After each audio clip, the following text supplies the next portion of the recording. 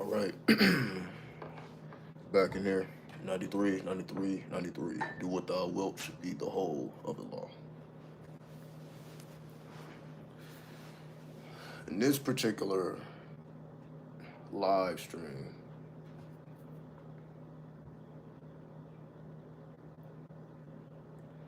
I'm just going to continue to do what I do best, which is reveal what nobody else can reveal, say things nobody else can say, do things that other people can't do. Why? It's simply because they separate the sciences into different sectors. So it's hard to have a new revelation, especially when it comes to the occult or the occult. What do I mean by that?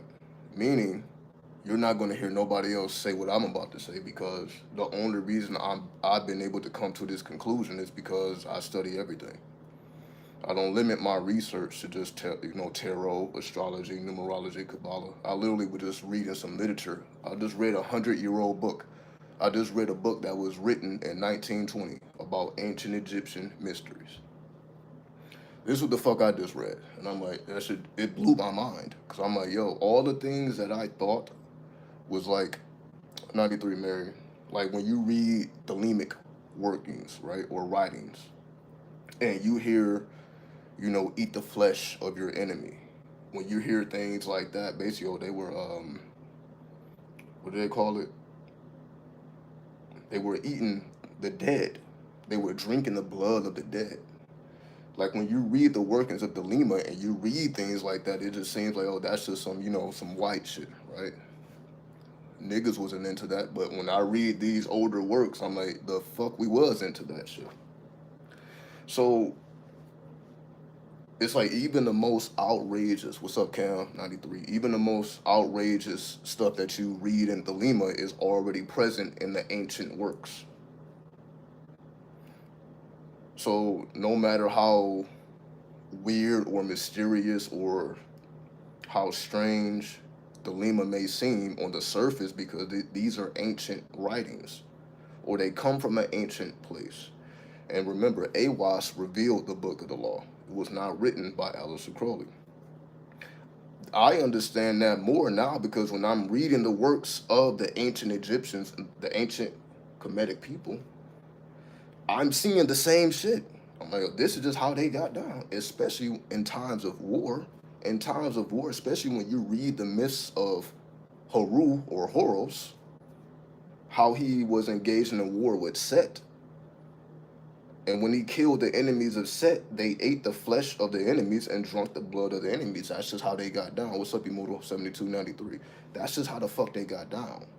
So the Lima is really the only text that really preserves that because everybody else went mainstream. They're not going to put that in their works, right?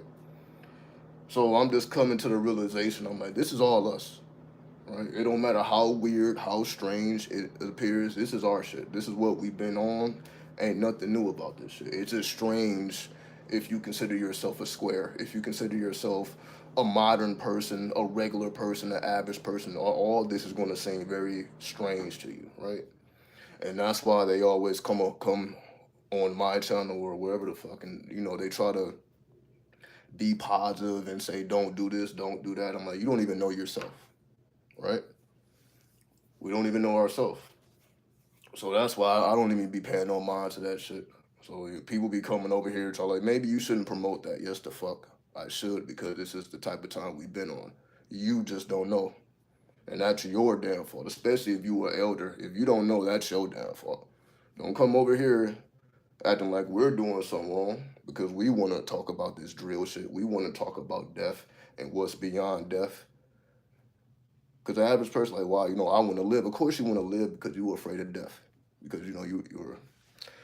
I just really want to offend people, but I'm gonna restrain myself now. Because I just want to destroy people, human beings. I just want to destroy them. But I'm gonna hold my tongue. I'm not gonna go crazy. Because that's not why we're here. We're here because the title of this video is called "The Divine Masculine Does Not Exist." This was a creation by the mainstream, by modern people, and I'm gonna reveal it. That's what the fuck I'm here to do. Let me get my goddamn iPad. You see, I'm not even in a good mood right now.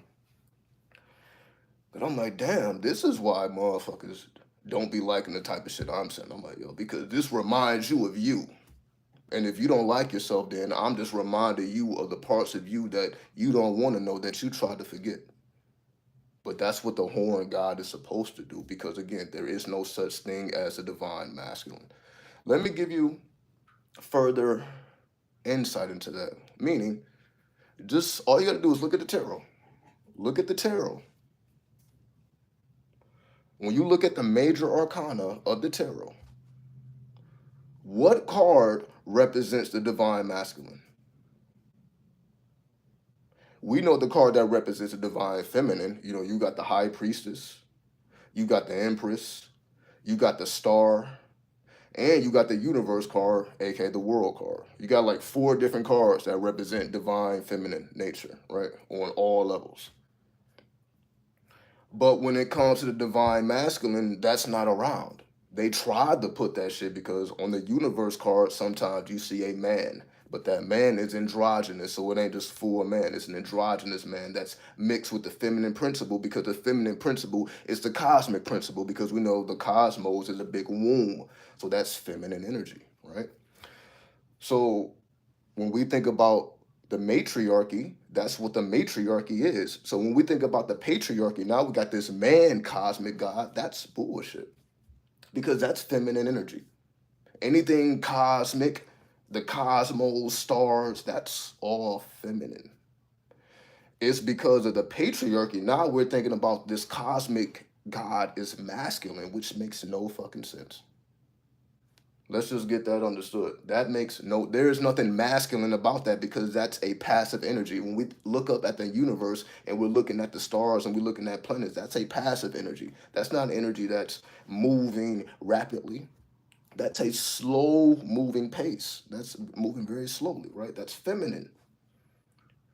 But because we're foolish and we're like, okay, well, men, we need to be cosmic too. Little bitch ass shit. It's like now we need to take over the goddess perspective, or we need to take her throne, and I just find that absolutely ridiculous. I'm like, wait a minute.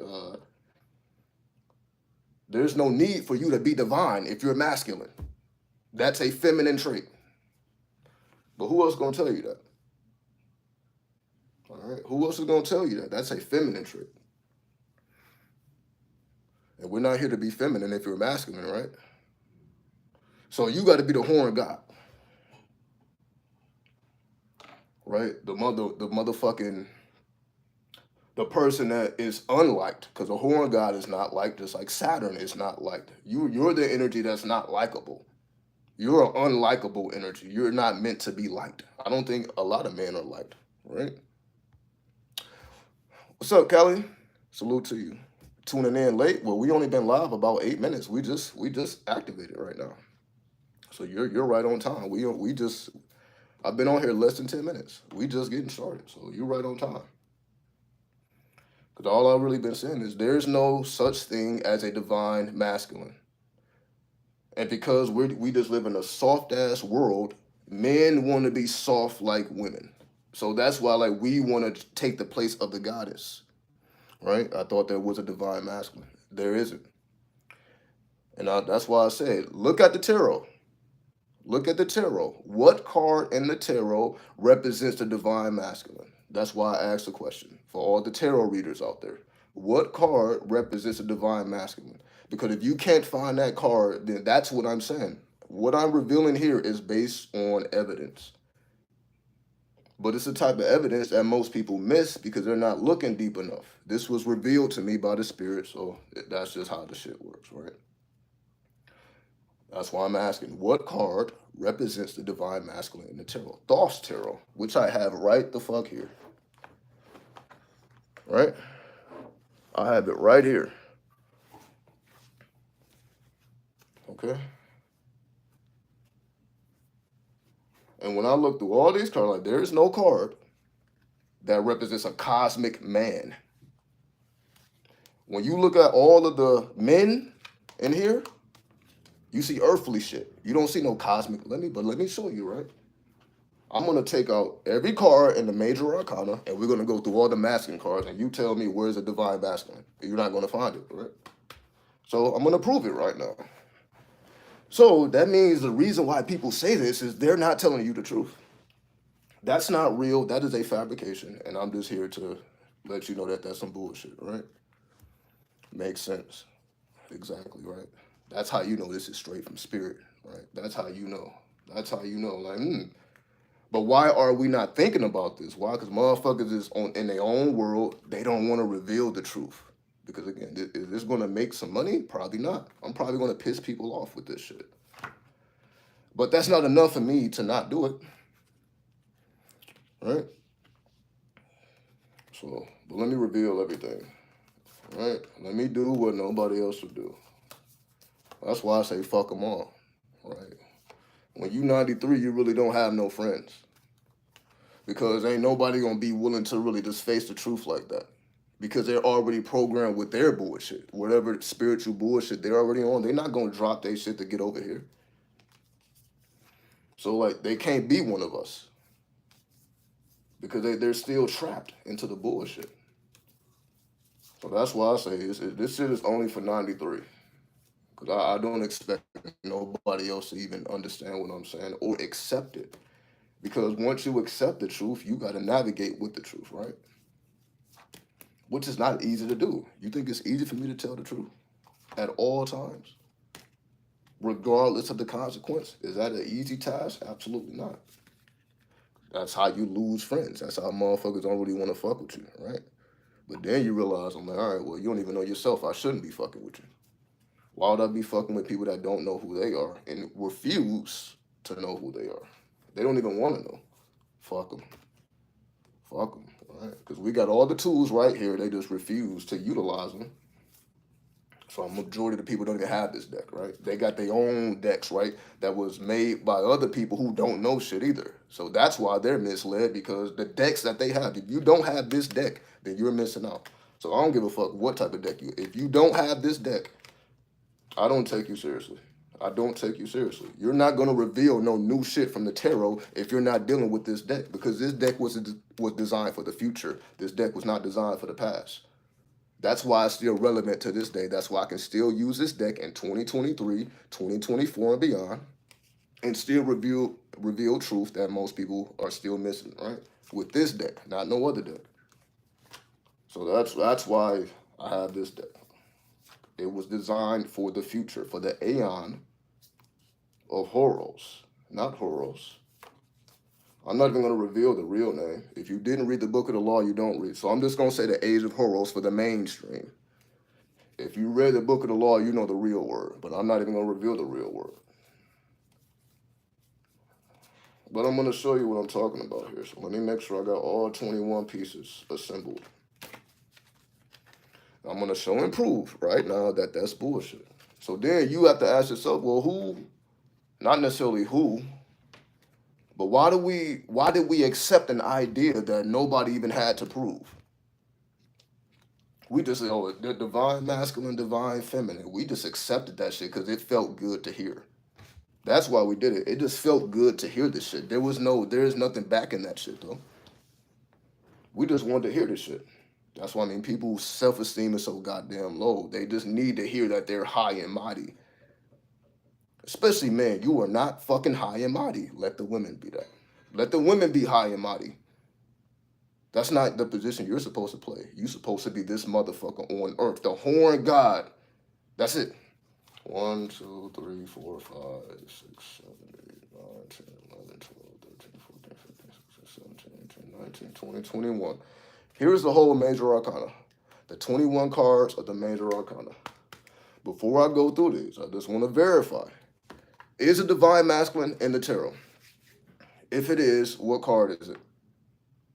For anybody who doubts this, I got the whole tarot right here. Now I'll show the card. Anybody who doubt what I'm saying, what is a divine masculine card? That deck has a powerful energy, like the artwork has real spirits to it that can't be copied from other decks. Why? Because the divine feminine created the deck. Lady Harris, shout out to Lady Harris. Alistair Crowley designed it with words. When it comes to this tarot deck, he put the words, the tarot card must have these elements. But the person who drew the cards, what we see, Lady Harris, the divine feminine. Aleister Crowley was wise enough to know I need a woman to do this. Could he have did it himself? I'm sure he could have. But he was wise enough to know this needs to be done in unison with the divine feminine. He knew better, right? 93. I've been watching a lot of tarot readers lately, and I was wondering why I always resonated with the divine feminine, and I'm a man. Makes perfect sense. I'm just here to make sense, right? That's all I'm here to do. That's all I'm here to do. But that's why I don't really fuck with the tarot readers because they're not revealing the secrets because they're tarot readers. Tarot readers are not really supposed to reveal the secrets. That's why I don't call myself a tarot reader. Even though I can read tarot, but I'm going to reveal the secrets, so I'm not even qualified to be a tarot reader. Imagine that. Even an astrologer, you see, I do all this stuff, but I can't really qualify myself as an astrologer. I don't do what they do. Why? Because you can say they hold the secrets. Because that's how you make your money. That's how you make a living. You can't reveal the secrets because now anybody can do it. But you see, that's been my whole thing. I want you to be able to do it. You don't got to come for me to know for no secrets because I didn't reveal the secrets. You don't got to come to me. But at the same time, I say that mentality is not normal. That's not the usual mentality because people are still trying to scam and get over on people. And I'm like, yo, I wouldn't be here if I was like them. I wouldn't be here. Now, would I? Because everybody who has done the bullshit has been exposed. Correct? Correct? They have been exposed. You fuck the people over, they're gonna fuck you over. Correct? You're not about to do people dirty and they just let you do it. It's not gonna happen. They will expose your ass, and as we see, motherfuckers stay being exposed because they're not right. You can't say that about me though, right? I keep saying this shit. Why haven't anybody exposed me? I've been here so goddamn long on YouTube saying the same shit. Why haven't anybody exposed me? Where are the fucking videos? Where are the videos? Asha Renew expose. Why can't you find that? Is it because people just love me so much? Nope. They probably hate me. So I'm like, you should be making videos. But they not. Because like I didn't already exposed everything there is to expose. How do you expose a person who then revealed their darkest moments already? You see how that works? That's why I did it. There is nothing to expose when I have recorded myself in my darkest moments. I'm like, I'm not going to hide this. Let everybody else hide that because it's unnatural to just show people yourself in your darkest moments. When people mourn, they want to mourn in silence. They want to be alone. They just want to be amongst their family. They're not trying to be out in the world and showing their hardships like that. That's just against the internet now. People want to cloud up. People want fame and followers. So why would you even reveal that to people when you're trying to get subscribers and followers and you're trying to make money and be an entrepreneur? Why would you reveal the worst qualities of yourself? It doesn't seem right to do. But you see, that's exactly what I did. So if anybody want to know anything I've been through, it's already documented. So what is there to really expose when I didn't already document it at all? So I guess that's why there is no point in making a video to expose. I'm like, yo, I'm probably the only one who has done that on YouTube. Not just in the spiritual sector, the whole fucking YouTube. No, I'm not gonna say I'm the only one, but yeah, I kind of am though. In terms of who just kept it this real. Now, of course, there have been people who have been making YouTube videos since they were a teenager, and they still make videos to this day. But they're more mainstream. Like I know, like technology people who like do reviews on cell phones and shit. Like technology people, but in terms of people that's come from where we come from, nah, I don't think I'm probably the only one. But look at what I had to go through to be that. So it's not me bragging because I'm like, yo, do you see what the fuck I had to go through to be that? So there's no reason for me to brag like I just did some shit. No, that shit was hard. But the results is I'm able to reveal some new shit. So to me, it was worth it. But to most people, it's not worth it because it ain't gonna put no money in your pocket. Again, you see what I'm doing? Is this gonna put money in my pocket? Probably not. So that already just the average person is not gonna do it because there's no benefit. And most people ain't gonna do shit without a benefit. Like if it don't make money, it don't make sense. What I'm doing right now doesn't make sense. But here I am doing it. Cheers. But this is me applying the law of reversal. The law of reversal. Focus on what needs to be said instead of what's going to make the big bucks and what's going to put you in a different atmosphere. Because do you really want to be in that atmosphere if you have to sacrifice who you are, which is what I would have to do. If I would be in the mainstream, then I would have to sacrifice who I am. To me, it ain't worth it. But that's just me, though. We see it's worth it for most people. Most creators, they willing to do whatever the fuck. That's why I don't consider myself a YouTuber. Fuck YouTubers. I don't resonate with anything that they really. But again, it's a few of them that's on point, but most of them are not. Most of them is on bullshit. They're scammers, they're deceivers, and they're just humans like everybody else. It's nothing special about them at all. There's nothing special about them. But let the world follow other leaders. Let them go wherever they go. Let them die. I don't. Who cares? Then let the new generation come up and reveal the truth. Because I've been reading these works, and I was reading Isis found the body of Osiris because she spoke to the children. When she was trying to ask the adults, have y'all seen the coffin? Have y'all seen the coffin? They're like, we ain't seen no shit like that. It wasn't until she went to the children. They saw it. Yeah, we saw that big ass coffin floating down the goddamn Nile Valley. Not the Nile Valley, the Nile River. We saw that bitch. That's how she knew, okay, I'm on the right path. Because she asked the children. Because they see everything. And not only do they see everything, they have the ability of prophecy. They have the ability to, they can, so that means they can reveal the will of the gods and the goddesses. The will of the gods and goddesses is revealed through the children. That's why they say hip hop is about the youth, right? Everything is about the youth because the youth are speaking the will of the gods and goddesses. But we don't know it. Why? So, because we're so caught up in the elders, respect your elders, respect your elders. No, respect the children because the children will tell you the truth. Fuck the elders because they lying to you. Fuck them. Not all of them. Majority of them. Majority of them is there too on their high horse to reveal to you that real shit. The real shit is going to come from the youth. It's just that simple, right? Socrates went to the children and Jesus. But why are you talking about the masculine? I'm talking about the feminine, right? The children are the greatest. But you have to recognize that it's like motherfuckers are in competition with each other because they feel like they're the same. What I mean by that is if we're both divine, if you have a divine masculine and a divine feminine, naturally you're going to go against the opposite because it becomes a war. But that's with everything, right? That's with everything. Even competition amongst your co-workers, friends, family, because we all look at each other as the same. But when you look at, okay, they got their own shit, I got my own shit, that we really can't compete because we're completely different. But that's not how the average person looks at life. Now, is it? They don't know their own uniqueness because they're not astrologers, they're not tarot readers. They haven't observed themselves, excuse me, from that perspective. And fuck them. Because it's not for them to know. That's why this is called the world arts. For those who don't, this is called the world arts. Meaning the only reason you even resonate with this is because there's something about you that's world. You come from a world bloodline. Because if you don't, then this doesn't make no sense to you. You don't care about this.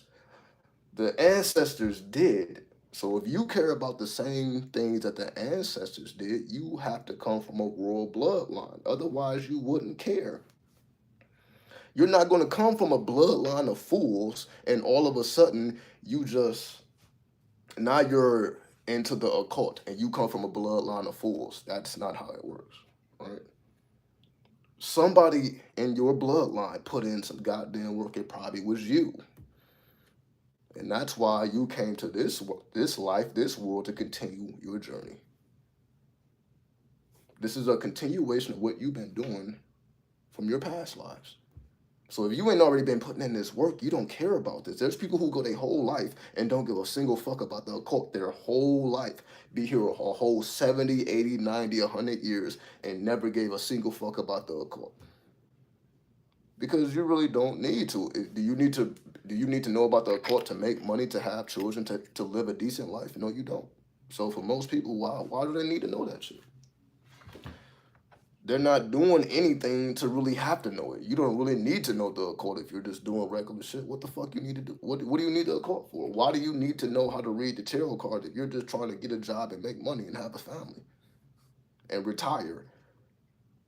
There's no need for you to learn the tarot if that's your intention. So most people just don't have any use for the occult, so that's why they don't acknowledge it. It's not for them. It's only for people who have already been putting in the work. So when you look at the tarot, you resonate with it because it is a part of you already. How do you know it's a part of you already? That's why I tell you to memorize it. The reason why I can reveal this stuff because I already memorized it. I literally just took my tarot deck out right now. You think I've been looking through the tarot deck to find these revelations? No, I just have took my tarot deck out and I've been here for months. I moved here in November. I'm just now taking out my tarot deck just to reveal what I'm talking about right now. This is my first time even taking out my tarot deck. Just to show and prove, I'm going to go through the whole major arcana. You're not going to find a divine masculine in there. That's the only reason I'm even taking out the tarot. I don't even take out the tarot deck no more because I committed it to memory. I don't need to take it out. It's all in my memory banks. Every single card, all 78 dimensions, the pictorial. So not just, okay, the Seven of Wands. I know how the Seven of Wands look. It's already in my memory bank. So this is how new information comes to me because it's in my memory. I don't ever have to even touch a tarot deck no more. And most of the time I don't. Again, I only do it to prove a point at this point, right? That's the only reason I'm even taking this shit out. But does the average tarot deck look at it like that? The average tarot reader, do they look at the tarot like that? Nope. Most people argue for their religion. They will go lifetimes before they attempt to acknowledge the occult because it was never for them. It was never for them. The occult was never for the public. It was never for the mainstream, right? I swear I was ISIS in the past life, and I resonate so much with that story. I feel my life story is exactly like the story of Osiris became the king of the underworld, disconnected to music. And this is what I mean. When you start to find the connections between you and the gods and the goddesses, it's the reason for that. There's a reason for that because you're like, yo, I feel like my story is the story of the gods and goddesses. Because it is. It is. Why wouldn't it be? Why wouldn't it be?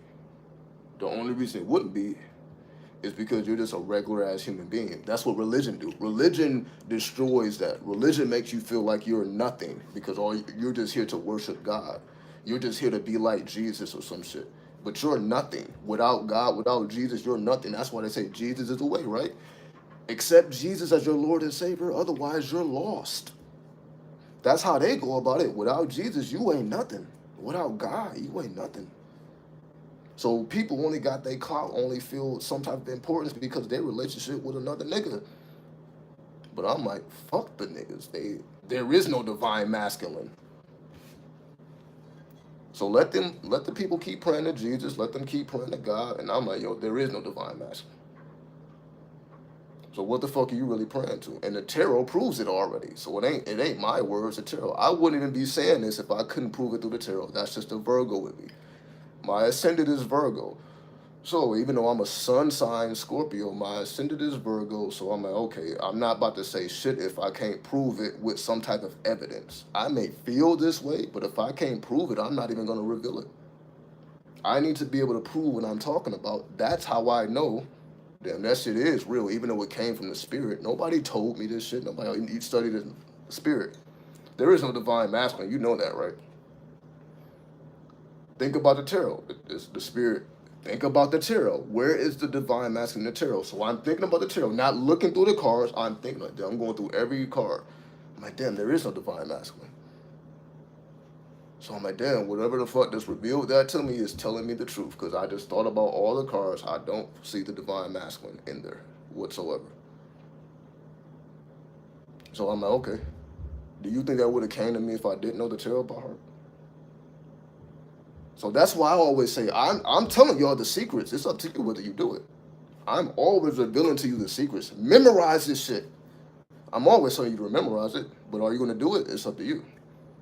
But you see, I keep coming with this real shit with new revelations because this is what happens when you memorize it. So why would I not tell you to memorize it? That's why I say, most people just want somebody to talk to them, though. Instead of them doing it, they want somebody else to do the work, then reveal the secrets to them. Sure.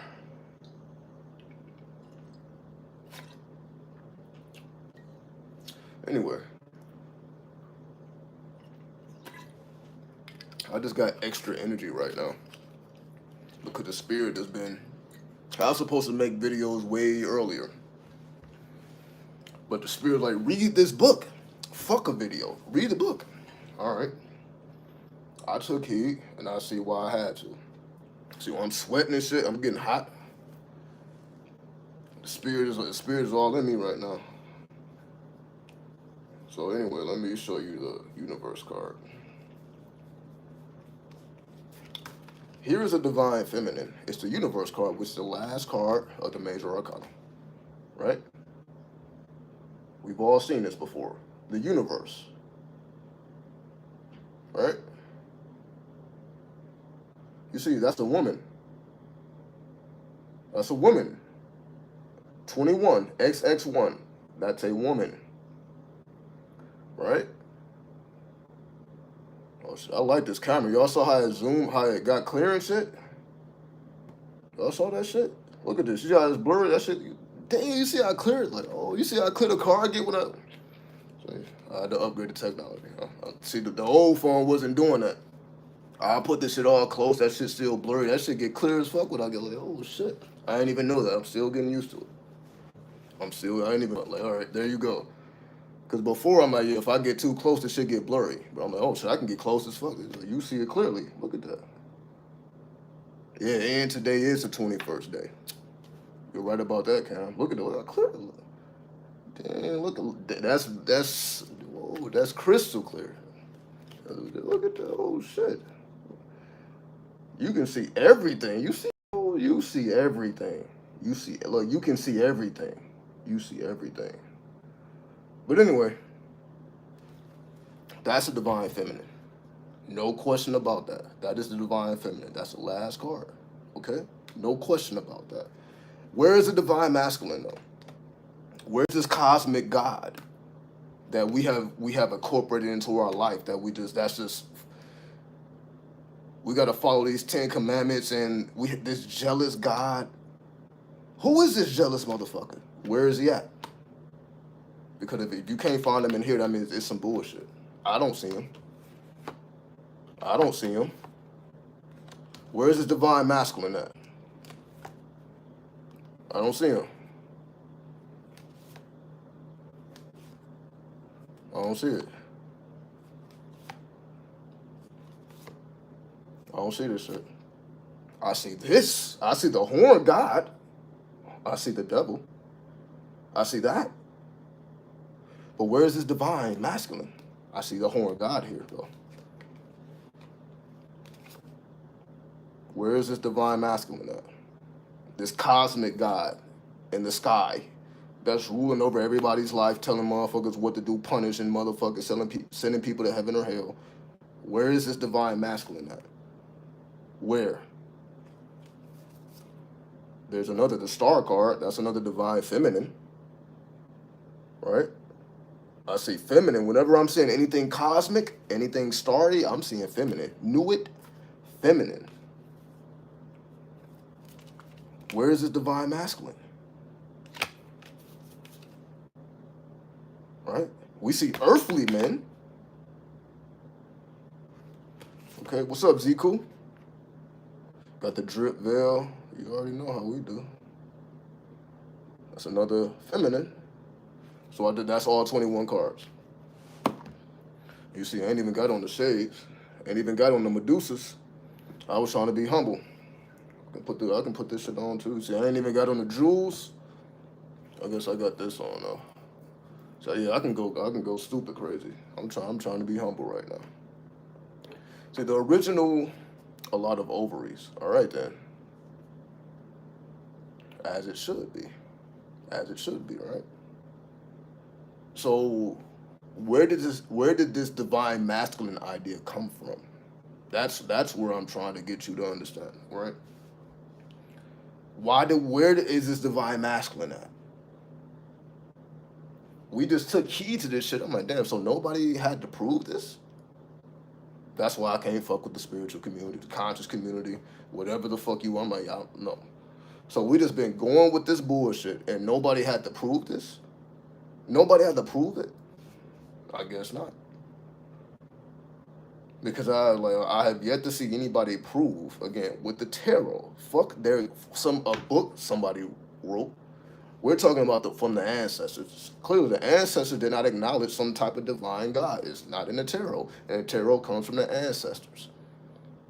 So if they did not acknowledge this divine God, this cosmic God that everybody worships now, that we call God, Allah, Jehovah, Yahweh, whatever the fuck, we don't find it in the tarot. So we know that, oh, this is new shit. This ain't old shit. This is new.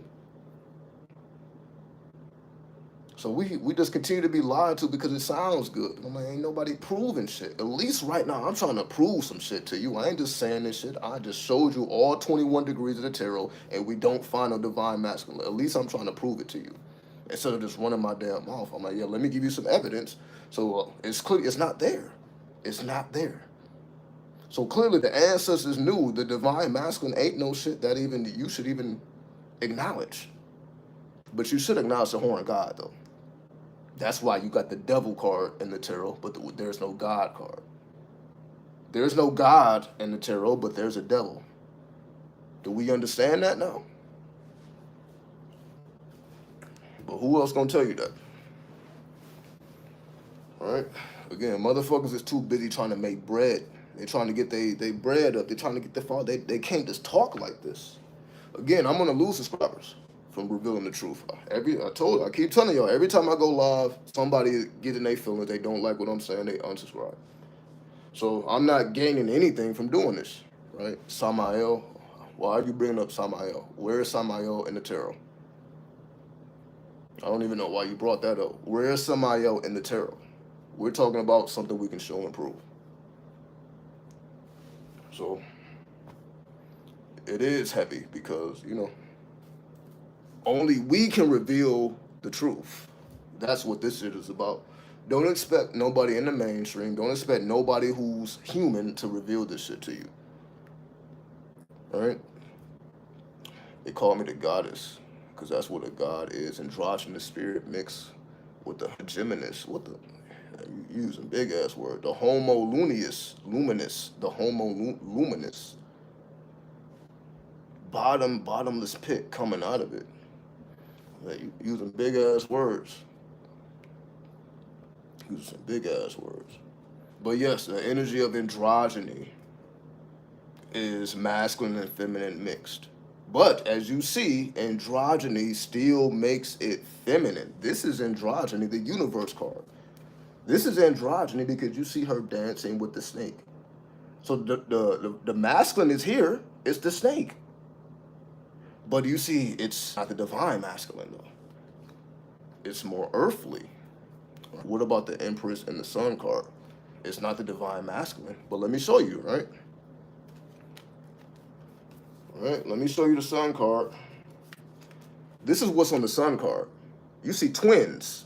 You see twins? And you see the zodiac. You see the sun. But there is no human divine masculine. This is actually, for those who are into 93, that's Haru Raha. That's Haru Raha, the twin god. The sun takes us to the twin god, Haru Raha. For those in the 93, you know Haru Raha. So the sun takes you to Haru. Let's go to the emperor though. So the sun actually takes you to a twin god. So it's not singular. But let me take you to the emperor, which is right here. We see the emperor amongst rams. He's on earth with the crown, with the ram, with the bomb. This is earthly. All right? This is not a cosmic being. This is an earthly being. It looks like a king. That's earthly, right? A king is earthly. But where is this cosmic divine masculine energy? It's not there. That's what I'm saying. It's not there. You're not going to find it because the ancestors already knew. Like that's not something that is real. But what is real is a horn god, right? So that's why when I be saying the devil came to me before God came to me, this is what I'm really talking about. So when I say like, yo, the God wasn't fucking with me. When I was praying 5 times a day, when I gave my life to God, God wasn't fucking with me. But the devil ran up on me and let me know that real shit. So when I say shit like that, that's real. I'm like, oh well, the horn God ran up on me before God did. I still have yet to meet God, but I met the horn God. I've yet to meet this cosmic overlord, but I met the horn God,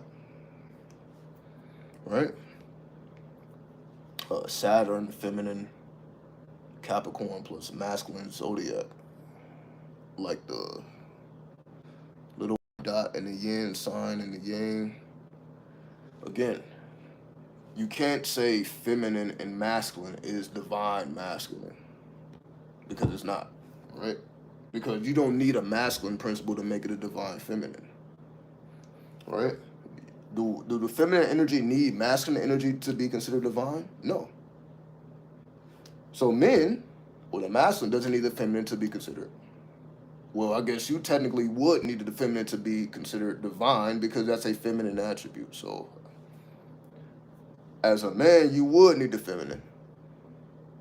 But the feminine don't need you to be divine because they already are. So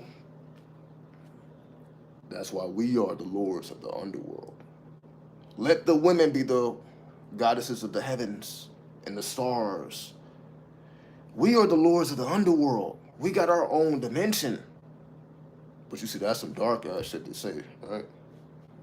Oh, then you're actually the lord of the underworld. You're not the lord of the cosmos. Everybody wants to be divine and enlightened when you're supposed to be going to hell. You're supposed to be going to the clip off. You're supposed to be going where Osiris went to be the lord of the underworld. That's what you're supposed to be doing as a man. Master of the underworld. Why you think there's so many dudes in the streets? What do you think they're trying to do? That's why I don't advocate. I'm like, if you in the streets, you in the streets. Fuck it. I understand. You are on a journey to be the horn god. That makes sense to me. But if you're like, oh, I gave my life to the Lord, now I'm about to get up out the streets. Okay, then do it then. You became feminine. Nothing wrong with that though. But don't try to come to the streets. Don't try to come down here in the underworld trying to change shit. You're gonna get your goddamn noggin blown the fuck off. Because you don't understand what the fuck is going on. And most people don't understand. Right? They're trying to save the youth, or the youth need to be saved. The youth don't need to be saved. They are prophets. The youth are doing exactly what the fuck they're supposed to be doing because they are connected to the real spirits. Fuck these elders who have lost their way. It's just that simple. Pluto's in Aquarius right now. Absolutely, Pluto's in Aquarius. Yeah, absolutely. Right? That's why we are acknowledging the divine feminine, the star card. And we were like, no, that's as a man, you ain't supposed to be on that type of time. But who gonna tell you that, right? But that's why we have a world full of, as they say, the men are not real enough. I'm telling you why. That's why there's so much turmoil between the masculine and the feminine right now. Everybody's trying to be divine. If you just stay demonic, there would be nothing to argue about. I'm not trying to be divine like you. I'm here to be demonic. Right? You be divine. Let me be divine, demonic. We don't have to argue then. I'm in my world, you in your world. So we don't have, there's no need to compete. I'm in the underworld, you in the heavens. What is there to compete about? That's why Pluto, aka Hades, went to the underworld. Let the other gods be on the Mount Olympus, right? Because that's where the gods were. They on Mount Olympus, but Pluto, Hades went to the underworld. Fuck you niggas. Because that ain't no real shit. Let me go to where the real shit is. Ain't nobody following though. So the only real man you could say was Pluto or Hades, because he was the only one that went to the underworld and mastered that shit, aka Osiris. Whether it's Hades, Osiris, Pluto, anything underworld related. Let these other bullshit gods, because that's what Zeus was doing. Zeus is on Mount Olympus, but Zeus is going around raping women. doing all type of foul shit. Is that a real man? Some people may consider that shit a real man. It's like, but Pluto's like, I don't want no parts of that shit. I don't want no parts of that shit. So that's how Pluto. Like, I really don't want to deal with none of what y'all got going on. I don't even want to be amongst you. I'm about to go into the underworld because I know that you ain't gonna find you. You're not gonna follow me into the underworld, right? It's just that simple. So that real shit is in the underworld. If you really want to do some man shit, underworld activity. Fuck the cosmos. Let the women be into the cosmos. Let them like, yo, we don't let yo, do you. I'm doing me down here. I am the horn god. I'm not supposed to be up there with you trying to do divine shit. I'm supposed to be down here doing demonic activities. Right? So when they say things like women like the bad boys and all that, no, it is women are drawn to the horn god. It's just that simple. They are drawn because that's the real opposite. The opposite of divine masculine is not the divine feminine. The opposite of divine feminine is a demonic masculine, aka the horn god. So if you're not out here demonic, then don't expect the goddess to even acknowledge you. Because if you're trying to be a divine god, it's like, yo, what the fuck are you up here for? It don't make no sense. Like, what the fuck you up here for? You supposed to be down there, master of the world, not the world, the underworld. You supposed to be mastering the underworld. Well, I master the cosmos. So when we come together on Earth, you already mastered the underworld. I mastered the cosmos. Now we can make some shit happen. Because now I can give you game, you can give me game. But if we're both in the cosmos, who has mastered the underworld? You see what you see? Who has mastered the underworld if we both trying to be divine? So the underworld is left untouched. That's why people don't fuck with street activity, right? They don't fuck with the gangs, they don't fuck with the youth because the youth is in the underworld. Because they know better. They don't give a fuck about that divine shit. Because they know better.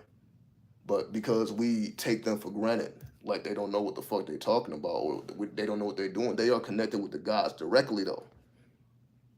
So who the fuck you gonna listen to? The elders or the youth? They talking to the gods and the gods is directly. Why? How you think they inventing this shit that they inventing? Whether it's the music, whether it's the lifestyle, the culture, this is all coming from the youngest because they are in direct communications with the gods and the goddesses. So that's why the youth is controlling shit and running shit because they are in tune with the will of the gods and the goddesses. The elders have lost their way. They don't know what the fuck is going on. But it's their own fault because they probably tell you pull your pants up type shit. You shouldn't be doing this. You shouldn't be doing that. It's like, how the fuck are you gonna tell me what I'm supposed to be doing? And you don't even know who I am. They trying to get you back in church. They want you to develop a relationship with God. You need to give your life to the Lord. So you basically asked me to become feminine. That's because you're scared. You're afraid. You're afraid of your destiny. You know that you're going to go to hell, but maybe that's the destination. If hell is your destination and you have already mastered the underworld, what the fuck is there to be afraid of? I'm going to hell. Well, shit, you already mastered the underworld, so what is that for you? The fuck is there to be afraid of? Does the average person think like that? Nope. So that's why you can't really fuck with them, though. You can't fuck with the 85s. But you should know that already. The type of shit the type of time you on, they ain't on that time. So they can't help you. If anything, they're gonna mislead you, trying to get you to do some other shit. So it's like it's just gonna. But again, do what thou wilt. I can only give you the warning. If you gotta learn the hard way, you gotta learn the hard way. I ain't telling you not to learn the hard way. You say I had to learn the hard way. That's why I document it, right? You see me all in these streets. I had to learn the hard way. But if you don't, if you take heed to the words, like I done already been through the underworld. That's why I have revealed things nobody else has revealed and they won't reveal it. You can only get certain shit by listening to what I have revealed. Because I dedicated my whole life to it while everybody else was trying to get something from it. I didn't have a goal. Like, yo, this is just what it is. I wasn't thinking about, okay, I'm about to do this to gain something. What the fuck is that to gain? You're supposed to be learning who you are. Right? It ain't about gaining shit. That's why I'm always talking about infamy, right? Man, I'm not here to gain anything. I'm here to put you on the game. And hopefully you do something with it. right? So that's why I talk about the underworld, the afterlife. That's why we're talking about the Lima. That's what 93. All this is one and the same. Hip hop, drill shit. This is all one and the same. Drill takes you where? To the underworld, right? You're either sending somebody to the underworld or you yourself are descending into the underworld. Because that's what I do. When I create drill music, I'm descended into the underworld and I have to transmute the energy into a whole nother form. That's what Osiris did when he entered into the underworld. The underworld was not the same when Osiris entered into the underworld because he is the ruler of the underworld. So he changed shit when he went into the underworld. The shit just wasn't the same. He gave law and order to the underworld. So before it was chaos, but he gave law and order because he just did the same thing he was doing on Earth. Because he was giving law and order on Earth. So when he descended to the underworld, he was doing the same thing. Simple, right? Simple. Is there order in the chaos? Well, yeah, that's what I was just talking about, Sarah. The order in the underworld is due to Osiris being there. Due to Osiris descending into the underworld. That's what gave the underworld law and order. So that's why when you consider yourself the lord of the underworld, aka the streets, that's how you survive in these streets and not get fucked off because you understand the law. You understand and respect the youth. So they're not really trying to kill you like that, like somebody else who's just trying to tell them something. How do I know this is how I was able to survive the streets of LA, the streets of Las Vegas, all these? Because I didn't been in all these goddamn streets amongst the youth. And they always embraced me. They wasn't trying to kill me, trying to take shit from me. And these is ruthless motherfuckers, violent motherfuckers. They wasn't showing me that shit because I'm like, they can feel my heart. If I was a motherfucker talking about y'all need to change y'all life, or I'm looking down, looking at them crazy, you don't think they would have felt that shit? Fuck this nigga. Beat his ass. But because of that energy is not in my heart, you don't think they feel that shit? So if anything, like, yo, you one of us. Because I really am though. Right? I really am though. That's not a fabrication. I really am. So that's the type of treatment I get. It is what it is, right? Rebellious spirits. Because you have to rebel against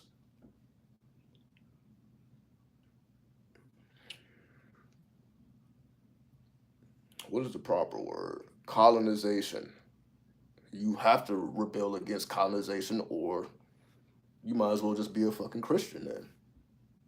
If you're not rebelling against colonization, you might as well just be a fucking Christian. So you have to rebel, right? Real recognize real. And that's how you know most people ain't real. Because most people will not dare. Most people are afraid of the youth. Majority of the elders and adults are afraid of the youth. They don't want to be amongst them. They like, yo, these are some violent, crazy motherfuckers on drugs. They killing shit. They doing all type. They don't want no parts of it. Not knowing that they're actually in the underworld. For real, for real. If you're talking about doing those drugs, popping those pills, doing psychedelics, you don't think they're in the underworld? For real, for real? They popping Percocets and shit? Ecstasy pills? Smoking loud? You don't think they in the underworld? You think they're just in the streets sober?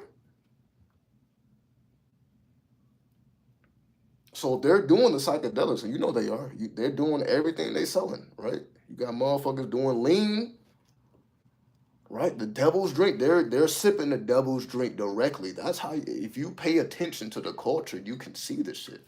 So they are interacting directly with the devil, sipping the devil's drink, liquid heroin. So this is the type of time they on. You think they're trying to hear anything anybody got to say that's against what they're on? Nope. Because they're not. You can say they're not even in their right mind to even listen to the goddamn logic that you're trying to lay down. They don't even give a fuck about it. All they care about is the energy that you bring to them because they're sensitive to that. That's what they're sensitive to because they're doing all these drugs. They're sensitive. They're hypersensitive. because you're in a realm of survival. You better be hypersensitive to be able to see see behind your back type shit. You got to be able to feel danger. When you in that type of environment, you got to feel danger. So if there's some danger behind you, you should be able to feel that shit. So they can feel the energy that you bring. They know when you were op. They know when you were enemy. They know like, okay, this motherfucker ain't on shit. But then they know, okay, this motherfucker is on shit. They know. And the only reason I know because I had to go amongst them. Right? So K-Mo never knew that's what we supposed to do as men because ain't nobody gonna tell you that. Right? So that's what I'm saying. You're not supposed to know because it would take a person like me to reveal that to you. So that's why I'm here. Who else is gonna reveal this shit to you? In the hood, we don't say safe, say safe.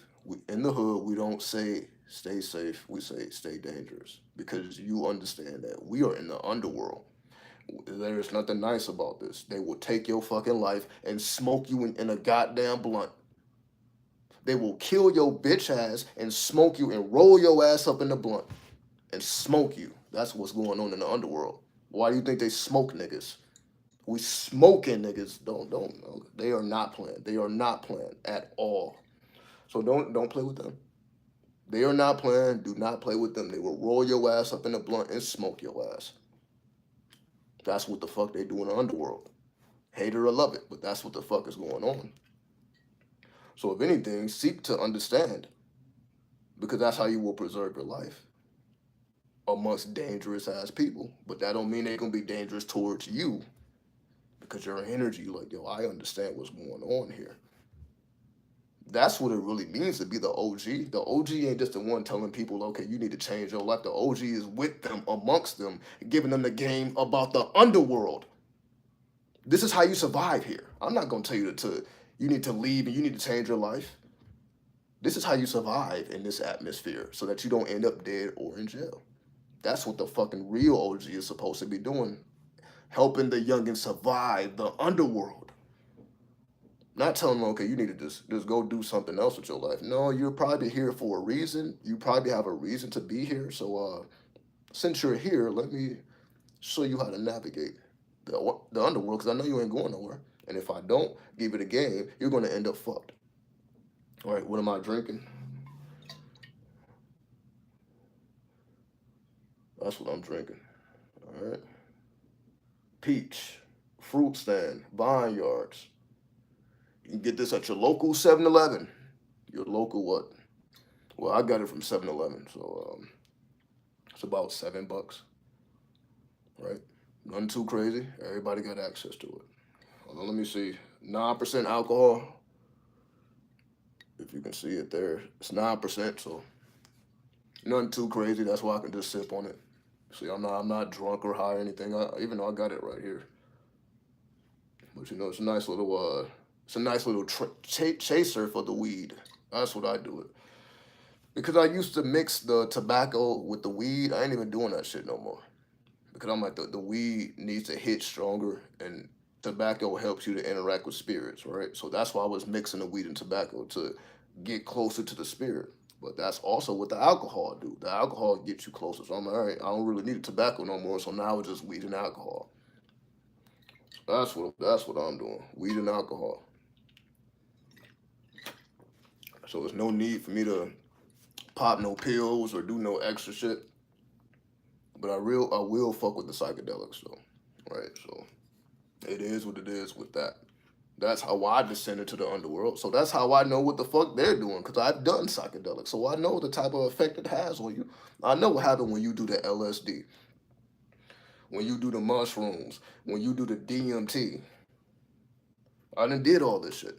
The only thing I haven't did is like needles and shit. I ain't stuck no shit in my arms. I ain't did no shit like that. You know, I ain't snort no shit up my nose. But other than that, I didn't did this shit. That's how I know what I know. Cause I have done it. I've done this shit, right? I lived it out. I know exactly what's going on. I done did it multiple times.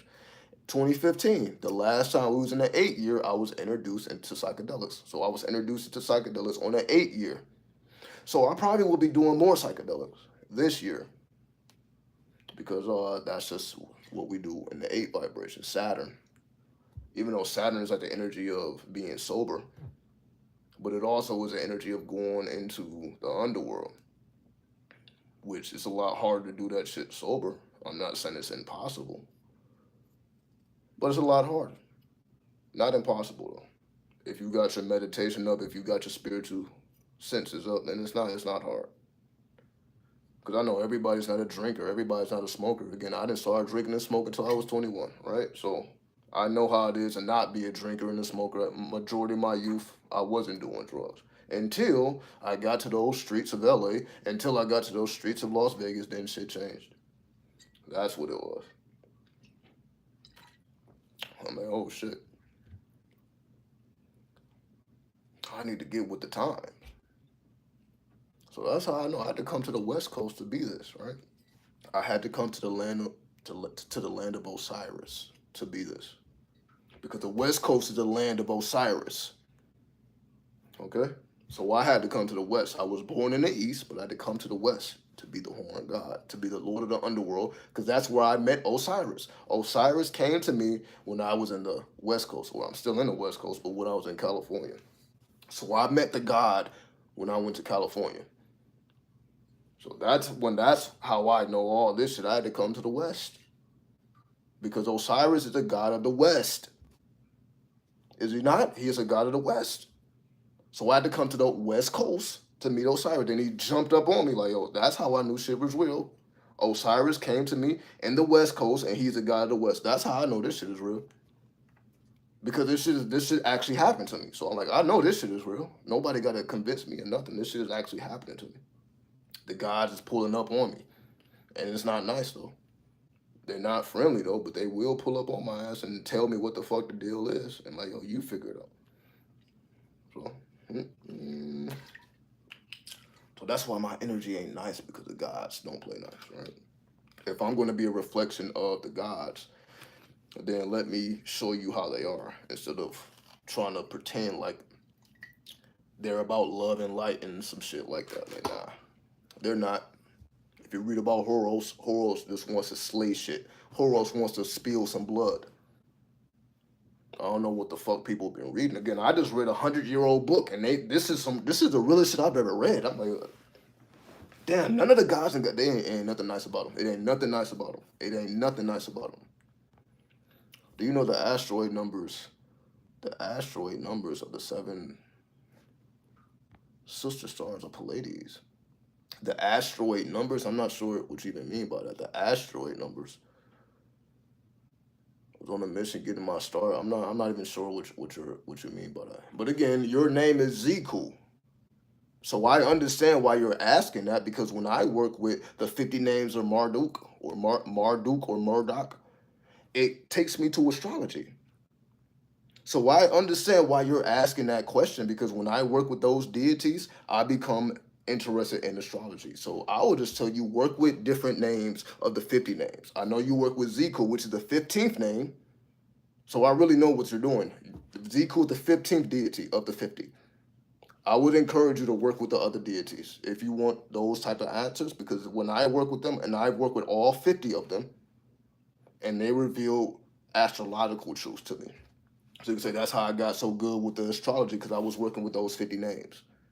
So I would say just go deeper into the science that you already fuck with because that's why you even care about that shit. Just go deeper into what you already care about. All right. Work with all 50. Don't just work with one. Work with all 50 of them. And I guarantee your question rather, will be answered. Work with all 50 names, which is the Necronomicon, right? The names of the dead. You got to go to the underworld. Once again, the 50 names of Marduk, the names of the dead, Necronomicon. You have to descend into the underworld to even know about the celestial energies. Because the ones who preserve that knowledge are in the underworld. Okay? Does an inverted pentagram represent the underworld? The inverted pentagram represents you. Yes, you pulling energy from the earth itself versus the cosmic energy. When the pentagram is upward, that's you pulling energy from the cosmos. When it's inverted, now you're pulling energy from the earth. Yes, aka the underworld. So yes, that's why you would invert the pentagram. So that's why when you look at the Baphomet, you see the inverted pentagram. Let me grab the iPad because I already have this shit saved. Give me a second. I already have it saved.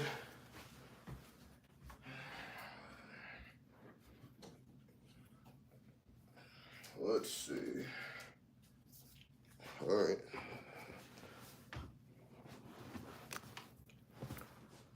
I'm hot as hell. I need to take this shirt off.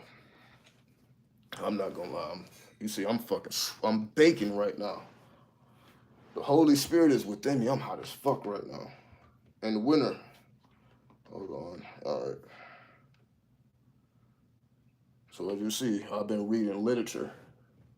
This is what the fuck I've been doing, reading literature. Motherfuckers think this is a game, huh? Told y'all, that's what I've been reading right there. Right? I don't know. There it is. You see that? You see that? It says 1920. This book was written in 1920, 100 years ago. All right, this is what the fuck type of time I'm on. I'm reading 100-year-old literature, getting the real shit. All right, so let me show you. I want to show you the devil card. Hold on.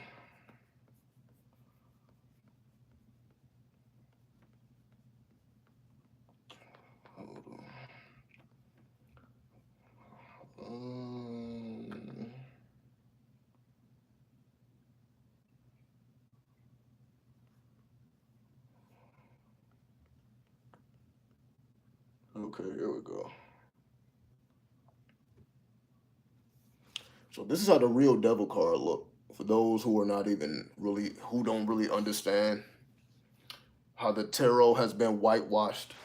Meaning, let me show you what I mean. The original Book of Thoth, the Thoth deck had a greenish hue. When you look at these cards, you see it's just white. You see this white hue? And let me show you the devil card, which is right here. So you see how it has a white hue. The colors look all washed out. They did that shit on purpose. See, the colors are not really hitting like that. It's like a light ass pink. The colors ain't really hitting like that. That they did that shit on purpose. Like, okay, if we're gonna release a deck, we're gonna fuck up the imagery because that's versus this. You see that? You see that greenish hue? You see that shit? You see how green that look? Look at the difference. You see that greenish shit? Which is the light of Sirius. What's up, Chief? The greenish hue is a light of Sirius. So this deck is connected to Sirius. But you will already know that if you did the history, right? You already know that. Here's the devil card. Hold on, let me show you the other one. The devil card and the Rider-Waite deck. I thought I had this saved, but clearly it didn't save. But it should still be up. Hold on.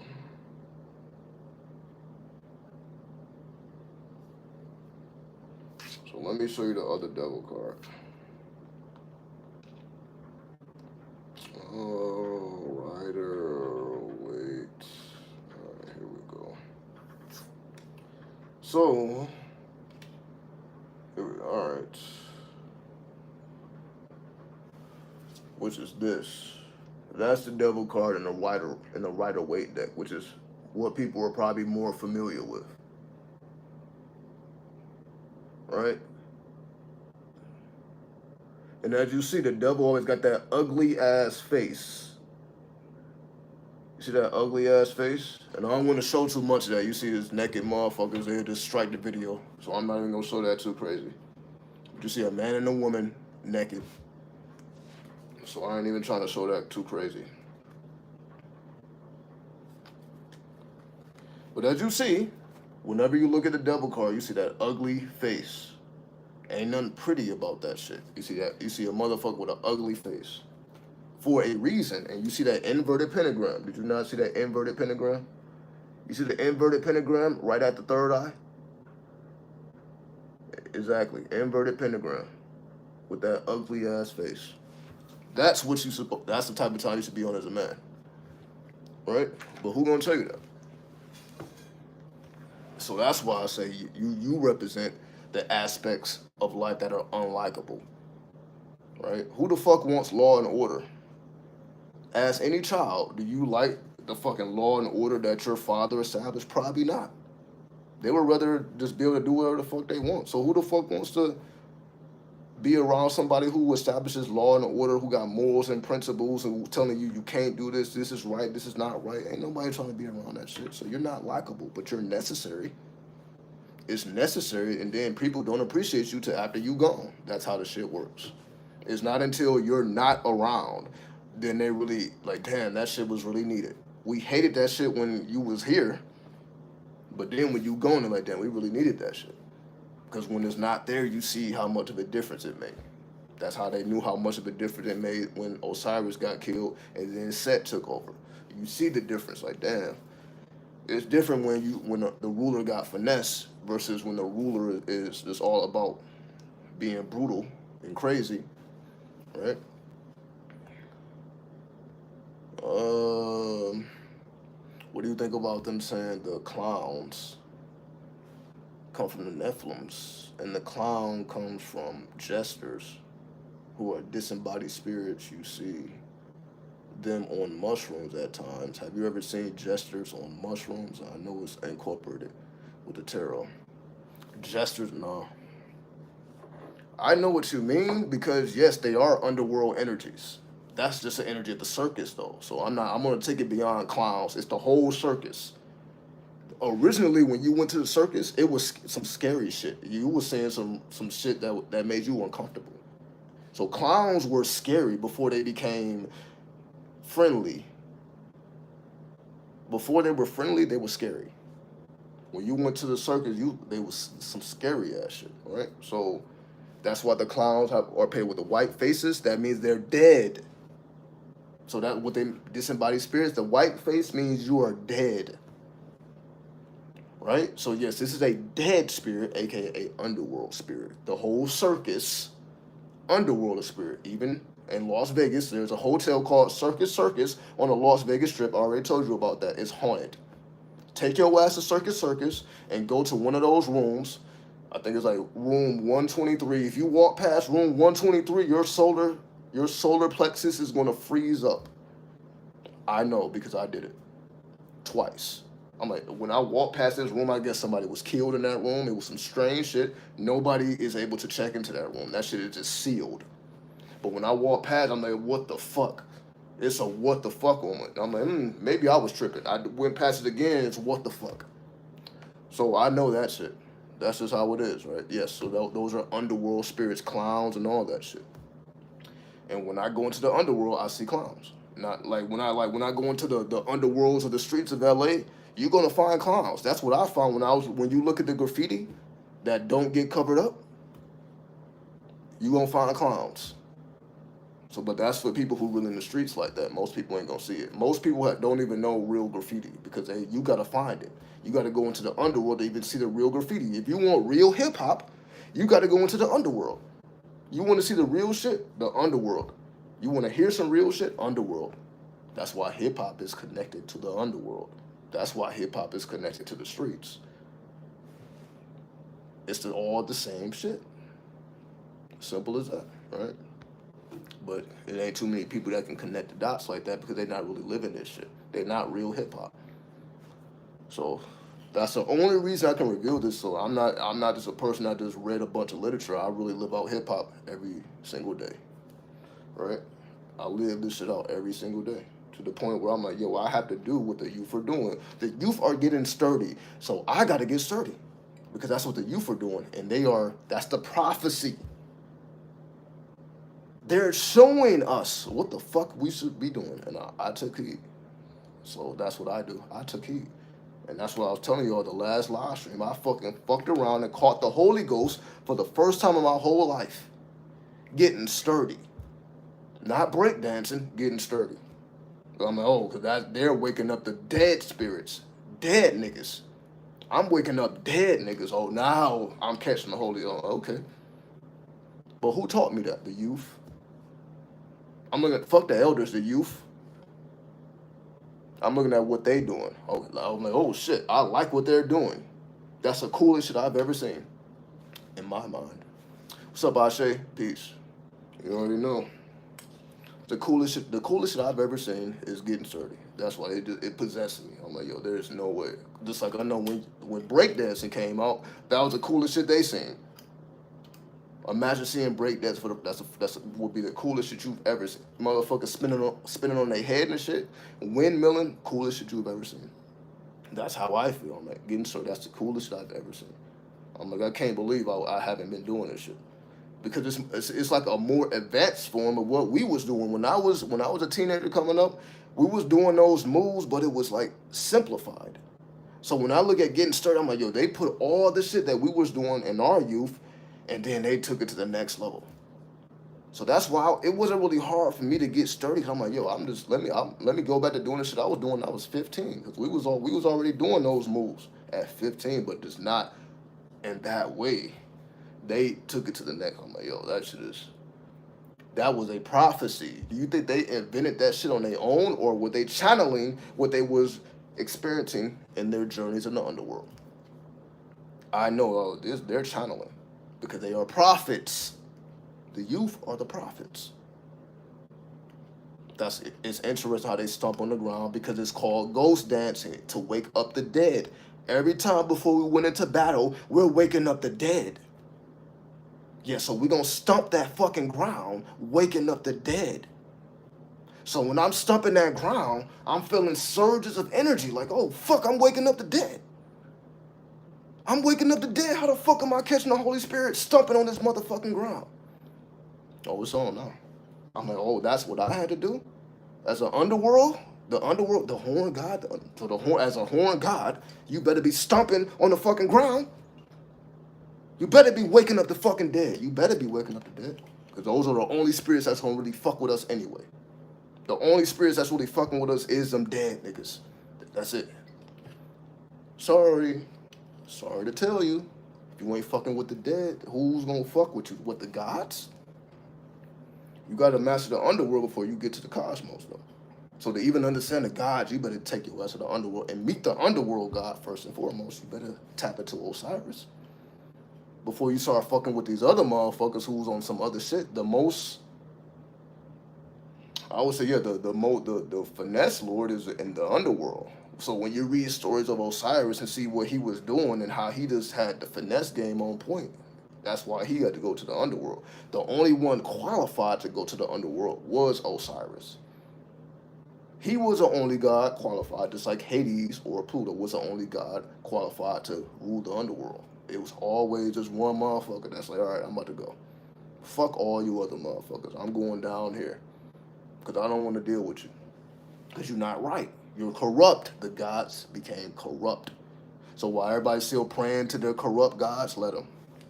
But the gods have been corrupted. So that's why people spew misinformation, divine masculine. Fuck a divine masculine. That is a bullshit concept. Somebody just said and everybody just went with without any research. That's just some shit that they're making up. And now I'm here to prove. I'm like, yo, that's not real. And they can't prove that it is because I'm looking at the tarot. I don't see no divine masculine. But I do see the devil, though. I do see that underworld guy. I ain't seeing no other shit, though. So it's just that simple. Right? It's just that simple. Sorry that I gotta tell you though. Why I gotta come through me? Your favorite creator should be telling you this shit, but they're not. Why did it have to come through me? Why do I gotta get up on this bitch saying this shit? I'm supposed to be fucking retired and shit. That shit is crazy. I'm supposed to be retired and shit. I've been doing YouTube since 2007. I've been manifesting hip hop since 2007. Because this is just what I do, right? So before I was speaking about hip hop, I was demonstrating the arts. I was dancing. 2007. YouTube was created in 2005, so I've been here literally the whole time. Manifesting the elements of hip hop the whole time. All right? And the evidence is there. I can show you my old channels videos I made in 2007. You see me dancing. And I'm uploading it. I'm dancing. I'm manifesting b-boying. So that's what I've been doing. As you see, my whole goddamn life, I've been doing this shit my whole life. It just became more advanced. Now I got the literature and the culture behind it. But before I had any of that, I was still manifesting hip hop. So before I knew any, before I became the occultist, I was still manifesting hip hop.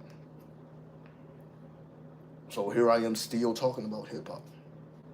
Right? Now I'm just adding more and more elements, but I've been doing this forever at this point, right? Your favorite creator was not on YouTube in 2007, and you know that to be true. Demonstrating the arts in 2007, no, the fuck they wasn't. They wasn't even thinking about YouTube because there was no paychecks to be had at that time. I got on there the same reason I'm getting on here now. When I was on YouTube in 2007, I wasn't getting no YouTube checks. I was just uploading the videos because I was demonstrating my culture. I was just putting on for my culture, the same thing I'm doing now. I wasn't thinking about the money then. I'm not thinking about the money now. I've remained consistent the whole time. But you see that's the cost though. At the cost, I became infamous. I didn't become famous. I became infamous. That's the cost. You either going that's really you either gonna become infamous or famous doing what you do. It's one or the other. But most people would never accept infamy because now that's like you on the same level as criminals and shit, aka the underworld. It's just that I don't mind. I'm like, yeah, you classify me as any of that because technically I am that. Because in these streets you find hip hop.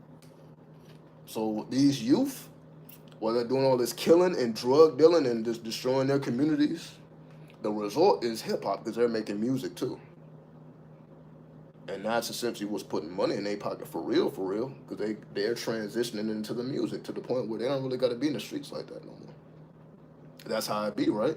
You may had to come up as a shooter, but once you start rapping, aka King Von, you came up as a shooter, but now you got behind the mic, and now you put what you do into story form. Now you ain't even got to be out there no more. Now you're able to move to the next levels of the underworld, right? But those be the times where they trick you out your position. So that's why Von had to be killed by the industry. He wasn't able to be killed by the streets. That's why I bring him up. The streets could not kill Von. And we're talking about the streets of Chicago where everybody's afraid of. Most people don't even want to go to Chicago, but you had a motherfucker like Von just terrorizing that shit. To the point where they had to kill him in a whole different city and the industry had to kill him. That's the type of shit I'm talking about. Real underworld shit. The streets can't kill you. They couldn't do shit with him. They couldn't keep him locked up. He kept getting out. So the streets can't do nothing with him. The goddamn system can't do nothing with him. You gotta kill this motherfucker. That's how they feel about us. You gotta take these motherfuckers out. With witchcraft. With gematria type shit. That's why when people die, they connect all the numbers and all that shit. That's how they gotta take motherfuckers like you out. That shit gotta be playing with sorcery type shit. They gotta use sorcery and necromancy to get your ass up out of here. Because the streets can't do nothing with you. That's how this shit go, right? And again, that's why I be paying attention. I'm like, all right. So even before Von was a rapper, this motherfucker was in the streets. The streets couldn't do nothing with him. Couldn't do nothing with him. It's just saying, it's the underworld shit. It is what it is, right? It's just how the shit go. The streets can't do shit with you when you really about the shit. They can't do nothing with you. Police can't do shit with you. When you really about your shit, ain't nobody do nothing with you. They gotta take you out with magic. Von died through magic. Right? They have to kill you with magic. That's how you know who's real and who's not. Who had to get killed magically? As they say, the blood sacrifice. Who had to get blood sacrifice out this bitch because the streets couldn't do shit with them. They had to use magic on your ass. That's it. That's the only way that they was gonna be able to take you out. Magic. And we see this shit time and time again, and we don't even know what the fuck we're looking at. And we wonder why then they just killing all our kings. Oh, well, they shouldn't have been doing what what the fuck you mean they shouldn't have been doing what they was doing? Nigga, there is no divine masculine. What the fuck else was they supposed to be doing? Other than hip hop. And you can't be real with hip hop if you're not engaged in underworld activity. All right. That's why I mentioned Vaughn, because Vaughn took it beyond drug dealing, right? Because most of the time before that, you were just hearing about drug dealing rap, where Vaughn was just talking about straight killing shit. He was like, I ain't even like being a drug dealer. He didn't even like doing that shit because he was just a killer by nature. Like, I don't even want to sell drugs to these motherfuckers. That's just what in him. It's like, oh, he like, I don't want to be around a bunch of fiends and people that's trying to just take a little petty shit. He like, that shit didn't amuse him. But for some people, that's their whole life. But that's why, to me, Vaughn was realer, because who the fuck really want to be in that predicament? Who the fuck really want to be a drug dealer in these times? Again, it's way too easy to get caught. You got to deal with snitches and motherfuckers. It's too wild. It's really better to be a killer. If that's what you're going to do, I'm not telling you to do it, but if you're going to do it, it's better to be that. Because now, like, all right, ain't nobody going to snitch on you, because you know what, you got to blow their ass away. Like, all right, well, I'm just going to blow you down so that you, because otherwise you're just going to tell, and that's a violation. So you really don't get karma from killing a snitch. Anyway, now I'm going beyond YouTube at this point. Right. Now I'm going beyond YouTube. Let me contain myself. I'm going a little bit too far. Right. That's it is what it is though. I'm always going too far. But I can do it because it's education. Right? YouTube just let me say whatever the fuck because it's education. That's the only reason I can say it. Education. That liquid courage, I stay on that liquid courage. I stay with the alcohol. I got more. Hold on. I got more. I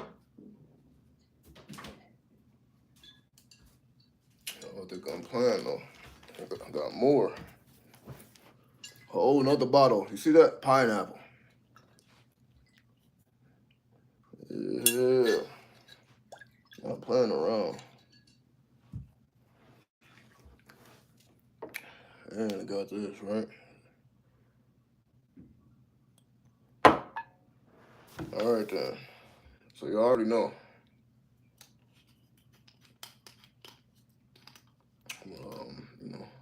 This is just me being the horn god.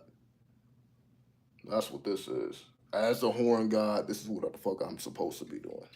If I was a divine masculine, I probably shouldn't be doing this shit. But since I understand the horn god and I must descend into the underworld, these are the tools I use to do so.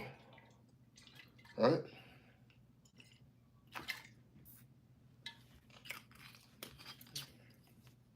So man, why not use a wine, right? That way I know I'm not hurting myself. I'm not about to wake up throwing up and shit. So you say I can just sip on wine and I wake up just fine. That hard liquor though had me stupid. That hard liquor had me stupid. I'm going beyond the underworld. Right? Does it taste good? Yeah, that's why I'm sipping on it. So that's what, yeah, like I don't like liquor that tastes nasty. That's why I like this shit. That's why it's a fruit stand. Right? Divine masculine can't have a drink. Well, technically, no. Because when you think about the divine masculine, you think about purity. You think about somebody who's sober. You don't think about somebody who's engaging in fucking psychedelics and alcohol and weed and sipping on lean. I don't think you would associate that with divine masculine. Oh, divine masculine is sipping on lean. You probably wouldn't consider that divine masculine. However, would you consider that the horn god? Yep. Is that the horn god? Yep. Goddamn right it is. Is that the devil? Yep. Is that Ion? Yep. So what you think I'm gonna do? Am I gonna stay real to the horn god, or am I gonna stay real to the divine masculine? Am I gonna be myself, or am I gonna pretend like everybody, all these other YouTubers? I saw it as a balance. But you know, it ain't nothing wrong with taking a drink. But is that really divine? just getting drunk and getting high and fucking going into the underworld. Is that considered divine though? Because, you know, would you really be doing this around children? Because you can't consider something divine if it's something you wouldn't do around children. Am I about to smoke weed and drink alcohol around children? Nah, I probably wouldn't do that. That wouldn't be a divine thing to do. But am I going to do it in the comfort of my own home where no children are present? Yep. Yep. But amongst the youth, am I going to do it? Nah.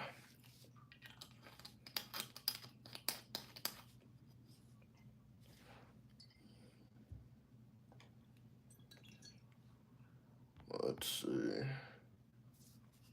Hard liquor makes me super destructive even when I do it for spiritual purposes. I can understand that. That's why they call it hard liquor. I completely understand that. And that's why you see me, I'm not really engaging with the hard liquor. Yes, that shit bends me out of shape. Hard liquor bends me out of shape. So that's why I really don't fuck with it. I haven't really had no hard liquor like that I bought since like my birthday. That was last year. That was last year. The last time I bought some hard liquor, like I bought a big ass bottle of Don Julio. And I showed y'all on the videos, right? But that's the last time I bought hard liquor. Cause I'm like, oh. But again, I told you I'm gonna get some Hennessy though, because I see the youth they fuck with the Hennessy, so I will be fucking with the Hennessy. So the next time y'all see me, I probably will have a bottle of Hennessy, that brown liquor that really fucks you up. Cause yeah, brown liquor makes you other than yourself. But I'm like, if I'm gonna do it, I'm gonna do it in front of you. Let me get all bent out of shape on the Hennessy, and then I'm gonna reveal some crazy shit. It's worth it. So if I wake up fucked up, I'm like, okay, well, I revealed some shit that I probably wouldn't have revealed otherwise. Fuck it, I'll wake up fucked up. So to me, it would be worth it. So I'm gonna get the bottle of Hennessy, then we gonna see what happens from it. So if I act a goddamn fool, fuck it though. It's just being the horn god. Let's see if the spirits really can possess and control me, or I'm gonna possess and control the spirits. So to me, it's like a challenge, right? Because again, I'm not technically a drinker, right? Even though y'all see me fucking with the wine, I guess I'm a drinker now. Let me not say what I'm not. I'm a drinker now. In 2024, in 2023, I wasn't a drinker. In 2024, I'm drinking this shit. I'm sipping wine every fucking day. 2024, every day I'm sipping wine. It's way too easy to access it. I'm like, all I gotta do is go to a fucking 7-Eleven. Hard liquor, I gotta go to the damn liquor store. I gotta go to the liquor. Am I really trying to make that trip? I just end up saying no. Do I really want to? Do I want to just get some wine from a 7-Eleven, or do I want to go to the liquor store and get the real shit? Every time it's like, let me just go get the goddamn wine. It's just healthier, and the hard liquor is for special occasions. Again, like if I'm really trying to reveal some crazy shit, then yeah, I'm gonna sip on the Hennessy. I'm probably gonna get some tomorrow. I'm gonna just go get some goddamn Hennessy and just sip that shit, and then we'll see. So if y'all again, if YouTube deletes the video when I'm on, it is what it is. It is what it is, though. But yeah, 2024, I'm a drinker. At this point, the year of the 8. Just like in 2015, I became a psychonaut. 2015, I was introduced to psychedelics. I'm like, fuck it, I'm a psychonaut. 2024, I'm drinking the goddamn wine. And every now and then I may get some hard liquor, but the wine is definitely the daily dose at this point. You see, I'm drinking this more than I smoke weed. That's how I know. If something keeps me off the weed, you see, this alcohol is keeping me straight, right? I ain't smoked one time. We've been on this bitch 94 minutes. I have not smoked once. It's ready to go though. You see, it's ready. I haven't even touched the weed, so that's how I know. This alcohol is. I think this is for me because it's keeping that weed at bay. And Ramadan is coming up. I gotta fucking fast for Ramadan. Ramadan is coming up, so I gotta stop all this shit. So that's what I do. Ramadan come up, I'm not gonna be smoking or drinking though. So that's why I'm enjoying myself now. Come Ramadan, you're not gonna see it. So That's why I'm. Yeah, let me get it out my system now. Ramadan, and I don't even know if I'm gonna go back to it. I may stop drinking. I may stop smoking. All depends on how I feel after the fact. So that's why I'm enjoying myself now. I'm preparing for Ramadan. Right. All right.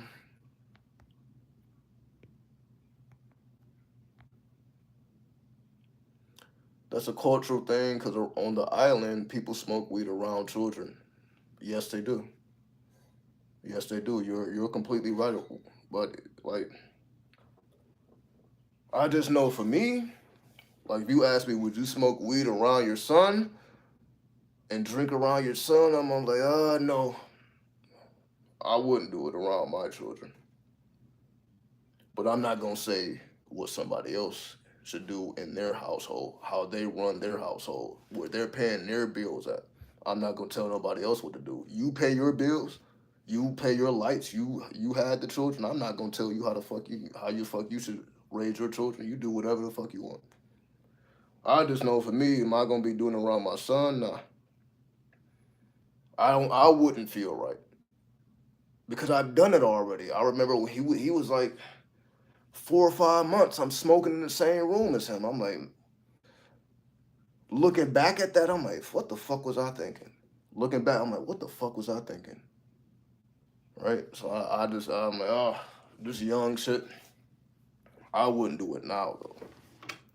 But when I was younger, in my 20s, I was doing the shit. So I didn't have a problem with it at all. I'm smoking. It is what it is. Now, I'm like, nah, I ain't trying to do that shit. Around the teenagers though, I do. Um,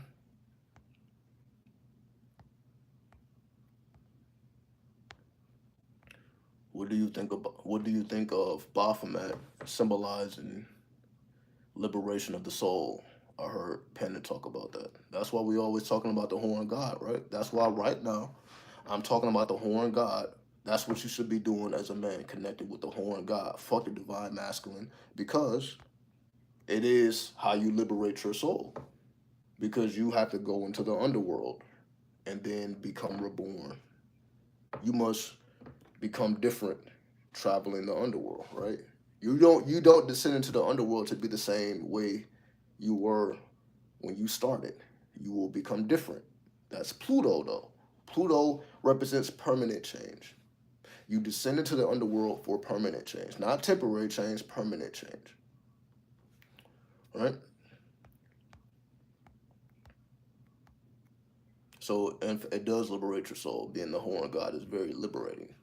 As you see, I'm liberated right now, right? I'm saying whatever the fuck I want. I ain't worried about YouTube because it's educational, right? Because I'm educating, then it's like YouTube, like fuck it, let the nigga say whatever he want to say.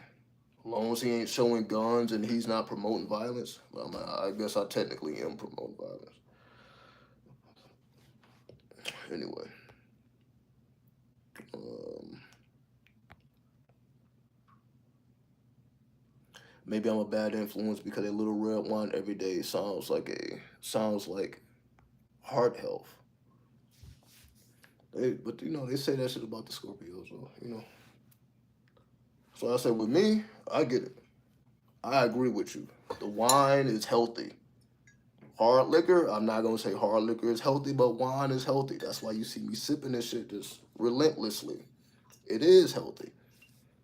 A glass of wine a day is healthy, right? That's why you see me doing it. Like just like weed is healthy. Weed should not be taking away your health. It should be adding to your health, right? It should be helping you to be, get through your get the mental fog, whatever people, or it's physical, whatever it is, right? Like when I'm sore, I'm gonna smoke weed. It helps relax my muscles.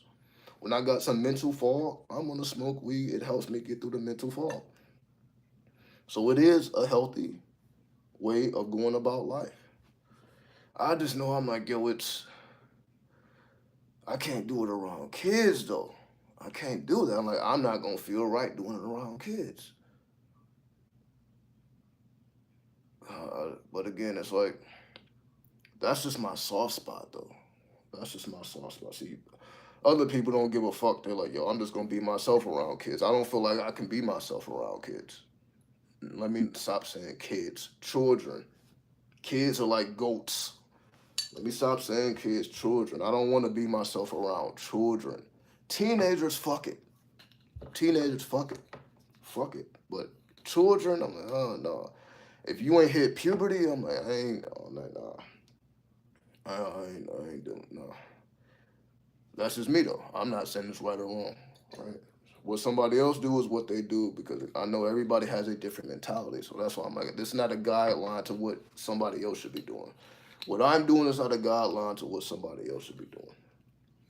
I just not like I don't be feeling comfortable around children like that. Not doing this, I'm like, yo, I'm trying to see what type of time they on. I'm trying to learn from them. I'm like, fuck anything I got going on. I'm trying to see what type of time y'all on. I'm trying to see what like the will of the gods. What's the will of the gods? So that's really what I'm paying. I'm like, yo, put the alcohol up, put the weed up. But I'm like, this is time for me to submit to them. Let me submit to the children so they can put me up on game. I'm trying to get put up on game by them. So, but I probably will be high and drunk though. I just won't be doing it in front of them. So I'm not saying I'm not going to be lifted in the spirit world, but they're not gonna see me doing it. But I'm still doing it. They just not gonna see it.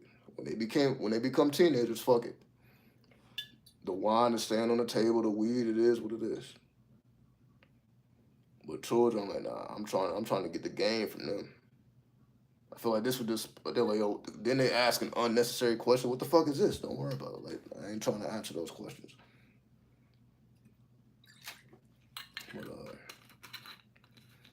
But I don't judge either though. So I'm like, I'm not here to tell somebody what they should or should not be doing. Especially when the kids and came up out of you. Children came up out of you. Who the fuck am I to tell you or anybody else what they should be doing with the children that came up out of their body that they nurtured for 9 months? I am not qualified to tell anybody how to raise their children, especially when they put them and they brought them into this world. I'm not qualified to tell anybody how to be a parent. So I'm not gonna act like I am.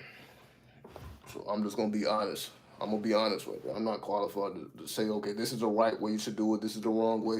Nope. I'm not gonna go down that road. How you raise your children is completely up to you.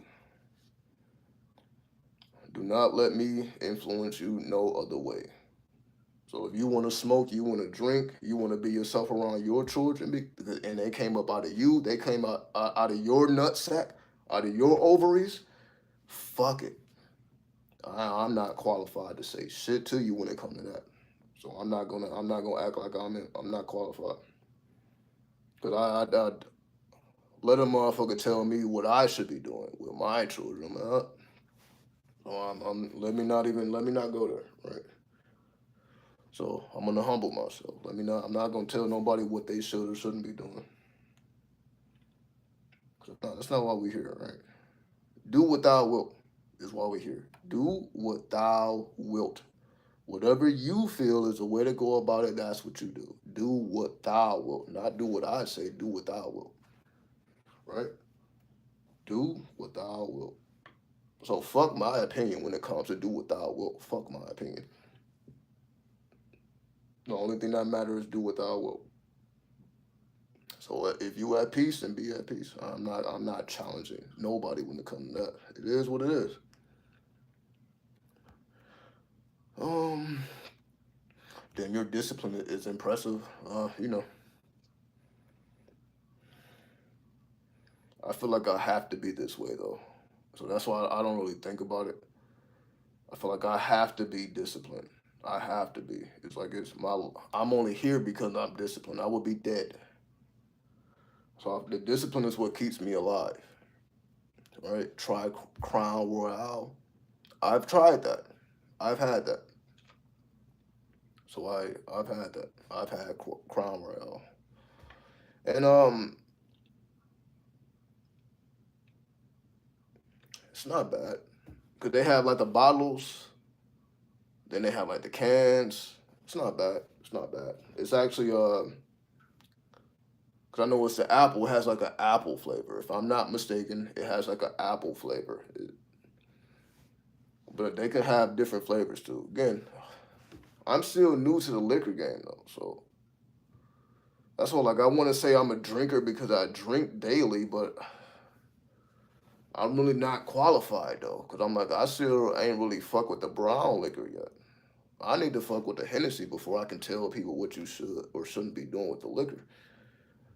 Cause all I know about is the silver liquor. I need to get up on the brown liquor. So I'm still learning. So take everything I say about the alcohol with a grain of salt. I'm still new to the game, right? I'm not an expert when it comes to that. I'm an expert when it comes to the weed, but with the alcohol, I'm still learning. I'm fucked up right now. I'm not gonna lie. I'm feel like what? I'm mixing and matching. I'm but it's positive though. Like I'm twisted, but it's positive. Cause if it was like hard liquor, it would be different. Like my stomach would be hurting and shit. Like with hard liquor, you gotta eat, right? The acid gotta dissolve into the bread. So I ain't gotta do all that with the wine. Hard liquor, you gotta have something already on your stomach and all that. And I'm like, because I be fasting so much, I had to remind myself to eat, right? I had to remind myself to eat. I'm not an eater like that. That's why I'm like I don't think I'm even a human being. I don't really get too much enjoyment from food. Food is not something I think about waking up or going to sleep. I only eat because I'm fucking hungry. I need to settle that hunger. And then it ain't even about. I'm just not a foodie. I guess that's what they call it. I don't give a fuck about that shit. But I really don't give a fuck about much, really, except this occult shit. That's the love of my life. The love of my life is the occult, which makes you detached from most of this bullshit. So that's why you don't really see me amongst the bullshit. But that's why I'm still here because I stay away from the bullshit. I actually, I guess I manifest the bullshit instead of being a part of somebody else's bullshit. I manifest the bullshit because I'm with the shits, right? I'm with the smoke. I'm with the drama. I'm with all of the sorcery, the necromancy. I'm with all the shit. But it's not till recently that actually matters though. And what I mean by that is that's why I had to take my attributes into the corporate space. Cause I'm like, if I'm able to master the underworld, I should be able to master this world, right? So that's why I had to take it to the next level. I'm like, all right, well, the next level of mastering the underworld is to master the physical world. So that's why I'm like, okay, let me go into the corporate space and dominate, which is what I'm doing now. So that's why I'm in the corporate space dominating, right?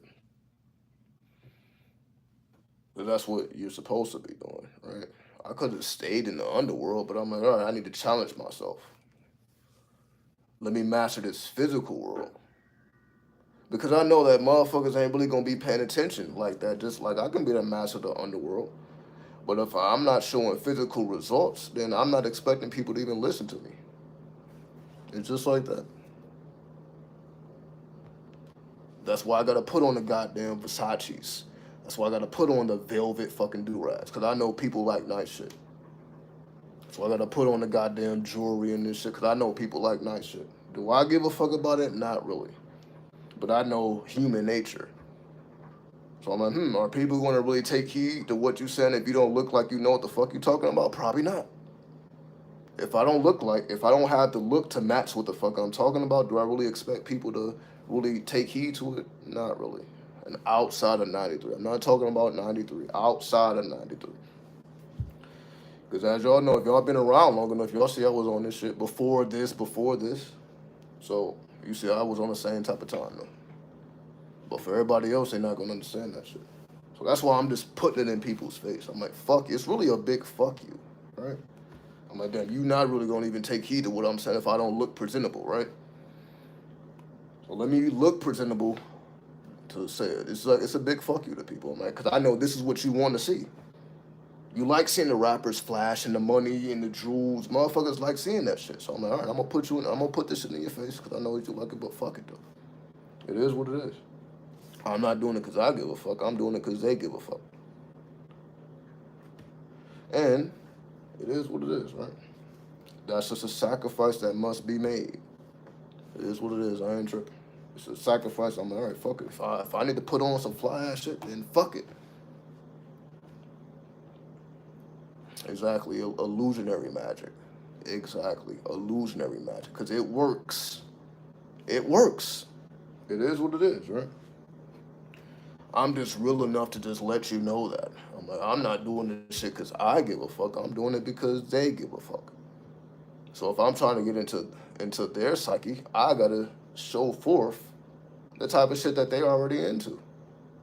I can't just come up here showing all fucking tarot decks. That ain't enough.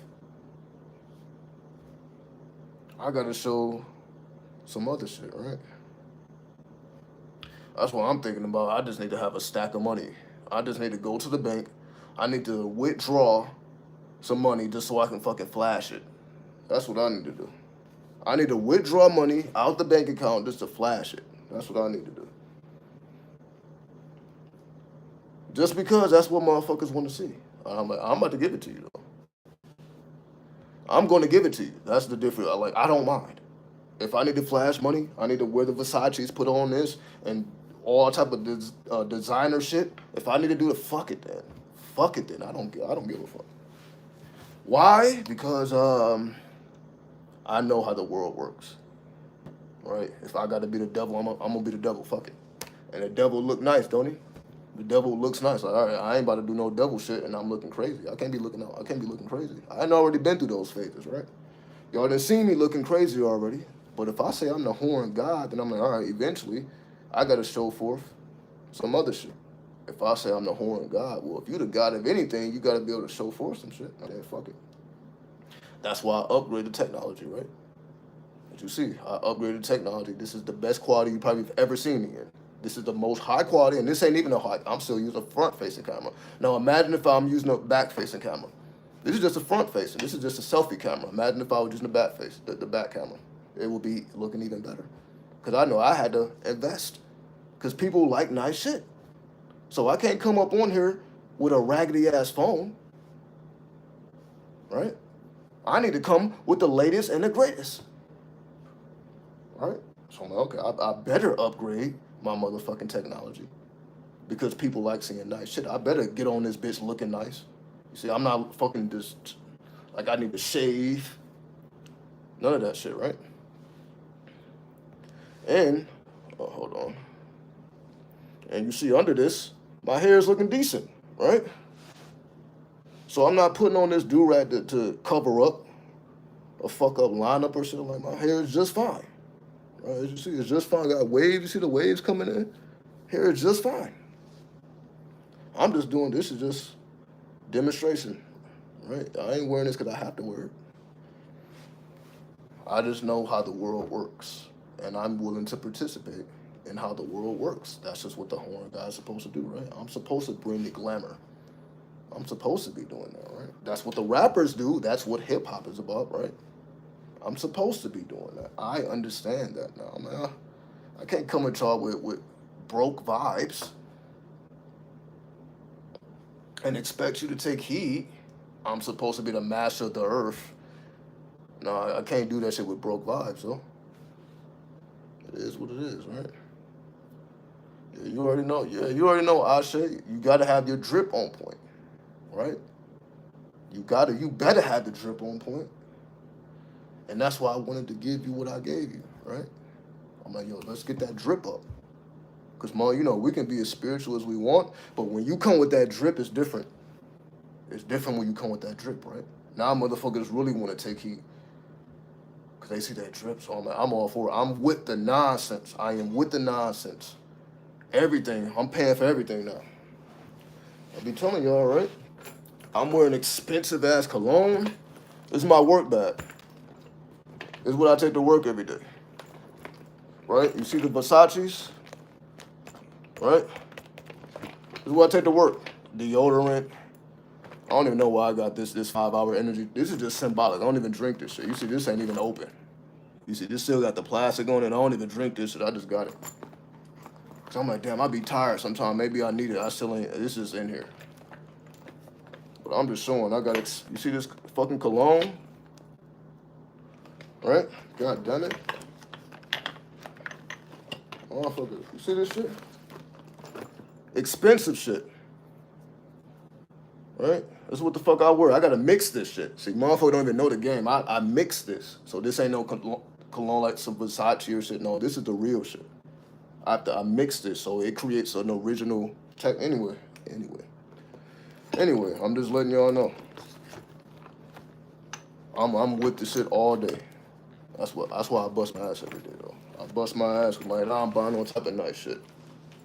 All type of nice shit. Y'all see me with the iPads and shit.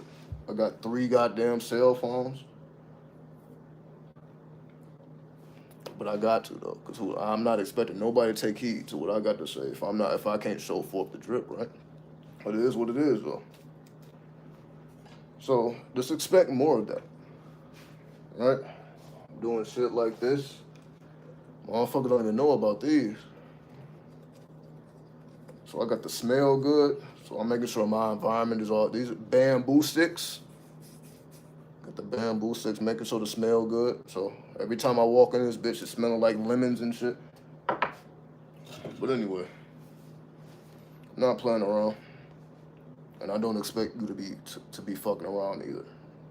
Don't be fucking around, because again, if it's all about connecting with the youth and touching the youth, they want to see the drip.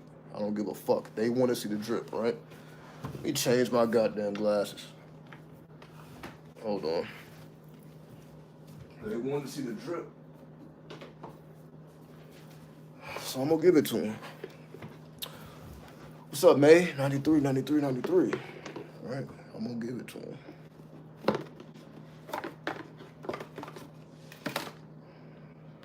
So I know how this shit go. I'm not a fool. I know how this shit go.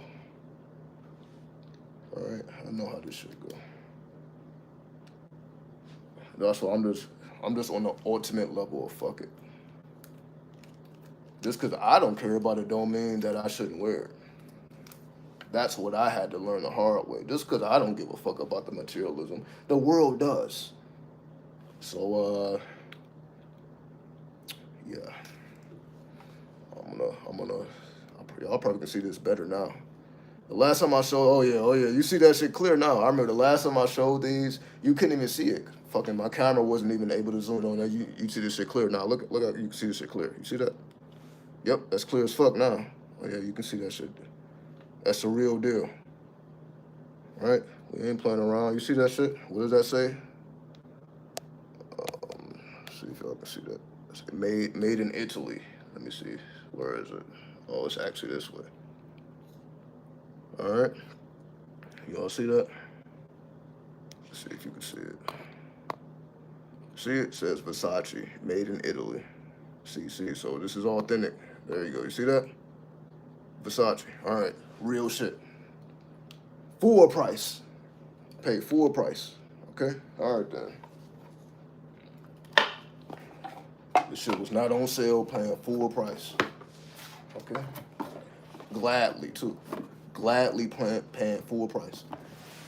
I don't even want the discount. Like, no, don't give me no cheap ass shit. You know how they be trying to, okay, you got, no. Give me those.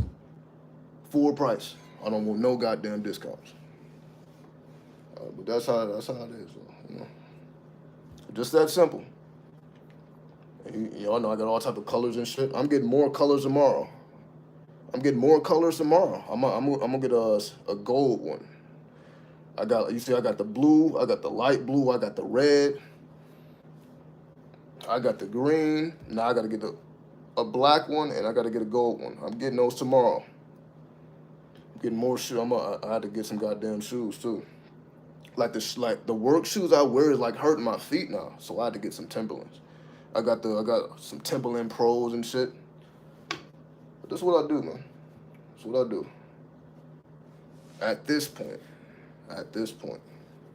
So the drip is on fire. The drip is on fire at this point. Cause I know I gotta be though. I gotta be. You had to upgrade. You goddamn right. You better upgrade. Got to though. Got to. So take it from me. Get on it. But I've been talking about this shit though. This ain't nothing new, right? Ever since I met the devil in California at Devil's Gate, I've been talking about the drip. For those who have been around long enough, I started talking about the drip after I met Ishu at Devil's Gate. Ishu, the devil, directly told me, "You better be on your fucking drip." God damn it! So then we wonder why the youth is on their drip, because we know what the type of time they on. I'm like, all right, I'm taking heed. So if I want to be worldly, I have to be in the world, right? So I'm like, I don't give a fuck about being in the corporate space. Look at all. I'm like, fuck it. I'm just getting flashy now, right? And look, let me put. I can. It's all type of shit around here. I'm like, hold on. Oh, now I gotta power up and shit. Hold on. Hold on.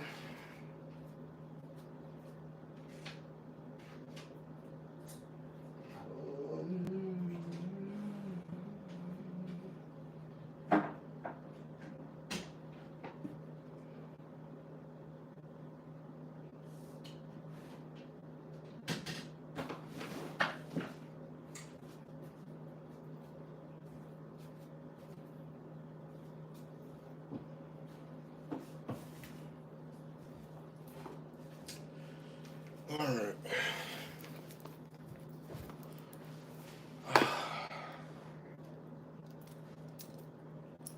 Now I'm just doing it just to do it at this point. Now I'm just doing the shit just to do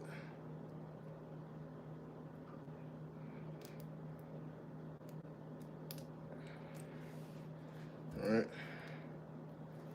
I'm just doing this shit just to do it at this point. Just to do it.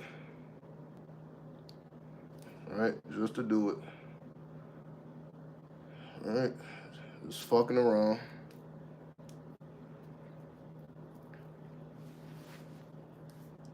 Because it's the right thing to do.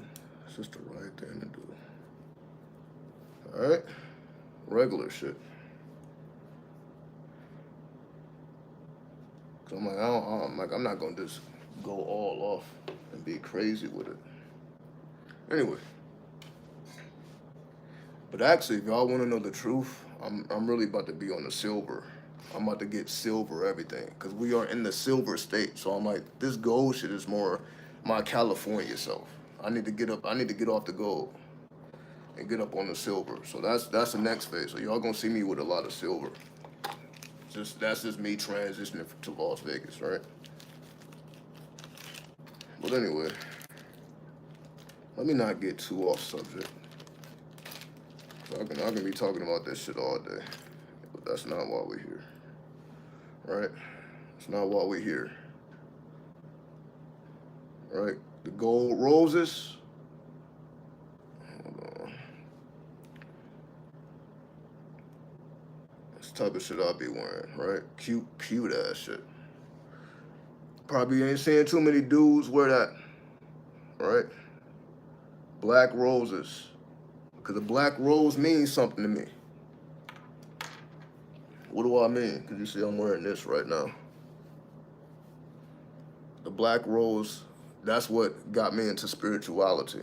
Because I used to imagine a black rose. I'm like, okay, if this spiritual shit is real, if this law of attraction shit is real, I'm about to imagine a black rose.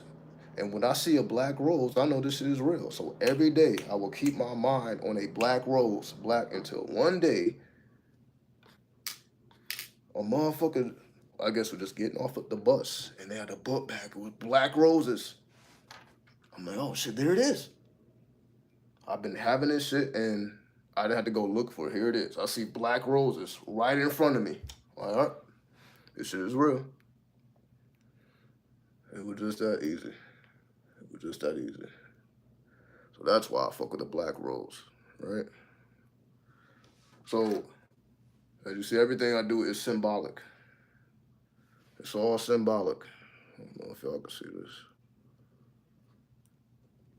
It's all symbolic. So this is just the back of it. So you see, it's the gold. Not fucking around. See, yeah, pretty shit. So you see, I don't wear nothing typical.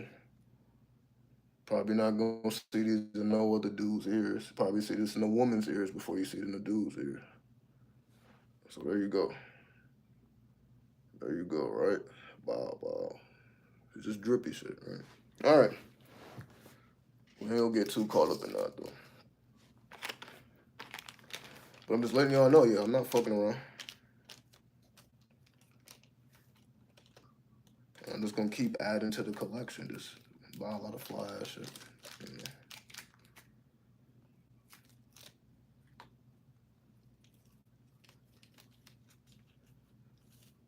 That's it. Gotta be that way. So I feel like I didn't show y'all enough of me not being drippy. So I feel like this is just a testament to show that this shit is real, right? So y'all didn't see me what the last 10 years I wasn't all drippy and shit. Y'all didn't see me regular. Now I feel like I'm obligated to show you results. I'm not showing results. I'm like, well, why take heed to anything I got to say? So I'm gonna show you some results, right? Not just on the material plane, but again, also the um the equipment, the technomancy. So not just this, all this is cool, but the technomancy is on point too. You see how close I can get? Y'all see that detail? I'm like, fuck, this is my first time I'm even seeing that detail. I'm like, dog, I didn't even know the front facing camera can do that shit. That shit is up close and intimate. So I'm supposed to show y'all some fucking results, right? Y'all, I should not be on the same type of time I was on 5 years ago, 2 years ago, 3 years ago. Shouldn't be doing that, right? Y'all should be seeing advancement. So y'all know me before I was in the corporate world, before I was a leader. Now I'm doing this shit. I'm showing you advancement. But I'm still in tune with the occult, still in tune with the streets, still in tune with the underworld. I didn't have to change myself. But people do though. People become corporate and they change. People become managers and all that, and then they change. Fucking around. Sorry about that. They change. But then you see me not changing though. Why haven't I changed? But when we see people enter into the corporate world, they switch up, right? Because they was never real to begin with, right? Now, if I would have switched up, like, you know what, fuck YouTube. YouTube ain't paying the bills. I'm not making another video. I could have been on that type of time. What do you mean not change? Yeah. Meaning, when most people go into the corporate space, they become corporate. That's what I mean. When people enter into the corporate space, they become like everybody else. They don't maintain themselves, especially this shit. Like they're not still in the underworld with the shit and still got a foot in the streets. They ain't doing all that. They're trying to erase that shit and be fully corporate.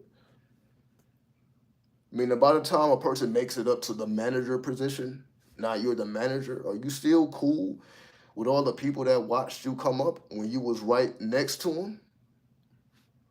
Most people don't maintain those connections.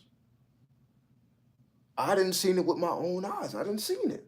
I didn't seen people go from the position I'm in now. Then I'm right under the manager. So when I go to the next level, I will be the manager. So I've seen people go from where I am and then they become the manager. Now they're different. They shit to get all got to their head. Now they different.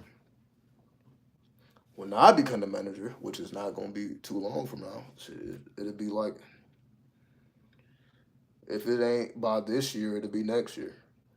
So why I be the manager? You think I'm gonna change? You think I'm gonna come on YouTube now? I'm the manager. Now I'm gonna be switching up. Now I'm not gonna be talking like this. Now I'm gonna be on some. Nope. I'm obligated to stay the way I am. Fuck what happens in the corporate world. I'll be managing all type of shit. Still real as fuck, right? If you fuck with me before, I'm not gonna lie. I don't fuck with you no more. Cause I didn't seen it. I didn't seen all this happen already. Now you can't fuck with people no more. Now you can't do this no more. I'm like, all right. But they ain't like me though. They didn't come from the situations I came from. I don't expect nobody else to do it. That's my whole thing. I'm not so if a person changed, I'm not surprised by that. That's what I expect.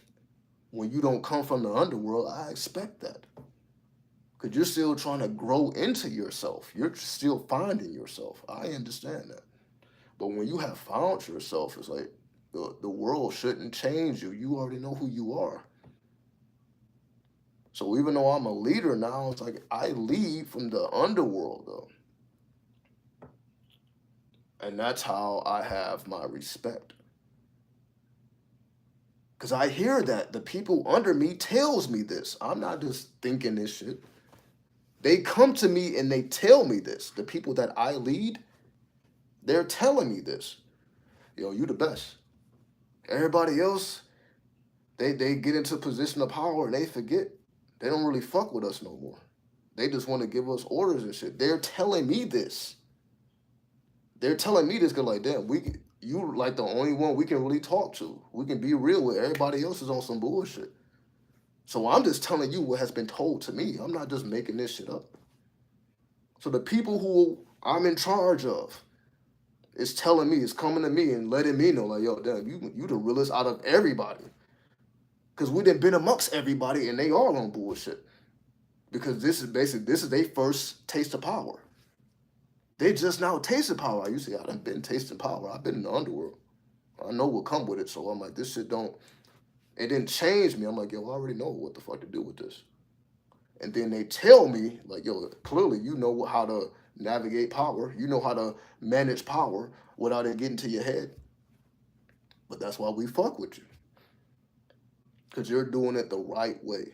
This is what you should be this way. You shouldn't get a big head and switch up on people because everybody's human beings, men and women at the end of the day. Like just because I can give a person orders, that's still a grown ass man at the end of the day. That's still a grown ass woman. So I bet not be talking to you like a child. Just because you gotta listen to me, I'm gonna just make your job harder. The fucking why the fuck would I do that? But people do that shit though. You wanna know how I run shit? I'm doing everybody's job. If I see they ain't really on point, I'm gonna do it for them. And that's what gets them on point. Cause if I gotta walk over there and do your job, you gonna get sick of me doing that shit. Because you're right there. Damn, yeah, I gotta walk over and do what you so you like eventually I'm like, all right, I need to get on point. So this motherfucker ain't gotta walk over and do my goddamn job. Cause that's gonna make you feel less than a man. I'm like, yo, why do I got another man doing what the fuck I'm supposed to be doing? That ain't gonna make you feel manly. So eventually them motherfuckers on point. Shit is being done without me having to do it for them. But I could have been a person like, yo, why the fuck you ain't doing your job? You need to step up. I could be that person just running my mouth, trying to tell them you need to do better. Like, no, fuck doing better. I'm going to do it. Meaning it's going to get done whether you do it or not. That's how I run my operation. If I see you're not capable of doing it, I'm going to make sure it gets done. So it's going to get done. Because if it ain't going to get done, guess what? The boss is going to come down on me. They're going to be asking me, why isn't that done? They're not going to be asking them. They're going to be asking me, why isn't this shit done? You're the leader. You're the person in charge. Why isn't it being done?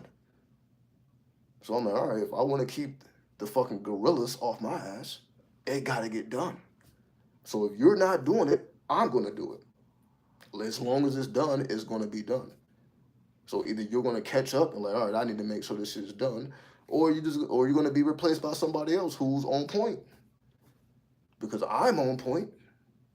But if I got to do my job and your job, it's going to get done still. But it's only, again, so long that that's going to happen before you're like, God damn, what's going on? All right? But I still keep it player, though. You know what I mean? And that's what I mean by, like, I can't really mess with the women like that. It's like I got to keep all that shit to myself, right? But the other dudes be messing with the women. I can be a hater. I'm like, okay, I'm going to put the women over here and I'm going to put the dudes over here because I know the dudes be doing too much. They be trying to get at the women and all that. I could be that type of person, but I'm not. I'm like, yo, I already know you trying to holler at the girl. Here, boom, Mac, Mac. And if she with it, then she with it. If she not, she not. But I'm gonna give you a chance to Mac. I can't be a selfish fuck. Oh, that's a pretty girl. I know all the dudes trying to talk to her, so I'm gonna stop that from happening. I'm like, that's hater shit. That's hater shit.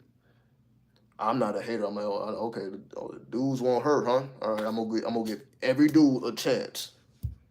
Your turn, your turn, your turn, your turn. What the fuck you do with this on you? But you got the opportunity. You better do something with it. Cause I already know that's the type of time you want. That's the only reason they really doing their job anyway,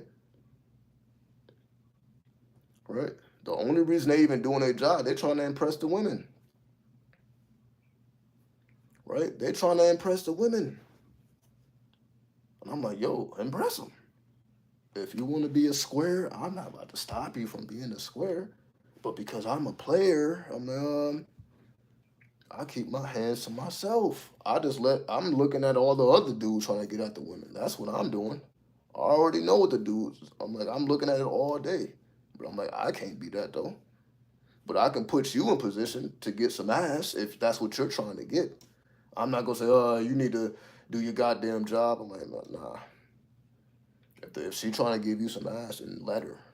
I don't get like that is not my fucking business. That's how I do it. I'm like, it ain't my business who's fucking. Right? They must have tried to make a clone of you. Oh shit, you know. Superfly came out in the goddamn 70s or some shit. I wasn't even on the planet. Maybe I was though. Because when I was reading the book of Thoth, you can reincarnate from the dead. So Osiris wasn't able to reincarnate, but Thoth was. So I technically could have been around in the 70s. Who would really know? That's what I was thinking. I'm like, yo, you know what? Would we really know if a person reincarnated? Let's just say I was alive in the 50s. Would we really know? And I could look the exact same. Would we really know though? So when we reincarnate and have another life, and we think, oh, we look different. What if you look the same? What if you look like this in your past life? It just was so long ago that ain't nobody gonna remember. Oh, that person existed before. They probably wouldn't know. Who knows if you keep reincarnating into the same vessel? That's if you are a god or a goddess. So I'm not. This don't apply to regular people. But who would know? If you keep coming back in the same form, how would people really know? They probably wouldn't. So you probably can get away with it. So this type of shit I be thinking about, and that's what I mean by I take the underworld into the corporate world instead of bringing the corporate world into the underworld. So that's what I mean by I'm like, all right, it's my job to be the player, to keep it player, to keep my hands to myself. Let the other dudes mess with the women because that's what motivates them to do their job. They want to lift up the heavy boxes. They're trying to impress the women. I'm like, fuck it, let them impress the women. Shit, because as long as the work get done, I don't give a fuck. All right, I don't give a fuck. But you see, if I was anything else, let's just say I was trying to get at the women. Let's just say I was trying to get ass. But I'm like, yo, everybody watching me. You think I could get away with that? You don't think people would notice? Like, damn, he keep putting this woman right next to him. You don't think people would notice that? Like, damn, she always got an easy ass job. He always give her the easiest jobs. He's always talking to her. You don't think motherfuckers would notice that? Especially when everything you do is already being recorded on camera. You don't think motherfuckers would know? If I was trying to do this and I don't even talk to women if they're not like directly connected to the people that I manage. I don't even talk to women. Like they're in like different departments because it's like 11, it's like 15, 16 different departments in this one building, right? There's like 15, 16 different departments. So it ain't just one department. So you got people in all types of departments, right? I'm not talking to none of the women. I'm like, yo, I'm not here for that. But they may be here for that. Because there's people that walk around don't even be doing their job. What I call hoes. Hoes is just hoeing. Fuck that we're at work. These hoes is trying to walk around and see who's gonna give them the attention that they're seeking, who's gonna give them money that they're seeking. That's what the fuck these hoes are doing. I ain't mad at them, right? Do you think Islam shaped your views on the opposite sex? Mm, no, it would definitely just the place I'm from, Detroit. Detroit is just full of players and pimps. The game is just, and so I would say it's where I'm from. Islam really kept me pure. If we want to take it to Islam, Islam is like why I don't have a high body count, right? Islam is why I don't have a high body count. Like I'm not one of the dudes that done fucked 100 different women and all that shit. Is Islam kept my hands to myself. Islam is like if you ain't really trying to marry these women, do you really want to fuck around and have kids and to manifest all this karma, child support, and all that? Do you really want to be going through this shit? Probably not. So, but Islam is really like the closest women that the women that have been closest to me have been Islamic. They may not have been Muslims, but Islam is in their energy. I can say that. I can like if Islam is in your energy, we probably would be closer than if Islam wasn't in your energy. And again, I'm not saying that you are a person that's praying to Allah 5 times a day. That just may be in your energy. So I definitely get along more with people who have Islam in their energy. But if you don't, that don't mean I can't get along with you.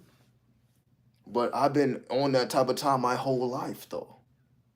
I've been amongst Muslims my whole life before I converted to Islam. So I was already familiar with it before I converted. My whole life. Probably save you from STD or some other spiritual transmission. Yeah, definitely. For sure. I mean, I didn't did my dirt in these streets. So I'm not gonna sit here like, oh, I ain't never touched the yoni. I have, but I don't care about it though. I don't care about meaning all the women that I didn't knock down. It don't really mean shit to me at all because let me just be. I don't even like talking about this shit because it's. I guess it ain't nothing to brag about, but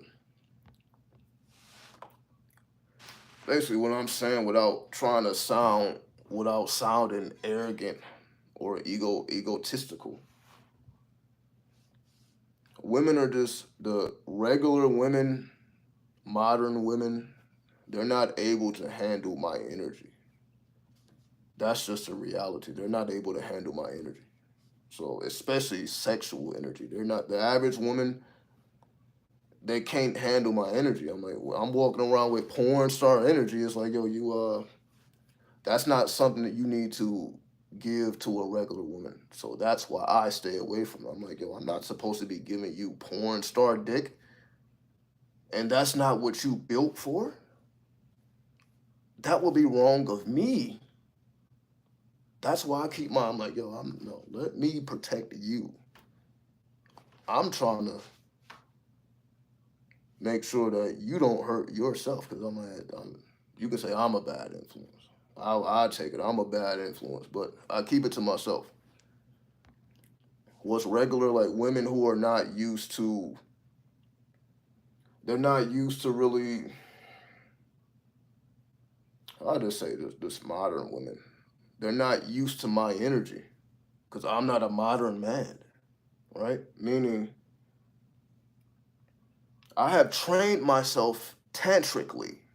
If I just want to be completely honest, I have trained myself tantrically, aka sexually, meaning I know how to last a very long time. I can last longer than women. How do I know? This is my experience. This is my experience. Meaning, out of all the sex I didn't had, it's like I don't be satisfied because they be tapping out like, yo, I gotta. This is too much for me. I'm not used to that type of energy. This is what I be hearing. They're like, yo, I'm not used to that. And I'm like, yo, what the fuck I supposed to do? If you're not used to it, you ain't used to it, right? So, what do you mean take my shirt off? My shirt was off like the last live stream. So I ain't covering, like, if you look at like my last live stream or the one before that, my shirt was off the whole time. So I just got the shirt on now. Cause oh yeah, I was just trying to be civilized and shit. I'm like, yeah, let me not show my goddamn nipples and shit. I'm trying to be civilized. But you see, it don't be working out. But this is the answer. This is the answer to the question. I have trained myself to be able to last, to be able to essentially deal with the goddesses. Not the regular women who are dealing with regular dudes who just last minute sessions or hour session or something like that. But when you deal with me, I'm like, yo, you nah, it's porn star shit. But again, I make sure that I'm not about to just push that on somebody. That's my whole thing. I'm not about to push that on you, and that's not what you prepared for, right? So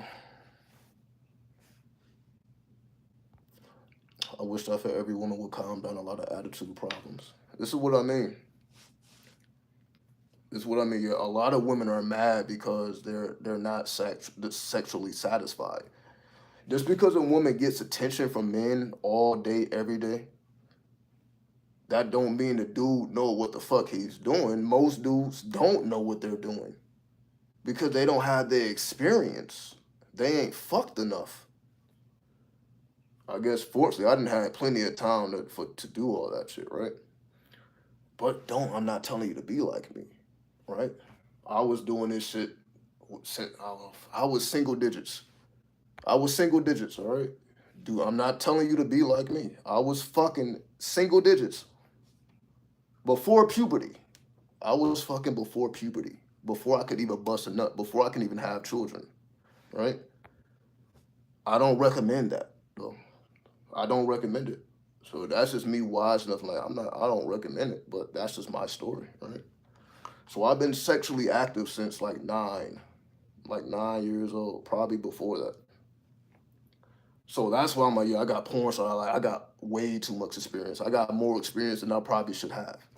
So me dealing with somebody who's just it's not gonna work. I'm like, yo, my energy is too high. But I understand why. So that's why I'm not mad at nobody. I'm not angry. I'm not mad. I'm like, I just know who I am. I'm not the dude that you need to be fucking with at all. At all. I know. I'm like, yo, I will leave you alone before you even think. But that's just me being responsible. Right? You gotta check out Asha on OnlyFans. I definitely got the OnlyFans. That's what I'm saying. I do porn. What the fuck? I literally do porn. I have porn content on porn sites right now. So yeah. I just know myself. I'm like, yo, let me that's why I say I fuck with the Scarlet Woman, right? The only woman that can really fuck with the energy is the Scarlet Woman. So that's why I always praise the Scarlet Woman. I'm like, that's the only woman that can even handle this shit. But is that the regular woman? No. But salute to him. I'm not mad at you, right? You know, the woman I just want to be, in a relationship, boyfriends, husband, I'm not mad at you. Do what thou wilt. That's the only thing that matters. Do what thou wilt. Whatever lifestyle you prefer, live that lifestyle. Because that's what I'm doing. I just know I live the lifestyle of a porn star. Not because I'm just doing a bunch of fucking, because I've trained myself to be able to last in any situation and I'd be outlasting. But I trained that, so I'm not just bragging. I had to train for it. I had to earn it. Right? So it is what it is. And y'all saying support. I'm not giving out that OnlyFans link. That's the thing. I'm really who I am. I'm not giving out the link. I'm not giving out the link. I don't want y'all to even know me in that way. That's the difference between me. I don't even want y'all to know, because y'all ain't here for that. Y'all are not watching me for my pornographic activities. Y'all not here for that. So I know those are two different worlds. I'm just being honest though, right? I'm not gonna lie to you. I don't do porn. I do porn. I got porn in my phone right now, just waiting to be uploaded. It's right now. So, but I know that's me. If that's not you, then there's no need for you to be that way. I just know me, right? So I ain't even trying to bring y'all into those worlds. But I'm gonna be honest and tell you that I am in those worlds. I'm gonna be honest and say, but I'm in those worlds because I know who I am. That's why I say a regular woman. I'm too much for a regular woman. I'm way with it sexually, mentally, spiritually. What the fuck is a modern woman gonna do with me? What is she gonna do with me? I'm way too much. So that's why I said, instead of being mad and say, well, modern women should be this way, this way. No, be exactly who you are. Be yourself. Do what thou wilt. And salute to you. All right. Because again, I'm honest enough with myself to know that I'm just not the dude for the modern women. I'm not that guy, right? And I'm okay with not being that guy, and I'm not pretending to be that guy, right? I'm not pretending to be that guy. So that's why honesty. I'm still here because of honesty. That's what I'm saying. I'm here because I'm honest. So when I have the conversations with women, I'm not pretending like, okay, I'm gonna be that dude. No, I'm not. No, I'm not. I am not the dude you're looking for. I'm not. Leave me the fuck alone.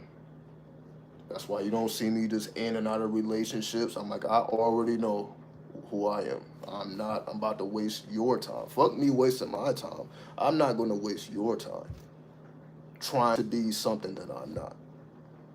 So that's how I deal with it. I'm not. Let me not waste your time. So I don't care how nice the body is, how nice the personality is. I'm like, yo, if your mind is like this and my mind is like this, it's not gonna work. It's just that simple, right? You dealing with four corners. I don't have any corners. It's not gonna work. So that's just me being the wise one, me using intelligence. I'm like, yo, let me not. I'm not out here breaking women's hearts, pretending to be something I'm not. That's why I don't have women problems. Right? I don't have women problems because I ain't fucking with them, except the Scarlets. And then the Scarlets, they ain't giving me no issues because they already know. Like, all right, fuck it. So, shit is pretty peaceful, right? So I keep my dick in my pants, right? Would you ever go to trans? What the hell is that? I don't know what that is. Transylvania. It's Transylvania, some shit. I don't even know where that is. I've never heard of that place. I've never heard of that place. I don't know where that is. I'm a natural born Scarlet. That's typically how it happens. That's typically how it happens. I've heard from the mouth of hoes that they were born that way. That's what I've heard from hoes directly. They said they were born hoes. I believe them because I feel like I was born the way I was as well, right? I was born this way. I didn't necessarily become this way. I was born this way. I'm not this way because I had a good life or a bad life. This is just what I was already, type shit, right? Who I am is not based on my life experiences. That's everybody else outside of 93. Everybody else is shaped and molded by their experiences. So if women hate men, it's because of the men that they dealt with in real life. It's because of their experiences. If men hate women, it's because of their experiences. They are just a product of their environment type shit. I'm not. I don't care to be that. Like I'm not about to hate all women because I didn't have a good experience with a couple of them. So now I'm about to hate all women. That don't make sense to me. So I'm not about to. My reality is not defined based off of my experiences, but that's the regular person. They be getting all in their feelings. Oh fuck, I can't trust nobody because this person fucked me over. This person fucks me over. Most people design their life based off of what they have been through, which ain't really nothing though. Like yo, you ain't really been through nothing. Meaning, this life is too short for you to really come to a consecutive conclusion about what life is. How the fuck you supposed to know what life is when you 30? You only been here, you only been around the sun 30 times, and now you got the full understanding of life. No, you don't. No, you don't. Maybe when you 50,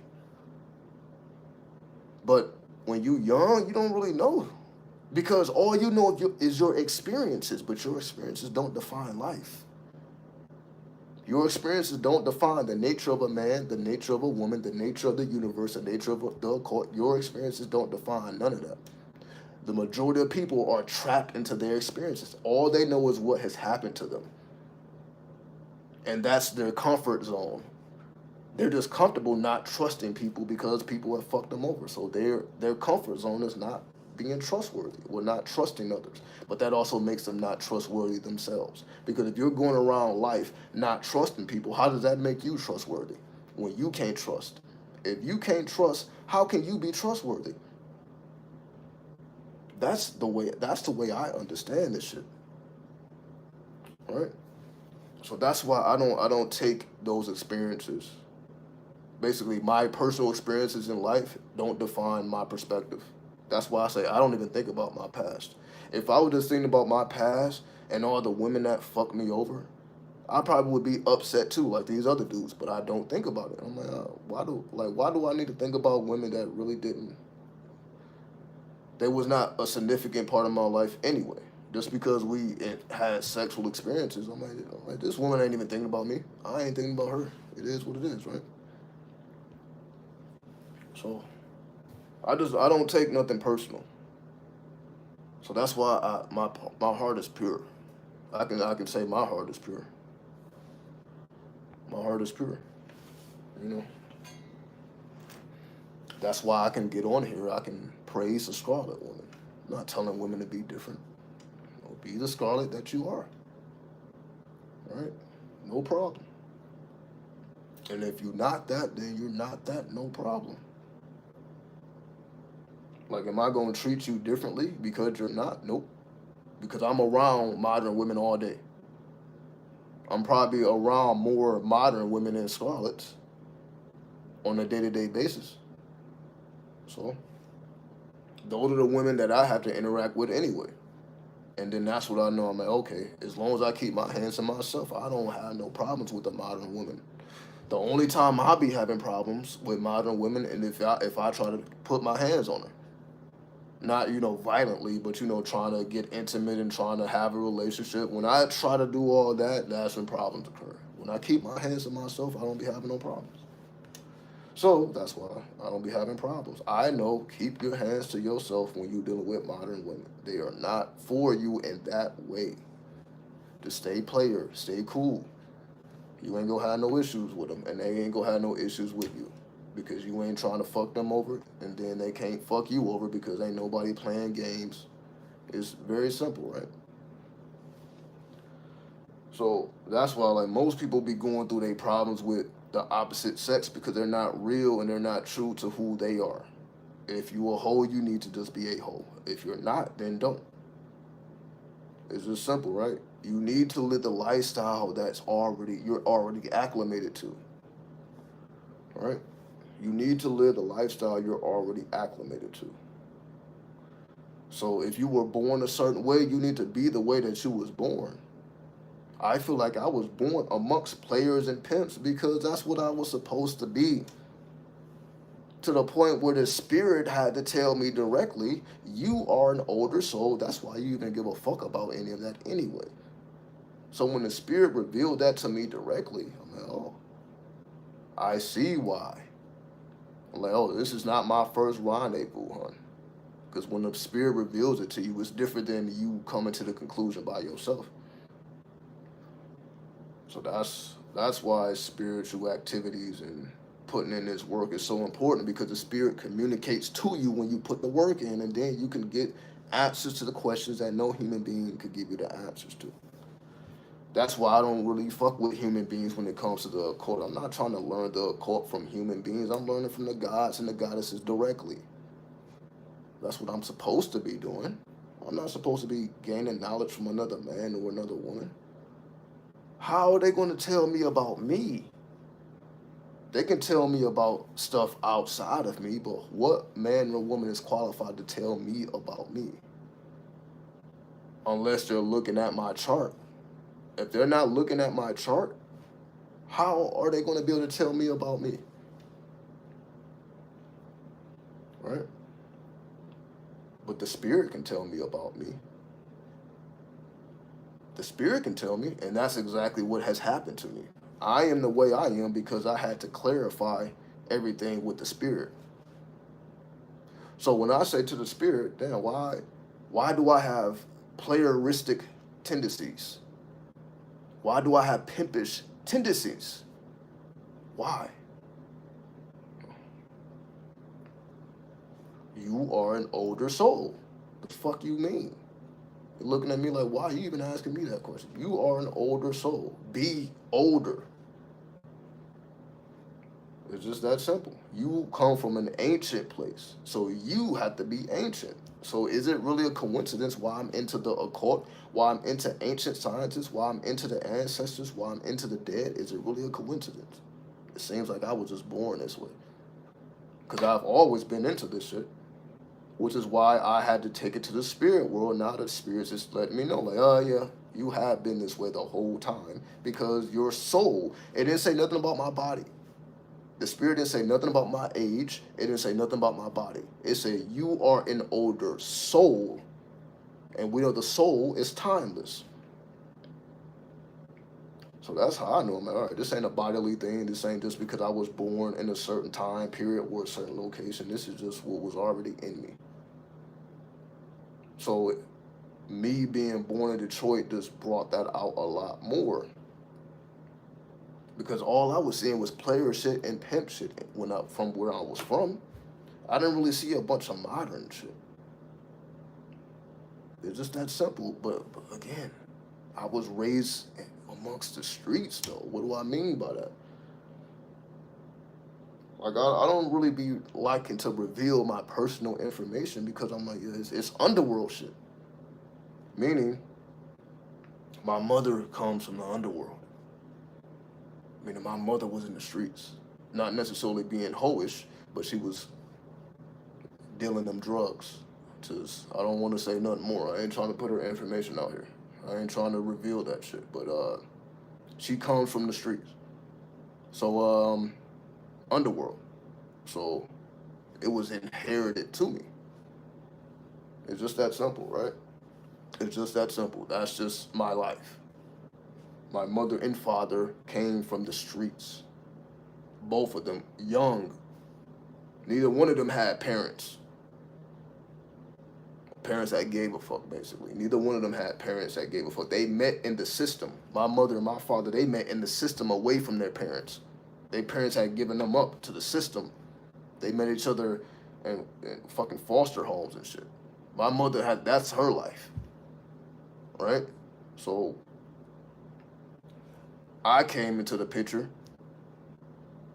So she was fully invested in the street. All she had was the streets. So I can't blame her for how she is. Like I don't necessarily have the best relationship with my mother, but I understand. I'm like, yo, it's my mother is just rock hard. All she knows is hardcore shit. You know what I mean? So if I was thinking like, damn, my mother didn't give me enough hugs, I can be a stupid little bitch and feel some type of way about that. But I'm like, yo, my mother don't, yo, she's hardcore. She's harder than dudes. So I'm like, fuck a hug. If I just keep it real with myself, I'm like, yo, I can't feel no type of way about that. I can't. It would be wrong for me to feel any type of way towards her. when that's the type of situation she came from. It would be wrong of me to not to acknowledge that, like, yo, that it ain't in her to do that. She ain't that type of woman that would nurture you. She's more of the Capricorn than the Cancer. That it just is what it is. Like, am I supposed to be mad about that shit? No, but I'm at the same time, I understand me more because of my parents. I'm like, yo, they all they know is the streets. All they know is the hood. All they know is the underworld. That's all they know, right? So is it really a coincidence how I became the master of the underworld? Is it really a coincidence when you really look at the dynamics in which I come from? Is it really a coincidence? Probably not when you understand me. But that's why I said, do I really be talking about me like that? No, is it because it really ain't nothing nice to talk about. Am I just gonna keep talking about my time in the underworld, my time in the streets? Am I really just gonna talk about my family and how they all came from the underworld? We all some dead niggas. We all come from the dead. It's just that I did it a little differently. You can say because of Islam. Islam is what made me go differently because I would have went the same path. But then Islam run up on me like, it ain't meant for you to be that. You come from that, but you got to go this way. That's what Islam did, right? So that's why I say this. I understand, like, people just don't pop up like me with the type of determined idea that I have and 1,000 videos later. Most YouTubers don't have 1,000 videos. They haven't documented their life for the last 10 years, right? Why you ain't want to go to job courts? Because it ain't me. I said I'm player, I'm pimpish. I had to go to California where the players and the pimps are, right? They in California, right? I had to go where the players and the pimps was and master that. That's why I had to go to California. Because that's just where it is. I had to go where the real hoes were, where the real pimps were. Not to say that they wasn't in Detroit. Of course they was. But I had to see it from the west side. I had to see how they did it in the west. Right? I see how they did it in the Midwest. I had to see the West Coast. And you see, I ain't left since. You see, I have not left since. I saw the game for real. I have not left since. I'm like, damn, this is how it's played, huh? When I'm able to walk down the street, I'm seeing some real hoes selling real pussy. Because you can't really see that in every city. I'm like, oh shit, they letting this shit happen in California. They letting this shit happen. The police is going all the you don't think they see these women like, yo, damn, they don't give a fuck, huh? It was to the point where I'm like, yo, these hoes is low key scary. These hoes are low key scary. If you really have been amongst a hoe for real, and I know most people haven't, but if you really are like, yo, these are not nice ones. These are some scary assholes. They scary, right? Because again, it's like you already know the type of shit they into and the type of men that they deal with. These are not nice women. Like I'm like, yo, these are like, yo, they're like I know when I was looking into their eyes and I'm interacting with them, it's like, yo, I'm like, these are some hard ass bitches. These is hard. I'm like, these are the hardest, not just hard, the hardest. You got hard women working every day, but these women are even harder because they in the streets every day dealing with strangers. I'm like, it's completely different, right? It's 100, but it's funny. It is what it is, right? It is what it is. I'm like, what the fuck I'm supposed to do? This is just what happened. I'm just telling you what happened. I was amongst the real shit, and I couldn't believe the type of shit I was seeing. I'm like, yo, I didn't know it was like this. When you see it with your own eyes versus looking at videos and looking at YouTube, when you're seeing this shit with your own eyes, you're like, yo, they allowing this shit to happen. The only time the police got out their car is when they saw a white woman. I'm just revealing to you what I observed with my own eyes. The only time the police got out of their vehicles is when they saw a white woman. They're like, what the fuck are you doing here? All the other women were black. They are allowed to do whatever the fuck they want. When that white woman came on scene, what the fuck are you doing here? So that let me know, okay, the cops care about their own people because they were white men. They don't want their white woman down here. But the black woman, they don't give a fuck about. That's not their people. It's shit like that down there. I get it. I get it. Yeah, they really don't. That's why they let this shit happen. They don't really give a fuck if we destroying ourselves. You think they trying to stop us from destroying ourselves? Nope. But they will stop their women from destroying themselves. So they told that white woman, get the fuck out of here. If we see you again, you're gonna be arrested. How do I know? Because I was right there when they was talking to that woman, pretending like I'm at the bus stop and shit. Like, oh, they're like, why the fuck are you here? I'm like, I'm trying to catch the bus. I'm just lying and shit. But I'm just peeping game. So that's why I say I can just tell y'all shit that ain't nobody else gonna be able to tell you. Oh yeah, Figueroa. I'm talking about it wasn't Figueroa, it was Sepulveda. Sepulveda. And where is that? In North, what is that? Not North Hollywood. I think it is North. It's Sepulveda Boulevard. If you know, you know. But how did I even know to go there? It's strange. Again, I was on the train one day. I guess it was a pimp, and he was just talking some pimp shit. But he needed some bread. He needed some quarters or some shit. No, no, it didn't. No, he had like a roll of quarters. I think it was like $5 worth of quarters. So he was basically he was asking people like, yo, who actually has a $5 bill? I got this roll of quarters for $5. I need a $5 bill. I had a $5 bill, right? So I give him the $5 bill. I take the quarters. I didn't need the quarters. I'm like, I'm just trying to help the homie out type shit. That's essentially what I do. I'm like, if I ever do business with a person, it ain't because I need what they got. I'm just trying to give them some money. Cause that's just how I do with my people. I'm like, yo, you ain't about to come up to me. But I told y'all that already. When I was in the streets, motherfuckers is always asking me for shit. So I had to always have it. So whether it was a cigarette, whether it was weed, whether it was this or that, I'm like, yo, motherfuckers keep asking me. So I gotta be able to have it. Cause then when I give them what they ask for, then I'm gonna ask them, okay, what the fuck is going on around here? Where should I be to get this? Where should I? So now I'm asking them shit, right? So that's how I got the real game because I had to be in the streets and I had to give people what they were requesting.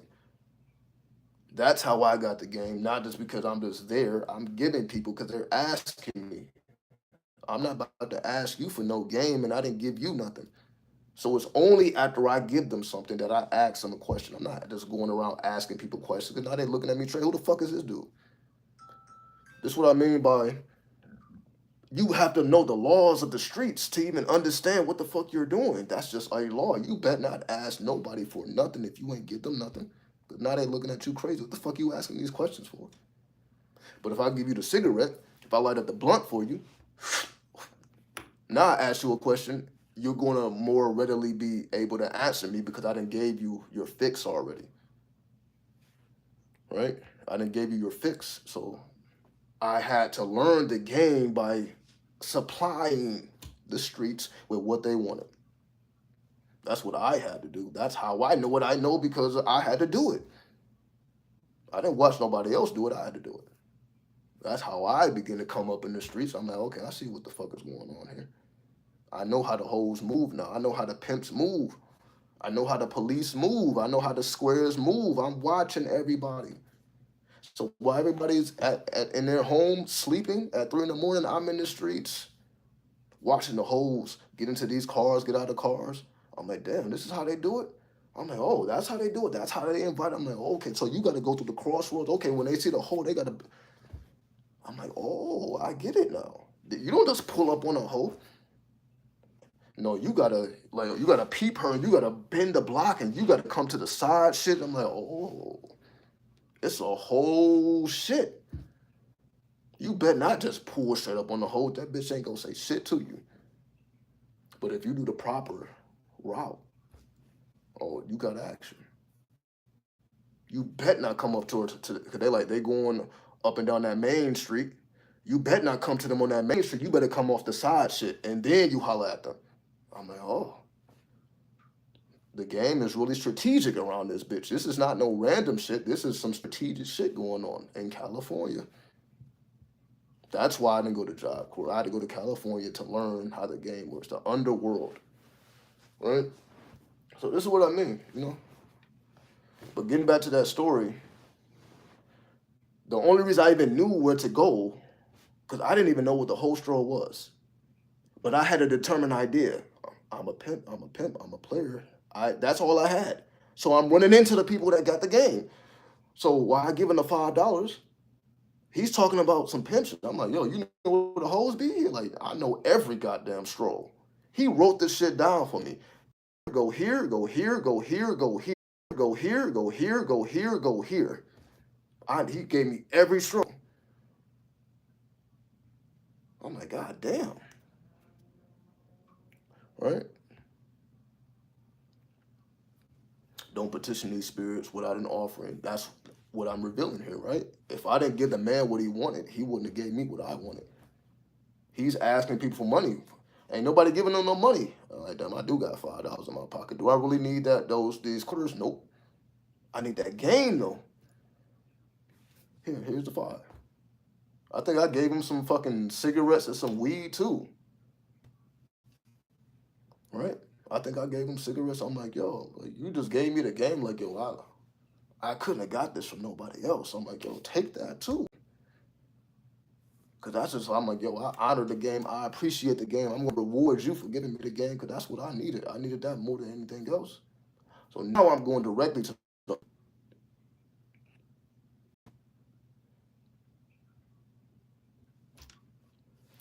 all right, sorry about that.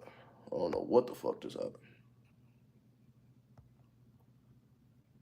Okay, I think we're cool now. So this is what I mean. I'm just giving y'all little bits and pieces of the type of life I had to live on a day-to-day basis, navigating these streets of California, right? And I ain't even talked about Vegas, right? Because I think at that point I was documenting. I began to document my journey. So I pretty much documented my journey in the streets of Las Vegas, but all the stuff I'm talking about in Los Angeles, that's before YouTube. So what I'm telling y'all now, this is before YouTube. This is before I had a YouTube, or the current YouTube channel. This is before the renewal, right? So that's why I have what I have. I had to get it. I had to travel across the country and come up from the streets to get what I have, right?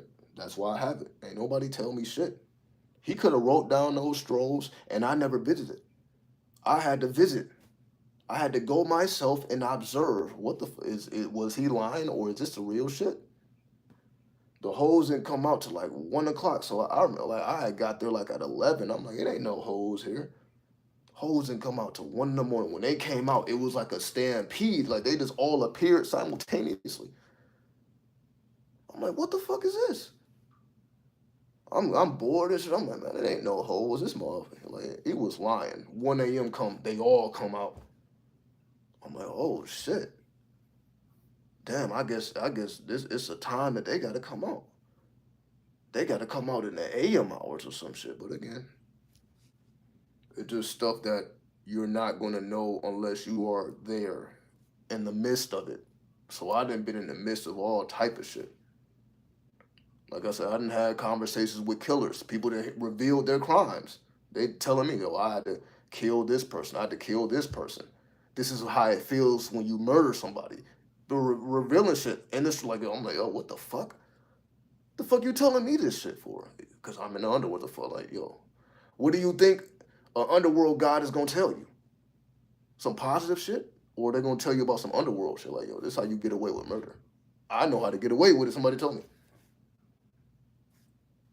And they told me, I don't know, I don't remember what. No, I just gave some conversation. I'm like, yo, they're like, yo, they had like meth. They're like, yo, I do meth.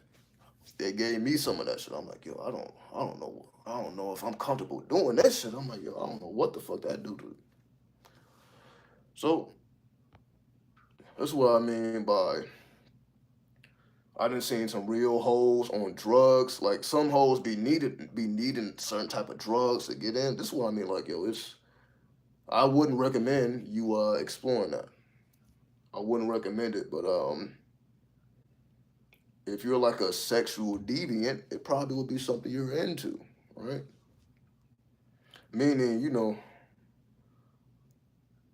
I don't know if the average person really knows, again, like how the like dealing with a woman that does hard drugs. I ain't just talking about smoking a little weed and alcohol. I'm talking about hard drugs. I don't really know if the average person really know about that, like how those women operate and how to navigate with those women. I don't think the average dude even knows how to really deal with that shit. Because these women be in the streets, right? So when you in the streets, you learn the streets, you become the streets. When you in the underworld, you learn and you become the shit. Right? So you're gonna be dealing with people that do drugs. That's how they survive in these streets. That's a thing I had to realize. I'm like, damn, majority of the people I run into do not just drugs, hard drugs. But I'm like, damn, when you living on the street, I get it. So like, what the fuck I supposed to do? Judge you or seek to understand all that bullshit? How do you do it? Especially when I'm in the same situation at that point. I'm like, I'm in the streets too. How the fuck do you survive? So for them, they're like, yo, I do meth. Somebody else, I do coke. For somebody else, I do crack. Right? They doing whatever it is that they doing, right? So then they're educating me about. So I'm asking, I'm like, yo, what does it do for you? What does this do for you? What does that do? So I know about all the drugs because I didn't ask people, what does it do for you? I didn't talk to people who do fentanyl. Fentanyl is supposed to be killing up everybody, right? People taking fentanyl, and some people prefer fentanyl because now they don't have to put the drugs in their arms through the needles no more, right? First time I watched you, I was in a position like that. You know, a lot of us have to come up like that. So that makes sense to me.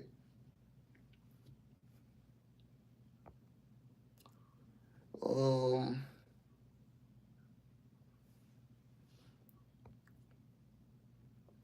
so I'll pay you to a reaction video to my last interview. I don't know if you're telling me that or you're talking to Ashe, so let me not. I don't know if that's directed at me or Ashe, so let me not respond to that. But you know, you see, when I really tell y'all what I really been through, that's why I don't be even talking about this shit. Cause I'm like, it ain't gonna be too many people that resonate with that. Cause that ain't most people. Most people ain't been homeless. They ain't been in these streets. They haven't done hard drugs. That's they. How can the average person really relate to the shit I'm talking about? That's why I be saying I'm not average. I'm like I don't expect the average person to even relate to this shit, right? With these sisters, wow, interview. Yeah, well, if you're talking to me, yeah, all you gotta do is email me. You like just send me the email, and I guess send me the cash app. I'll do a whole fucking video, no problem. I have no problem with that. I guess I'll hook it up to where we can see everything. I don't have no problem with that. So yeah, that's it. My email, asha at asharenew.com. Got the easiest email, asha at asharenew.com. Asha Renew is my website. So asha at asharenew. It's the easiest email to remember, right? So that's no problem. The email, I believe the email is gonna always be in the description of every video, or you can just go to the YouTube page and hit the about section. Everything is already there, right?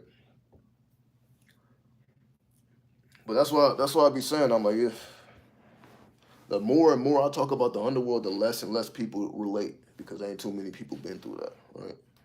I'm like the circle gets smaller and smaller and smaller. The realer and realer I talk, the smaller and smaller the circle get. Cause I'm like, that's not the average life. I don't live the average life. Right? What most people are doing out here, I'm not doing. Because my approach is different. Again, most people out here trying to be corporate, trying to get their degrees, trying to get their education, trying to be something in the world, trying to get up on the status quo. Yeah, I guess he was talking to me. But yeah, just email me. No problem.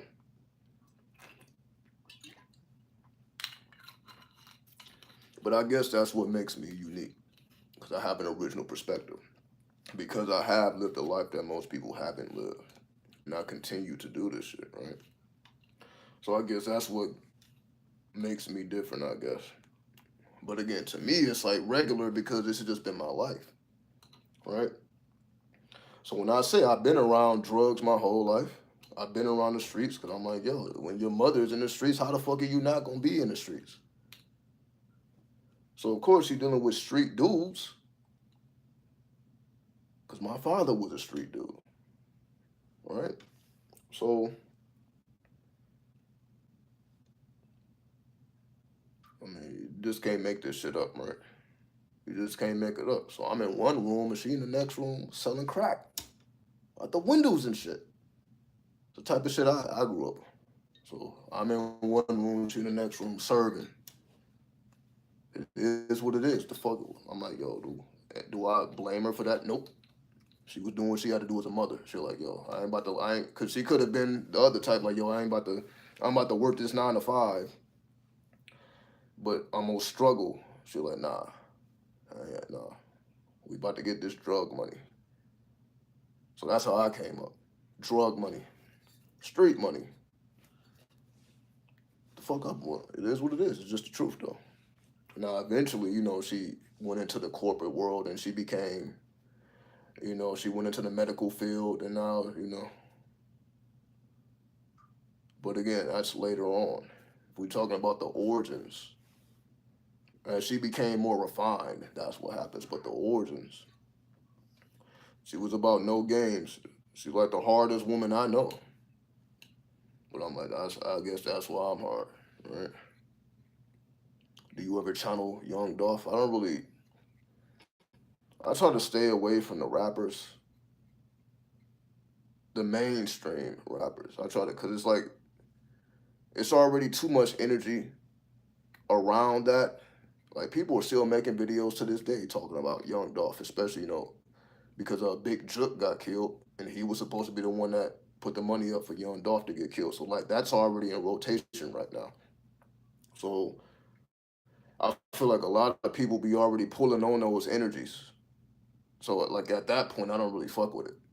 Once it becomes like popular and mainstream, I don't really fuck with it unless they come to me first. Now, if they come to me first, that's different. But once it becomes mainstream, once everybody knows, I'm like, I feel like that the energy is just too far for me to really to get a clear transmission. Not to say that I can't do it, but am I just thinking about dead rappers? Probably not. Probably not. But do I see them in my dreams? I do. I do. I see dead people in my dreams all of the time. But again, they fuck with me, so I'm not surprised by that.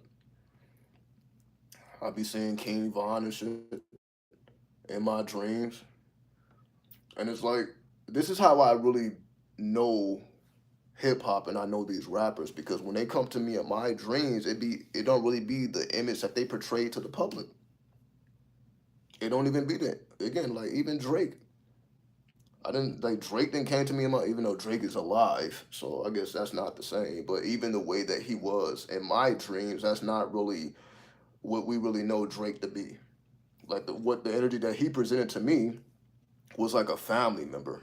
He wasn't like giving me an energy of like a fan that just knows him through hip hop. He was treating me like a family member. You know what I mean? So that's what I get. Like when I interact with dead people, they don't interact with me like I'm a fan because I'm not. Like they treat me like family. So that's why like it's intimate and it's sacred and that's why I don't abuse it. I don't abuse it. I don't take it for granted. So that's why I'm like I don't just be looking for people to fuck with like that. To me, that's like taking it for granted. Okay, I'm about to fuck with a dead rapper just to see what happens. Like I'm like nah. If they don't come to me first, I don't really want to chase the train like that. Because a lot of motherfuckers be coming to me. I don't even be knowing who they are. Like they got to announce themselves to me. Like it be people that announce themselves to me. All right. Like I be telling y'all, what was the woman's name? I don't. It's like a lot of Hollywood stars, a lot of black and white, like that era. They come to me. Again, people like Liberace, who was a Las Vegas legend, came to me. I done told these stories before. People that I wouldn't even know to look up. I didn't even know who Liberace was before he announced himself to me. I didn't know who he was. I'm not from Las Vegas. I don't know. I didn't know. But I just keep hearing the name. Liberace, Liberace, Liberace. Woke me up out my sleep. I'm sleep. I'm fucking sleep. Liberace, Liberace, Liberace. I'm like, what the fuck? What is this? Liberace? What the fuck is it? I Google it. It's a whole dude.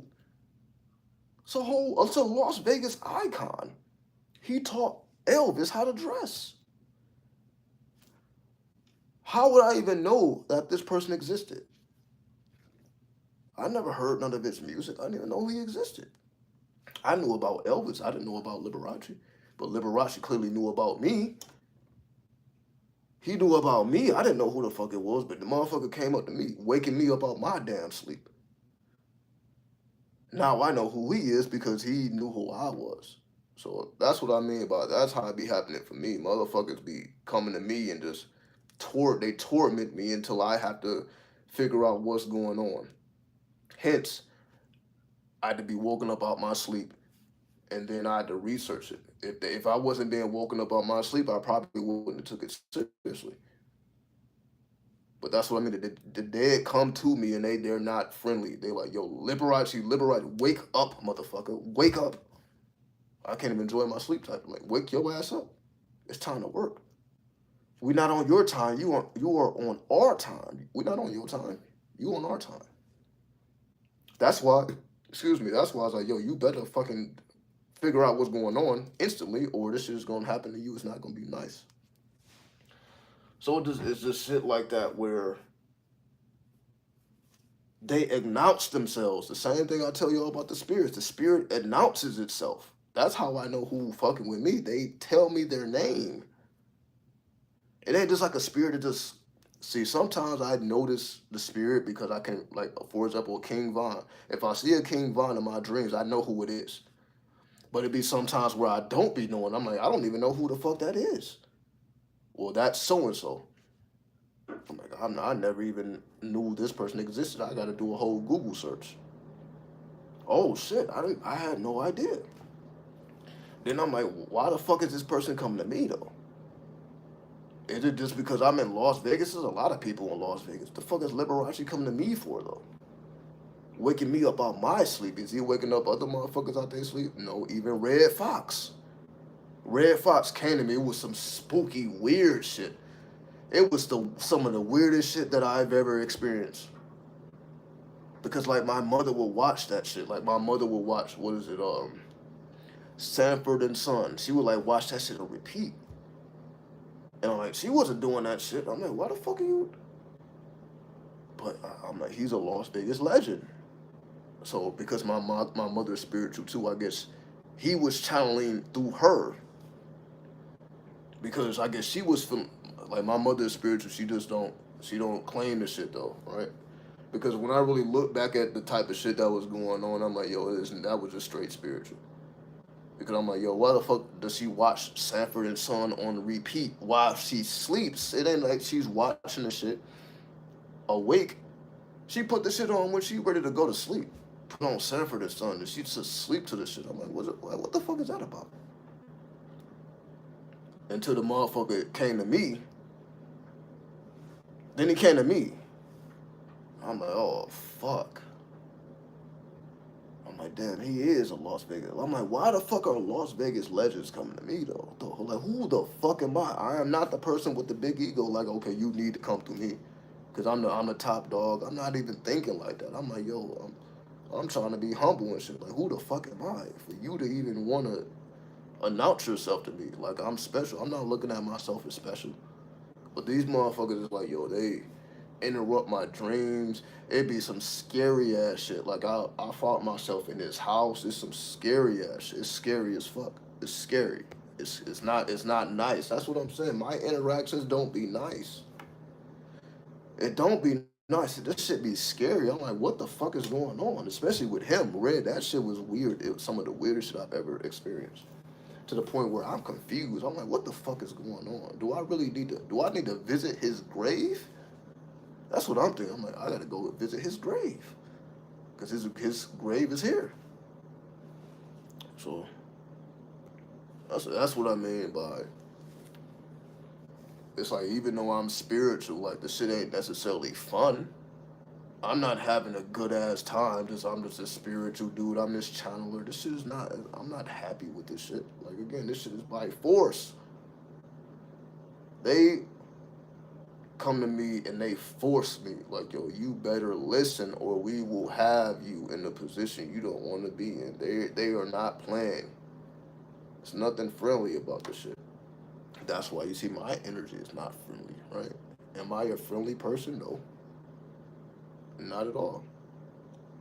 I can count on one hand how many people I have even invited into my home. It's only been like what, 2 people. I've only invited like 2 people inside this home since I've been here. It's only been like 2 people, right? And it's been very short too. It ain't like a person that's spending the night and spending alone. It was like less than an hour type shit. So the only 2 people that's even been in here like 1 hour, then they went on about their goddamn business. So that's just how I'm like, I don't even allow people up in my space. Cause I already know like it ain't for them. You gonna come in here and see some shit you don't want to see. You gonna come in here and see some shit you don't want to see. Um, but you see, I ain't even. All right.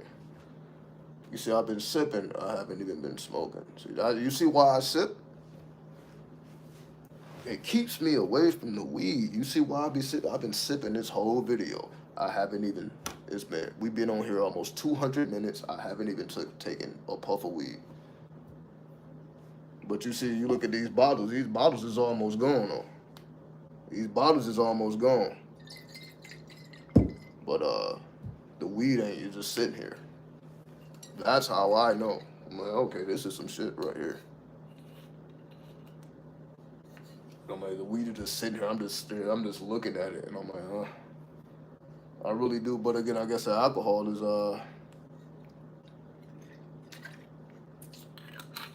it do what it's supposed to do. Nice ASMR tool. Yeah, shout out to ASMR. I'm gonna be putting out more content too.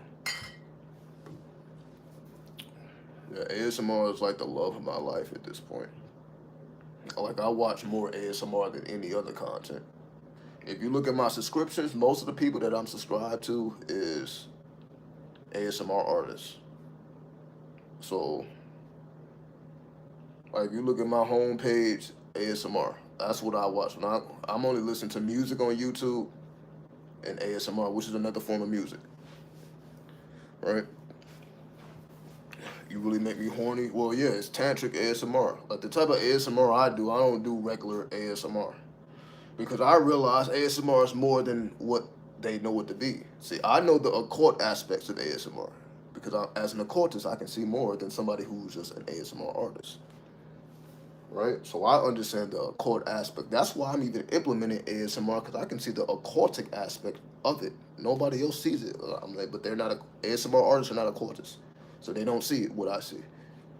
So that's why I do it. I'm like, yo, this is more than what people realize it is. This is how you activate your spiritual abilities. ASMR makes you more sensitive to the spirit. How do I know that? Because I know. Right? You ain't gotta take my word for it, but that's why I'm in the spirit. Like, I'm listening to violence. I already told y'all, all I listen to is drill music. All I listen to is drill music. Violence. I don't listen to nothing sweet. I don't listen to nothing else. Nothing else. No country music, no R&B, no techno. It's just straight death. All I listen to is straight death. If it ain't no killing, I'm not even listening to it. I'm like, oh. And which seems kind of weird because I'm like, I'm not. But as a Scorpio, I can transmute it. That's how I know myself. As a Scorpio, I can absorb it and transmute it. Right?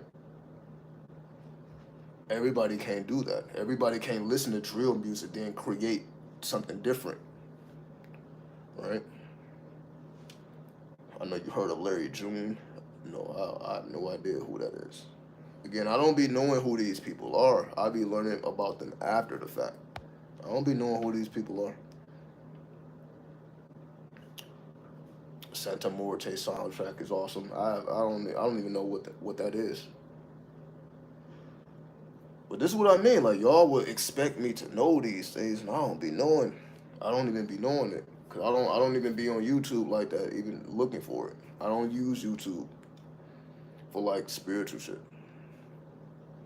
All right. Smooth P. Oh, I guess you're saying pimp music from the West Coast. Smooth pimp music. Is that what you mean by P? So if it's pimpish, then of course I'm gonna listen to that shit. Of course I'm gonna listen to that shit. But you know, what's that one song? I do listen to that one song. What is that one song by It's this Memphis rapper. What is it? It's Choosing Fee. It's a song. It's by a Memphis rapper. It's called Choosing Fee. I listen to. Fuck it. I'm about to put it on right now. I don't remember what his name is though. I'm gonna put that shit on right now. 'Cause I will listen to that shit. All right, hold on. Let me at least get the name though. What is the name of this shit? All right, give me a second. Let me see if are we hooked up or not. Um, Give me a second. Let me hook this shit up. So we're gonna listen to some pimp shit. All right, hold on.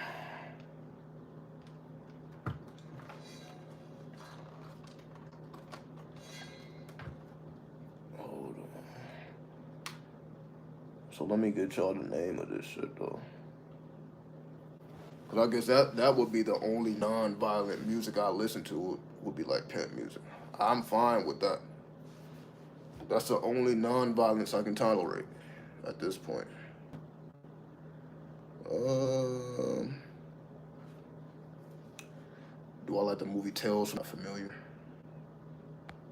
I'm not really a movie dude though, so that's not. I shouldn't be. I'm not the movie dude. I can't tell you the last movie I seen. I don't know the last movie. I don't. I'm not a movie god. I don't know. I don't know what's coming out. I don't know what came out. I don't even watch movies. I don't watch movies. I'm not gonna lie to you. I don't watch movies. I don't even care to watch movies at this point. I don't give a fuck what Hollywood is doing. I don't even watch the shit. I don't care what Netflix is doing. I don't watch the shit. I just don't. I don't care about it.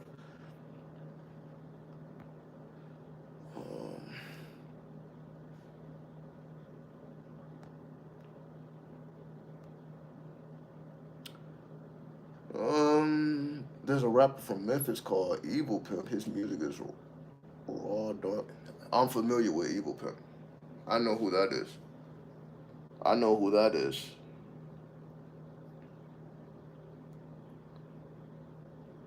So yeah, I've heard of Evil Pimp.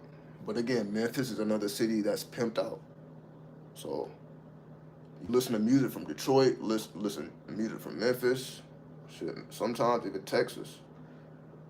It's just, but yeah, mainly Memphis. It's like that's just the pimp city, right? So I get it. If you ain't, oh shit.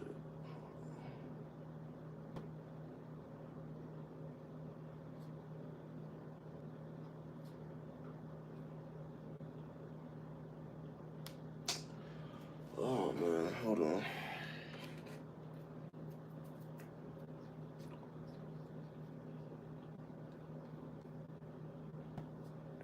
This song is bullshit. Hold on.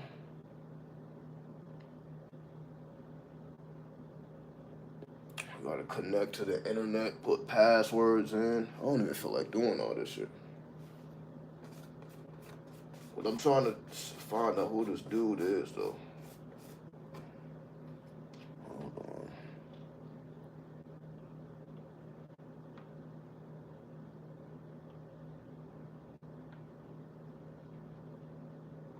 But the song is called "Choosing Fee." I'm gonna see who it's by right now, though. Cause when I heard that song, I'm like, oh shit, that was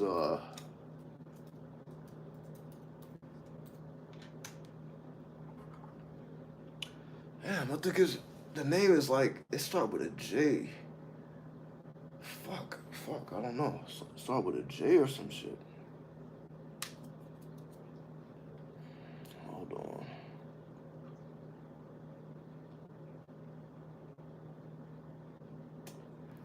But that just goes to show that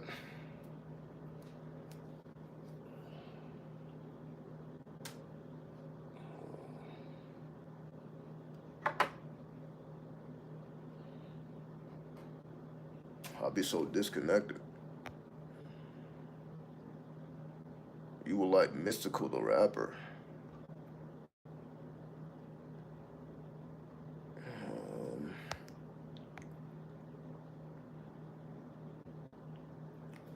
all right, here we go.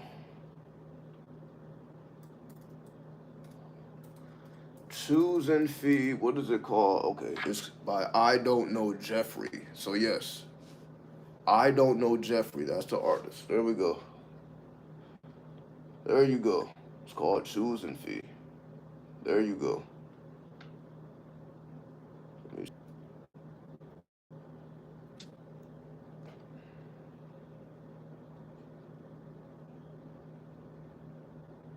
oh, okay, hold on.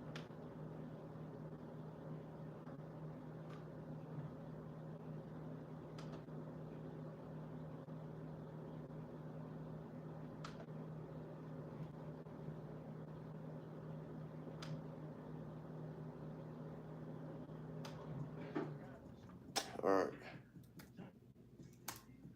All right, here we go. So I'm gonna take a puff of the herbals while I'm listening to this. Finally, after 200 damn minutes. Took me 200 minutes. All right.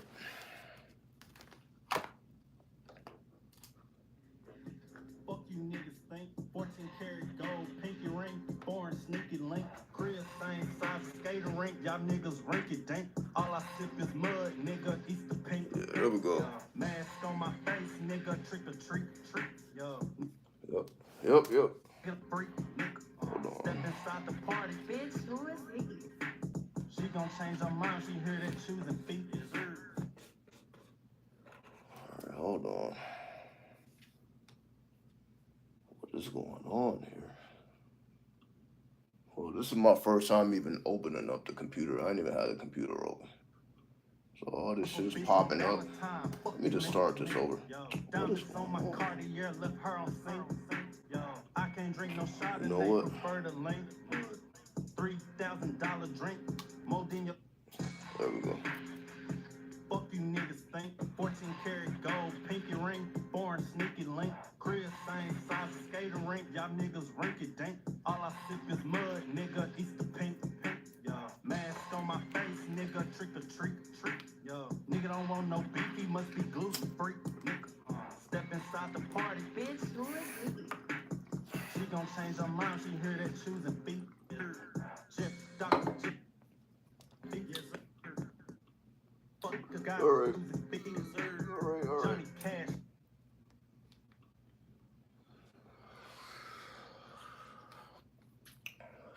So let me so what I'm gonna do, I'm gonna go ahead and just restart this computer. Cause I see I got mad shit going on. I'm trying to play a song for you. Like I don't have a bunch of shit already going on. So like it don't even want to play right now. But anyway, you can just listen to it yourself. I ain't even about to go through all this. Because I didn't plan on playing anything. So it's not like I had this shit set up. So I'm not even about to deal with this right now. Yeah, it's like it's still trying to play and shit. It just, when your computer has been on like over 24 hours, you just got to reset that shit. So I haven't even been on the computer. I literally just touched the computer right now. So I haven't even been on it. So I just need to go ahead and reset this shit, honestly. So that's what's going on. So I just had to I had to hard reset it right now. All right, give me a second. We sign back in. So we'll get it right. Just give it a second. Let me just go ahead and reset everything. I got mad links open. I'm like, I don't even remember what I was doing. All right, enough with that.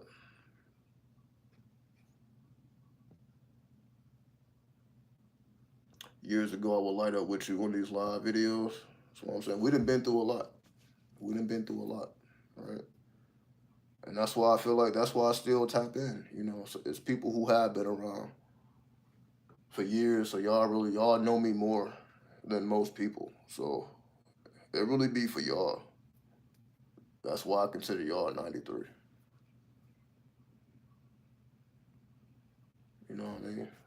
That's why I fuck with 93. I'm like, yo, for y'all who really know me, right? So y'all not fooled by any of the theatrics, right? I can put on my little theatrics, but y'all know who I am. So I always touch in. I'm like, yeah, let's have a drink. Let's have a smoke. Let's do some channeling. That's what we're supposed to be doing, right? Let's do something that you're not gonna do anywhere else, right?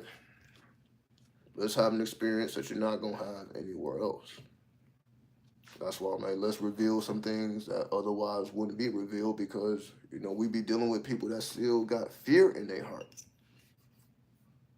So there's certain deities that's not even gonna fuck with your bitch ass because you scared. It's some these deities is scary. Someone like you, they not even qualified. Most people ain't qualified to even do this shit.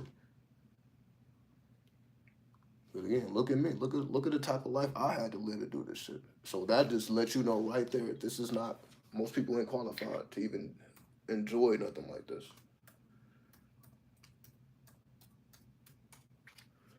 Cause I wouldn't wish my life on anybody. And that's just me. I'm just being like, would I really want somebody else to have to go through that? Probably not. Would I want y'all to have to go through the same shit I go through? Nah, I wouldn't. That's why I just give the game just so readily. Like, do not go through the same ordeals I had to go through. Do not do it.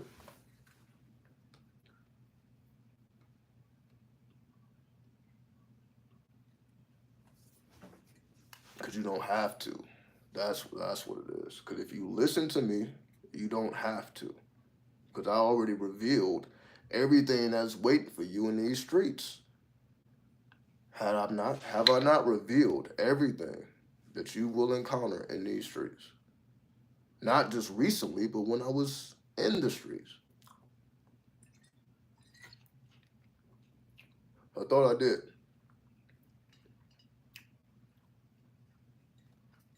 I got so intimate with the streets, you don't even need to go to the streets. Because I was so intimate with the game. Because at one point, that's all I knew was the underworld. But just ask yourself if the first deity that came to me was the Lord of the Underworld that we call Osiris. Anyway, if the first deity, bro, this fucking computer, like everything is starting up now. Now it's giving me notifications on my phone. That's just the interconnectedness of Apple. So shit that's happening on the computer is popping up on the phone, just letting me know. Okay, which is good for security. Ain't nobody gonna be in your computer without you knowing. But as we live streaming, I keep getting these pop ups. What I'm saying is it really a coincidence if the first God that came to me was the Lord of the underworld? And is it really a coincidence that I went to the underworld and revealed the secrets? Does that make sense to you? I was just thinking about this before I went on live. Because I've been reading these Egyptian myths. I'm like, what the fuck? This shit has been blowing my mind. That shit is.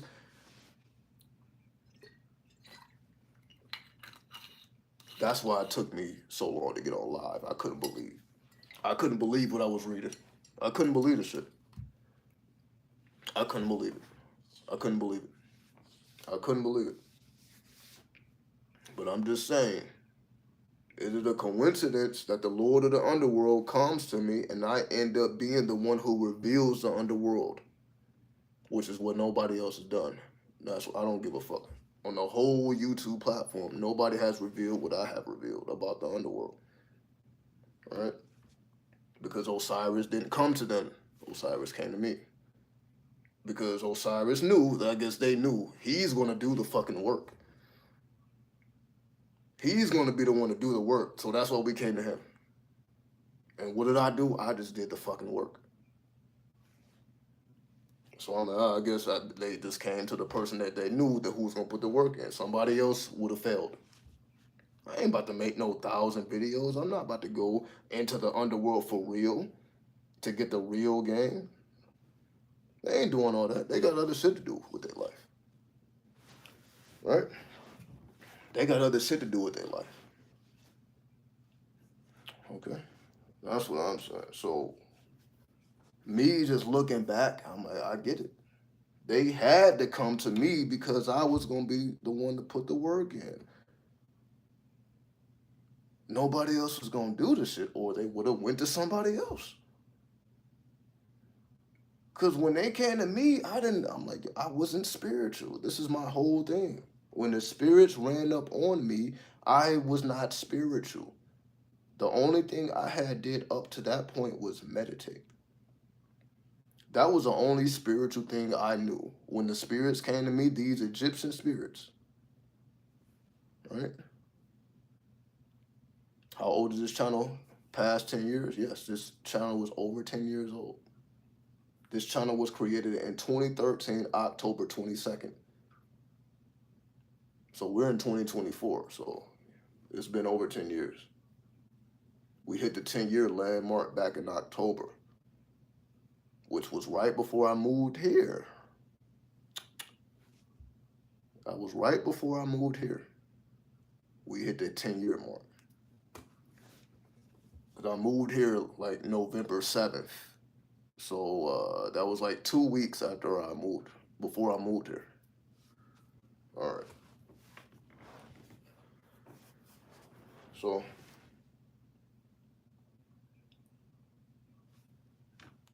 that's why I can say this humbly. Because I know the ordeals I had to go through. So it ain't nothing to brag about. Going through homelessness, is that really a flex? Probably not. Right? That's not something, oh, I've been homeless. Is that really a flex? I'm into the underworld. I know about the underworld. Is that really a flex? Not really, right? Is that something that people are going to readily go into? Yes, it is the way you did it. See, that's the whole thing, right? I understand that. The ordeal was nothing to brag about, but the way I did it, I guess that's the originality I bring to the table. So I understand that. I guess it's the same thing with 93. I didn't necessarily invent 93. However,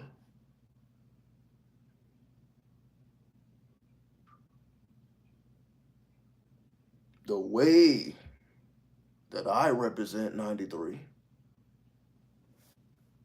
It's unlike what anybody else has done before me, right? Because you don't see them. They're not going live. They're not interacting with the people. You can't ask them no fucking questions. They don't open themselves up like I have opened myself up, right? They don't. But again, I'm like, that's why the spirit came to me. And again, I say that humbly. It's not a brag. I like, okay, they knew to come to me because he's going to be the one that's going to really do it. Because he don't give a fuck about fame. He don't give a fuck about what everybody else give a fuck about. He was already that way. Like I said, I was not the person growing up. I want to be a doctor. I want to be a lawyer. I didn't have those aspirations. I didn't care about none of this shit because I knew it was fake. I'm like, this is some bullshit. I don't want no parts of it. I'm ready to die. This is me growing up. I didn't care about none of this shit. That's why I was fucking up in school. Then my parents, my grandparents, they're like, yo, you can't be doing this shit. We was at war with this school shit. I'm like, yo, the fucking teachers is racist though. They making me look at the N word and shit. I'm like, what the, yo, you gotta get your education. What the fuck are you doing? Yo, it was a battle. It was a battle. I'm like, damn. So fuck the racism. They're like, yo, fuck it. I'm like, oh my goodness. They didn't give a fuck that they was telling me at school. You gotta read this book out loud, and when you see the N word, just skip over it. They didn't give a fuck. I did though. I'm like, no, I'm not doing that shit. Oh, if you didn't do it, F. So I stayed getting the F because I'm like, it was a certain shit I refused to do. I'm like, what the fuck is this? But that, in the spirits, they're like, yo, all right, this motherfucker is not bending for the system. I'm refusing to do that shit. So I'm like, okay, I see why the spirits ran up on me. I'm like, all right, this motherfucker already don't care about what the world thinks. So fuck it. Let's see what he gonna do with the game. That's how I look at it. That's how they're like, yo, let's see what he gonna do. Because clearly he already don't give a fuck. He never gave a fuck. He never had aspirations to give a fuck. We actually have to make him give a fuck. Which is what I said, right? I told y'all, the occult is what gave me a reason to live. It wasn't life. I didn't care about none of this shit. Until I realized there's deeper levels than what I'm seeing. I'm like, okay, I got a reason to live now. Is that the average person's life? Nope. Okay. So eventually they ran up on me. Like, all right, this is what you need to be on. And oh, you really this way? You need to be up on this then. And then I was just loyal to them because I'm like, yo, like I was telling y'all before, I never had a relationship with God either. So I didn't care about this world. I didn't care about God. All that shit been fake to me the whole time, which is why I wanted no parts of it. So I'm like, I don't want to go to church. I don't want to go to school. Anything, yes, anything that's about colonization. I don't want no parts of it. Anything that have to do with colonization, that's why I didn't give a fuck about working a job. Y'all see me. I just started working a job now. 10 years, the majority of this channel, y'all, I was not working. I was not in the corporate space because I didn't give a fuck. I'm like, fuck this bullshit. Which y'all have seen the entire time. I'm like, I've been on fuck this world. I gotta figure it out on my own and I don't care. That's what y'all have, that's the energy I've been giving y'all the whole time, right? And again, that ain't because of the Lima. That's not because of 93. That's not because of the cult. Like I was just already on that type of time. I feel like that's what drew me to 93 because I'm like, oh, if Aleister Crowley is considered the wickedest man on the planet, I'm like, okay, I need to see what the fuck that's about because I'm all about that wicked shit. What the fuck I supposed to do? Be about the friendly shit? So that's all I'm saying. Man. So that's why I say I wouldn't wish my life on nobody else. This ain't nothing friendly. This nothing. It's nothing to brag about. This is not a flex. How? But the spirits just fuck with me though. Human beings probably know. Human beings and again regular people who don't give a fuck about the occult, they probably don't want to do with anything. They don't want nothing to do with me at all. But the spirits do, cause they've been running up on me whether I want when I want them to or not. They just been pulling up on me and like, yo, you gotta do whatever you gotta do, right? Let's see. So that's why I say it's I do what I do so that you don't have to experience what I had to experience. So it's like a shortcut because now you know, okay, the purpose of life is just to activate your true will and gain knowledge and conversation of your holy guardian angel. You're just like, okay, that saves you a lot of time. Because a lot of people are still trying to figure out who they are. That's why people go through midlife crisis, still trying to find out who and what they are. They don't even know. Like the corporate world can't do that for you. Otherwise, people wouldn't have a midlife crisis.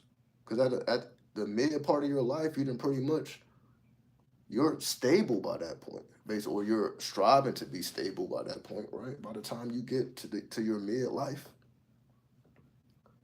you're already well into your career. You done already had children. You're probably married and all that shit. So it's like, why do people have midlife crisis if you didn't did everything that you feel you're supposed to do? You're probably into your church, your religion. So by the time you're in midlife again, you done probably made a decision as to what your lifestyle is, what religion you're into, who your husband is, who your wife is, your children. They already raising them. You well into your career. So it's like, what the fuck is the point of a midlife crisis? Why do people still go through that when they didn't did everything you could do earthly that you didn't they've been told to do? They didn't did everything they've been told to do. It's because none of that shit had nothing to do with what you're supposed to do here and why you came here. That's why people have midlife crisis.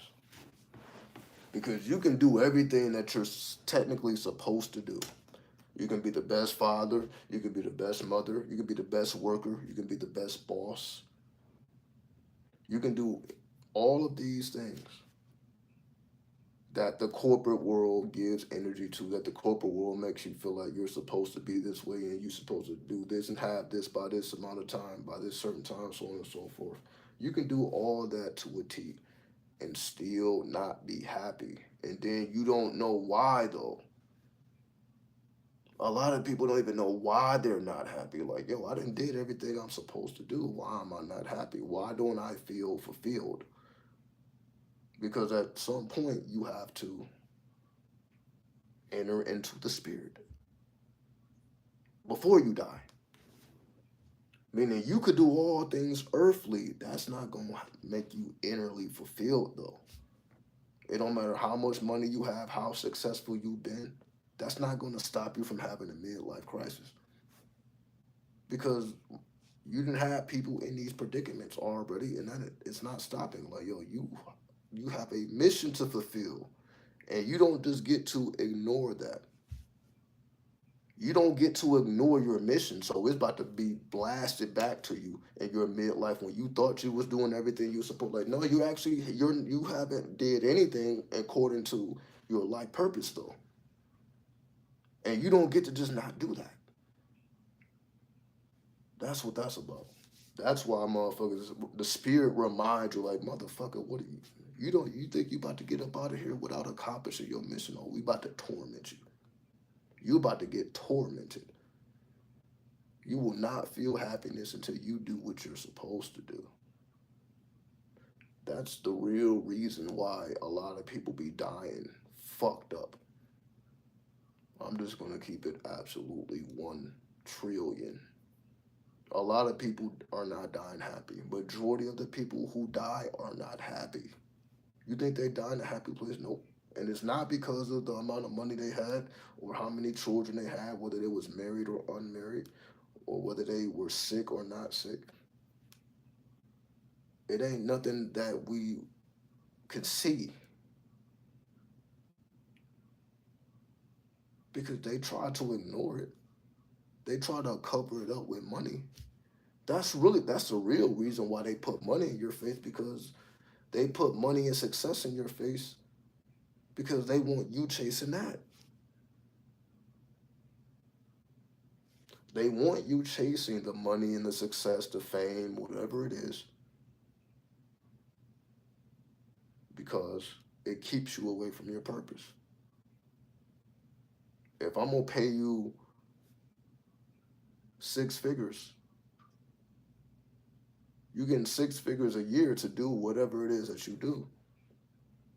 That's gonna occupy all your time. That's gonna occupy all your energy. What time are you gonna have for a life purpose?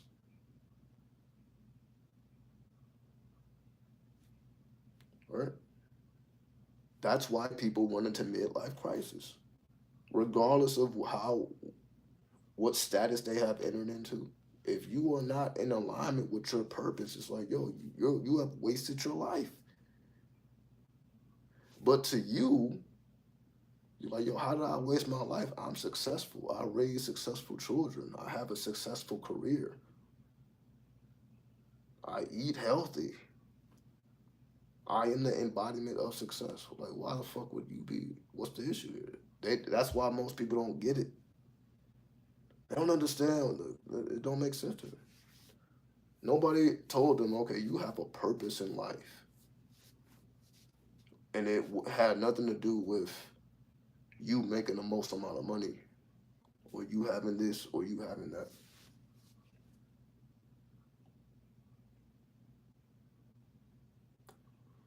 So anyway, at some point, you have to acknowledge spirit. You can't get away from it. There's no getting away from it. You can say I was just able to do it a lot earlier because I didn't give a fuck about none of the shit that most people give a fuck about. So I was able to have that revelation a lot earlier. I didn't have to wait to the midlife crisis to meet Asar, right? Because I already again was.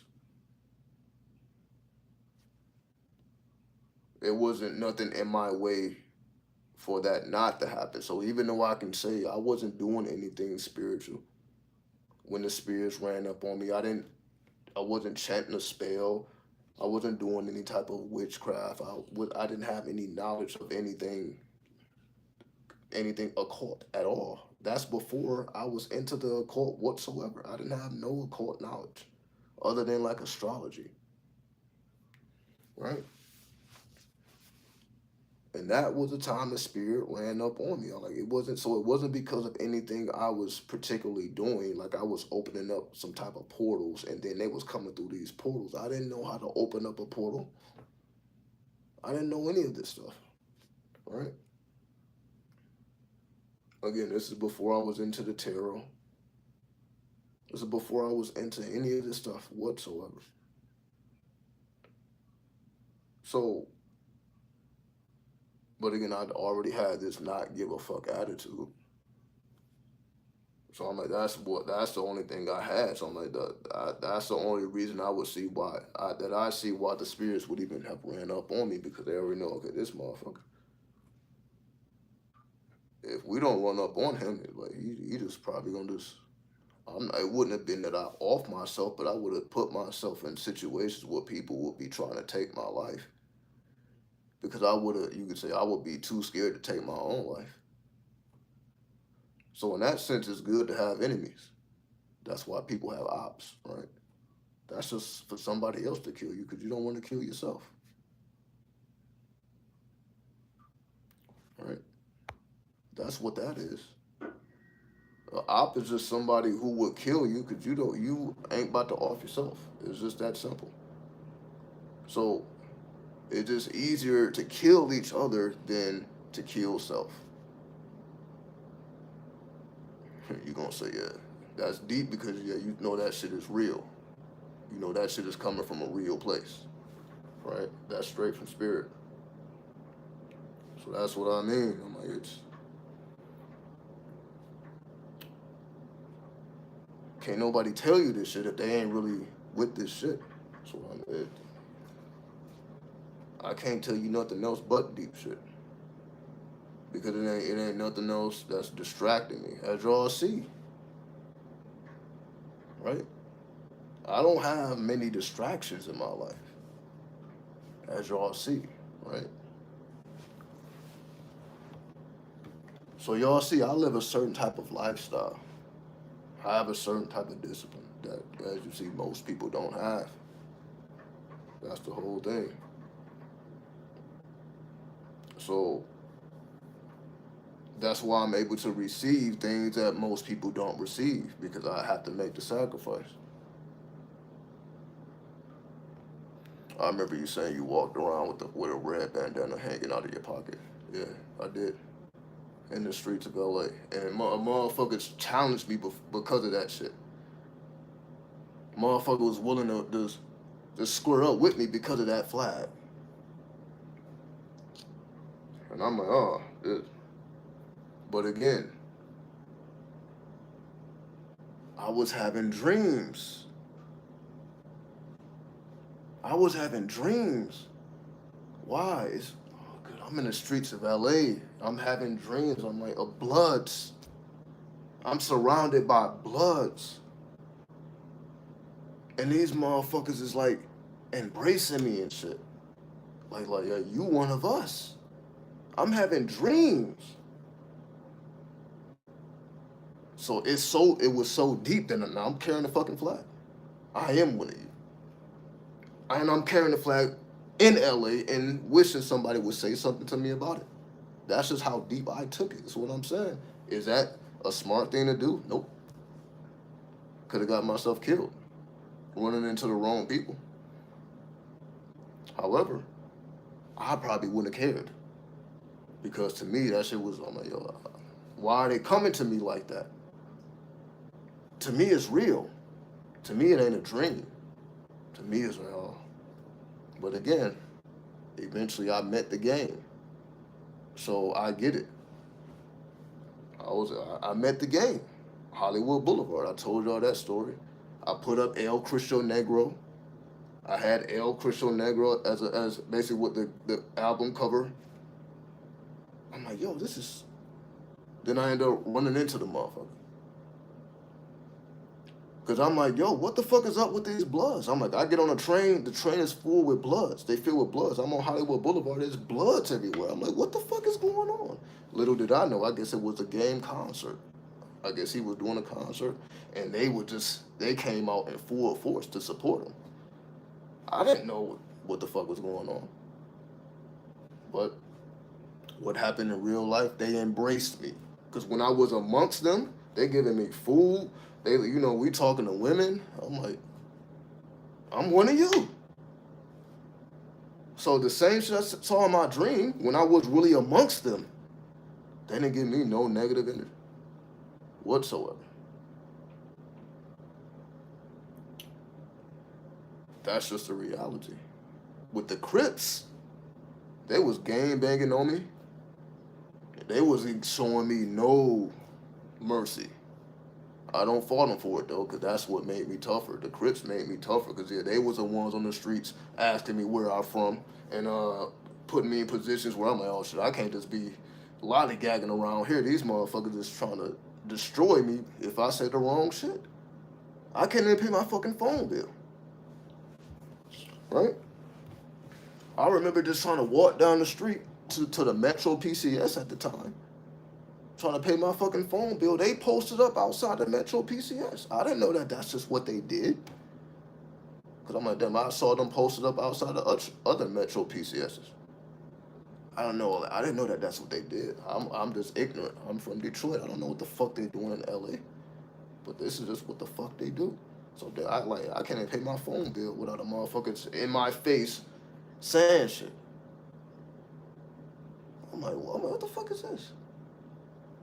So the Crips made me tougher because those are the ones I was running into on the streets, and they was like just showing me no mercy. But then the blood showed me love. It is what it is, right? That's just how the shit went.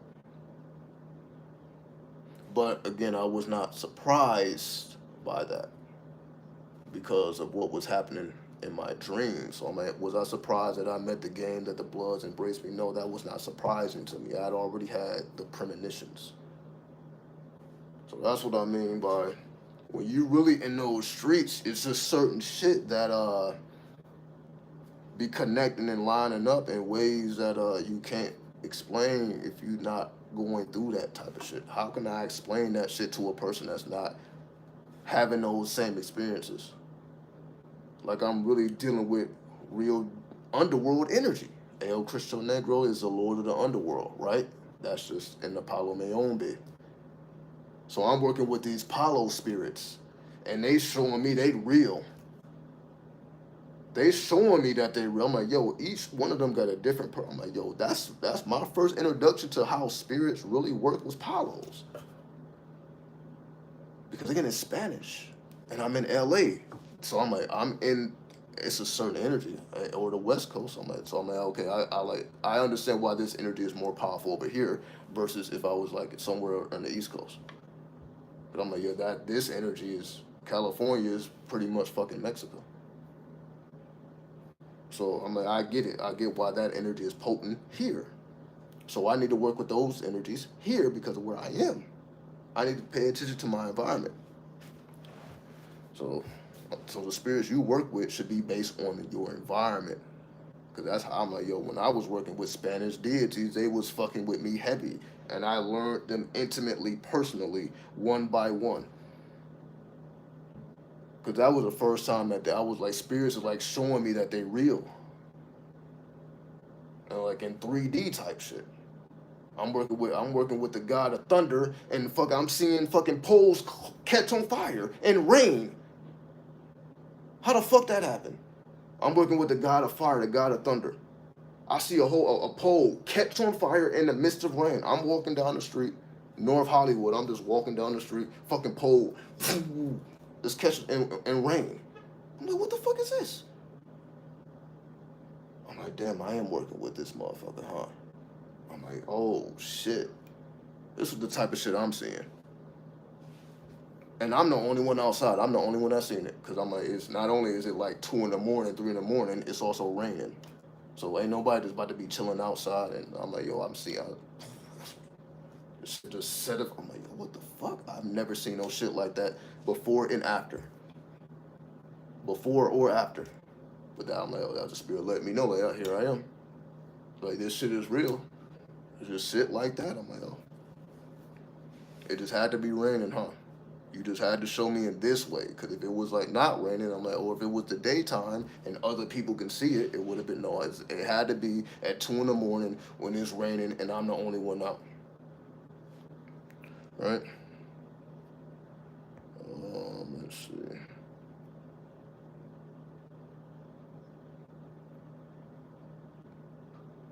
Roll flush goes hard too. Or goes hard, bro. Powerful. Let's do an amazing song to lift the veils more. I've been spitting to destroy the what is it, the magnosphere?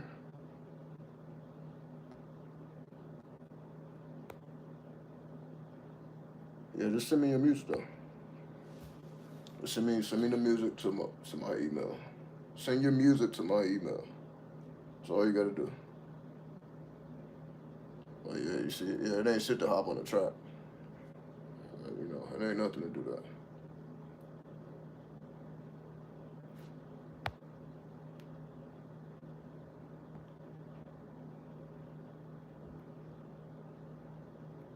So, he's an underworld legend. But It'd be different if I chose it, right? It'd be different if I'm like, oh, this is just what I wanted to do, versus the spirits just snatched my ass up and made it happen. So that's why I can keep my ego out of it. That's why I can be humble. That's why it's not to brag. It's not a flex. Cause mom, it was done by force. So I'm like, what is there to flex? You know, it is what it is though.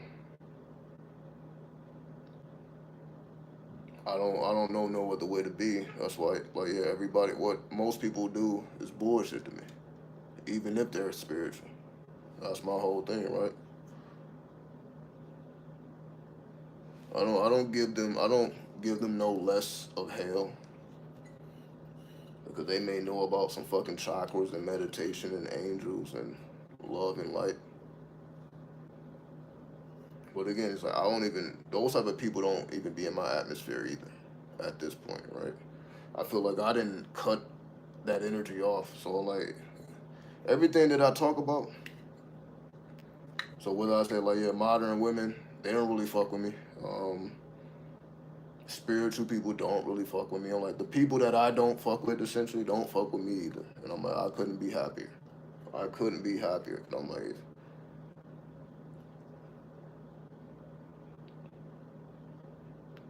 it's like just what most people deal with to me is small.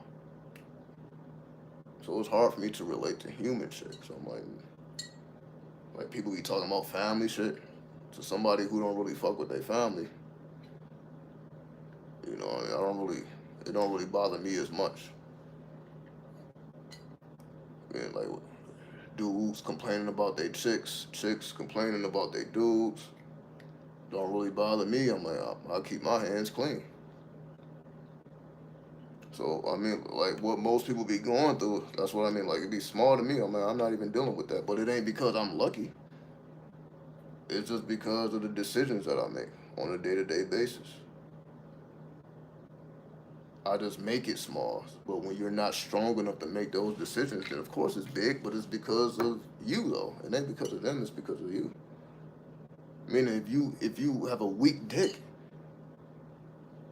you can't keep your dick out of bitches.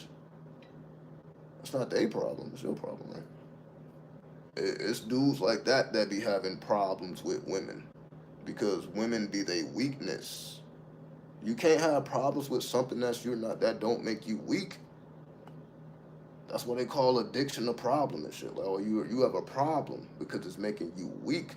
If it don't make you weak, how can it give you a problem? So that's how I look at people's problems. I'm like, no, that's your weakness. Whatever problems you have is just something you're weak against. Right? When we say self-control, it's deeper than self-control because most people do have self-control. Like most people ain't out here killing shit. Most people ain't out here just throwing their life away. Right? Most squares are doing what squares are supposed to do. They have enough self-control to keep their goddamn lights on, to keep their bills paid. So I would call that self-control. But everybody has a weakness though. Even if you have self-control, everybody still has a weakness. It's all about, and I guess for some dudes, it's women. Right? So when women become your weakness, then you're gonna have women problems. But when women are not your weakness, you're not gonna have women problems.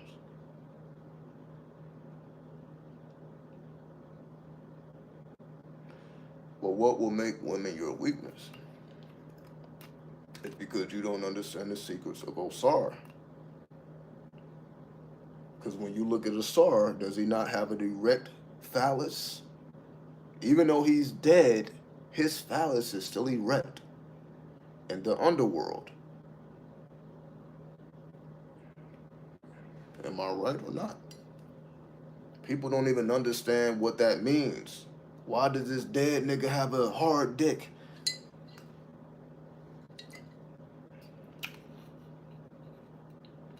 Why is the dick emphasized on this dead nigga? Is it because he's doing a bunch of fucking?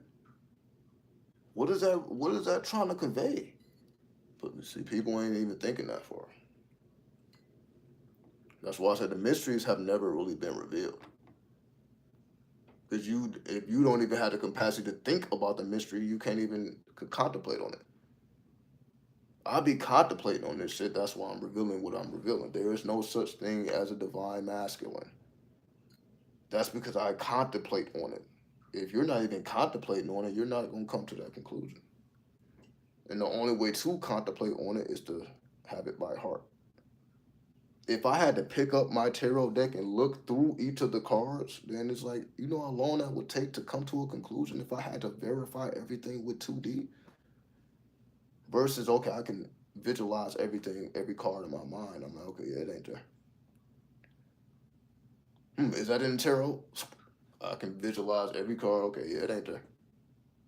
Imagine if I had to physically look at every card because I don't have the images committed to memory. I'm like, is that there? Is that symbol on that card? Is that symbol on that card?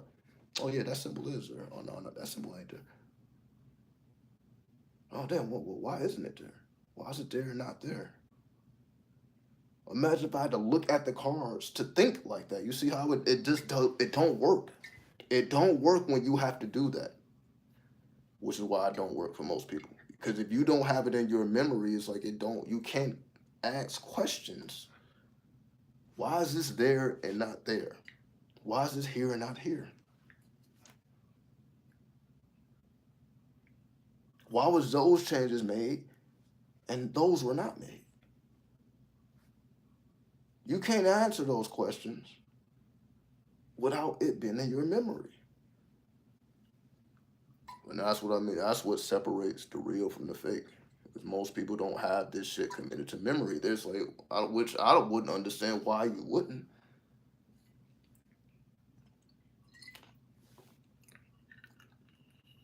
Especially if this is what you're really about. I don't know why you wouldn't have it committed to memory. Right? Because there is no excuse why you wouldn't. If you feel like, if you're like, oh, this is what I do every day. I'm about that life. Well, I bet not see you picking up no notes, no pens, looking up shit. Everything better come off the dome. I see you looking at anything. I'm like, this is how you know the real from the fake. If a person come up to me showing me a book, you should read this book. You should nope. Because if you about the real, you should reveal to me something that I can't find in the book. Because it came from you. You're giving me your revelation instead of directing me to somebody else's revelation. Because why would you do that? Why would you direct me to somebody else's revelation instead of giving me your revelation, especially if I'm in your face? Why would you direct me to somebody else's work when you're supposed to be the one doing the work? Why would you not tell me about the work that you're doing instead of trying to direct me to what somebody else said who's not doing the work that you're doing? But people do that though. But again, that's how I know who's real and who I'm like, yo, you come at me, anything 2D, anything written, not by your hand, because Thoth scribed his book with his own hand. That's what makes Thoth Thoth. That's what makes the Hootie. He did it with his own hand. He wrote his own lyrics. Nobody wrote it for him. He wrote his own lyrics. So if you're not writing your own lyrics, how can I take heed to what you're doing? You're not writing your own lyrics. So they say, yeah, as a rapper, how can I respect you when I got to write all my lyrics and you're not writing yours? You got a writer. I got to write my own shit. You got somebody else writing those. So you see, it's two different worlds. But that's the difference between the real and the fake at this point. Because people are just more interested in somebody else's words. So that's why you're reading a book. You're more interested in somebody else's words. But what about your words? But how can you have any words if you don't have the library in your memory, which is the tarot? If the tarot's not in your memory and the tarot is supposed to be the book of life, it's supposed to be the library, the key to the whole universe, How can you access it if you don't have it committed to memory? But you know what it is? People have the wrong decks. People have decks that are not meant to be committed to memory. Because like all the cards they look the same and it's hard to distinguish the card from one another. That's why most people don't have this commit. It's too hard to distinguish the cards because of who the creator was. They were not occultists. They were not mindful enough to say if they need to commit each of these. It's like impossible to do this shit with other shit. So I get it from that perspective.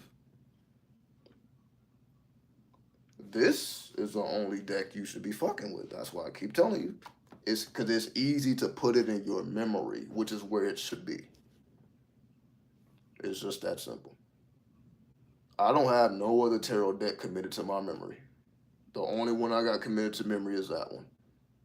Because all these other tarot decks is like it's too much going on or it's not enough going on for me to distinguish one card from another. It's just that simple. So that's what I mean by it's not hard to tell the real from the fake. Cause I'm like, if you're not spitting from memory, it's the same thing when you amongst the 5% and you can't quote your lessons, they're not going to consider you to be real.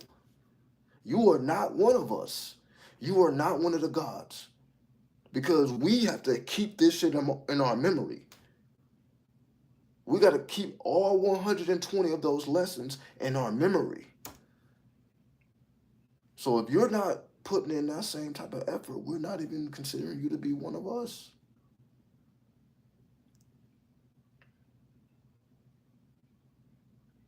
I can't ask you, well, who was the original man?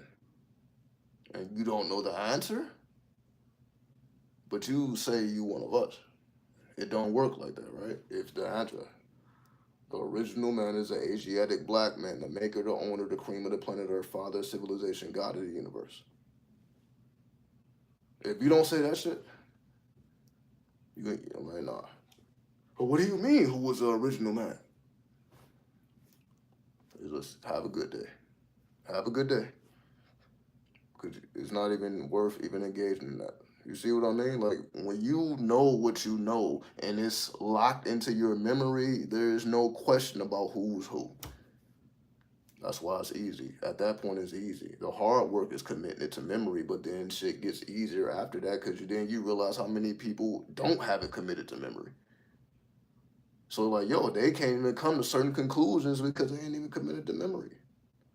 That's why I say majority of what I say, what I put out, is because I have this committed to memory.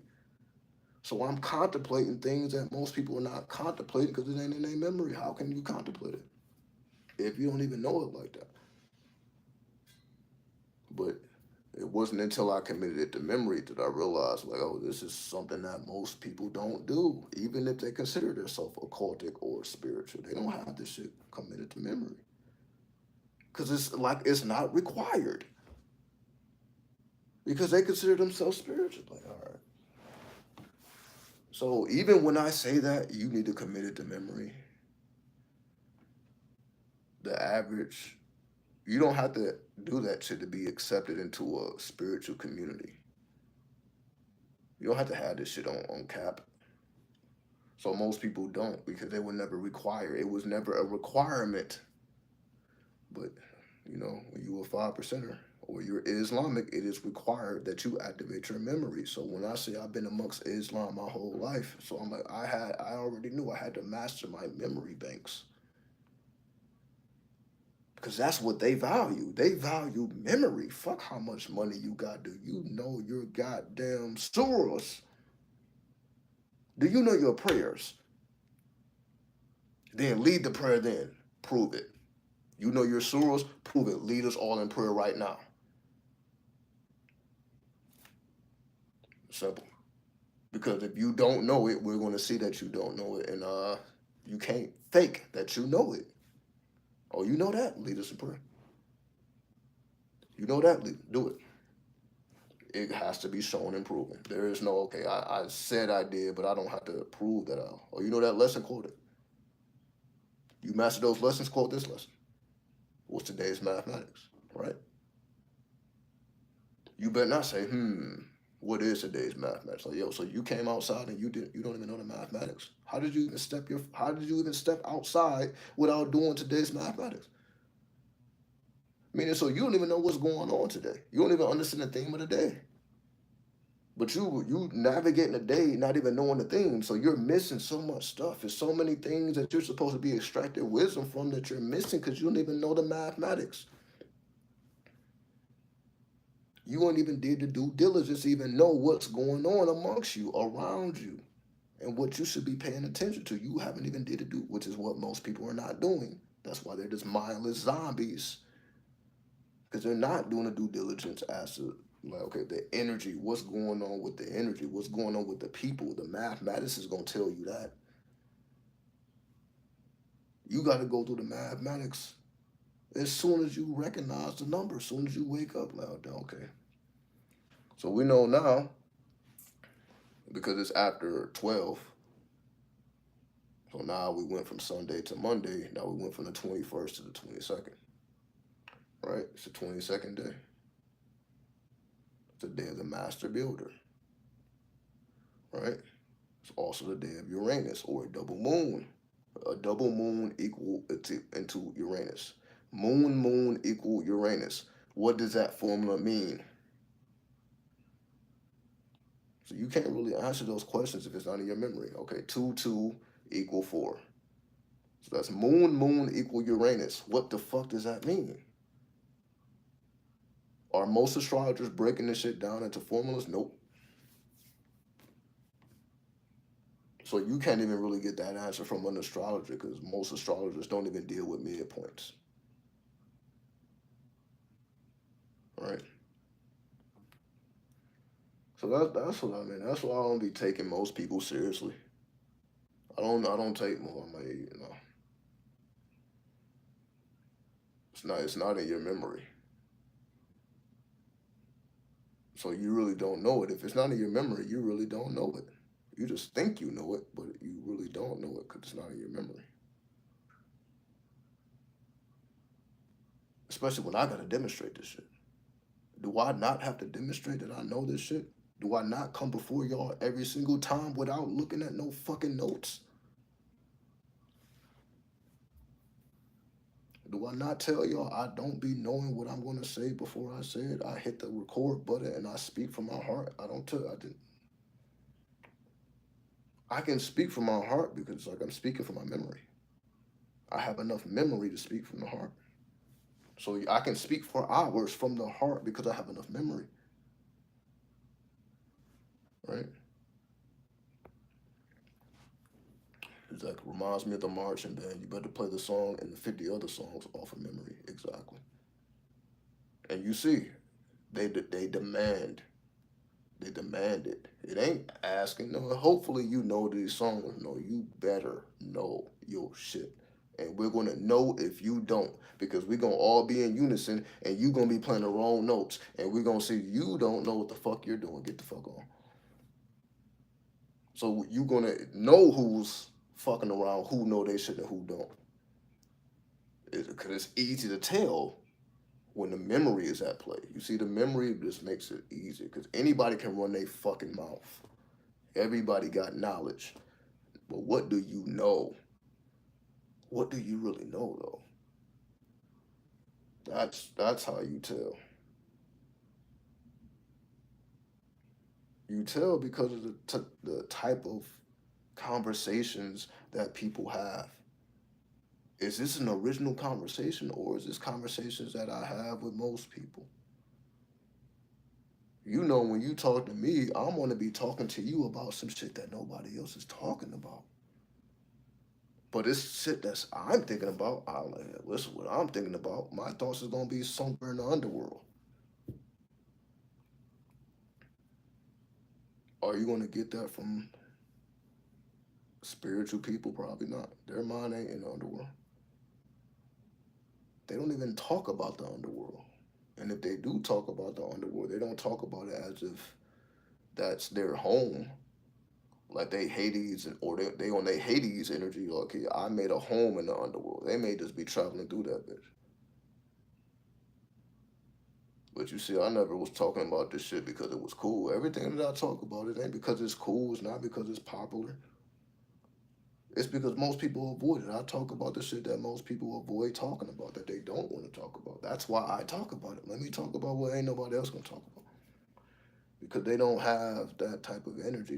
They don't have the endurance to withstand these types of conversations.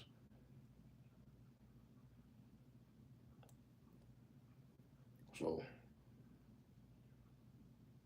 that's why I have to show you what it means to be original.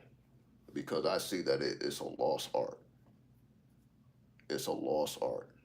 But you know it now because I reintroduced it to you. That's all. I just reintroduced it to you. I didn't invent it. I just reintroduced what is required for you to be real and not get fucked up in these streets, aka the underworld. Because you saw me go through it, so you know I know what the fuck I'm talking about. That's why. Oh yeah, you did go through the underworld unharmed. I actually did, right? That's not a make believe. I actually did. Was I ever harmed? Nope. How that happen? I was all in these streets of LA. Was I ever harmed? I'm all in these streets of Las Vegas. Was I ever harmed? Have anybody ever put their hands on me? And again, I'm in the streets of LA. I'm amongst all the gang members on all the blocks. Did anybody ever put their hands on me? The only ones that did was the cops. They did put me in handcuffs. They did put me in handcuffs. I'm not gonna lie about that. They did put their hands on me. They put me in handcuffs. But that's how I knew it was real, because that was the first time I've been in handcuffs. The first time I was in handcuffs was in LA. This fucking police is handling my ass. I'm like, what is this? I'm like, these motherfuckers is barbaric. Just doing me any kind of way. I'm like, what the fuck did I do? I'm like, damn, like, are you on parole? I'm like, parole? I ain't even been to jail. I don't even have a record. The fuck you talking about? But they already treat me like I didn't already did some shit. I'm like, what the fuck did I do? Then they write my information down because, of course, they took my ID. They looked at the ID and shit come up. Okay, well, we're going to write all your information down just in case it comes up later. If we run into you again, we done took notes. I'm like, you ain't going to run into me no more, though. You done already gave me. I'm like, oh, I know what to do. They put me up on game, though. I'm like, all right, you know what? I already know how to avoid you motherfuckers. Like, oh, y'all, could y'all, this is what y'all doing? Oh, I already know. I already know what to do now. So that's what I mean. Where I really had to learn how to avoid the police. What do you say to these gang members that's ready to bust your head open? How do you navigate this, especially when you are actually in the street so you can't avoid it? It ain't like you can just be in the house all day, right? Or I just go to home and work. I didn't have that luxury, right? So I had to deal with everything that was going on. And that's why I have these strange ass stories, because this is the times of me navigating the underworld. So I done met the strangest people that you can meet. Everything again from killers to prostitutes, all of the so-called negative people. I didn't have conversations with all of these people, and they didn't keep it real with me. It was so real that I was like, oh fuck, I didn't know it was that real. Shit making me nervous. But that's what made me real, because when they was being real, this shit made me nervous. I'm like, damn. I'm like, oh fuck, I'm shivering and shit. I'm like, damn, that shit was a bit much. But that's what it is, though. I'm like, yo, you in the streets of LA. This ain't Detroit. This is LA. This is different. So you better get acclimated. So I had to acclimate. So that's what I mean by I didn't go into the streets a dummy. I was able to navigate because the spirits had ran up on me. They're like, yo, you are the Lord of the underworld. Because for however they knew, one day you gonna be in these fucking streets and have to learn this shit. So let us run up on you to let you know who you are before that time happens. And that's what happened. Because before I had to go through the homeless shit and navigate the streets, Asar ran up on me and let me know what the deal is. So when it actually happened, all right, it's time for me. Now I have to go through my underworld journey. I had a clear conscience. I'm like, okay, this is not something that I'm not supposed to be doing. I'm actually supposed to be doing this. So when the time came for me to enter into it, it was no problem. Hence, there is no such thing as a divine masculine. Because why did the Lord of the underworld come to me? It wasn't no fucking divine masculine. Because if there was a divine masculine, it would be Osar, wouldn't it? Because of the game he laid down. He would be considered the divine masculine, but he's the Lord of the underworld. So what does that tell you? Osiris was supposed to be the greatest of them all because he laid down law and order. So he was the greatest of them all, which is what made Set so jealous of him. Why? Which is why Set wanted to kill him, right? Because he was a big like, yo, like he's the best out of all of us. Look at what he's doing. So how did the best out of all of them become the Lord of the underworld? He didn't become the Lord of the heavens. He became the Lord of the underworld. So this is what I mean by when you really look at what's really going on, it's really telling you the truth without telling you the truth. You're like, damn, it would seem like somebody like Osiris, his destiny was supposed to be heaven because of the works he put in on earth. That would be somebody who goes to heaven, right? But he went to the underworld. So what does that tell you? So why everybody's trying to get to heaven, because that's why they people show out and why they do what they do. It's not sincere. It's not genuine. People just don't want to go to hell. So that's why they try to treat you with a little bit of respect. That's why they're not calling you nigga to your face no more. It ain't just because they're better people. It's because they're like, do I really want to go to hell for that dumbass shit? Nah. Do I really want to go to hell because I just refuse to call people by their name? Probably not. So it's really to save themselves. It's not to save you. It's not because they respect you. It's to save themselves. Like, damn, this God ain't gonna look at that shit as righteous. Fuck. That's why they don't do it. It ain't because they're better people. It's not. It's because they're trying to save their own ass. Okay, let me try to be civilized. Because I ain't trying to go down there with them. They already feel like you're destined for hell. They ain't trying to be down there with you. So I'm like, all right, let me at least try to be civilized. That's what colonization is all about. You think they feel like they going to the same place you going to? Why colonize you then? If we all going to hell, what the fuck is the point of colonizing me? You only colonize me when you feel I'm already destined to hell and you're destined to heaven. And you have to save my soul. You got to introduce me to Christianity because I'm a lost soul. Does that not make sense? You already feel like the people are lost, that they're destined for hell, and the only way to save them is to introduce them to this fucking white Jesus. So of course these people are not looking at you like you're on the same level as them at all. This is just human nature 101. People do what they do because they're trying to save themselves. Period. They are trying to save themselves. It has nothing to do with you. They can do clean business with you, not because that they're just righteous. It's because they are afraid that the consequences will be severe if they don't. Most people are controlled by fear. It's not out of love that they're just these loving people. It's out of fear. Hence, why the horn god has that ugly ass face. The horn god ain't nothing nice. Ugly face. with horns and all. You're like, yo, this is the last thing you want to bear your gaze upon. This is the last thing you want to look at.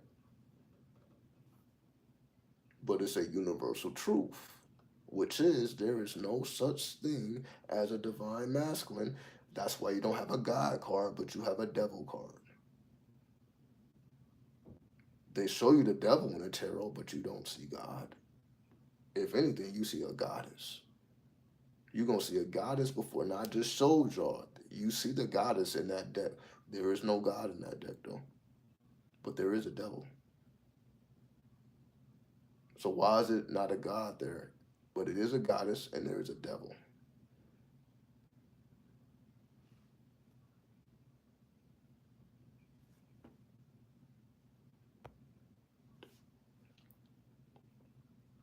What happened to God sees your heart.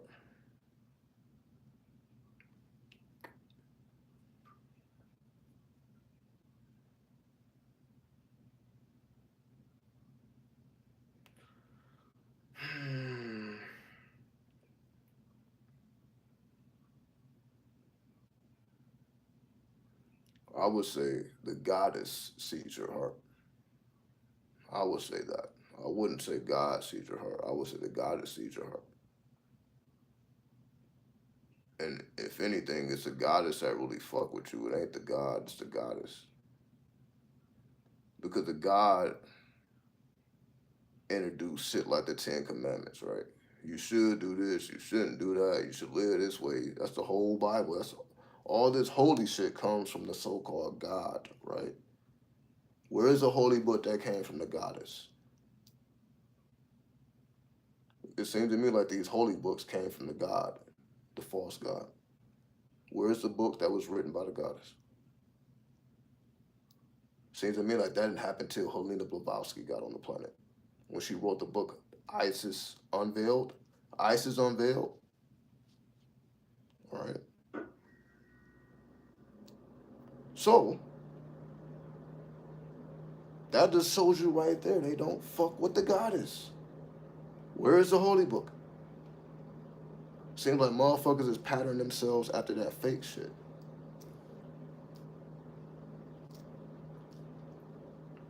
But the real shit is the goddess know your heart. That's why the goddess fuck with you. That's why I feel connected to the goddess. I don't feel connected to the God because I'm like, well, that's fake. So I shouldn't feel connected with the God. Why would I feel connected to some fake shit? But the goddess is real. And I know she's real because I'm like, yo, she didn't came to me in dreams and all type of She didn't show me in multiple ways that she's real. God, on the other hand, is not trying to show me a goddamn thing. I ain't seen God in no dreams. I seen the goddess in dreams. And God ain't said shit to me in no dreams. The goddess have had full conversations with me though. And again, I didn't told y'all the conversations. Cause I'm like, those conversations I couldn't even have with a God. I can't ask God, oh, why do I want to be a pimp? Cause I really asked God something like that. I'd be looking like, pimp, you need to be a pastor. But the God is like, you're also. So I see, yeah, that would be an answer from the goddess. That's the God wouldn't have answered me like, oh well, you see what I'm talking about? There's a certain shit that the goddess is like, yo, I get you. I know what the fuck this is, and I'm gonna just keep it real with you. The God ain't gonna keep it real with you. The God is gonna try to get you to do some other shit that's other than you. And how helpful would that have been? Pastors is pimps, basically. Yes, they are. They are very similar in what they do, but the pimp is more respected. Because we hear all the time like fake ass pastors and pastors that's doing too much, and you don't really hear too much about pimps. Pimps is just pimps. They just are who they are. Pastors is like motherfuckers just they be going overboard. They don't know how to just stay player with it because they're unrefined. That's what it is. So So really respect pastors, but I respect pimps, of course, because to manage a whole is different than managing a so-called flock. It's a whole different ball game. Most men cannot manage a whole, but most men could probably manage a flock. I'm just gonna keep it real like that. It's just that simple. Most men will have an easier time managing a flock than managing a whole. It's just that simple. Because she is above all of that flock shit. It's just that simple, right? Most men cannot deal with a hoe. That's why they only can deal with her sexually, and they really can't do that because she's still dominating them in that. So it's like they can't do shit with her. Let's just be real. The average dude can't really do nothing with a hoe. You can't outfuck her. You ain't making more money than her. What can you really do with her, right? It's not just more maintenance. You're dealing with a divine being. Let's just call it what it is. You're dealing with a divine being. So you better be the horn god, or she will destroy you. You will be destroyed dealing with her, and you're not the horn god. You're destroyed. But most men are not the horn god, so they get destroyed. It's just that simple.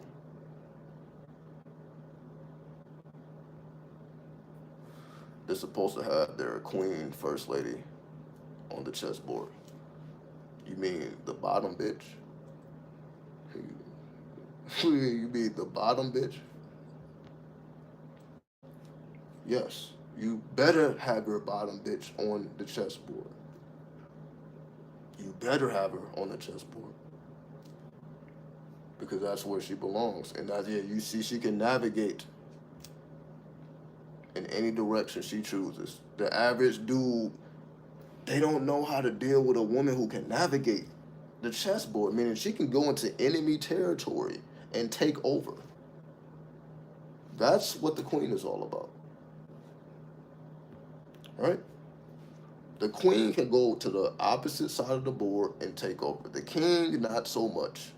The king can't go into the opposite because he got to do it one move at a time, and somebody gonna stop that shit before he even get to the. He not gonna even make it to the other side of the board without being put in check by another piece. So if anything, chess is all about protecting the king so that he can't be put in check. While the queen is now, she can go to the enemy's territory and make some shit happen. Right? That's some goddess shit. That's divine, right? I can go all the way to your side and knock off your motherfuckers one by one from your side. The king got to stay on his side and be shielded. You got to shield the king, but the queen don't need no protection. She could be on the other side by herself and still doing shit. Just her presence alone, she ain't even got to be taking pieces. Just her presence alone affects how your opponent has to navigate their pieces. Like, damn, if I move the piece in the wrong, that queen is gonna snatch. So they gotta set up a play where they trying to take the queen. They gotta try to trap the queen. So when she's on the other side of the board, they gotta try to make a play to try to trap it. Right? Well, the pastor not gonna say bottom bitch. And that's what makes him lesser than the pimp. It's just that simple. It's just that simple. That's why I really don't like comparing them. Because a pastor is not just going to keep it that real. You're right. But a pimp will. So I really don't like to compare them. Even though you could say they're basically doing the same thing, but no, one is real and one is not. A pimp will say that. Pastor got to filter their tongue. A pimp don't. A pimp don't have to filter a goddamn thing. So are they really one and the same? I don't think so. I don't think they're like completely different to me, right? So, but again, that's because you're in the underworld. So a pimp has to be that way because he's navigating the underworld. Versus the pastor, you're not really in the underworld.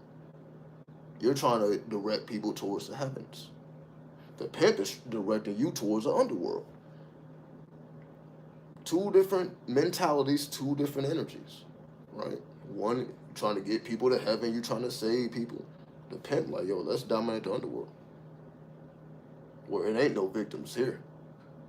It ain't no victims here, right? The pimp is more like a pyramid of women. It's more like an inverted pyramid. It's more like an inverted pyramid. A pimp is more essentially the inverted pyramid will have the tip in the underworld, and then on the earth it will be the base. So the base of the pyramid, if you flip it, the base of the pyramid will still be on the surface, but then the point will be in the underworld. That will be a better explanation of what the pimp and the purpose that he serves in that equation. You see, you got to flip that shit though, right? But if the pimp is rooted in the underworld, then yeah, he can have as many women as he wants navigating the earth, and he's unseen. Nobody don't know that their pimp is that dude. He's supposed to remain unseen, unnoticed. Nobody don't know shit. He only supposed to pop up if somebody threatens his woman. That's the only reason he should even pop out. Other than that, basically, unless the business there's some type of violation, you ain't really gonna see the pimp. But you see the women all the time. You ain't really seeing the pimp though, right? Because he's in the underworld, which is where he belongs, right? He belongs there. He's not supposed to be seen or heard, except when business is violated, right? So in that sense, yeah, the pimp is like the pyramid, but the inverted pyramid. So all the power is coming from the underworld versus the power is coming from the cosmos. It's coming from the underworld. And it works because, once again, when you are the horn god, women are already connected to the cosmos. They don't need your help to get up there. A woman don't need a man help to get into heaven. She's already the heavens. But she needs your help to get into the underworld because that's your domain. You know all the doors to the underworld. She don't know nothing about the goddamn underworld. That's not her plane. She knows about the stars. She knows about the cosmos. She's in tune with the planet. She's intuitive. So she got all that. But that underworld shit, that's your plane. She don't know nothing about that. Just like we don't really know nothing about that. That's why, again, most dudes ain't into astrology. Like, oh, who cares? Right? Most dudes is not really fucking with astrology like that. I'm just showing that's because of that's not their world. But if you talking about some street shit, if you talking about some underworld shit, they can tell you a lot about that. And they don't give a fuck about the stars, the cosmos, the planets. They can give a fuck about that, but they can tell you about this underworld shit. Is that not the reality or not? So I'm just speaking facts. It's like that's just the reality. Most dudes don't give a fuck about no cosmic nothing. But when it comes to these streets, the underworld business, they can tell you a lot about that. That's their domain. Right? So that's what I mean by the divine masculine. It don't even make sense. Right? What's up, TX? He said up at 2 a.m. I don't know what time it is. I don't know what time it is. What time is it? Yeah, it's 2 in the morning. But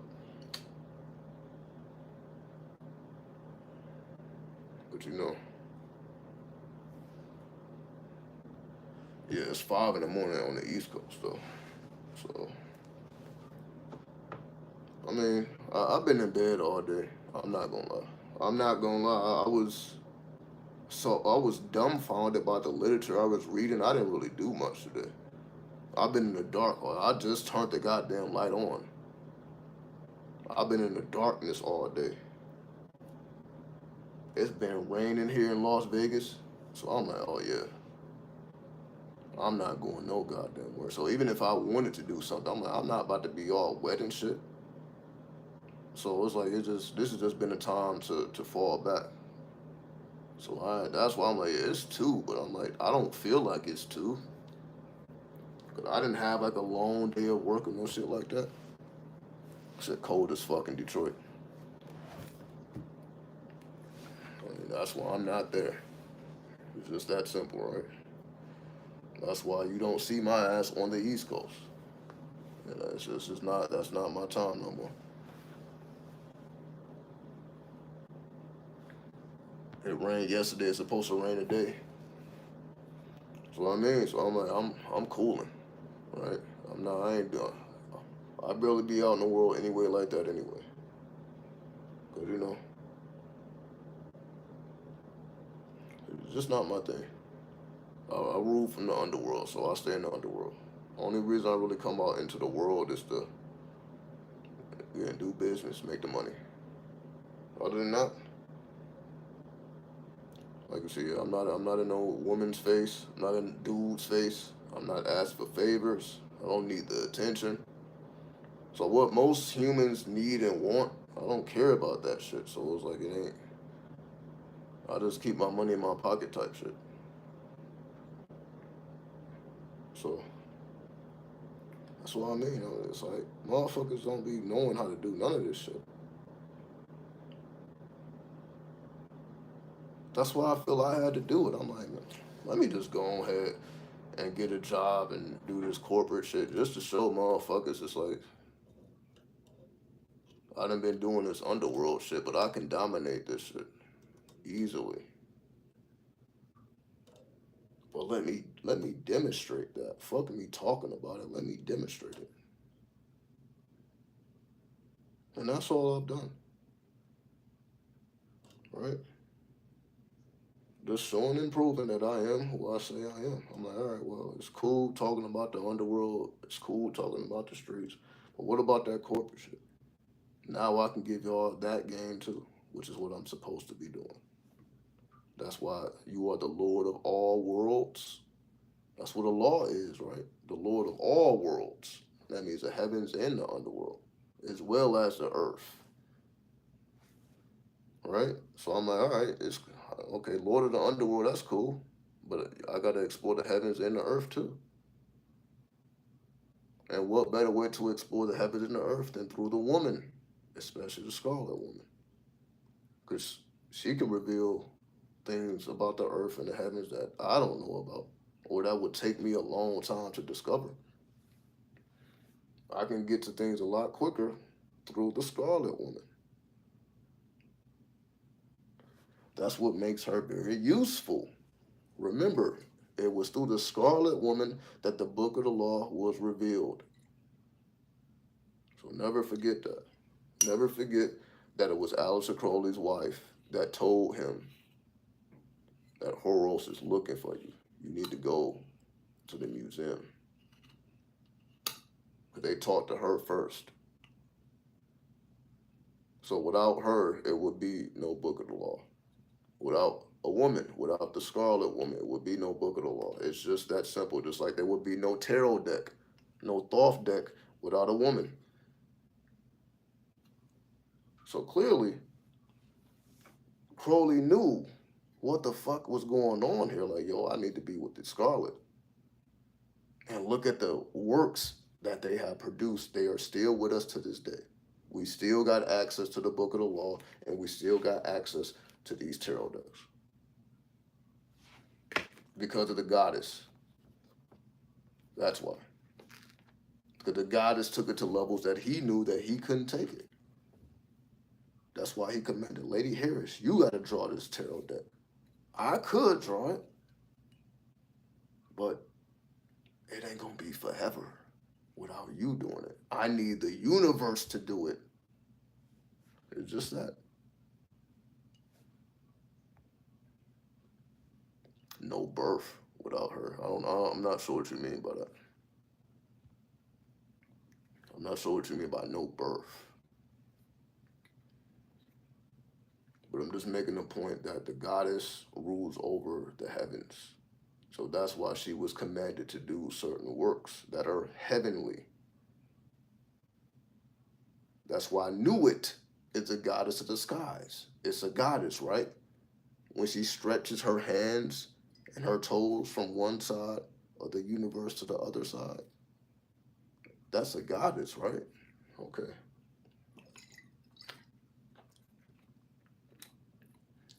According to the myth, it was through Nuit. She had 5 children. Nuit had. Oh man.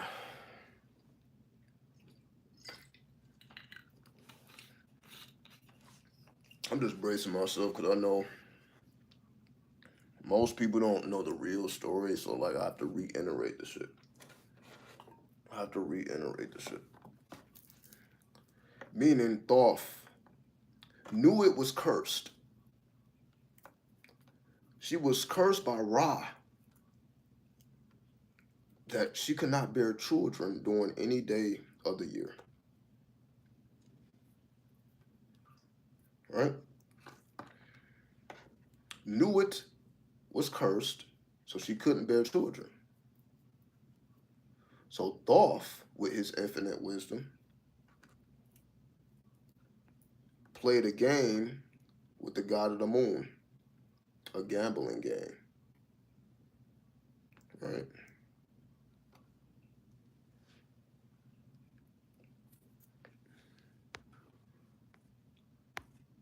Birth bringing children into the world. I know what birth is. I'm just not sure what context you mean that by. No, I'm not sure what context you mean. Because like we're talking about the Scarlet Woman. And we were talking about Alistair Crowley and Lady Harris. I'm like, what? I'm not sure what children have to do with because any woman could give birth. Basically, let me just be real here. Any woman could give birth, right? That don't mean that she's a divine feminine. That's basically what I'm saying. Just because a woman can give birth don't mean she's a divine feminine.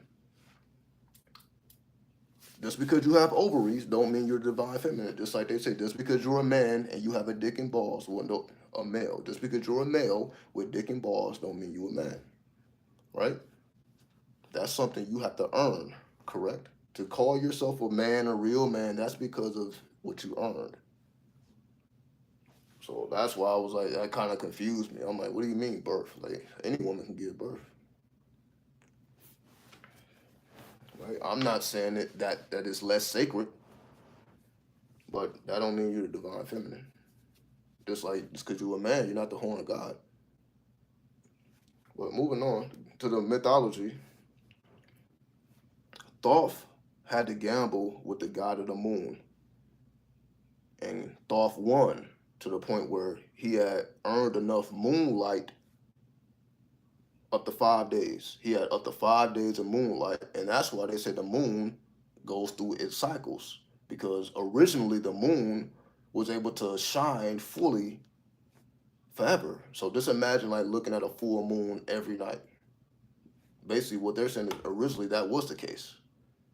The reason why we look at it now, what the moon gains light and loses light, is because Thoth had to gamble with the moon. So he had gathered enough moonlight and he gave it to Nuit. So he created 5 days. So even though she was cursed, she could not have children on any day of the year. Thoth created 5 days and then she bore 5 children. Who was those 5?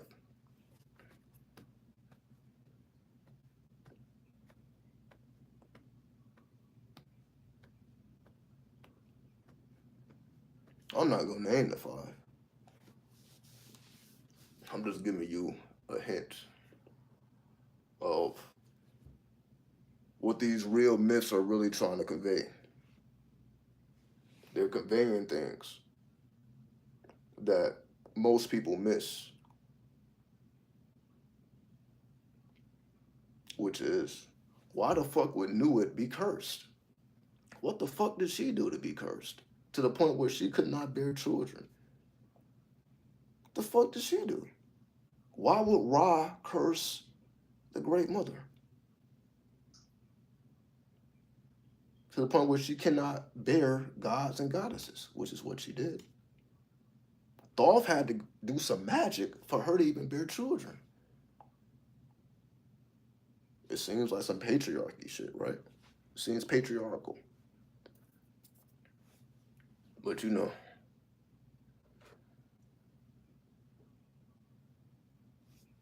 most people don't know that. That's not in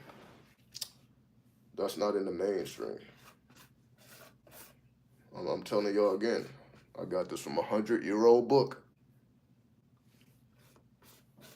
So it's not in the mainstream.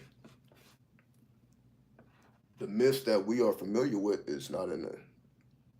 They took away the secret keys. Because when I read these myths, I'm like, damn, the secret keys are still intact. That's why it took me so long. It took me like literally an hour to just read a couple pages. I'm like, I was receiving so many downloads. I'm like, fuck, the secrets are still preserved in this book.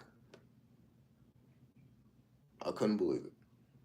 I'm thinking all the secrets are like, you gotta go to Thelemic literature. But I feel like I'm reading Thelemic literature, reading these myths, because it's so similar to the Book of the Law. So I'm like, damn, that shit is just, it's just more clarification that, damn, that shit is real as fuck. Because when I read the myths, they are right in alignment with the Book of the Law and the literature of Thelema. So that's how I know this is some real comedic shit. Because when I read the ancient works, like I was telling y'all earlier, I'm seeing the same energy in the ancient works. So I'm like, damn, Crowley ain't even do all that shit. All that shit that people would say will made him the wickedest man because he was doing this and he was doing that. I'm like, nah, we was doing this and we was doing that. It's in the myths. Right? I guess you don't want to say the name of the book. I showed it already. So yeah, don't even come to me like that. I showed it on the iPad. I showed the cover of the book already. So get out of here with that. You probably just wasn't watching. I showed the cover of the book already. Right? So I did more than just say the title. I'm like, here's the cover of the book. Go look it up. And I'm saying it's 100 years old. So it was written in 1920. So I'm giving you the exact date. So if you want the book, just look at the goddamn front of the book. What book was written in 1920 with this cover? Yeah, it's like this. Stop with the bullshit. Oh, I guess you don't want to say the name of the cover like I'm trying to keep something from you. Like I didn't already show the shit. You see, I don't like that shit. Don't do that shit. Like, oh, I'm just trying to be secretive. No, I'm not gonna give you all the game. I want you to read it. I want you to read it. That's why I showed you the cover of the book, and I'm telling you when it was written. Why am I telling you that if I don't want you to know? You see, be coming with that. You don't be coming with that energy. Like, oh, you trying to hide something now? Just because you wasn't here. I'm trying to hide something because you didn't see it. I'm not about to show it again because you wasn't here and you didn't see it. But it was shown.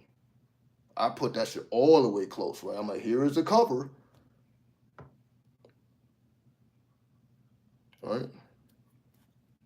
So like this is what you see. Motherfuckers be getting weird and shit. I don't understand. You see human shit. Like don't be getting weird and shit. Like oh, I'm about to hide something. Cause you wasn't here though. And I'm like, I'm not gonna keep showing it. And I didn't already showed it. That's why I'm not showing it. I'm like, I didn't already showed it. And I'm not just about to tell you the whole secrets because I do want you to read it. I'm like, I'm not gonna because if I reveal everything, why read it? Why would you read it? Right? A lot of people do try to spoon feed others. What the fuck that got to do with me though? I'm not even talking about what most people are even talking about. This is not even a conversation you can have with most people. We talking about the motherfucking underworld. For real, for real.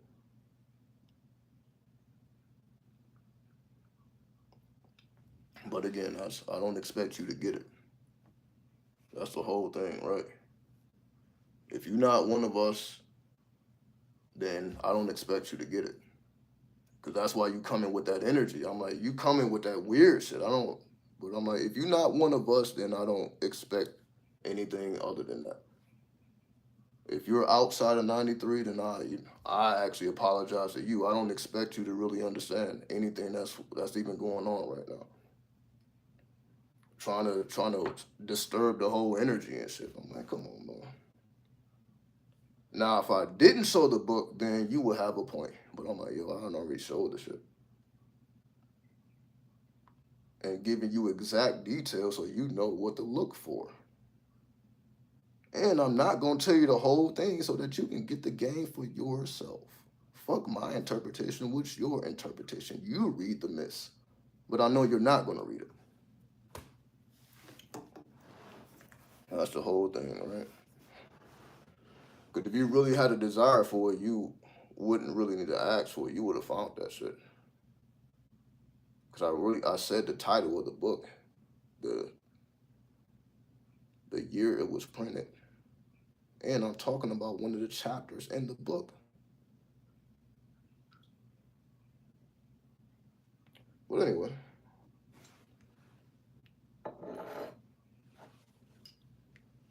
it's always some weird that just want to just throw some. I'm like, come on, man. But I forgive you. You don't know any better. You don't know any better. Right? Oh, that's what most people do. You're like, you think I'm most people. You just don't know me enough. But I ain't gonna blame you. You just don't know what's going on. You probably just popped up. You don't know what the fuck is going on.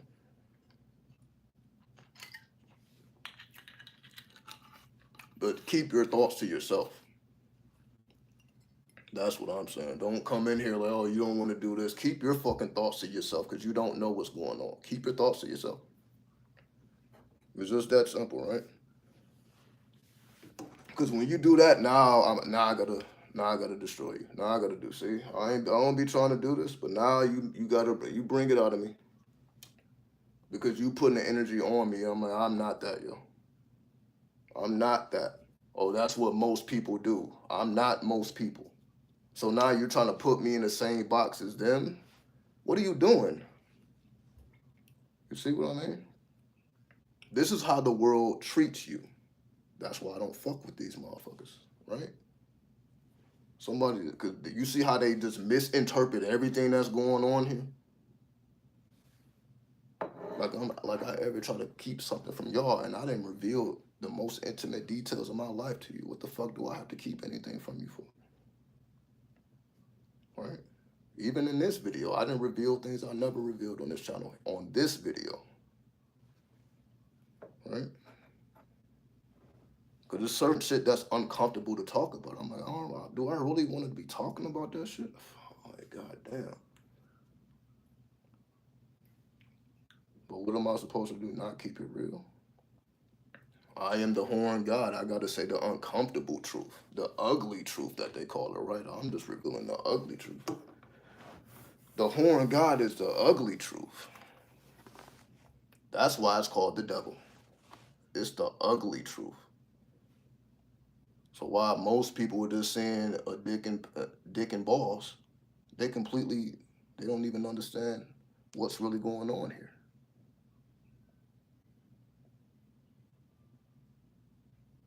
Right? They don't even understand nothing that's going on here. But it ain't for them to understand.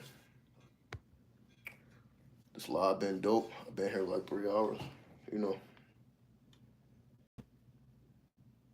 I don't know how long I've been here though. But I'm not even paying attention to the time.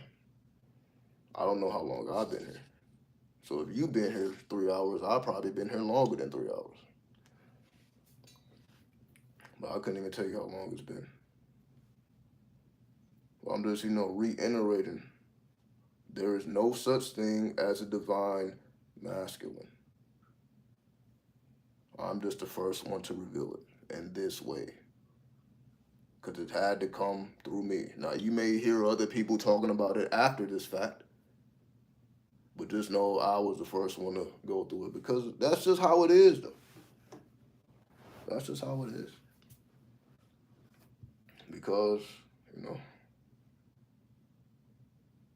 a lot of people have taken a lot of my ideas, but they can't expound on them. So it's like, what was the point of taking it? Meaning, I'm sure y'all didn't heard other people say things that I've said, but they're not able to expound on it the way I expound because they're not 93. So they can only give you the surface level of shit. But y'all know, anytime you ask me something, I'm gonna take you way beyond the surface, especially if I'm the first one to talk about some shit. I'm gonna show you how I arrived at that conclusion, which is what I do every time, right? I tell y'all exactly, this is what happened. This is how I arrived at this conclusion. I tell y'all that every time. You're not gonna get that from somebody else. Well, how did you arrive at that conclusion? It's gonna be some bullshit. I read this book. They ain't had no real shit happening to them like that. Because you see what it costs. I'm just giving you an example of what it costs to get these type of revelations. I'm like, yo, you see what type of life I gotta live to get these type of revelations? It ain't nothing normal or average about it. It requires a great cost. The cost is not small. This is a great cost, right? And y'all, like I said, I just started working after 10 fucking years, a whole decade of just straight underworld activities.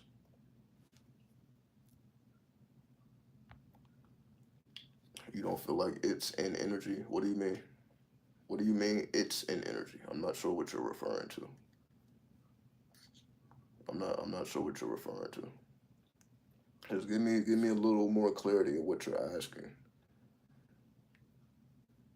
I guess unless you're talking about, you're asking what basically what I'm saying. Like it's an energy. Like I guess the spirit is more like an energy, and I don't disagree with that. But even Panic told you certain spirits can't even see you if you don't even have enough light. Panic said that, so I'm not even gonna take credit from him. He said that first. If you don't have enough light, well, maybe Bobby said it first, but I heard it from Panic. If you don't have enough light, spirits can't even see you. So they ignore most people. That's why it's a thing to call yourself spiritual. That means you are amongst the spirits because the spirits don't even acknowledge most people. They don't have enough light to be acknowledged. So to even call yourself spiritual just means I have enough light to even be acknowledged by the spirit. That's why I'm having spiritual experiences happen to me because I have enough light to the point where they would even want to fuck with me in the first place. Because they're not fucking with regular people. Like, for what? All right? For what? What purpose would it serve for them to be fucking with regular people? When they can just fuck with the people from their own bloodline. Excuse me, from their own bloodline. That's why it's called a royal bloodline. So if you already come from the bloodline, they supposed to be fucking with you, but you still gotta put the work in, and that's essentially the point that I'm making. I can say that I'm from a royal bloodline all I want. I still had to go through the streets. I still had to go to the underworld, right? I don't feel the divine. You're talking about the divine masculine. It's the energy of the horn god, the energy of the devil. That's the energy is. Yeah, the divine masculine is the energy of the underworld. It's the energy of the devil, aka the tunnels of Set. The underworld, aka the tunnels of Set. That's where you meet the so-called. I'm not gonna say the divine, the demonic masculine, like an energy that can go in and out of vessels. You have to open the vessels up, and yes, that's why you have to do the work. You have to open up the nadis.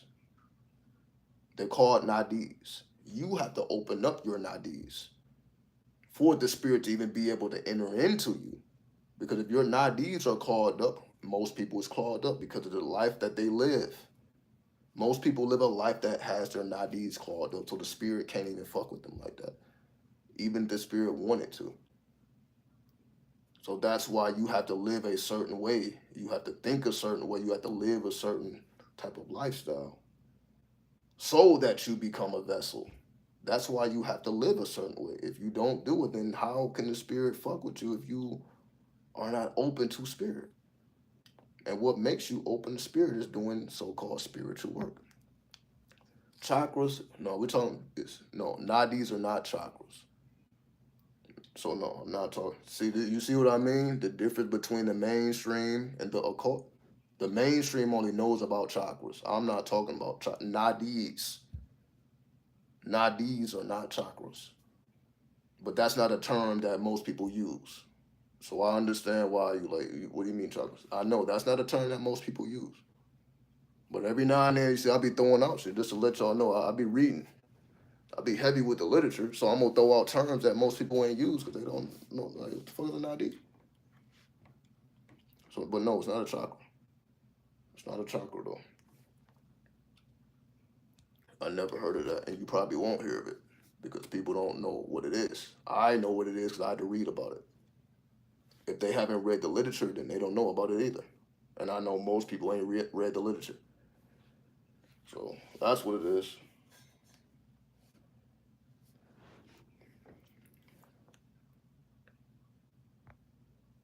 So it is what it is, you know. I mean, I'm not surprised. And that's what I mean by it's a cost from Sanskrit. Yes, it's from Sanskrit. Yes, it is. Right? So you see, it ain't even no American shit. I had to go all the way to the east to even know what that word means. Just to let y'all know how far my literature goes. So yes, I was reading some Eastern to even know what the fuck a nadi is. It's just that simple though. So you see, I didn't been all over this bitch. I've been all over this bitch, right? That's why I feel a lot older than I am. Cause I'm like, man, I didn't read so much, and that's why I think the way I think because I've read what most people have not read. Like, most people ain't even read the book of the law. So,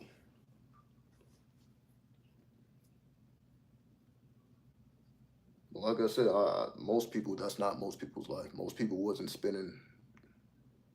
I probably spent months in the library, day in and day out.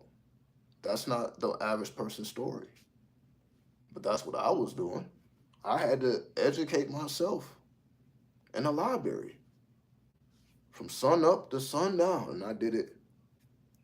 I lost track of the days, but that's what I was doing. So that's why I know what I know, which is what most people don't know because I found it in books that most people are not reading. Then I had to use my own experience to prove what I found in those books. So that's why I wasn't even about the books. Can I prove that they're even that the books are legit? Because if I can't prove that the book is legit, then it's like it's no point even reading it. I remember you mentioned it years ago. You mentioned the autobiography of a yogi. I think it was a called. Well, the autobiography of a yogi is a book, but the nadis is not from that book, but that is a book. So I don't think the auto. Wait. It's two different. I'm thinking about two different books. The autobiography of a yogi. I'm not sure if it mentions nadis because that's not where I got it from. So that's why I'm not sure if it mentions nadis. I didn't get it when I read the. I'm not saying it's not in there, but I'm not sure. I didn't get it. That's not the book I got it from though. I got it more so from Islam. I learned about the nadis from Islam.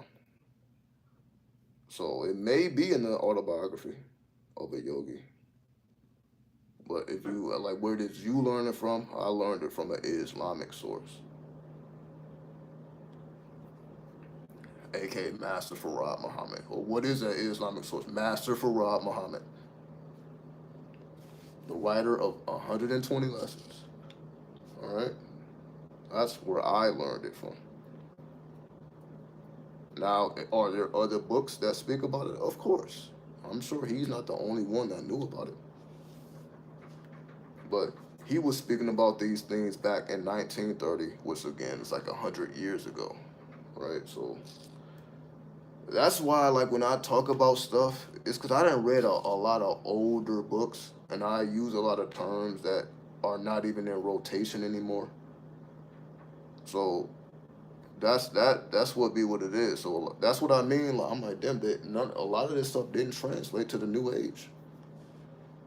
Like, I'm reading books that the new age didn't exist in the 1920s. It was new thought. It was a new thought movement. The new age wasn't even in existence.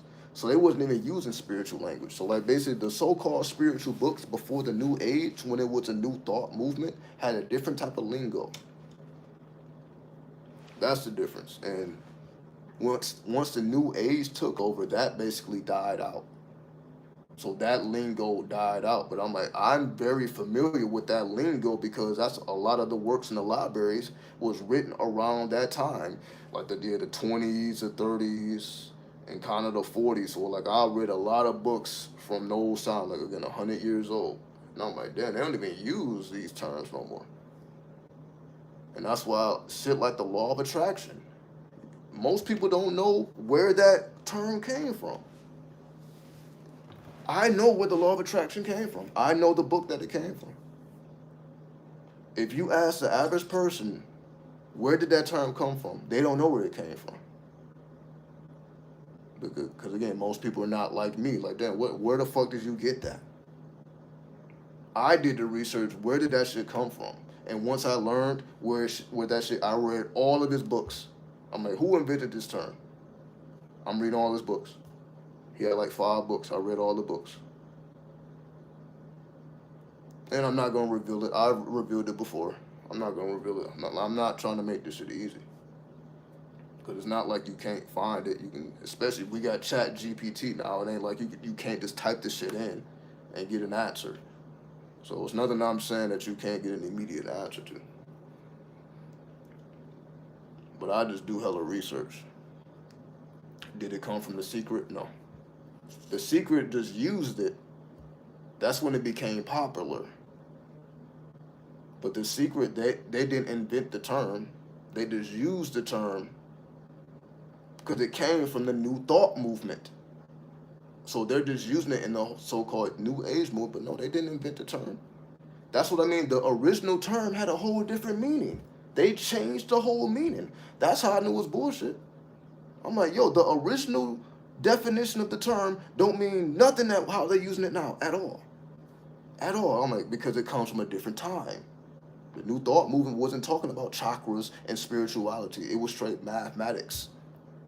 So the law of attraction come from a mathematical background. It don't have nothing to do with you think positive and all this shit. That's what it is now. But the original term is way too complex for the spiritual person to understand. Spiritual people can't even understand that shit. They don't even know how to process New Thought books. I guess that's just what makes me different. I'm more New Thought than New Age. That's just what it is. So that's why my thoughts work a little different than New Agers, and that's why I don't really resonate with them. I'm more New Thought than New Age, just to be completely honest. Being in the underworld, can you not be in contact with the angels or the angelics? You're supposed to be in contact with whatever your weak element is. Meaning, you can say I'm naturally drawn to the underworld, but that's even more of a reason for me to be connected with the angels. It's some people that's naturally connected to the angels, which is more of a reason why you should be connected to the underworld. So you should be connected to the opposite as well. That will make you balanced. So when you're doing your underworld activities, yeah, then you fuck with the angels to get that healing up. Because yeah, you take a lot of beating in the underworld. It's a lot of trial and error. Then you got to heal up. You got to replenish your energy. That's when you go to the angels, right?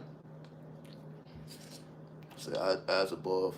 I'm not sure what you mean by that. Right? Like you can say like as above, so below. But do you know where that came from? Where did that come from?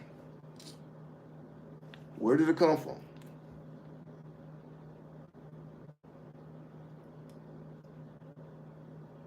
because it means more when you use it in the original context. 'Cause I can say as above, so below, but that's not really giving you much.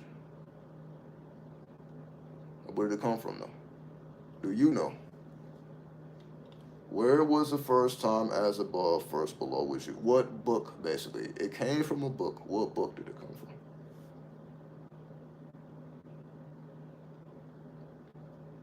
What book does it come from?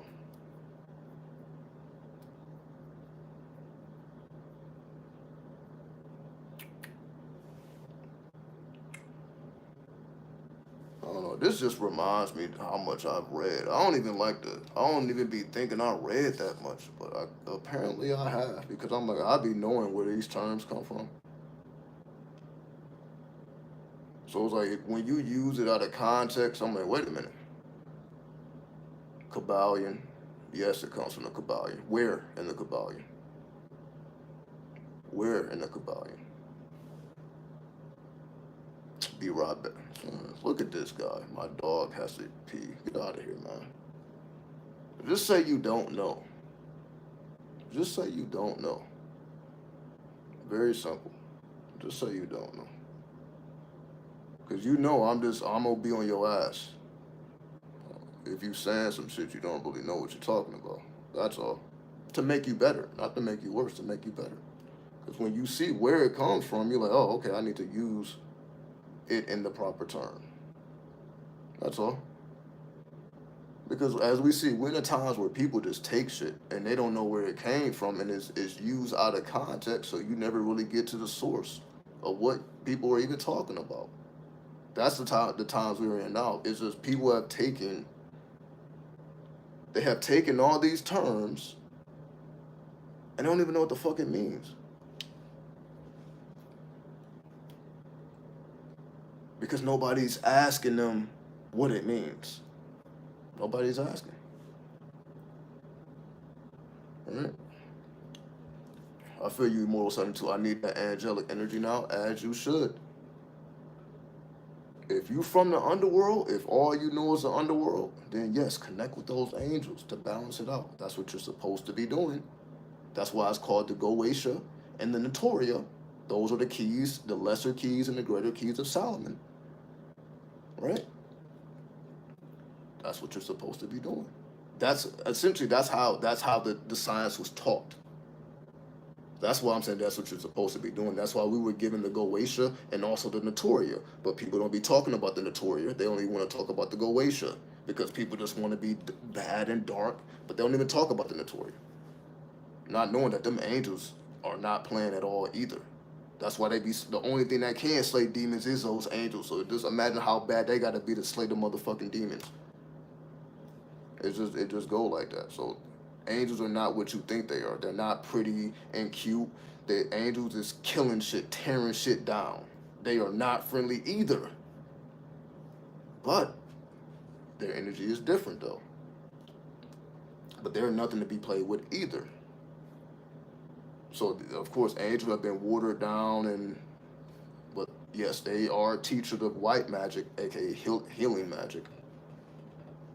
But they also know about destruction as well. Just like demons know about destructions, but they also know how to teach healing. So yes, you have to be balanced. That's why every demon has a angelic correspondent. If you know the science, so whatever demons that you connect with, there's an angel that corresponds with that demon, that rules over that demon. So that's really the type of angels you're supposed to be connected with. It's based on the demons that you're connected with. Who is the angel that rules over the demon that I fuck with? Because that's an angel I need to be fucking with. Because I already fuck with the demon. That's the way it's supposed to be done. Are most people doing that? No. They're not. How do I know it? Because I read. I read. Simple, right?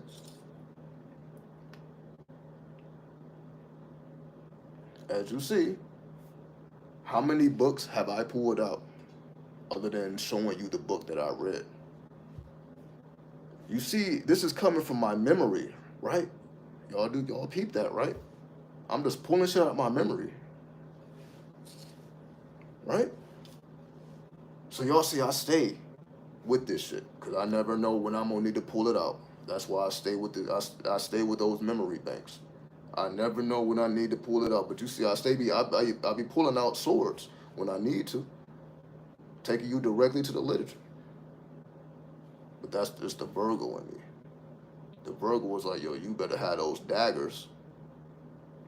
You better have those daggers because they're gonna ask questions. You better have answers. And that's why I had to study everything. I couldn't just study the underworld. I had to study everything.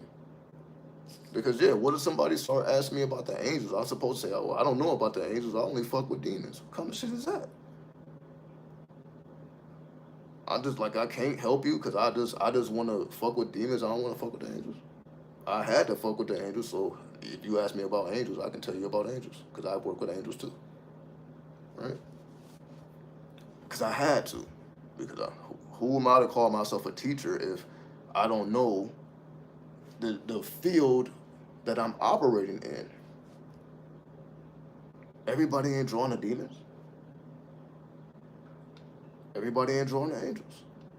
Some people prefer this, some people prefer that. I need to be familiar with what people prefer because I have to have an answer. If I consider myself a teacher, I need to have. So that's just the whole thing. That's why I always have an answer.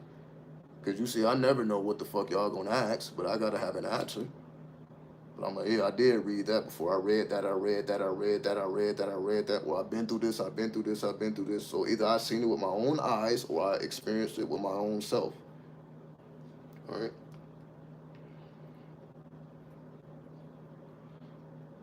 But it's supposed to be that way, right? That's why I feel like, did I really live like, I feel like I didn't live like 5 lifetimes. Cause I didn't read so much. I'm like, God, I don't know what time period I'm in. I be losing track. I be having to catch up. That's what I said. Like I'm just catching up to the sturdiness and the drill music. You see, that shit been out for years though, like 2, 3 years. I'm just now catching up. I be having to catch up.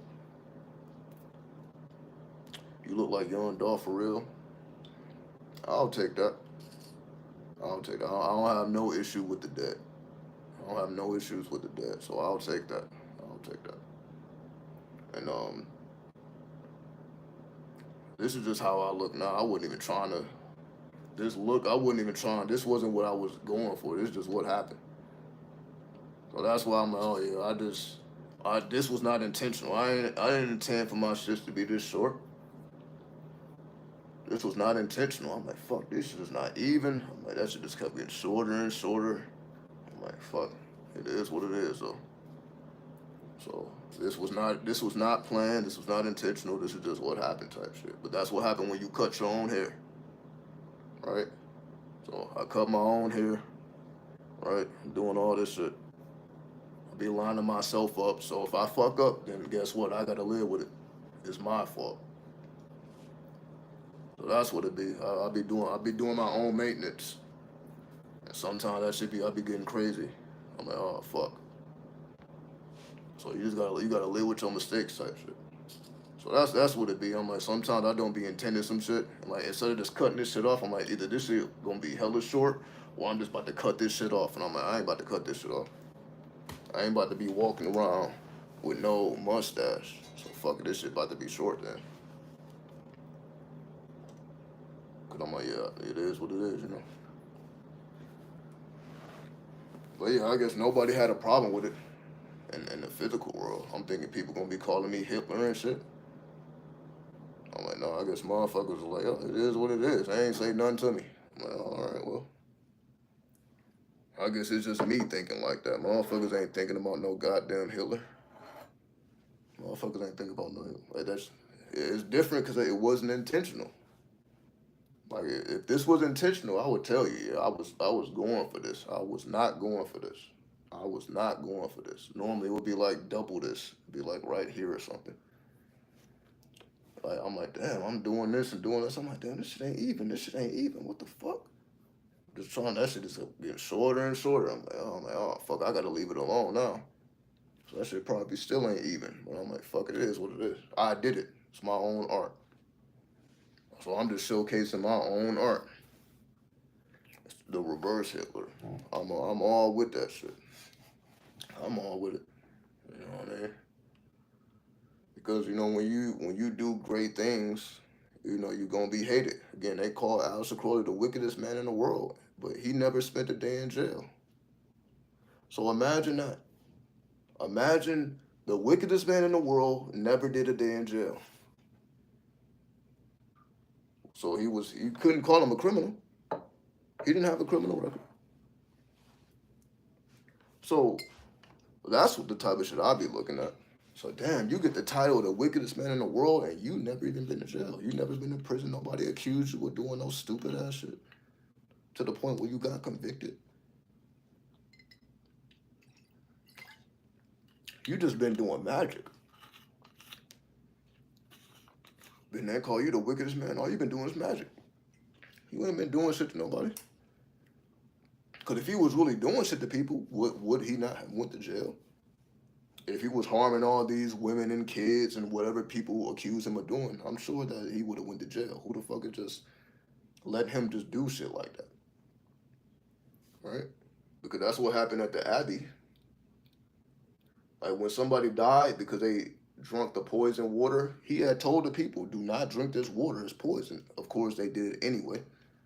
And then the dude ended up dying, and his woman that was in love with him felt some type of way about it, and then she snitched. She told he did it. He killed him. Yada yada yada. And that's when he had to leave the country. They kicked him out the country. He didn't go to jail though. He just had to leave the country. But the Abbey is still there to this day. The Abbey is still there. It still stands to this day. Why? The wickedest man, he was in his Abbey. You would think these people would want to destroy that shit. I don't think they can. Just like they can't destroy the pyramids. It's protected by magic. You think people wanted the pyramids? The pyramids have been here so long. Everybody has tried to destroy it. They were unsuccessful. Nobody just left that shit here because they wanted you to know about your ancestors. You think they gave a fuck about you? They was trying to kill your goddamn ancestors and destroy everything that they built. Colonization. But they just couldn't. That shit is like divinely protected by the goddess. So that's how I know like certain shit you just can't make up and certain shit you just can't fuck with. Just like certain people probably shouldn't kill. Since people are bringing up Yon Dolph, the word of the street is he really shouldn't have been killed. They said the same thing about FBG Duck. Right? It's certain people that shouldn't have been killed because when you look at the aftermath as to what happened after they died, it was like it wasn't even worth it. Wasn't even worth it. What do I think about the LBRP from the Golden Dawn, the Lesser Benishing Pentagram ritual, or the Lesser Benishing ritual of the pentagram? I know you see. I know exactly what you're talking about.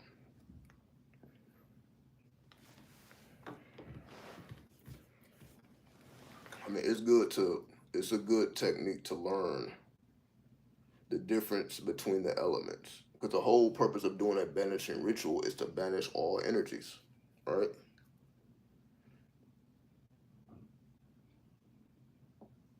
So now you have a clear space. And then you can bring in the energy that you want to bring in individually. So you have the banishing ritual, then you have the invoking ritual.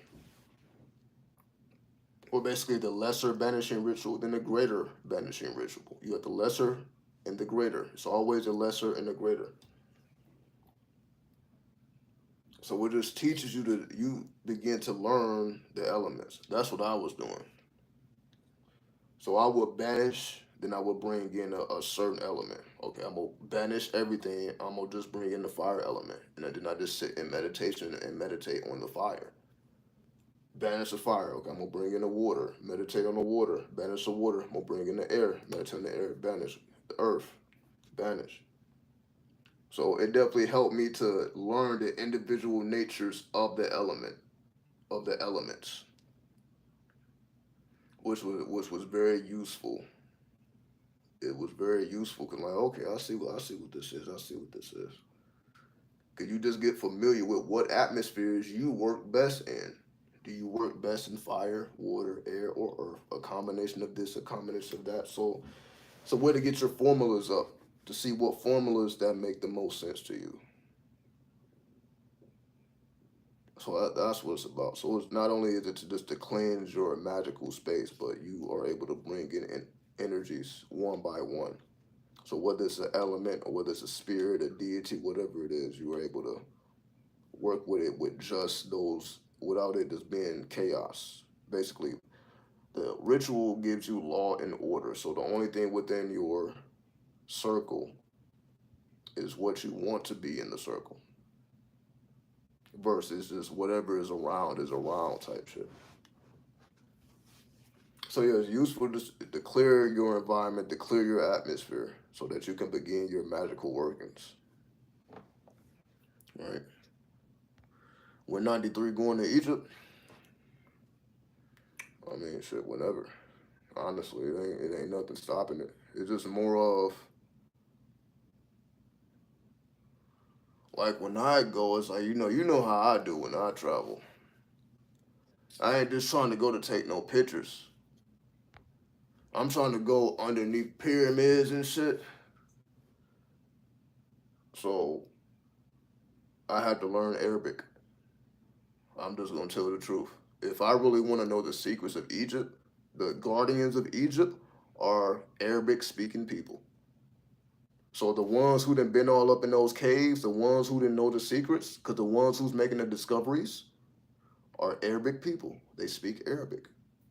So I feel if I really want to navigate like I want to navigate, I have to be able to speak their language, right? Is that a bong? Hell yeah, this is a bong I'm holding. Hell yeah, this is a bong. You see, I've just been holding. I ain't even lit it up. Hell yeah, that's a bong.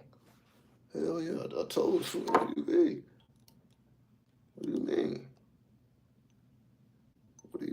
What do you mean? Hell yeah, this is a bong.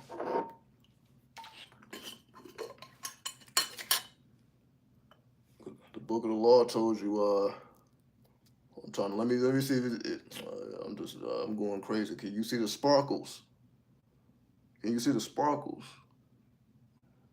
Oh, there we go. Look at that. Anyway, anyway, I'm just showing that it's high quality. So it's not street weed. You know,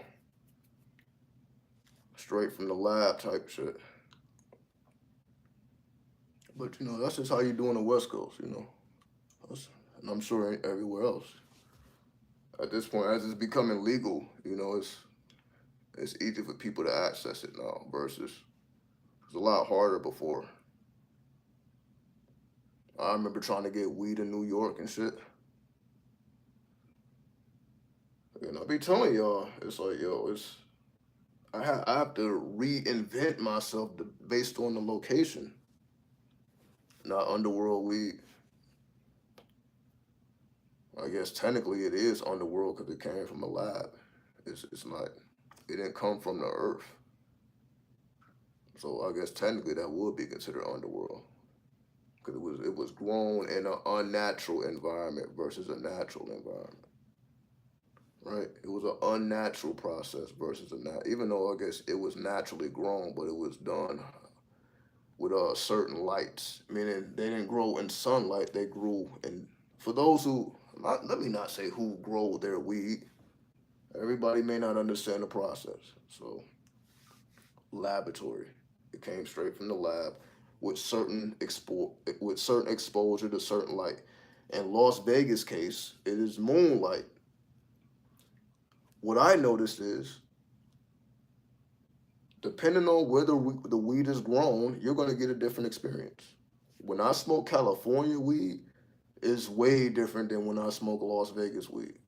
You can say, oh, well, weed is weed. People who say that shit don't know what the fuck they're talking about. That's why, my God, I met so many stupid ass people who just say stupid ass shit. I'm like, you ain't even been nowhere. You cannot tell me weed is weed. Cause I be asking people when I was buying weed off the street, what is the name of the weed? Oh, don't worry about the name. Weed is weed. I'm like, what? Like, you can't tell me no shit like that. Not me. You can tell so. You can't tell me no shit like that. I'm like, so I'm supposed to spend my money when you saying shit like that? I want to know what the fuck I'm smoking. I want to know if it's indica or sativa or is it a hybrid. I want to know the type of high that I'm gonna get. The fuck you talking about? Oh, it don't matter. Weed is weed. Like, I'm like, you dumb motherfucker. But I've heard people say that. Oh, weed is weed. I don't care what it is. I fucking care. But a lot of people don't. Because to them, yeah, weed is weed. It's like they don't even know the difference between sativa or indica. I'm like, damn, you don't even know the difference? So I mean, you just smoking just a smoke type shit. But that's not me on it. I better know what the fuck I'm putting in my body. Right? Say hybrid all day. I prefer sativa. I prefer sativa. That's that Cali shit though. That's just because of my California experience. Right? If I was in the East, I probably would prefer indica. But that sativa, it ain't nothing that's matching that. As an artist, if you're not an artist, indica. But if you are an artist, if you do anything creative, sativa is the way to go. Right? Indica's in the couch. Yeah, that the indica. It's good for if you do physical strenuous activity. Like for me, it worked for me because I was throwing boxes all day at work. So I'm just unloading trailers all day. So I'm sore, right? Um, so that's why I would fuck with indica because that's what's gonna keep me going to work every day. Cause if, or otherwise I'm gonna be too sore to do shit. So that's why I was fucking with the indica. So yeah, when I was throwing boxes, I'm like, I need this because this is how I show up every day. I was smoking between breaks. That's just how bad I needed this shit. In between breaks, I'm taking hits of the vape pen, indica, just to make sure my muscles don't fucking fail on me. So in those cases, indica. Sativa, on the other hand, when it's time to get creative, when it's time to knock out these lyrics, this ASMR, when I'm doing anything creative, sativa is the way to go. Like sativa makes you overthink. Well, it don't make me like that's exactly. I like overthinking, but again, I'm the Virgo. My ruling planet is Mercury. My ascendant is Virgo, not my sun sign. My ascendant is Virgo. My ruling planet is Mercury. So Mercury being the thinker, I can understand why I am like, oh, that doesn't bother me whatsoever, because I'm already in tune with Mercury anyway. So I can like, so that doesn't bother me. The Jamaicans around my area spray their weed with rope spray. Now that's some underworld shit, yeah. Because clearly, I guess it's a chemical in that spray that takes them where they're trying to go. So I get it. I get it. That's why people, PCP. PCP is what? Gasoline. And people dip that shit in cigarettes and smoke that shit. Or dip that shit in a blunt and smoke that shit. So clearly that's doing some shit. Or not gasoline, embalmment, not it's something fluid. Something fluid, right? It started with embalmment or some shit fluid. The shit that you put in dead bodies. Basically, it's the shit that you put in dead bodies and make the bodies look good and shit. So for display, it's what you put in dead bodies. So motherfuckers been doing shit to get to where they're trying to get to, and I don't know how they be figuring the shit out, but I just say it's spiritual. Somebody figured out the chemical that we need is actually found in Roseberry. Somebody figured that shit out, and I guess it's been on. And when they spread that shit, I guess it's been on and popping, right? So that creates K2 basically. If that's the type of um, portals that they're trying to open up and they can handle it, then fuck it. Cause yeah, you can say yeah, that's not for the average person, but for them, it's like yo, they can if they can handle it, they can handle it. But it may not be for the average person though. Just like PCP is not for the average person, but there's some people that can handle that shit because that just takes them to whatever plan that they're trying to access. It is what it is, right? Because I have to have that openness because again, it's I don't expect people to do some shit that don't put them in the place that they're trying to be, right? Yeah, embalming fluid, yes. Embalming fluid, there you go. Shit that you put in dead people. So it's people that's really trying to get dead. I'm gonna really take a hit though. I know I'll be fucking around. So they really trying to get dead. But if your goal is the underworld, then you probably should be doing that shit, right? You should probably be doing that.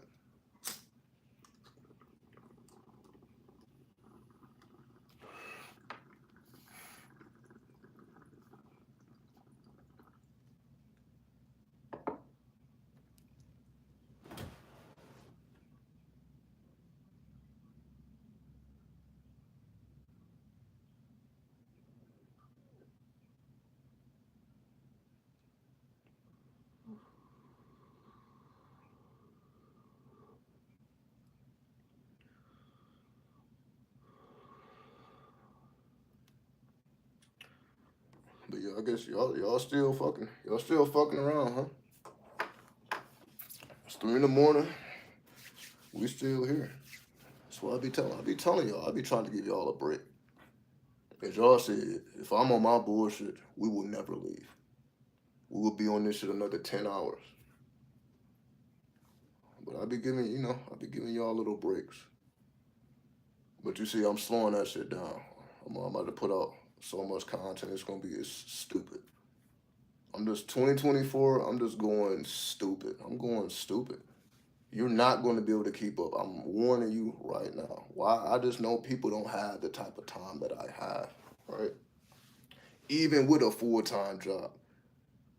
But I have to show that though. That's what I mean by the reason I have a job is just to show and prove that there's really no excuse why you can't get this work in. Because a lot of people use a job as an excuse. I ain't got the time. I'm too tired, right? But I'm like, no, you ain't about to use. There's no excuses. If I'm working 40 plus hours, like you're working 40 plus hours, it's no excuse. It's different when I'm like, all right, well, I don't have to report to work 40 plus hours. It's a little different, but I'm like, no, I'm reporting like you're reporting. So if I'm putting in the work, then there's no reason why you can't. Well, how do I magically have time you don't have? If we are doing 40 plus hours, where is this magical time that I got? No, I just be sacrificing sleep. And some days I don't even sleep.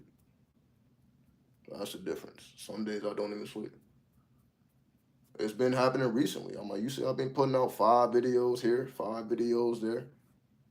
The only reason I was able to do it, I'm like, yo, it's either I put out 5 videos or I go to sleep and wake up refreshed in the morning.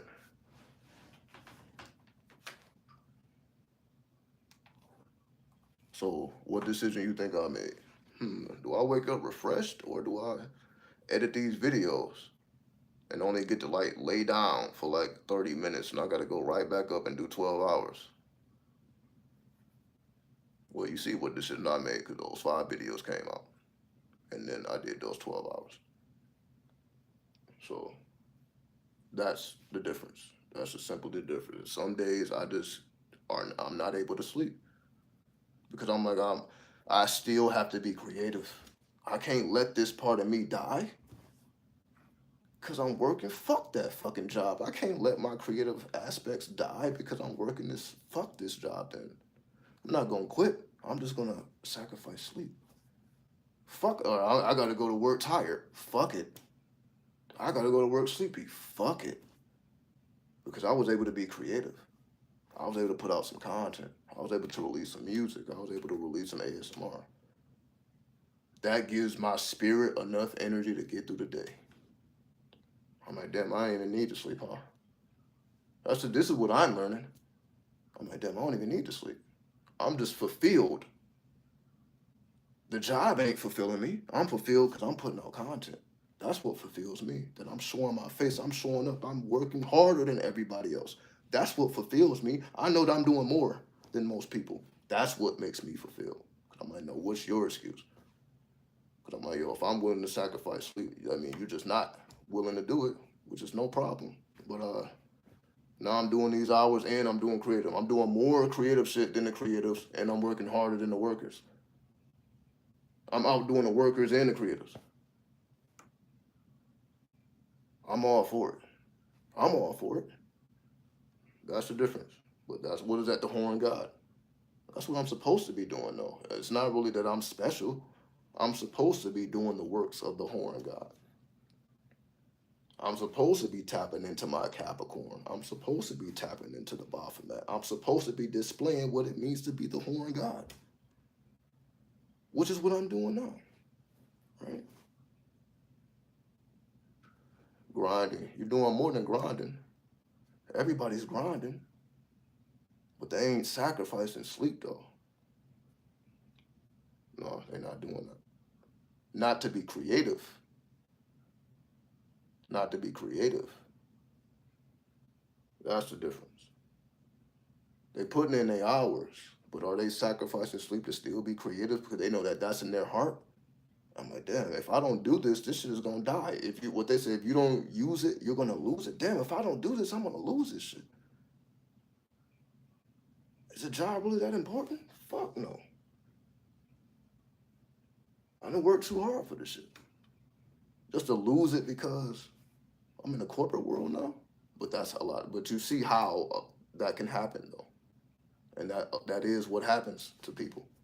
They lose their creative self. That's why they fully become corporate because they spent less and less time in the lab because life takes them away from the lab, right? Now they got a girlfriend, boyfriend, wife, husband, children. They got everything. They got every excuse not to go into the lab, right? They got every excuse not to go into the lab, but then you lose it, aka midlife crisis, like you because you done lost your creative self. So I'm like, if I don't want to have a midlife crisis, because I'm like, I can see that shit happen to me if I don't do if I don't sacrifice. Damn, is sleep more important than me not having a midlife crisis? Nope. Because it seems like I'm gonna be doing a lot of sleeping when I'm dead. I think I'm gonna be doing plenty of sleeping when I'm dead. I'm like, well, I don't. What the fuck do I need to sleep here for? Just to see, dreaming is different. See, if I'm dreaming, that's different. I'm like, okay, I'm about to lay down and dream. That's different than okay, I'm about to lay down and black out and just wake up and don't even remember what the fuck just happened. All right. So I'm just letting y'all know. You know, so when I say I'm about to produce more content, I'm about to overload y'all with content. It's gonna come at a cost. It's gonna come at a sacrifice, right? It's not like I'm just about to magically have all this energy and all this time. How do you manage to have the energy? The energy for the day. That's why I said it's the fulfillment of me maintaining myself or my creative side. So creating content, this is how I maintain my creative side because I'm speaking from the heart. I'm not doing no thinking. That's what I tell y'all. I'm coming straight from the heart, straight from the memory. At work, I gotta think. I gotta think. I gotta be ahead of the game. See, I can just be in a moment in the mist and just flow now. Be natural. Be in the moment, absorb things, transmute. This is Asha now, 93, right? We transmuting, energy is going in, coming out of the 90s, right? No time, no space.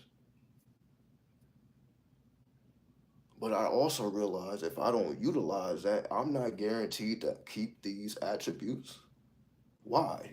So just because I worked this hard to get it, it don't guarantee that I'm just gonna keep it just because I did it, the work already. I still gotta continue to put the work in. So that's what like it don't mean shit just because I've been on YouTube 10 years and then I just quit. What the fuck do it mean then? I just stopped being creative, I stopped producing content, I just be fully corporate. For some people, like, all right, that was just a phase of my life, you know, and they move on, right?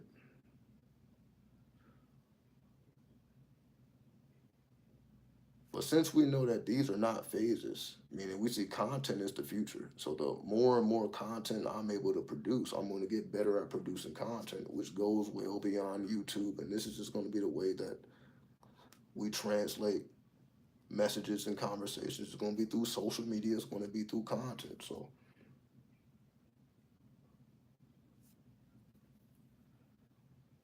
for me to say that's not important or I've been doing it for this long or that long. Again, it doesn't really mean anything if fuck it. I'm just gonna let it ride.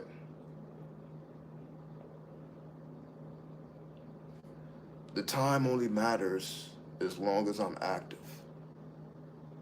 It's just that simple. I'm only able to do what I do now because I've been doing it for 10 years, but I'm still active though. Now I can speak from the heart. Before I can only speak from the brain. I had to think. I had to plot. I had to plan. I wasn't able just to hit the record button and just speak and things flow the way they flow. You see, at this point, yeah, we're able to flow. We're able to just to hit the record button and flow. That's why we're still here 3, 4 in the morning. We're just navigating the energy, right? And but I wasn't able to do this at first. You go back to my first video, I'm like, yo, I wasn't able to just speak naturally 4 hours at a time. Basically speaking into the phone, into the technology for hours at a time. That just like that wasn't a natural ability. That's something as you have seen, I had to develop that. I had to get better over time. All right. I didn't know that it would actually help me in like real life, but it does. Right. It made me more comfortable speaking in front of people and projecting my voice and doing all this stuff. Getting on the mic, making the music. Like me doing this YouTube has helped me in all aspects of life. But it's only because I keep doing it though. Cause I still got to be innovative. I'm like, all right, like the live stream is cool, but I'm like, all right, I still got to be innovative, right? I still got to produce some shit that you had never seen before, right? So I got to stay in the oven. I got to stay in the kitchen. I'm still cooking up shit, right? Again, whether it's music, okay, I'm gonna say some shit on the music that you never heard before. Have I not done that? When you listen to all my songs, you're like, oh, ain't nobody else saying this type of shit. Not the way I'm saying it. But that's only because I keep doing it though. If I one day decide to put the pen down, I'm not gonna be able to do it. No, it's gonna fade like it was never there. So I'm not able to bring the originality and the unique aspects to the music, to the YouTube space, the content creation, all this stuff. If I don't stay active in the field, so that's why I keep showing up. I'm like, I got to. So what that I'm a little older now? That's why I say I got more energy now because it's like it's second nature now. Before it was, again, more thought, more energy. It was harder to do it because I had to. It took time to develop. You know, you ain't just about to. It ain't gonna be an overnight process. I had to stay active, and then you see we're in times now where it ain't even about just being active. It's daily. You have to produce content daily, which is, as you see, I not been doing that. You see how I'm catching up? It's just it took me a little time though. I'm like, But you see, I didn't get. I'm like, I had to stay cooking. So even if I'm not doing content, I'm like, okay, how do I do it better? How do I do better? So I'm still thinking. It don't ever stop. Cause I'm like, yeah. So just because I'm working, I still think like an entrepreneur. I don't stop thinking like an entrepreneur just because I don't have to think like that no more. I'm like, I actually do have to think like that because I still have to produce content. So I still have to think as a business owner. I still have to manage a fucking website, right? If somebody asks me to do a reading, I still have to tap into that and do a reading. So even though I'm not doing that every day, what happened? Like, okay, I need a reading done. I need a natal chart done. I'm supposed to say, oh, well, I don't do that no more. I may not be doing that every day, but to say like, oh, I don't do that no more. Yeah, I do. I may not have done it in a while, but that's just a reason for me to jump back in. Like it's never gonna be no. Oh no, I don't do that no more. Yeah, I do. Even if I ain't did it in a while, I'm like, yeah, I still do it. That's what you need. I got you. No questions asked. It has to be that way though, right? Because I have to stay active. Because I know if I don't, then it's like I did it for nothing. So that's what I mean. Like, yeah, even though I'm older, I'm younger though because I can do it easy. It's easy for me to do it now. As you see, it's easy. It's easy now. It was hard before. It's easy now. It was fucking like goddamn. Trying to navigate these streets and still produce content. That's why I'm like, yo, I don't think most content creators could have did what I did. It's I'm like when I really think about it, because I wasn't really thinking about it. I was just doing it. But I'm like, yo, yeah, when you going from couch to couch and you trying to still be consistent with content and still just make something worthy of being listened to, like why do people even want to watch this shit? I still would have to motivate myself. I'm like, all right, yeah, I'm in a pretty strange predicament. But is that an excuse not to produce content? Am I gonna be the person that's like, okay, let me get my shit together first, and then I'm gonna start doing what I really want to do. Let me get myself in order first. If I was that person, do you know how long it would have taken me to start doing this shit? Just imagine. I would love to do this, but things need to be set in order in place.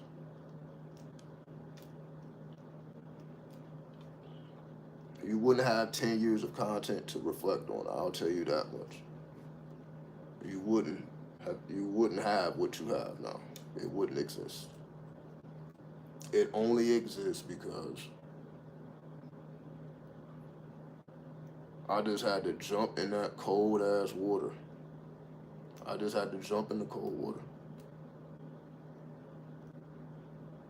And as you know, with any YouTube channel, when you got even now, I'm not getting an extraordinary amount of views on my videos. A lot of people have to that will take out a lot of steam. A lot of people don't really feel like, damn, why I keep going if I'm not growing?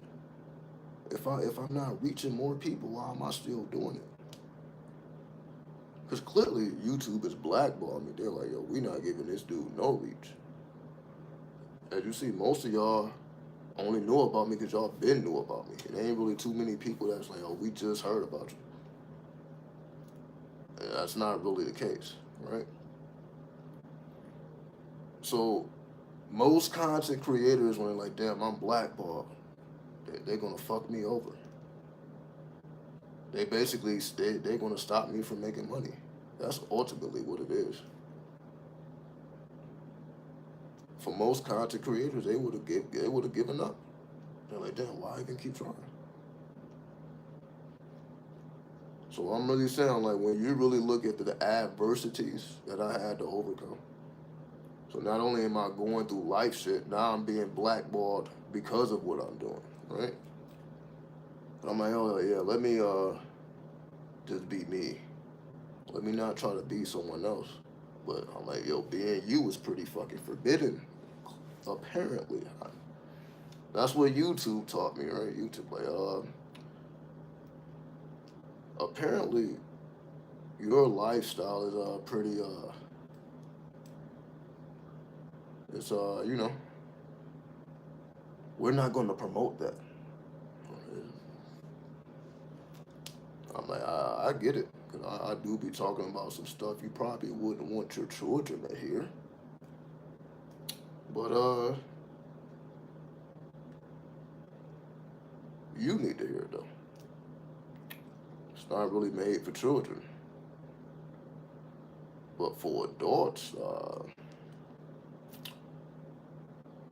this is just what we get, right? We just gonna we. I'm not gonna say what we are gonna do. I guess I'm the way I am because of everything I explained. I feel like I came straight from the underworld because I have always rejected the so-called lifestyle that we call Western or corporate, colonized. I never saw myself in that place. I'm like, why would I want to be a glorified slave? So I'm like, that made me not want to fuck with sports. That made me not want to fuck with anything that had to do with entertainment. That's why I don't even consider myself an entertainer. I'm like, yo, I'm not. I don't know how I would even navigate that world. So I'm like, you're not able to be who you are. That's essentially what we. It's always people like talking that shit about the industry, yada yada yada, where they essentially end up selling their souls, which is basically they're doing music they don't want to do. So selling your soul, that don't have shit to do with anything devilish. It's just simply your heart is not in the product that you're pushing. That's selling your soul. So now you gotta imagine having to do a whole tour with songs that you don't even give a fuck about. You know the type of weight that would be on your chest? That's the selling of the soul. It's like, I'm only doing this because of the money. They can make it look good, right? They can make it look good. But their heart is not in it.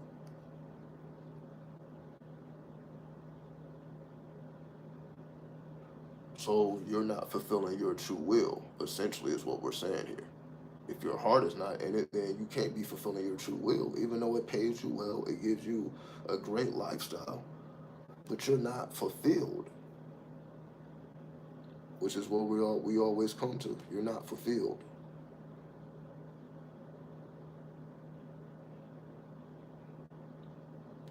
So even though I've been through all these adversities, it still wasn't hard for me because I felt like I was doing my true will. So when people ask, like, yo, how would you able to do it? How are you able to do it? How are you able to? Where is this energy coming from? It just, I feel I'm fulfilling my true will. I don't think I can do this with anything else. Actually, I probably could. Because when I think about it, I'm like, could I work 24 hours straight? Let's just say I had to work like a double shift, two 12-hour shifts. I'm like, could I do that? I'm like, yeah, I probably could. But I would be thinking about the money though. It would be different. I'm like, how big would that check be? 24 hours straight? I'm like, yo, I'm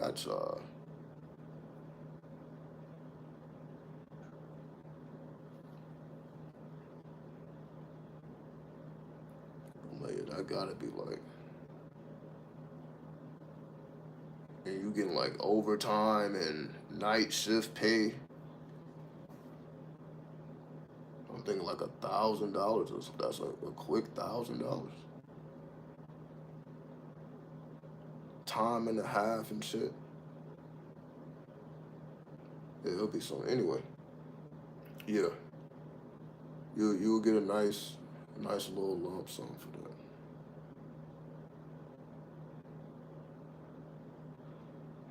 But you see, the motivation would be different. That's how I would be thinking. And you see, I'm thinking. That requires thought. Hmm. Do I really need that money? All right, fuck it, I'm going. Thinking.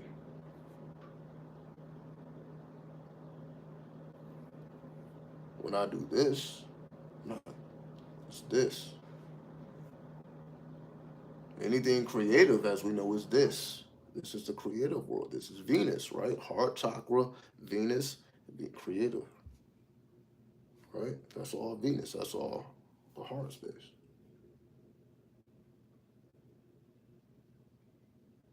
So I already knew it's about this. If it's about this, then that means I need to give first before I even think to ask anybody for anything. I need to give. So that's how I was able to stay motivated. So even if I'm going through any type of hardship, I'm still thinking I have to give first. There is no way, and as y'all see, I demonstrated that. I'm not just about to get up on here and just ask y'all for anything without giving you something first and foremost. There has never been a time where I just came on a video, hey, donate to my channel, and that's all I asked. A 1 minute video, donate, cash app, and I didn't give you nothing. That has never happened. I'm just in a fucked up situation. I need y'all help. What? Not once did you ever see that type of energy. It was always, I'm not even about to show my face if I don't have anything to say. Fuck my personal situation. That's not worth even talking about, really. Where is the wisdom? And if I can relate the wisdom to what's going on with me personally, cool. But the goal is to give. If I get something in return, it's only because I gave. It's never because I'm taking and I'm extracting. Because I don't even like that type of energy. And again, that's why you see, I don't even ask for donations now. Y'all don't ever hear me pulling up my cash app. I don't even do that shit. Because I don't even feel right what the fuck I'm asking for. I'm like, that's not what the horn God would do if you really didn't need to. I'm like, I will ask if I need to. I'm like, do I really need? Like, nah. Would it be nice to have more money in the pocket? Sure, but I'm like, would I roll it? I don't want to do it that way. I just need to learn a new skill type shit, which is what I'm doing. Right? I'm like, let me just produce more content. That's what I'll do instead of just asking. Because that way, there's no need to ask. Because you're like, I'm just doing.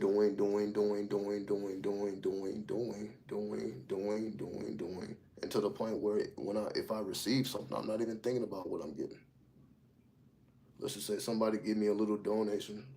I'm like, shit, I'm still thinking about the next video. I'm like, oh, okay, that's cool. I still gotta put out 5 videos a day.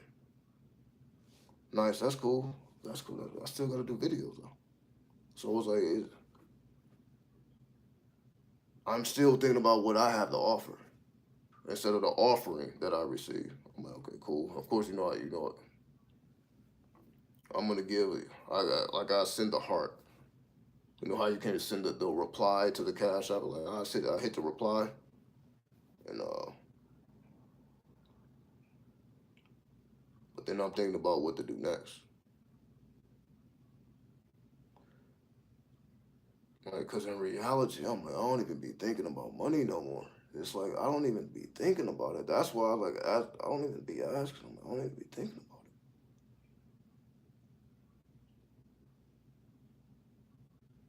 But I guess that's how it's supposed to be. It's supposed to be that way.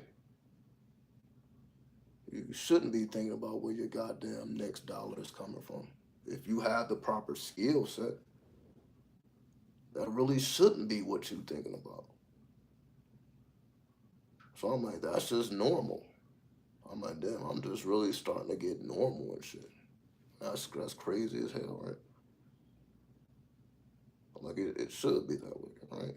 Um, you shouldn't be thinking about where your next meal is coming from. That's not a normal thought. People just eat when they want to eat. They just move around how they want to move around. They just do whatever they do when they do what they do. It's not really a thought. That's why most people's life is on autopilot. It's not really a thought going into much. Not really too much thinking going on because they can move around without thinking. It don't require them to think. They just hand a credit card, right, or pay the bills. They're not really thinking that there's no need for them to do that. And I feel like that's ultimately what they mean by the American dream, which is basically you navigating and you're not really thinking about how much you spend. Because I guess you technically would be making a lot more than what you spend. You don't really have to think about what you spend. So you can be in a dream-like state. Essentially, you can be in a dream like as you navigate. You can navigate in a dream-like state versus you can say anywhere else where you gotta think 3, 4 moves ahead type shit. Because if you in a first world country type shit where everybody gotta think ahead of time, it ain't even about you gotta think every step. You gotta think 4, 5, 6 moves ahead type shit. That's everywhere else. They can't be in no dream-like state. They in survival.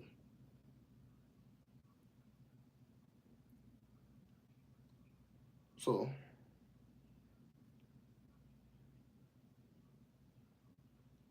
this is what I mean by it's. I be thinking about these things, and I know other people are not thinking about these things. And I feel like I'm only thinking about these things because I am the horn god, the avatar of the horn god. So that's why if I call myself the devil and Lucifer, this is just another Baphomet. It's just the horn god. It's all the same thing. I'm just saying the different ways of saying the same thing. That's why my energy is the way it is, be cussing and shit, right? And it ain't just because like I'm hood. I'm like, it's more to it, right? It got to be a Saturn like feel to what you do when you are the horn god. It's like you are. When I say Saturn, I mean malefic. What you do is considered malefic. So when I think about it, YouTube blackballs me. Well, they blackball you because what you do is considered malefic. I'm like, damn, can I really be mad at that though? I'm like, damn, what I do is technically malefic. This is technically malefic. They didn't call Aleister Crowley the wickedest man for nothing, because what he's doing is technically malefic. So even though it's not violent, right? We're not committing violence here, but it is technically malefic. So I'm like, oh, that's I can't really argue with that. I'm like, yeah, we're not promoting violence, but it is technically malefic. I'm like, yeah, I agree with that. So YouTube can't fuck with it like that. I'm like, okay. So when I think in those terms, I'm like, it makes sense to me. So how can I feel any type of way about it? I'm like, well, if the nature of what you do is malefic, then don't expect a corporation to push that, because it could be potentially dangerous to the consumer. What do you mean it could be potentially dangerous to the consumer? Well, if they get a hold of this real shit, it's like bearing dope and shit. It's like, yo, the philosopher's stone. If you mishandle this shit, then shit can pop off. I'm like, okay, that makes sense. I understand that. It's the same reason, like, okay, you start fucking with demons and you don't know what you're doing, you probably gonna get fucked off. I understand that. So you probably wouldn't want to promote that.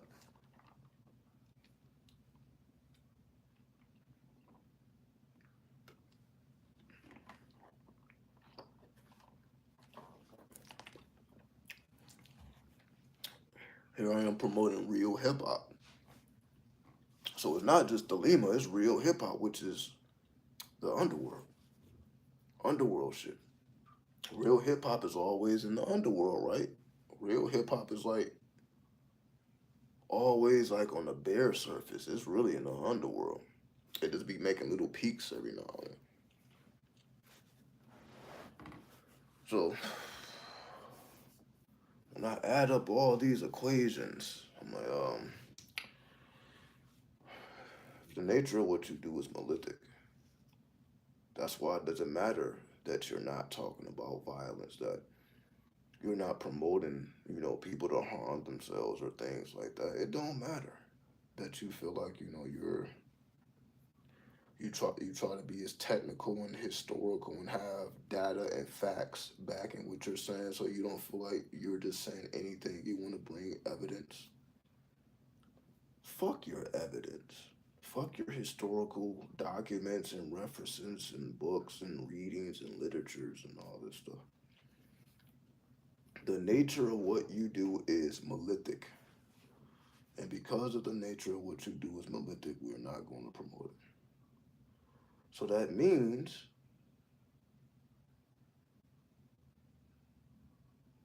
you are condemned to infamy. Because it's not that what you're saying is not truthful, it's just going to be accessible to a limited audience. That's essentially what it comes down to. So I'm saying all that to say that's why I'm not discouraged by the views or anything, because I know I'm like, okay, because of the nature of what I do is malefic, that means I will have a limited audience. It's just the nature of what I do. And how do I know this? Because if I was doing entertainment, this wouldn't even be an issue, right? And it's not an issue at all, because the nature of what I do is malefic. So I'm like, yeah, it's actually, it makes sense to me. It's not, I wouldn't have it any other way. When I just am truthful and honest, I wouldn't have it any other way. Would I really prefer to be famous right now, or do I just enjoy the infamy, where I can just walk around and do whatever, whenever, and nobody know nothing? Versus everybody know everything, so I can't really do shit. Imagine if I had a big face in Las Vegas. Oh, that's the YouTuber. Like, I probably couldn't even be in the corporate world. I couldn't even be in the corporate world. I would be too popular for the corporate. I couldn't even be doing this shit. I would just have to be fully creative. in seclusion and solitary. And I'm not saying there's something wrong with that, because that's just what come with fame. So I'm not saying it like that's negative. That's just what come with it. But the nature of what I do, I have to be able to go to places and absorb energy and not worry about people speculating about who is that. I think I know who that is type shit. What if I just want to go into the cemetery to absorb some death currency? But I can't even do that because I'm famous. Can't even go to the goddamn cemetery.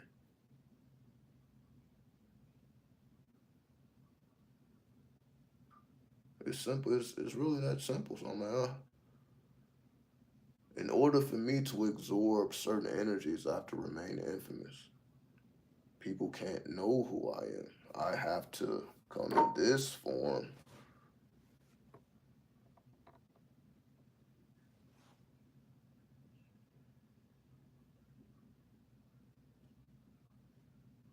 to bear the staff. The staff is bared by that ugly ass goat with them hooves.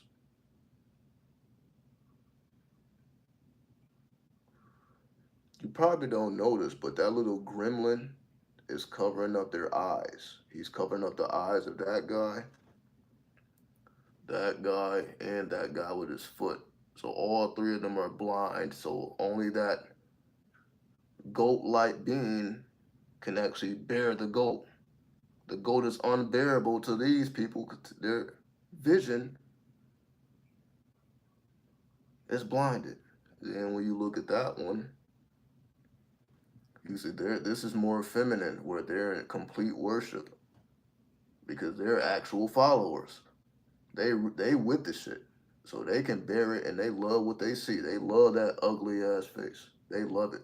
The people who don't, who basically just they just like the what it do for them, but they still not able to bear the face or be face to face with the gods, except those who have accepted it because they know the real. And then there you see the rings of Saturn. The rings of Saturn. So that's letting you know right there that the reason it's called the devil is because its nature is naturally malefic. So it's not like the devil was being bad just to be bad, but he or she knows better. It's natural. What I mean by natural is it has pure intent. The intent is pure. What do I mean by the intent is pure? Just because the energy is naturally malefic doesn't mean that the intent is bad. It's called the devil not because of bad intent, it's because of the nature of Saturn, aka Capricorn. It's naturally malefic. But that doesn't mean that, okay, well, every Capricorn has bad intents. Of course, that's not what it means. Well, that means Saturn, just because Saturn's malefic, that Saturn has bad intent. That's not what it means, right? But it appears that way on the surface, like, damn, what the fuck is this happening for? Because Saturn brings limitation. Saturn frees up shit. Saturn slows things down. Now motherfuckers is going through droughts. Now money is slowing up. So on the surface, it's like, what the fuck? It may appear to be bad intent, but it's not. It's just the nature of it. Saturn just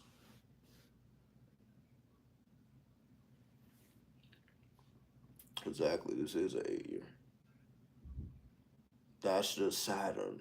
That's the point that I'm making here. That's just the nature of Saturn, right?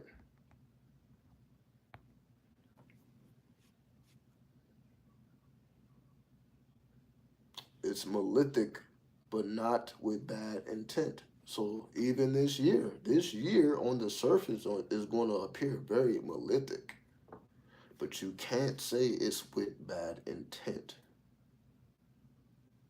That's how we have to separate things. That's how we have to understand Saturn. Yeah, Saturn, bad shit happens, appears to happen, but that's all based on the observer.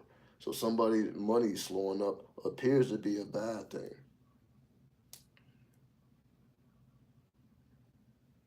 But when you understand the nature of Saturn, okay, why is Saturn slowing shit down? What is the purpose here?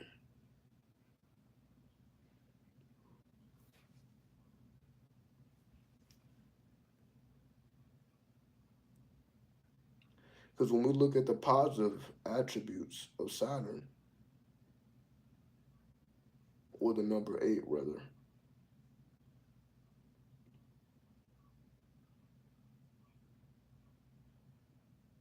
for example, when I'm within the eight frequency, I'm able to think a lot further. I can think further. So when they say you have to plan all the way to the end, I'm like, okay, I understand that in Saturn. Saturn allows me to plan all the way to the end type shit. So for example, if money slowed up, it's because you didn't plan all the way to the end. Because you should already have an alternative as to if this was to happen, you should already have a plan B. So if you don't have a plan B, that means you didn't plan all the way to the end. So that's the only reason the money's slowing up. Saturn is just bringing that to your attention. You made a mistake. Yes, it hurts, but I'm just making sure that it doesn't happen to you again. But it's still your fault. You didn't plan all the way to the end. Because you would already had had a solution and wasn't even thinking about the money slowing up because you would have already been activating your plan B. So it's like, damn, do you really want to hear that shit? Do you really want the money slowed up because of that shit? But at the same time, it's like, yo, Saturn is just trying to tighten me up. So the intent is not bad, even though a bad situation happened. Or it appears to be bad, but you say it's a blessing in disguise because you like, damn, I need to tighten my planning skills up. And making sure something like that does happen, I have a solution. That's why it's called the devil. So it's like looking at you like, okay, do you see that face? Look at this face. That devil looking at like, oh yeah, I'm showing up the exact moment that you least expected. It's like a bill. Where the fuck this bill come from? Oh yeah, because you didn't plan accordingly. Now you gotta pay. That's Capricorn. So you see that smirk? You see that smirk on the face? That's like, oh, because Capricorn always capitalizes off of your mistakes. That's why Saturn is malefic. Saturn is there to capitalize off of your mistake, off of your mistakes. So when people go to jail, when people go to prison, somebody is capitalizing off of you making those mistakes. Somebody is getting paid because of the mistakes you made.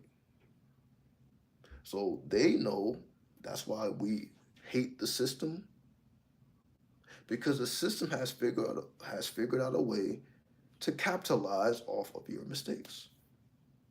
So that's why the system appears to be unfriendly in the way it is because it is. It's like, yo, we're standing right here. Whenever you fuck up, we gonna give you this face. Whenever you fuck up, oh yeah, we coming to collect. Just that simple. Because they gonna take everything. And we know. You're gonna lose everything. It's gonna get taken, it's gonna get seized, everything's gonna get lost. But you didn't plan to the end. So that's the malefic nature of Saturn, and that then goes into Capricorn, and that's how we meet the devil. So you see how the tarot is really explaining things that even religion can't explain. Religion can't tell you, well, the nature of the devil is like Saturn because it comes from Saturn. It rears its ugly face because it's reminding you that you need to tighten your game up. And I'm going to be here to remind you whenever you got a loose end, you actually should be thanking me because I'm going to be here when you have a loose end. But going back to, they have mastered the game because they know how to benefit off of your mistakes. That's the way the system works. So if you don't want the system to benefit from you, you just can't make mistakes. But who's free of mistakes?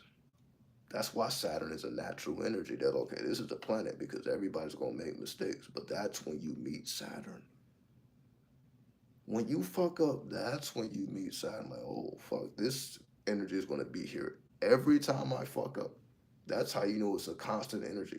Whenever I fuck up, I'm going to meet this motherfucker with that ugly ass face. I don't want to see him. You're like, oh, this is a. You don't want to look at that judge.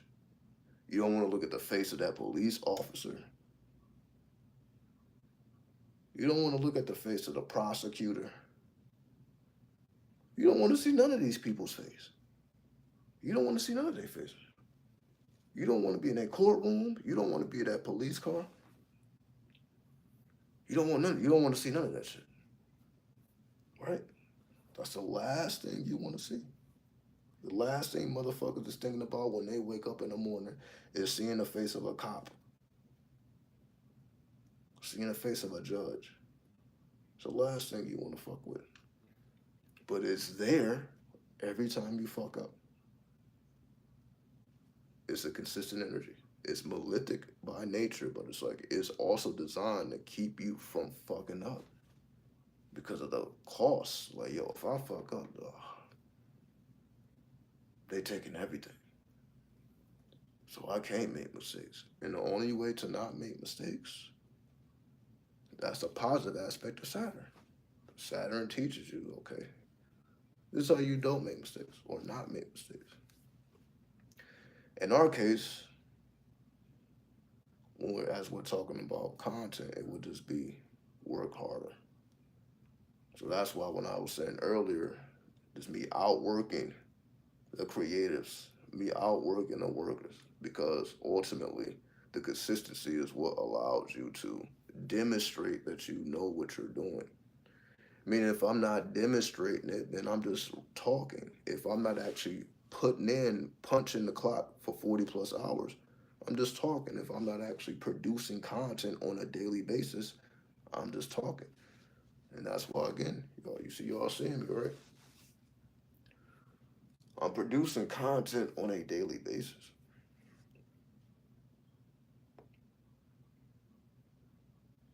I'm like, okay, I can't consider myself the horn god if I'm not. It's just that simple.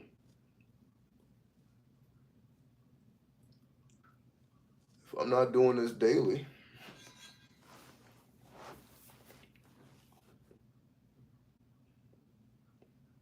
I'm not demonstrating my attribute properly. But you see, obviously, I've come to this conclusion recently. Otherwise, I would have been doing this shit daily. However, I'm still thinking about, okay, how am I supposed to put these hours in and get enough sleep and do this and do that? Because you're still trying to factor in sleep. That's what I was saying earlier. When you don't factor in sleep, now all of a sudden now you got time to do what you're supposed to do. When I stop factoring in sleep, I'm like, all right, fuck, I can do videos every day. When I don't factor sleep in, all content is getting produced on a daily basis. And if I find sleep, I find sleep. But when I don't factor it in, the shit gets done. When I don't factor in sleep, shit gets done.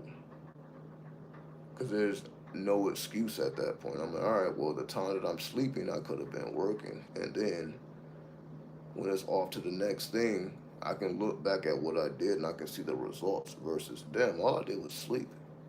I ain't got no content out. Well, what did you do? All I did was sleep.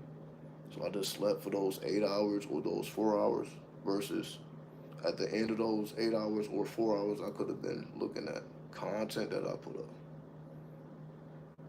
Not looking at it, but it's I can see that I've been putting in work. I can look back and see what I've been doing on a daily basis because I've been uploading the content.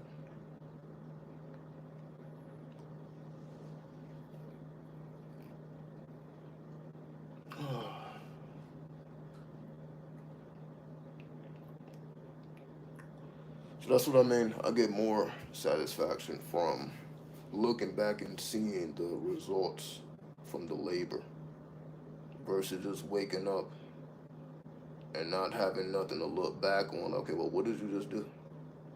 Yeah, I just slept, but I'm still waking up tired and shit. So I'm like, what is the point?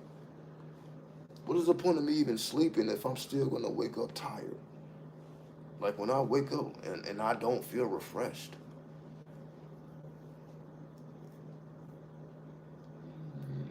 If I wake up and I don't feel refreshed,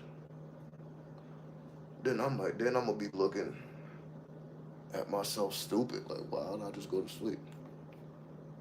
If I'm waking up tired, like, what's the point of me going to sleep? So it'll be a lot of times I'll be waking up questioning myself, like, what did I just go to sleep for? It's as if I didn't go to sleep at all. I'm still tired. If I'm gonna be still tired, I might as well just stay the fuck up. And then I just would have been tired with some content already produced, already ready to go to be uploaded throughout the day. So to me, that's the nature of the horn god. Just making those types of sacrifices when,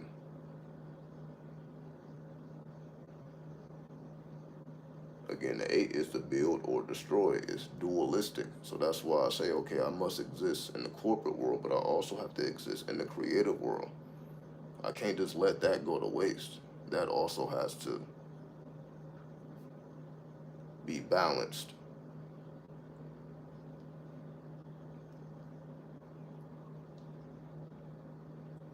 I guess my body is getting tired, but my spirit is not tired.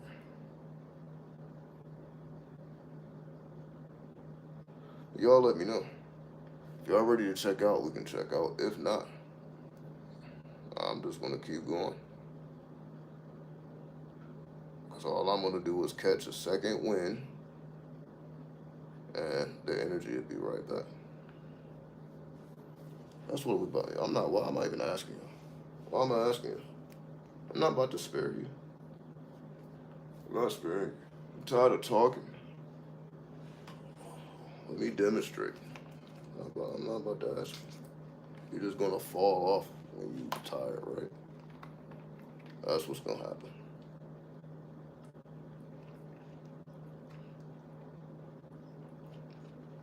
You're gonna have to watch this video in sections.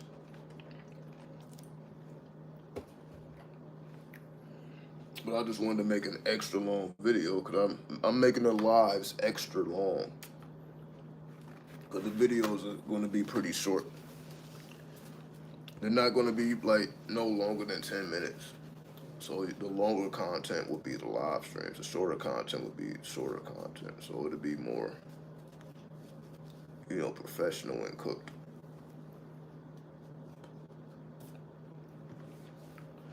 But as I said, I have to demonstrate. Right? So that's why I'm demonstrating. That's why I'm still here. That's why I'm like, I'm tired. What am I going to do? Go to bed and lay down? When it's 4:15, the sun about to be up. So when the sun coming up, I'm supposed to be laying down.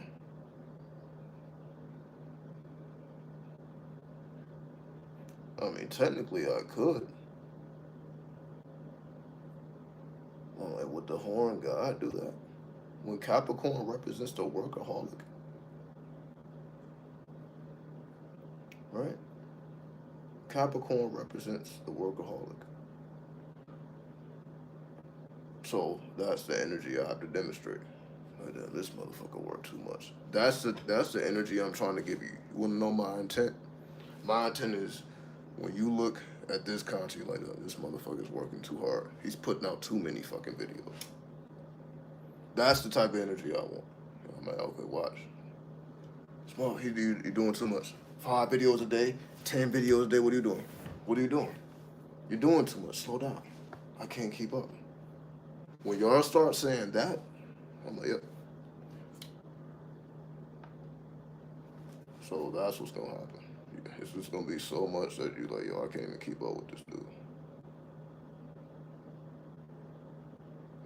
It's just too much going on. Don't let me get to like 10 videos, 100 videos in like 10 days. But I understand that's what YouTube wants from me. If YouTube wants to give me any traction, it's going to be because of my workaholic nature. It's not going to be the Scorpio nature. It's going to be the nature of the workaholic. How do I know? Because my channel started first growing when I put out 50 videos in 2 weeks. My channel grew after that. How do I know? Because I was the one producing the videos and I was getting the emails from YouTube like, yo, you been motivated, huh? They giving me emails like, yo, you been just been uploading crazy, huh? Yeah, 2 weeks, 50 videos in 2 weeks. All right.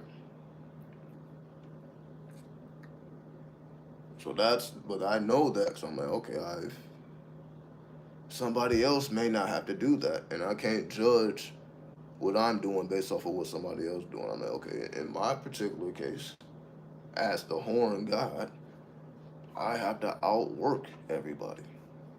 That's the only way for me to get any traction. So if I want any new subscribers and views, if I want all the attributes of YouTube, YouTube was letting me know the only way you're gonna get that, you just gonna have to flood the streets. That's the only way. You're gonna have to just have so much content that is just all over the goddamn place. It's all over YouTube. Like, yo, this is just so much content. It's just all over the place. That's the only way. You're gonna have to flood the streets. You're gonna have to release the Nile River on motherfuckers. You're gonna have to release the whole, not just flood these motherfuckers. Flood them. Don't spare them. That's what I've been doing. I'm like, let me spare them. I've been in my divinity, divine masculine. Oh, let me spare them. Oh, they're cool. They got it. They're good. They don't need me to show up all. Nope. The horn god, fuck that mercy shit. Right? Book of the Law, chapter 3. Spare them. Like, no, we don't take prisoners. We're gonna kill you. Like, okay, well, just as metaphorically, like killing time. Right? I need to kill this time. But if I'm killing time, that means I have to work.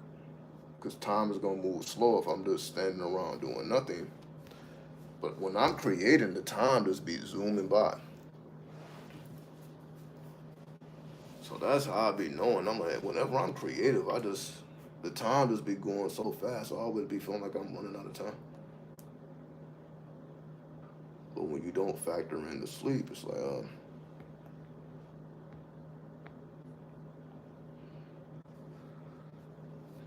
I was wondering if you had a perspective on the Grabovoi numbers. Since it's based on mathematics, I also resonate with numerology. I have no idea what Grabovoi, I might be saying that wrong. I have no idea what that is.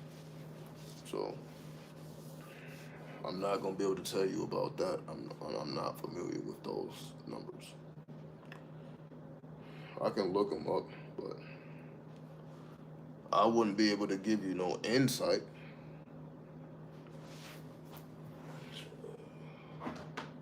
I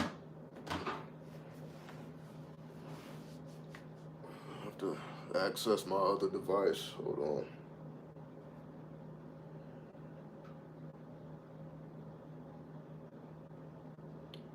But yeah, intent of Saturn.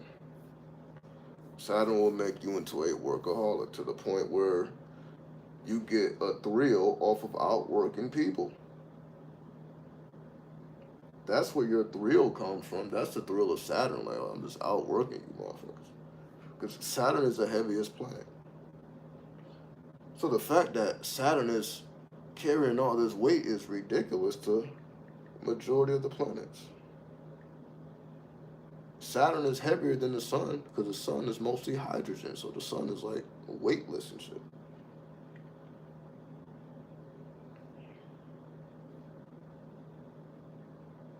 The sun is not technically weightless, but I'm just saying it's made from hydrogen, which is water. It's lighter than what you would think it weighs. But Saturn, on the other hand, but let me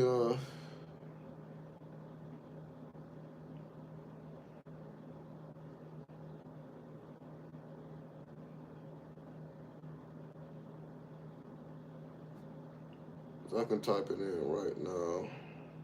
Trying to see what are you talking about. It said Gabobi codes. That's what's popping up for me.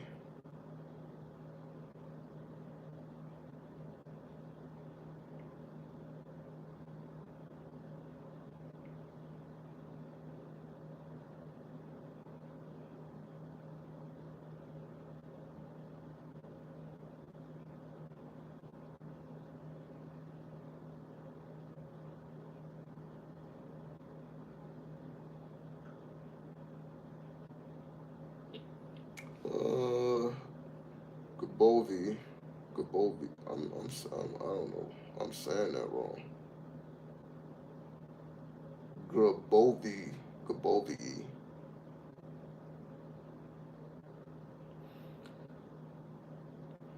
A set of numbers thought to have healing and manifestation qualities has attracted a lot of attention. These codes, a Russian scientist and clairvoyant. So these codes come from a Russian scientist and clairvoyant. Are claimed to connect us to the field of universal energy and enable us to make positive changes in our life.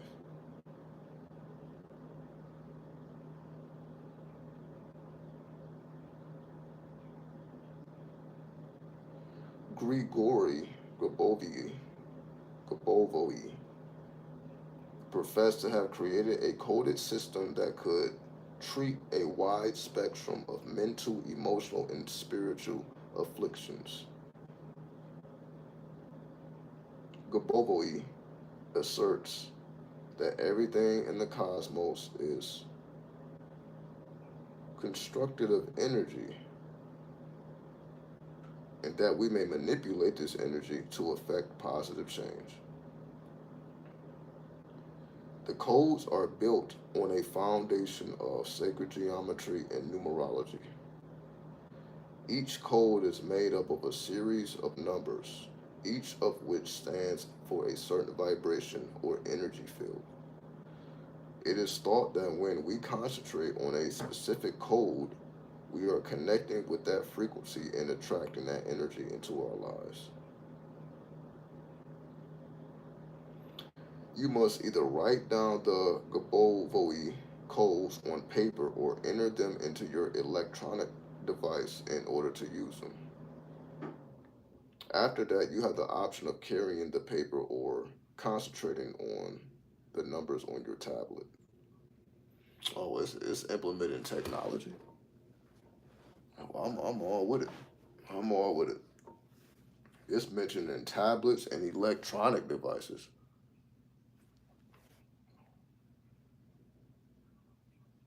The following is a summary of some of the most popular Gabovoi codes and their alleged advantages.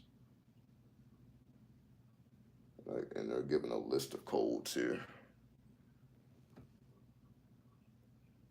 and their meanings. Codes.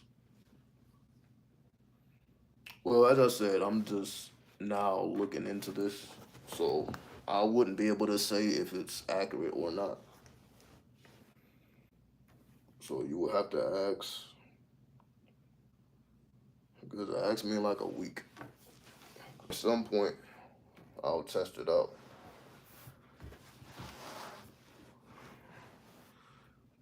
So after about a week, I'll be able to say if it's real or not. So I'll keep that in the notes. I'll conduct some experiments and I'll have something to tell you. But as of now, because I'm just now being introduced to it. But yeah, I'll definitely let you know if it's real or not. But it's based on mathematics. I don't see why it wouldn't be. But I'll be able to provide some more deeper insight with personal experience. Um, have you heard of gang members starting to use witchcraft on their ops? What make you think they just started doing that? It seems to me like that's been the case the whole time.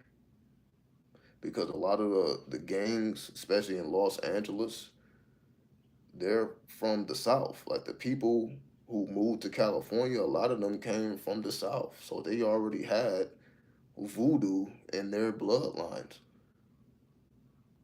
So when you go to a place like California, especially, Los Angeles, it's like that's in the atmosphere. If you ever been to a place like New Orleans, in certain places, even Detroit, in certain places that have a certain energy, they look at this energy is wicked. So wicked ass energy. So to me, that they've been doing that the whole time. They've been witching shit. They've been on that witchcraft the whole time. That's just what I've seen. That's been that way the whole time.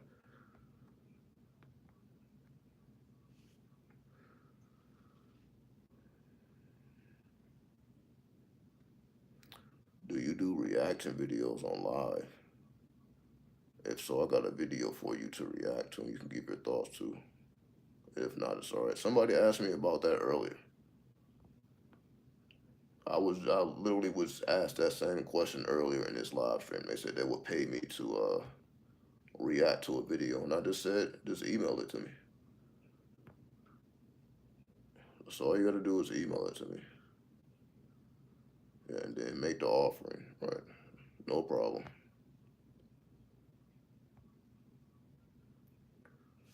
So yeah, that's witchcraft has always been in these streets. That's nothing new, right? Voodoo has always been in these streets. That's nothing new. I've even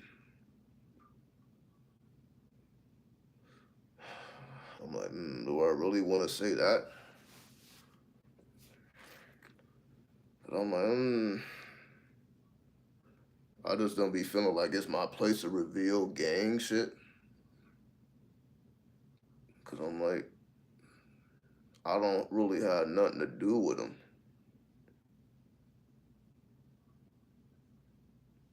But of course, I know things. But from what I've seen, again, I spent so much time in Los Angeles, and I've been all over that bitch. I wasn't just concentrated into one area. I've been all over. And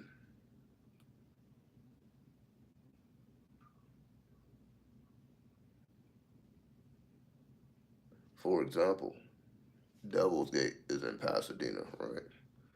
The energy there is very wicked. People could say it's been some fucking devilish shit going on here. That's why they called it Devil's Gate, because it's been some devilish activities on these grounds.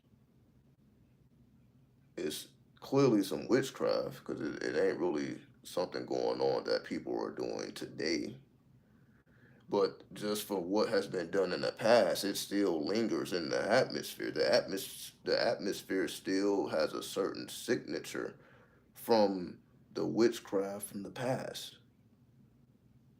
I feel that all over Los Angeles. You can feel the past. in Los Angeles. I'm sure it's the same way in Detroit, in Chicago, in Cleveland, St. Louis. I'm sure it's the same way in a lot of these places. So it's like you are always connected to the past because the events that took place were just so abnormal. Like for example, places where they was conducting the witches' Sabbath.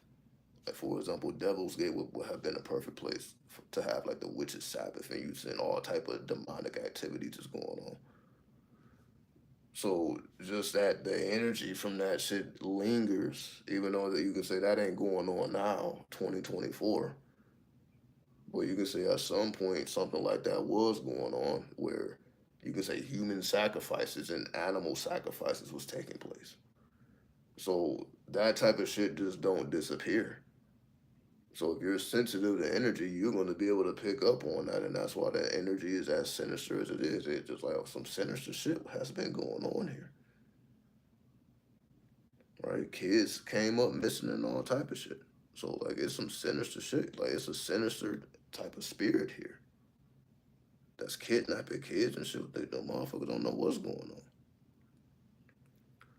So yeah, to me, yeah, it's all types of spiritual activity still lingering around.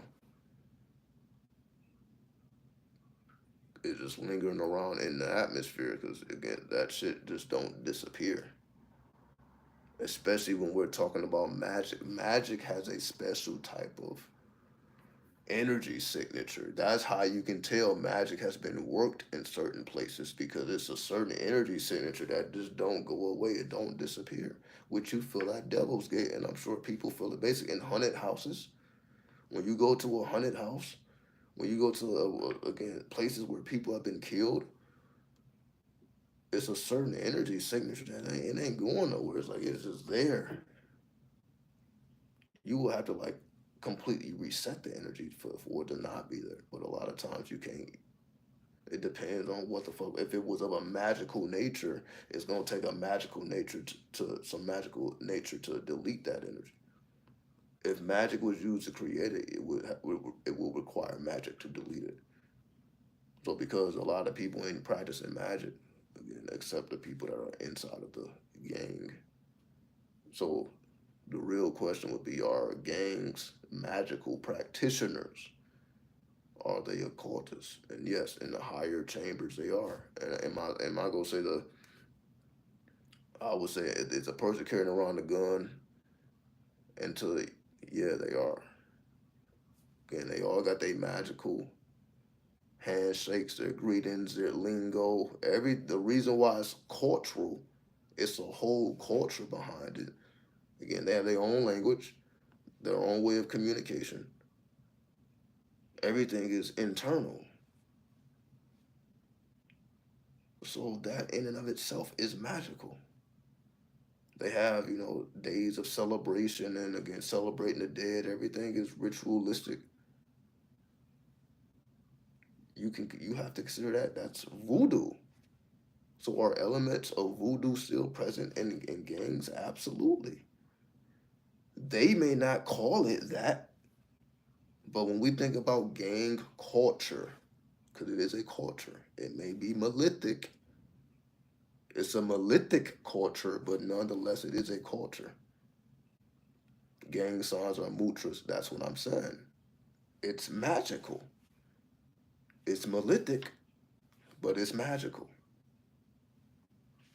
So there are magical elements, especially when you consider music.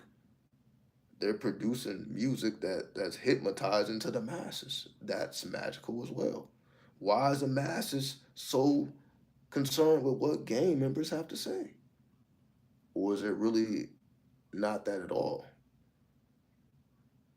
What is so interesting about it's to me it's magical.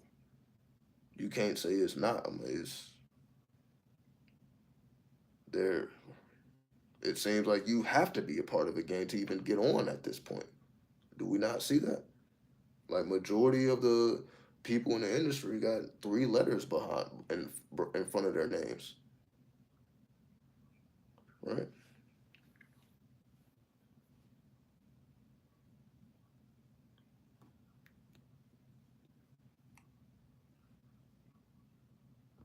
Yeah, King Merlin. He wrote in a court book. So that's just evidence that that's what they're into. So basically, he's a gang leader, and they're into the court. Yeah, they just do it in their own way. For me, the underworld is scary but fascinating. That's why people listen to the music.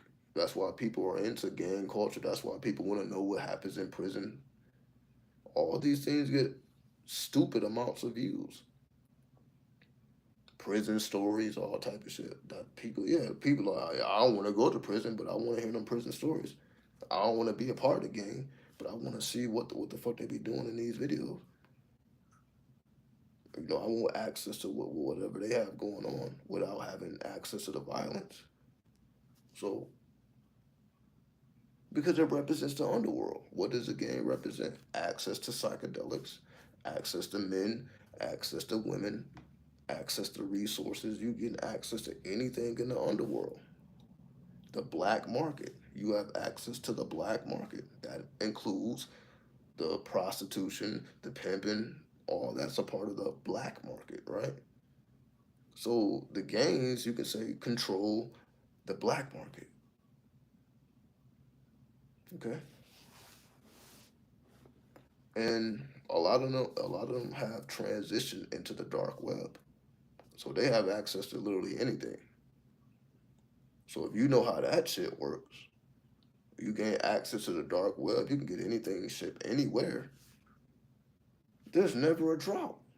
That's why gangs continue to survive. They got access to shit that most people don't even know exist, and there's gonna always be a demand for that. And it seems like they're always ahead of the game. How do they know what type of music to make in order to enrich themselves and to become famous? How do they know the formula? How do gang members got the formula and not the suburban kids who didn't have to witness any of this violence and have to go through the hardships and the bloodshed? Why does it take the? Because that's just the life of the artist. That's why like be I can't not say that I don't fuck with the underworld because that's where artists come from. Because you're not going to get this effect anywhere else.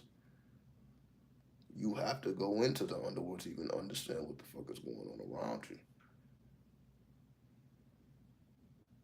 That's why it's called the hood. The hood. Because when you see the hooded figure, what is that? Who wears the hood? Death. The angel of death. Because gang members are murderers. They are the angels. Anyway. Anyway.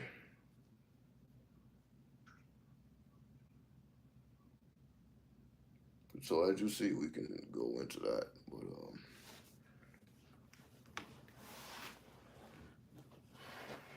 I don't think y'all want to go into those ciphers.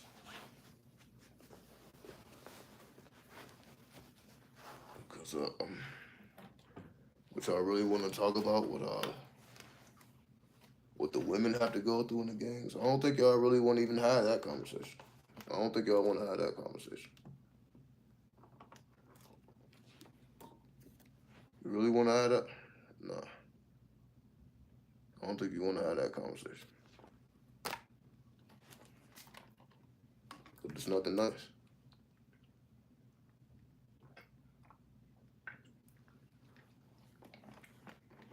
Nonetheless, it's the reality,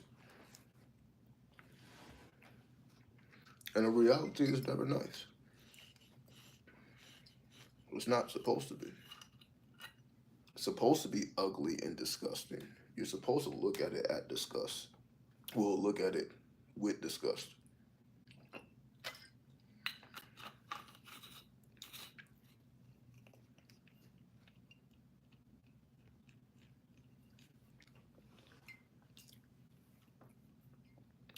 Tune into drill rapper Sugar Hill King get crazy. Sugar Hill King.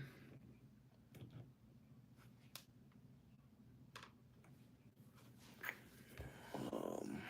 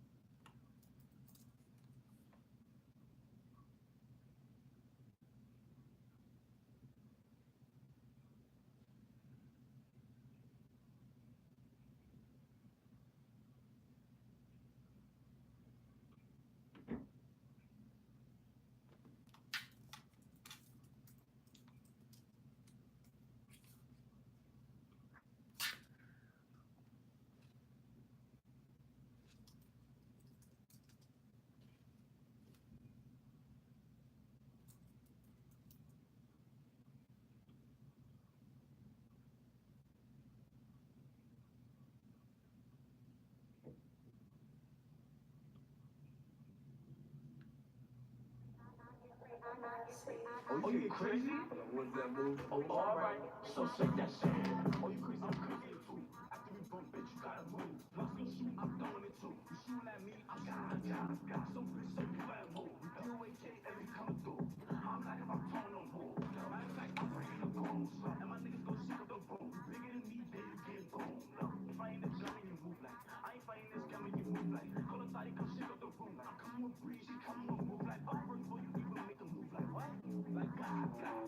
You and Flock don't come to the room. You think she's sweet? We not getting two. Like what? Number one, better stick to the room. Number two, and you better shoot like. And three, and you better move like. Top be fucking and knock it in two like. I'm top, she know what to do. Like what? You fuck this, you gotta move like. Why is sweet? We not getting two. Like what is this bitch? So you better move like. Bitch, I'm top, she get on the drop. After we rough, kick out the drop. Like what? Tryna lie me, but you getting shot. Like fuck nonsense. That boy in the box like what? Like what getting shot like what? God, God, God. What? Yo, even the top. Fuck you, I'ma let it fly. Why these niggas they come from the block? Like we not the ones who's sending shots. Like what? Smoking every day, nigga. Every shot, smoking all this. God, God. What? You pop it with no dough. Why the fuck keep dissing and shit? I see that bitch, I'ma kill it. And it's to this shit. Yeah, no cool hit. Motherfucker, but he got kicked in shit. I know I that guy with his quick. And so you got shot in his face. What the fuck? Hey, yo, Nazi, little nigga, get up. He see my body, ain't taking his gun. And you taking it to his gun.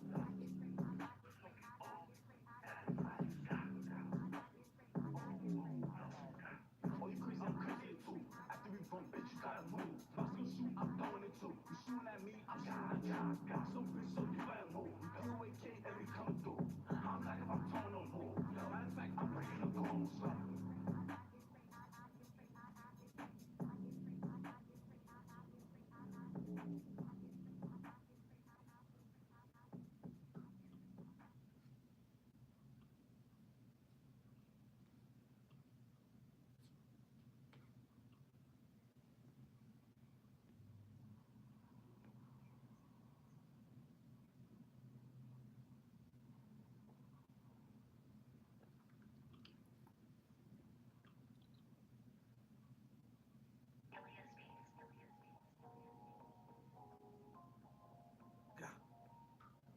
Look, and she do what I say. Okay. Niggas think get the fuck out my face.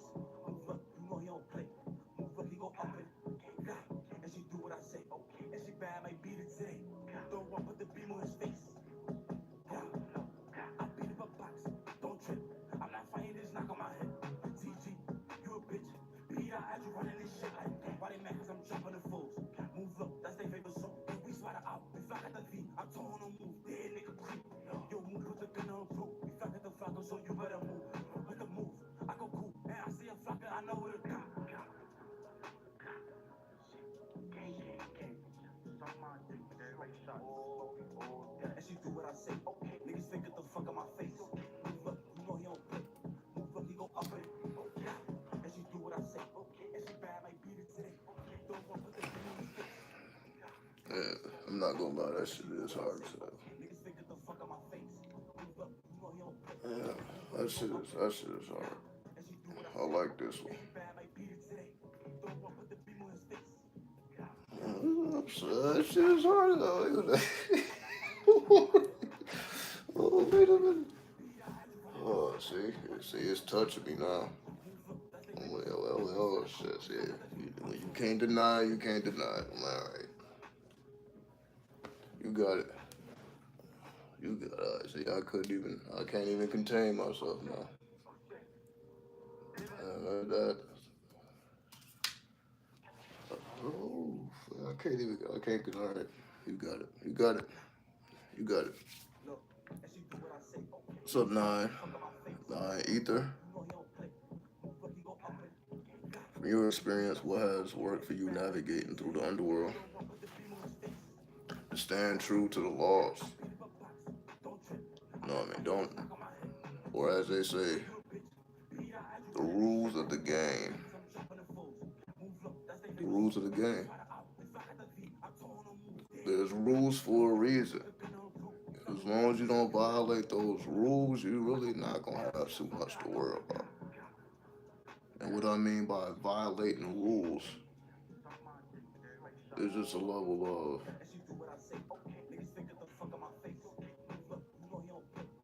when you're dealing with underworld deities, underworld demons and jinns and shadows and succubus and incubus, vampires, ghouls, goblins, all type of strange shit, or basically lunar beings. So they're all about illusionary magic, casting spells, things of that nature. So you can say, they can appear to you in very beautiful forms and appeal to your senses, you can say. So you have to be already full inside if you want to survive the underworld. You have to already be full inside because the underworld is going to present essentially all of your desires is going to lie before you. It's that simple. So the people who desire all this money, who desire a certain type of woman, a certain type of man, a certain type of lifestyle, a certain type of this, a certain type of that, certain type of whatever it is, you're gonna run into all that. And not just what you want on the surface, also the things you desire that you don't speak about. See, people may speak about how much money they want, or they want the husband, the wife, the girlfriend, the boyfriend. But the true desires don't really be spoken. It's things that you ain't even saying to other people. You gonna have desires that you don't reveal to people. So they get a sense of all that. Meaning they know the real you. So that's why I was like, you can't pretend and act like you're not what you are. That's what it is. Like motherfuckers be trying to keep their mask on, right? They be trying to keep their mask on.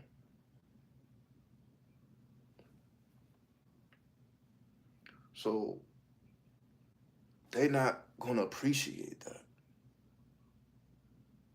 They're not gonna appreciate you essentially being fake and phony and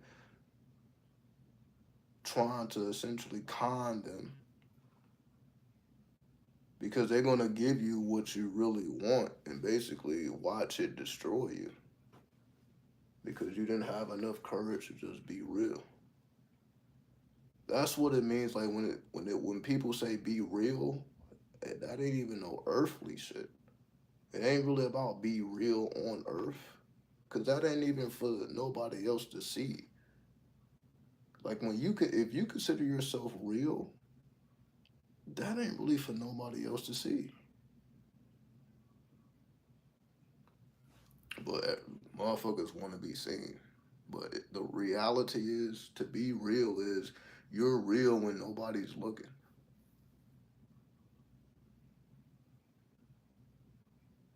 When you're in the underworld, being real is just being true to who you are.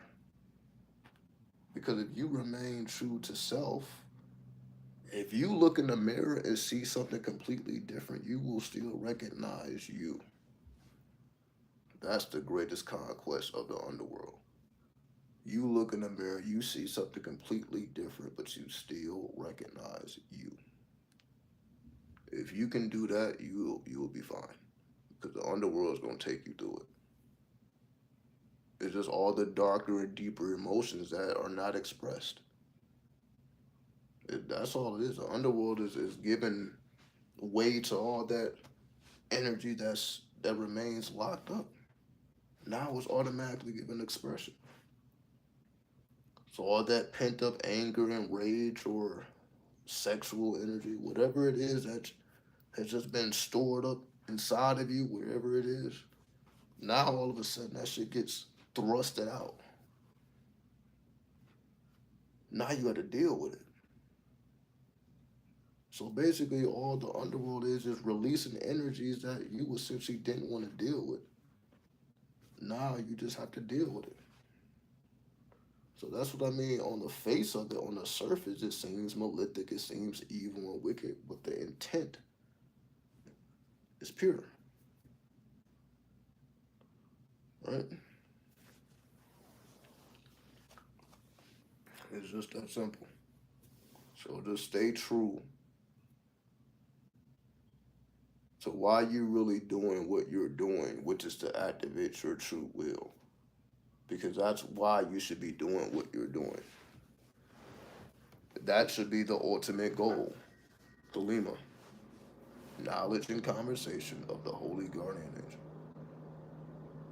Not the car, not the woman, not the man, not the status, not whatever it is.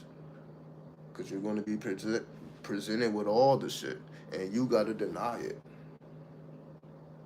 You got to deny that shit.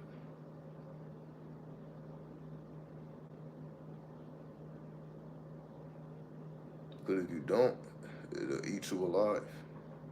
And again, this is what people mean when it's selling of the soul. Like, all right, you want it to be this, you want it to be that, but this is what comes with it.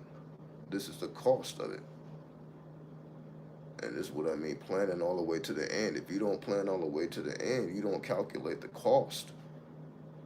People are not calculating the cost of what it really requires to be what they think they. For example, somebody would love to have, let's just say, a sports car. But anybody who has a sports car know how much it is to maintain it. When you gotta buy a different type of gas every time you get gas.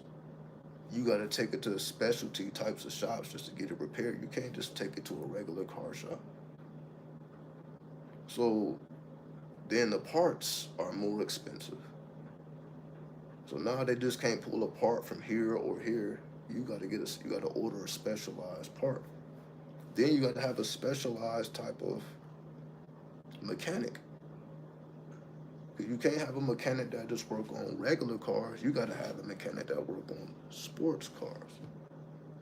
So they're gonna charge extra for that. So essentially, all the maintenance they taxing you for it. Anything go wrong, you getting taxed. So essentially, like if you're not ready for that type of lifestyle, then it wouldn't even be no point of even having that type of car.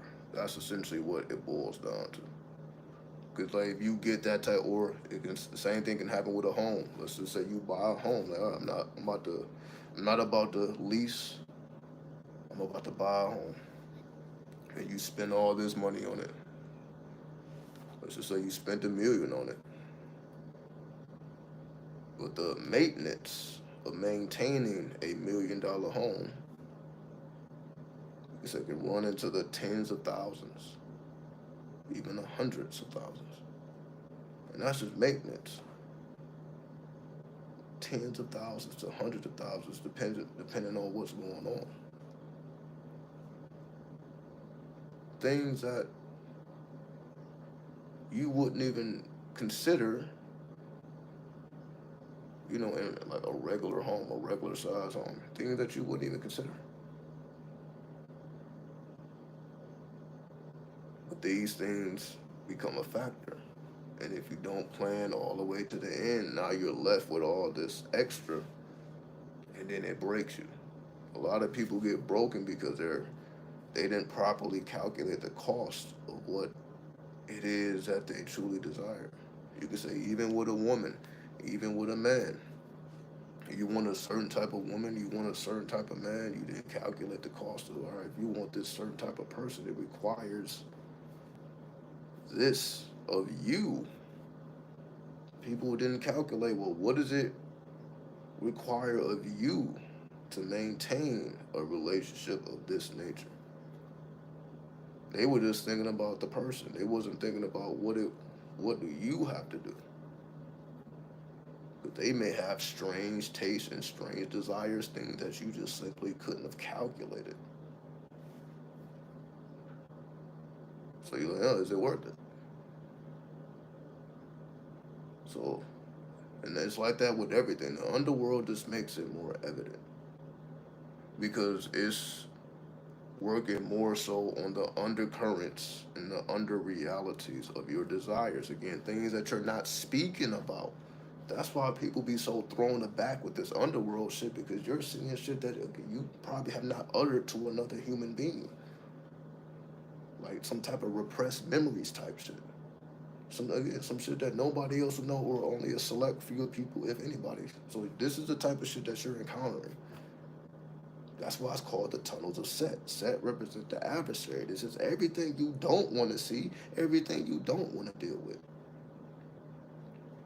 However, it's there and it exists, but you probably don't want to deal with it. So that's why most people stay away from it. That's why it's malefic by nature, because again, it's the shit that you don't want. It has an ugly face. It's not the pretty face, it's the ugly face. Nonetheless, it exists. The clip off exists just like the Kabbalah exists, right?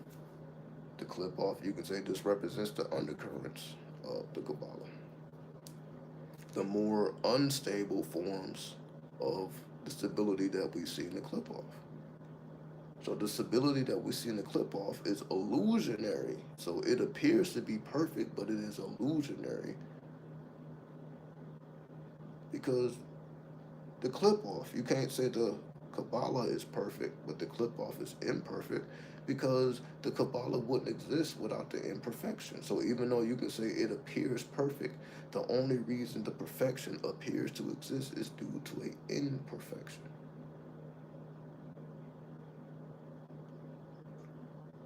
And you can say that also applies to men and women. The perfection that we see within a man or a woman only exists due to an imperfection. Meaning we may look at somebody as perfect. They may be perfect for you. But that perfection only exists due to an imperfection. And that imperfection may be within you. It ain't necessarily within them. It may be some imperfection within your psyche that attracts you to a certain type of person. And I'm not saying the imperfection is bad or wrong, it's just imperfect. It's essentially clip-offic, it's essentially malefic. There's a malefic aspect of the psyche, that's why it's called the psyche. That's why it's called the unconscious mind. You can say the nature of the unconscious mind is malefic. That's why it's called the unconscious. It's like, yo, this is the last shit you want to. The subconscious is more personal. Your emotions and how you feel,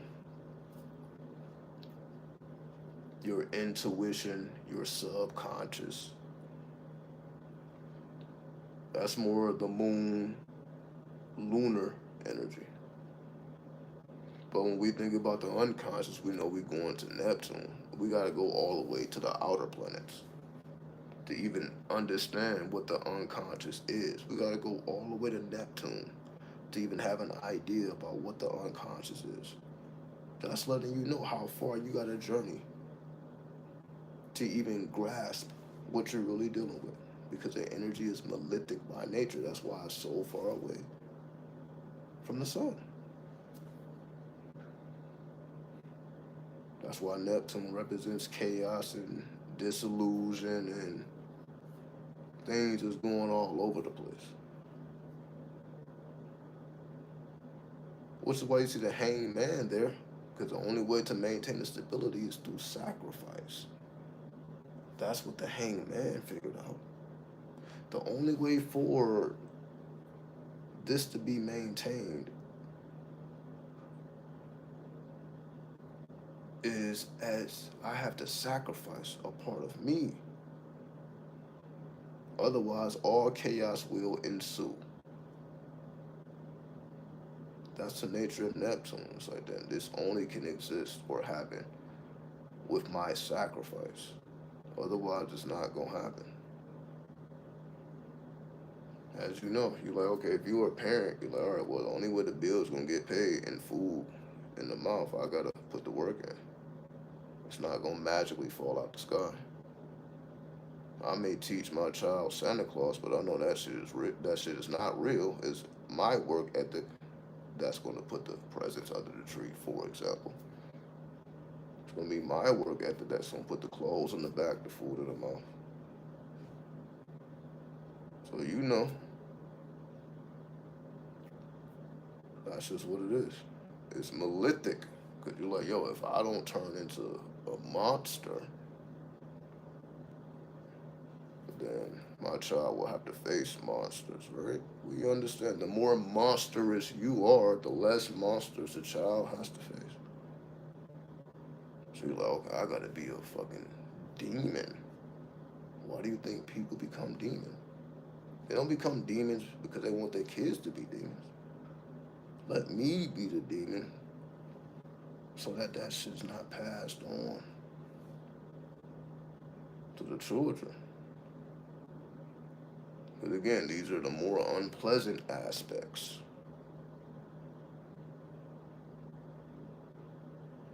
And yes, people get violent because you can say the unconscious is violent. So when people lash out on people, a lot of times that's through the unconscious. So a lot of people, their violence comes from the unconscious. It comes at a time where extreme sacrifice will be needed to prevent it. So that's why people lash out.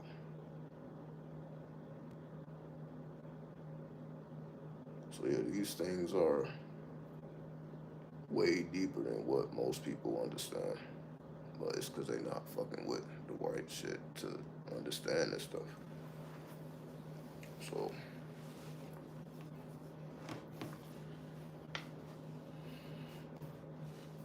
the underworld's gonna bring out those unconscious emotions and those unconscious desires, and this is gonna make you familiar with your unconscious mind.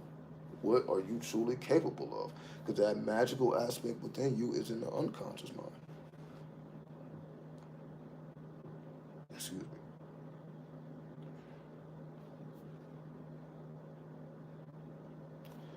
To get to the underworld, you got to go through the unconscious mind. That's why Neptune represents the land of the dead. You got the underworld, but then you got the land of the dead, which you got to go through Neptune for that. So you become necromantic through so the dead speak through the unconscious. They don't speak through your subconscious. They speak to the unconscious. So when I say they wake me up out of my sleep, that's Neptune, the dreams, the unconscious. So of course they will come to me in my dreams because my unconscious is activated.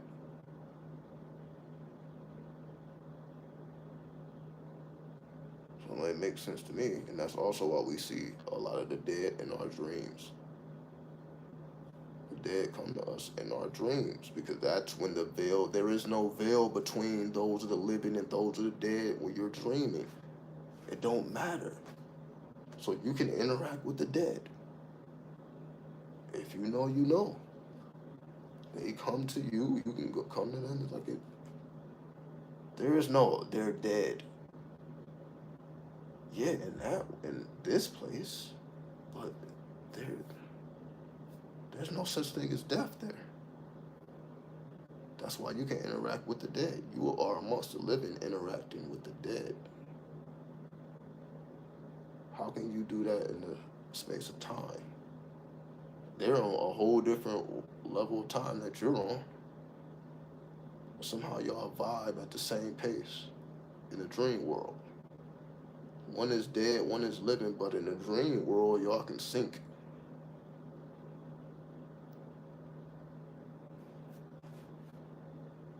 That's due to the unconscious mind. That's the power of the unconscious. So that's you. That's real power. You can connect with the dead. What the fuck? We that powerful? We can interact. We can interact with dead niggas. So what's really going on? Not only can you interact with them, they can fuck with you for real and reveal shit that knowledge beyond the grave, which is never talked about. That's forbidden. You ain't supposed to be doing no shit like that. Ain't nobody gonna fuck with you. You doing some shit like that. Who gonna fuck with you when you on that type of time?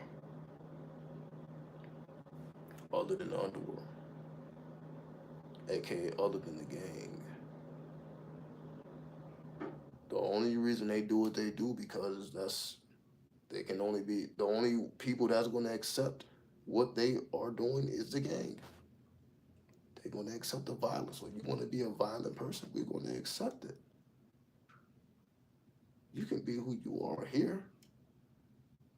Because again, the power of the unconscious mind. Violence is coming from the unconscious mind. So violence, it will be the result. It's just you're going to inflict it on somebody else, or you're going to inflict it on yourself. Hence, the hangman is deciding to inflict it on himself. If I'm not about to hang upside down, I'm about to kill a motherfucker. So you don't know all that. You don't know that that's that thought slave. If I'm not doing this, I'm killing shit. My wife just cheated on me. I know what the dude is. I need to hang upside down, or that's how you would have to tame that tune. That's why. That's what the hangman is trying to demonstrate. You're in a place where you're ready to throw it all away. You're going through intense emotion. You don't even know how to contain it. So you're like, I gotta let me throw myself over the waters, and that's the only way I'm gonna reach a meditative state. How do I know that? Because on the Kabbalah, if you look at the path of the hangman, because I'm like, oh, did I just make that? No. You're dealing with extreme emotion because where the hangman is positioned on the tree of life, the path. Who knows the path of the hangman? What Sephiros does it connect?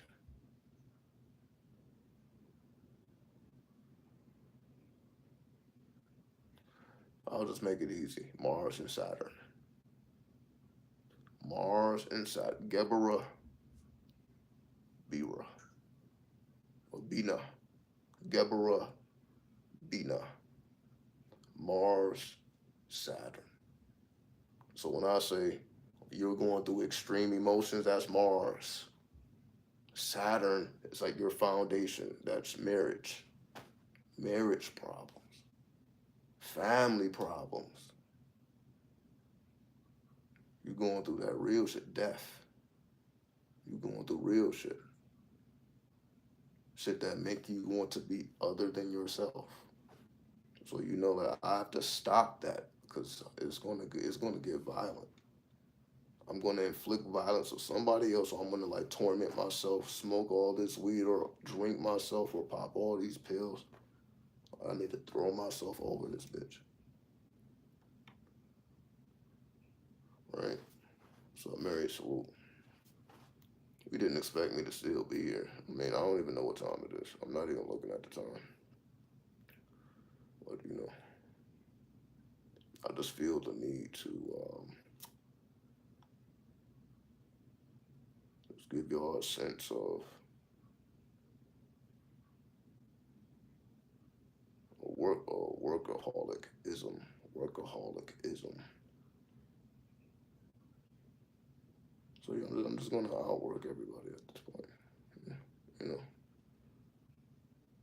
But yeah, that's just me expounding on the underworld, the hangman. You see, you think I'm able to come to these conclusions if I didn't know I didn't have that committee.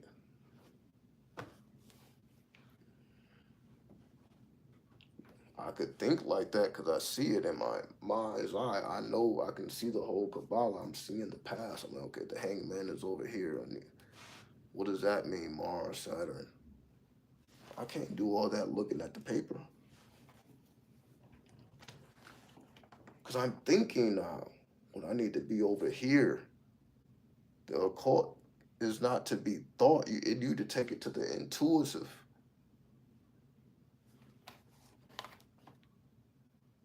meaning from the conscious to the subconscious, and then it seeps into the unconscious. It descends into the unconscious. That's how that works. It has to descend into the unconscious. It goes from here to here, but then it gotta seep into that shit. Meaning it starts with the piece of paper you study in the tarot, but then when it's committed to memory, it slowly seeps.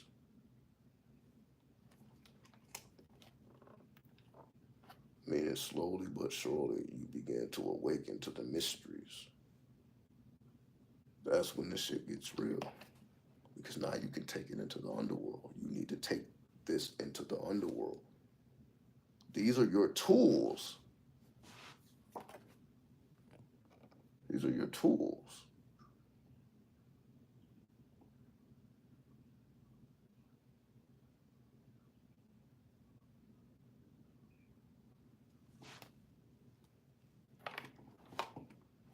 So all you're doing is arming yourself and preparing yourself for the underworld because you know that you about to deal with some sick ass shit. For example, one of the clipper, you run into the goddess of perversion.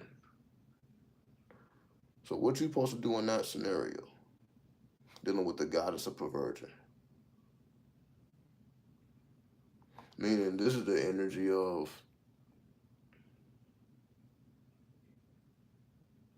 like when you think about a pervert, you don't think about a woman, you think about a dude. Or like, oh, that the dude is perverted. Meaning like, all right. However, if you think about it from a perspective of the woman, you can say, okay, that's a woman that's like looking at dudes' crotches and shit, like just overly aggressive and shit. So when you're dealing with that clipper, and then the goddess appears, or she comes in your dream as an overly aggressive woman who's ready to satisfy your perversions, you just let her go about her way, where you're like, okay, you recognize what the fuck is going on. Like, damn, I am working within this clipper, and I did just read about this, or I did just study about what the fuck is going on. There it is.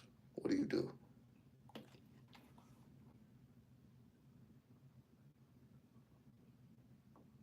Because you're like, I'm in a clip off. I'm not in the Kabbalah. So I gotta keep it player. I gotta be hands free about this shit.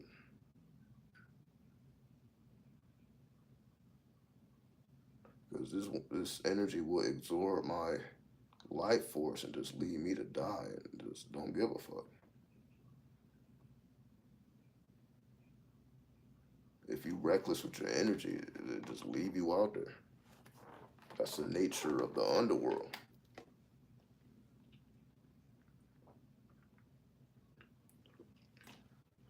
So you have to be on point.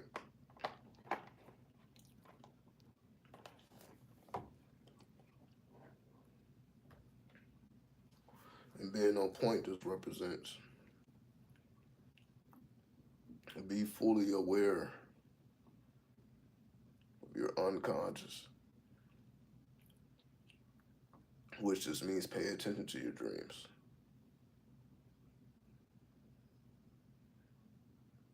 You have to be aware of what you're dreaming and what messages is trying to be conveyed from the unconscious. Because that's giving you insight into the real you. Beyond, again, your personal life, your personal habits. People don't understand nothing beyond what has happened to them. They are creatures of habit.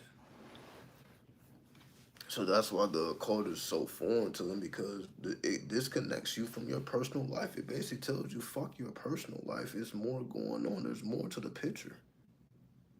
That's all the occult is. Like, okay, everything that has happened in these however long you've been alive is not the most important factor here.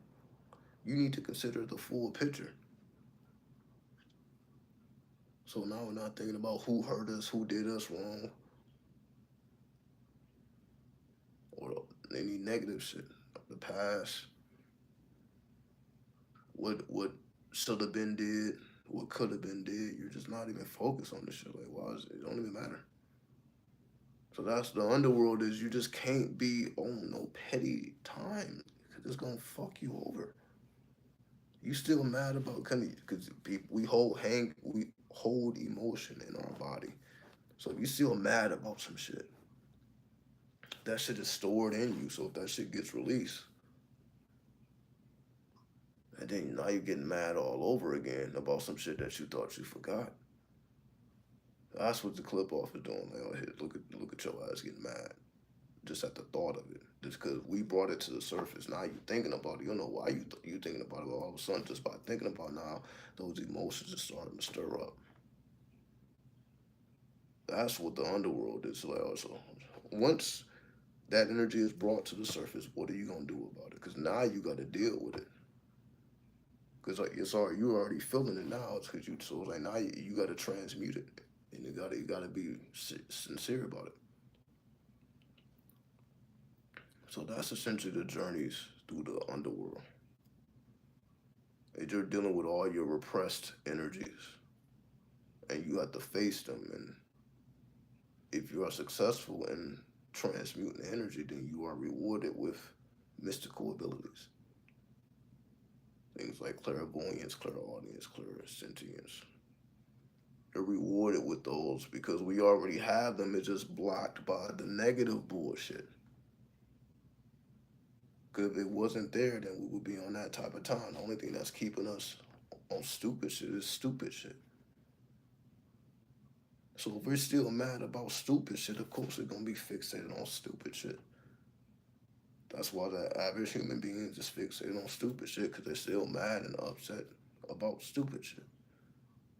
And not stupid as in it don't really matter. It's personal.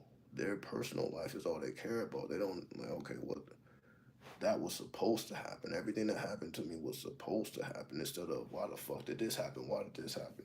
This should have been this way. This should have been that way. You're like, okay, well, everything that happened was according to plan. It wasn't supposed to be perfect. It was a perfect imperfection. It was supposed to be. It's perfect, even though it appears to be imperfect. But that and within that imperfection is perfection because look at what it created. All right.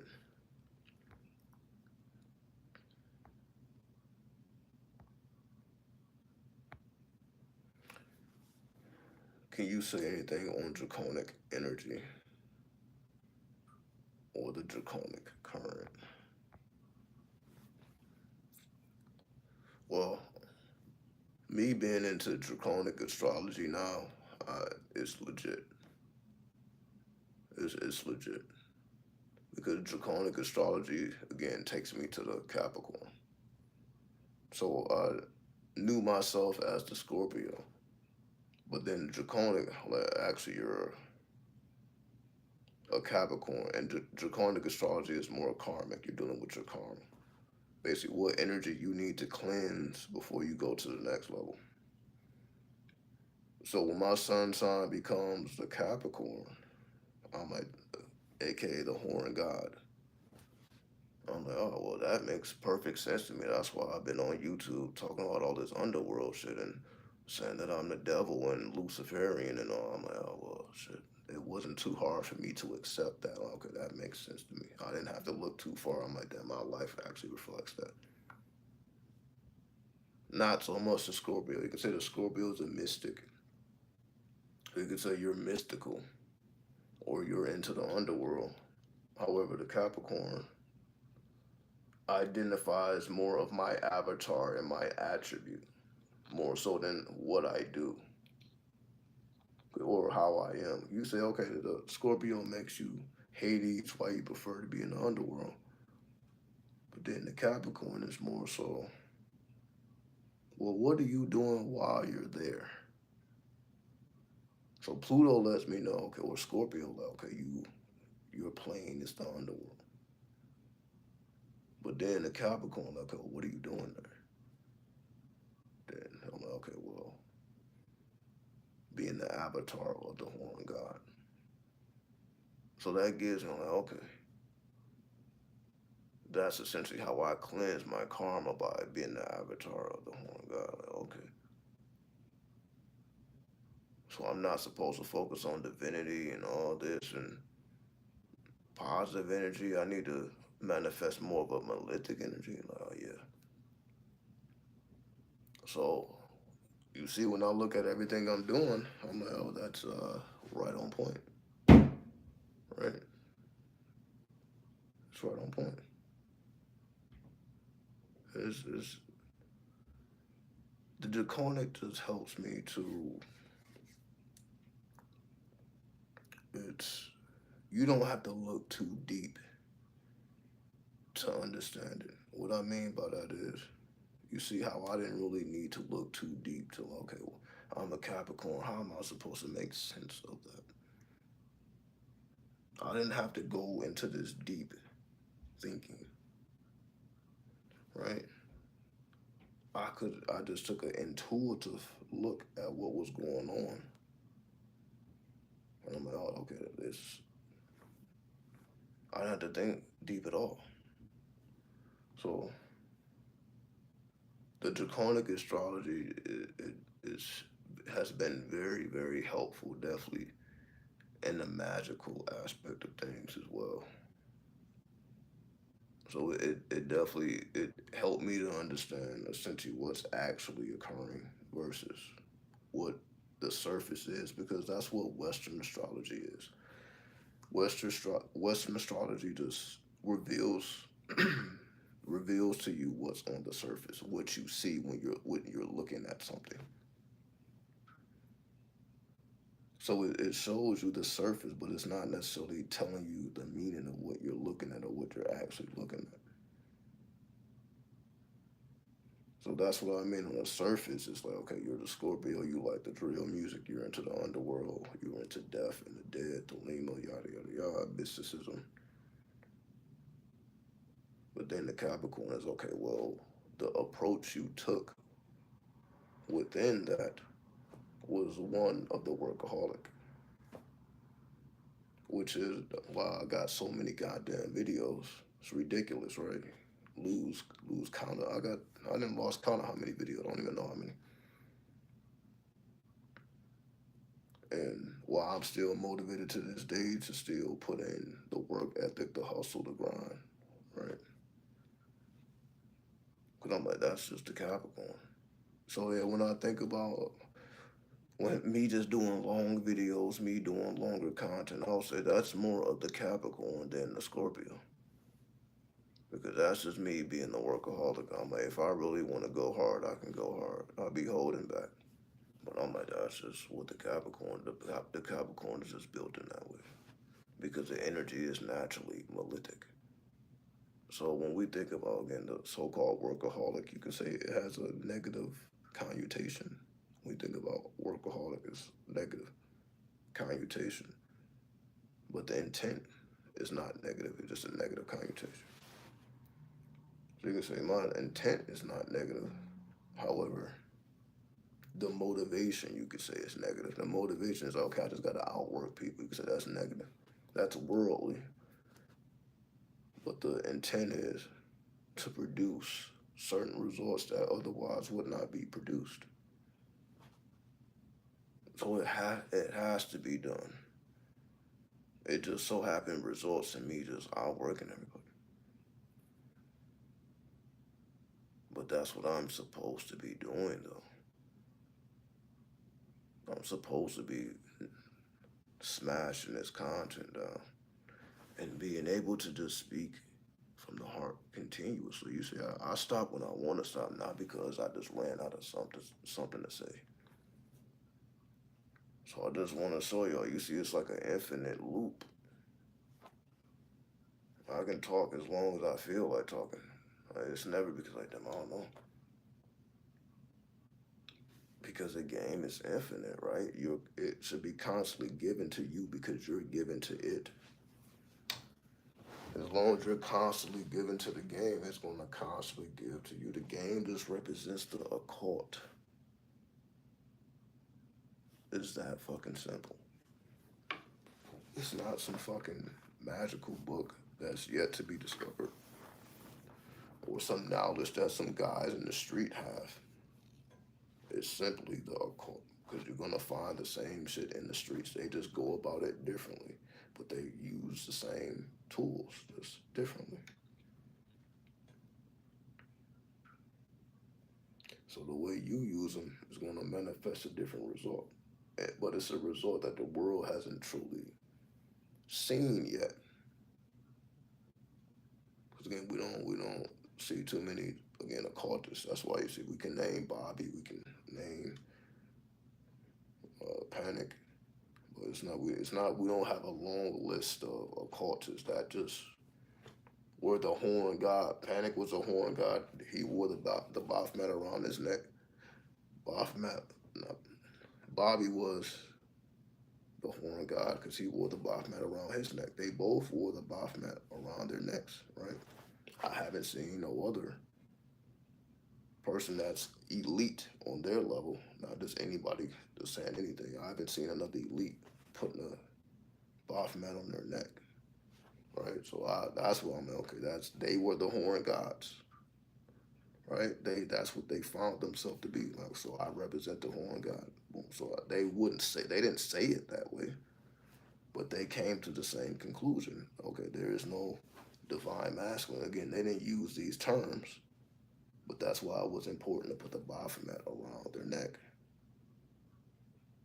That's why it was important to do that. So that's why it's important for me to constantly put that devil card in your face and to show the validity that there is no divine masculine. That's all you have is that demonic devil, which is just the real you. And the real you is not this lovely cosmic God that you thought you was. That you're just going to be this perfect guy and you got this perfect woman and things are supposed to be nice and lovely and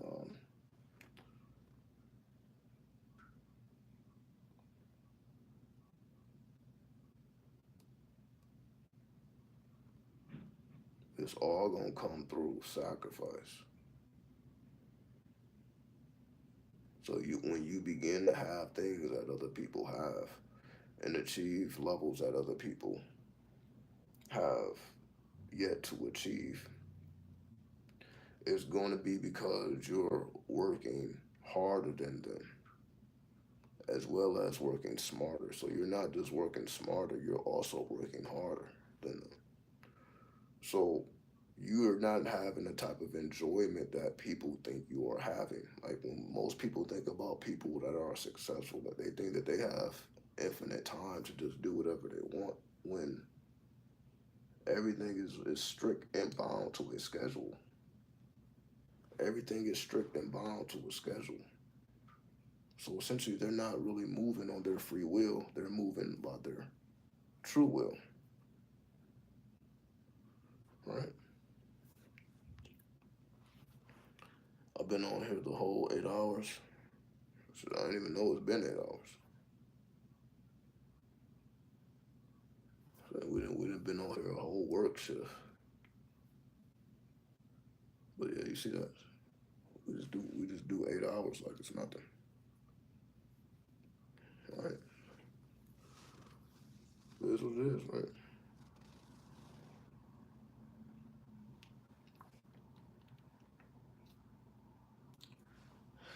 And you see you haven't saw me take a bite to eat, right? So I've been sitting here 8 hours. You haven't seen me eat anything. So I guess when you really look at it, I guess I do be disciplined. Cause I'm like, yeah, I can chill. I'm not hungry. I just been smoking and drinking, right? But because it's wine, my stomach isn't hurting. I'm not going back and forth to the bathroom and shit. So that's why I do what I do, right? You see, it's easy enough on my system. I can just chill. So it's not having me just doing all this extra shit, right? See, I can just chill, just vibe out.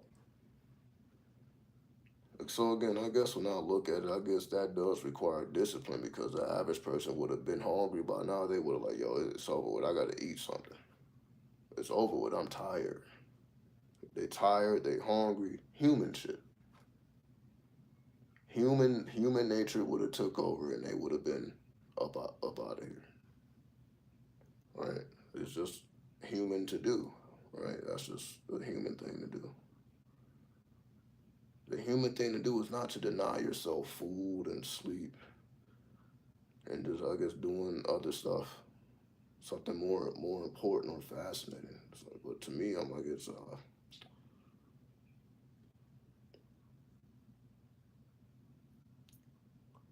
when you feel like you're doing your purpose, I'm like, do I really have to put myself on the clock? How can I really be doing too much if I'm doing what I'm supposed to be doing? If I'm doing what I'm supposed to be doing, I should be able to do it for as long as I need to do it. It shouldn't be okay. I should only do it this amount, or I should only do this or do that. I'm like, no. If it's your true will, you need. If you can speak for 10 hours, you better speak for 10 fucking hours.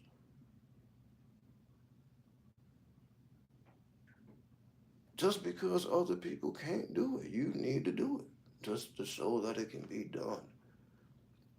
That's what you need to do and show that it was done with the spirit and ain't just because I'm just this magical, mystical person. I'm like, yeah, you saw me enter the spirit, so I'm showing, I'm demonstrating the whole thing to you. You see me smoking the goddamn weed, you see me drinking the drink, and you see that's pretty much it, right? We ain't doing nothing too crazy.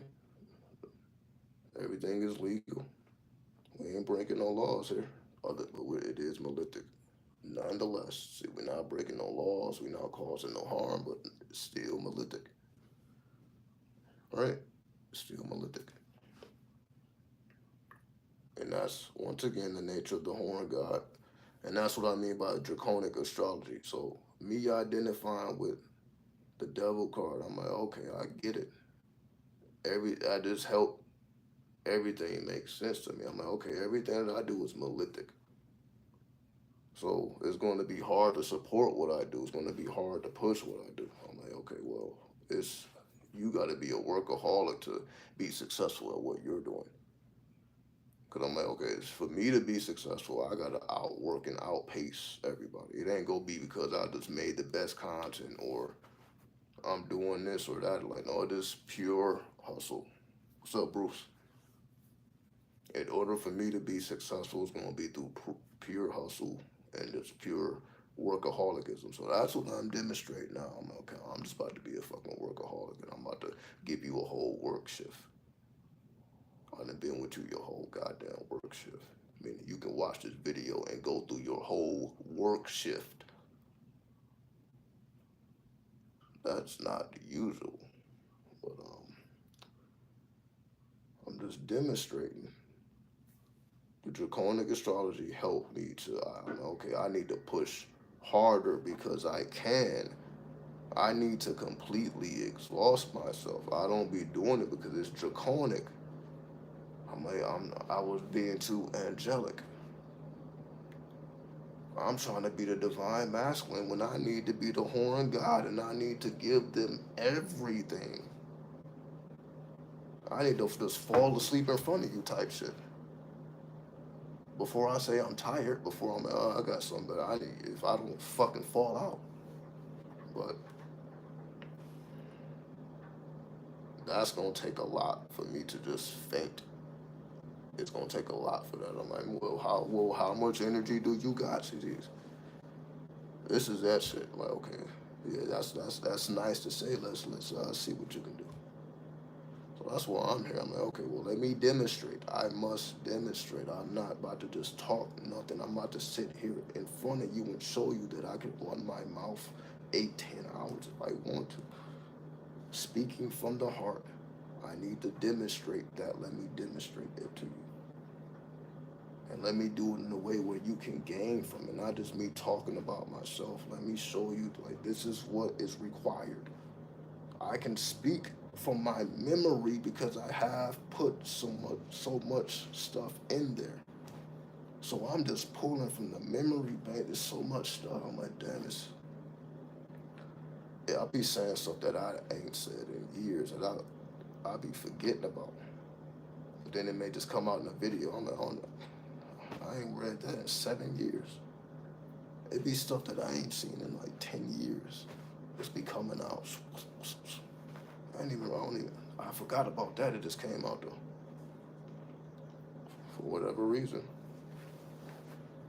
So that's what we mean when you enrich yourself internally. Then it ain't really hard to enrich yourself externally.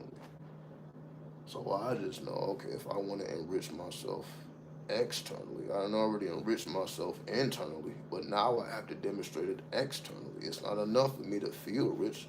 I have to actually be rich. If I want to be rich, it's gonna come through me being a fucking workaholic. It ain't gonna come through any other attribute. It's not because I'm the best magician or I can talk the best or I look the best. Like, nah, that ugly face goat. Or I gotta look at myself as, okay, I can't use none of these physical things to my advantage. I can't use it to my advantage. I have to use energy to my advantage. I have to have more energy because that's what's gonna make the most difference. So it don't matter what advantages somebody else may have. My advantage is going to be the energy.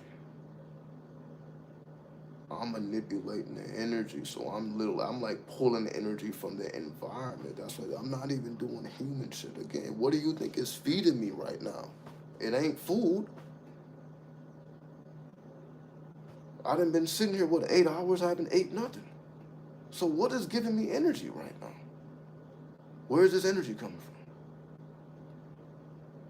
Why don't I need sleep? Why don't I need a break? Why don't I need food?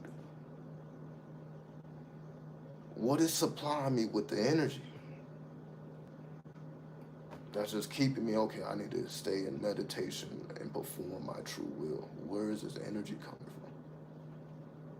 from? Is it coming from a human place or a different type? But that's why I have to demonstrate, right? Let me demonstrate that I don't need food, I don't need these things that humans need.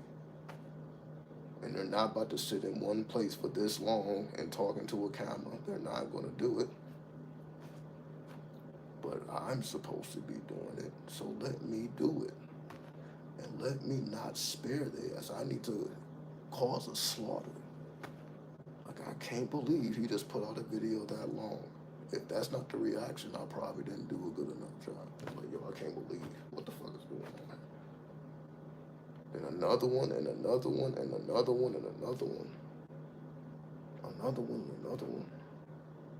Shorts, longs, shorts, longs, shorts, longs. ASMR, this, that, this, that, this. Then I'll get some traction. But let me demonstrate it. We're just in the beginning phases, but I will demonstrate. So you will see by the end of this year, I probably would have another 1,000 videos. No, it would probably be more because it would only take. Well, let's just say that for now. So when I look back at 2024, and then there's like 1,000 more videos than it was in the beginning of the year.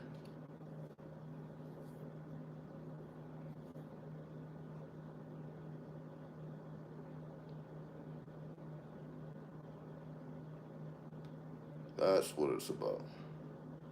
I can look back at the works. I'm like, yo, I did a lot of works. I probably outworked everybody on the platform type shit. I'm like, well, I know I outworked everybody on it. If I did, who else would have did 1,000 videos in a year? And it's just them, not they interviewing somebody else, or they're just clipping up long content and making it to shorter content. No, everything is an original piece. Everything I upload, original piece. Because I could like take these 8 hour long videos. Imagine if I put this into shorter clips. You know how many videos that would be? 30-second clips, 50-second clips out of an 8 hour video. You know how many clips that would make? And honestly, I should probably start doing that shit because it would just give it easier access for people to find whatever it is that they're looking for. Because I'm not expecting most people to just sit and watch this long of content because that's not what they're used to doing. That would be unusual. Let me sit down and watch this 8 hour video. Is that a usual thing to do? Probably not. That's unusual. Because most videos are not that goddamn long. But the horn god is like, yo, you gotta do some demon shit. You gotta do some jinn shit. You gotta show the malefic nature of who and what you are. You so goddamn malefic that you just about to outwork the whole platform. Who do you think you are? That's just not something for the divine masculine. But for the demonic masculine, I think that's a task that can be accomplished. Because I know what I'm doing, right? I'm like, okay, there's nothing divine about this. This is just straight demon shit. This is straight jinn shit. Because the jinn built Solomon's temple. So we talking about the builders of Solomon's temple. That's the type of energy. So what do you? So I'm like, oh, Solomon's temple was impossible before it happened. Until it happened, now it's possible. Before that, it was impossible. So something is only impossible until you do it, and now it's possible. It's just that simple. It's only impossible till you do it. And with the assistance of the jinn, with the assistance of the angels, with the assistance of whatever deity that you into, then all things become possible.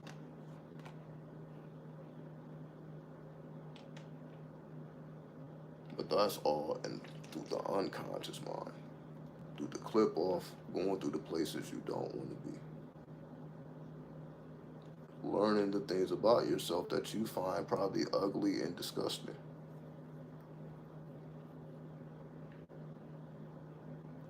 You may like, damn, why do I like being choked?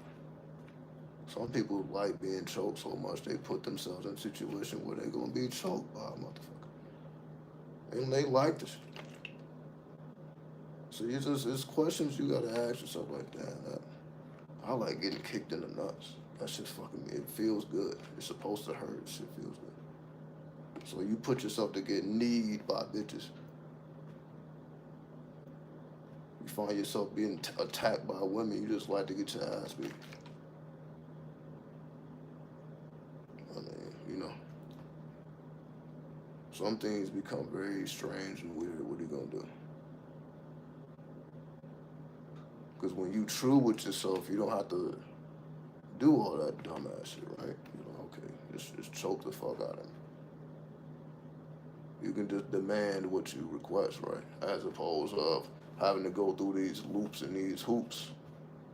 And then you got to bring a person to the brink of the unconscious mind to get what you want. You're not trying to do that, right?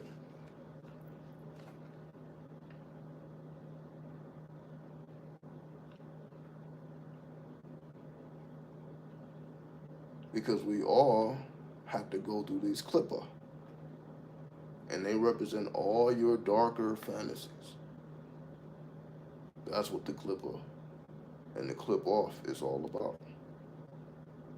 It's all the things that's in you, but you're just not talking about. And you're probably not thinking about either.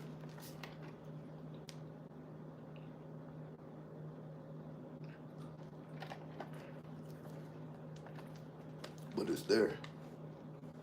And if you were able to deal with it and you're able to give some law and order to the chaos,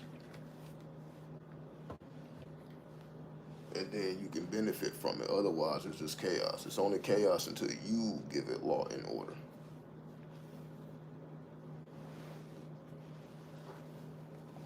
So that's what the underworld is all about.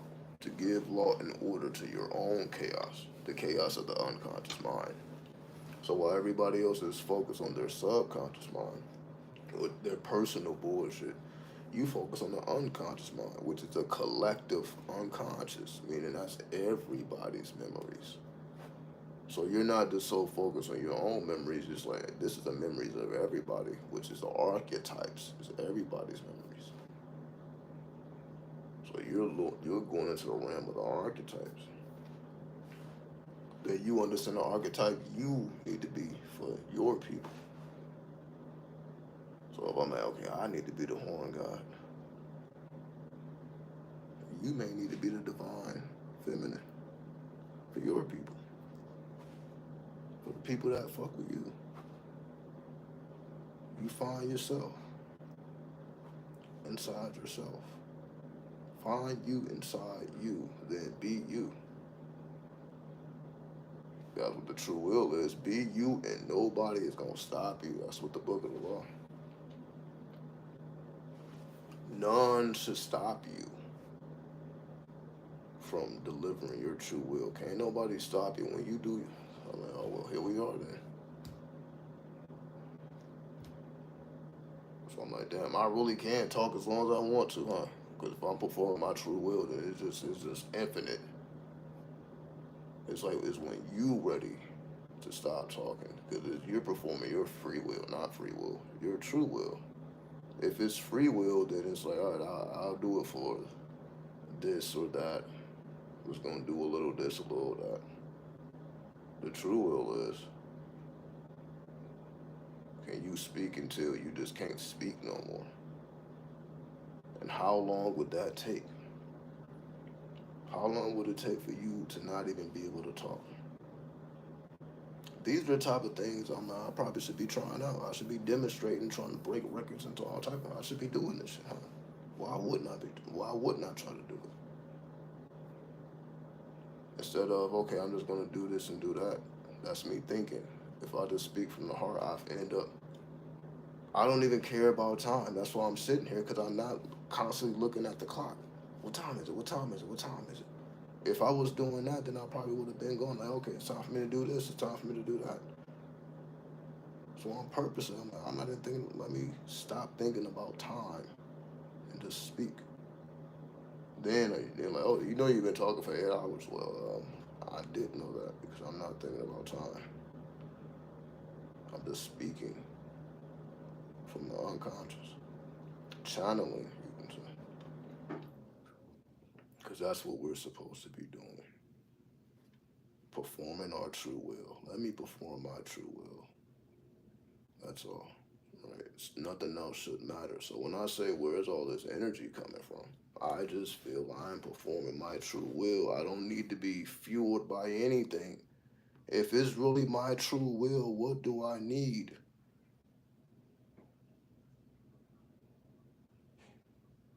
I can just put fucking weed and alcohol in my system and be fine. That's what the book of the law said. Don't even worry about it. It ain't gonna hurt you. Fuck with it. All right, let's see. See, that's all that. The only thing going to my system is alcohol and THC.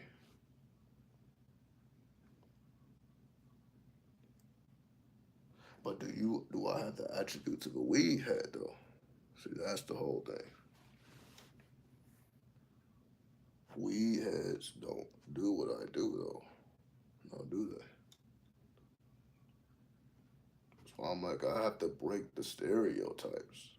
Because there's still negative connotations to weed. Because I'm like, all right, well, let me do something that sober people can do.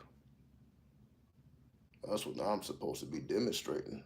Why else am I doing it? Okay, I should be able to do some mutant shit if I'm gonna sit here and tell you what I'm doing. Because why do it then? Why do something that's considered malefic if I'm not able to do something great with it?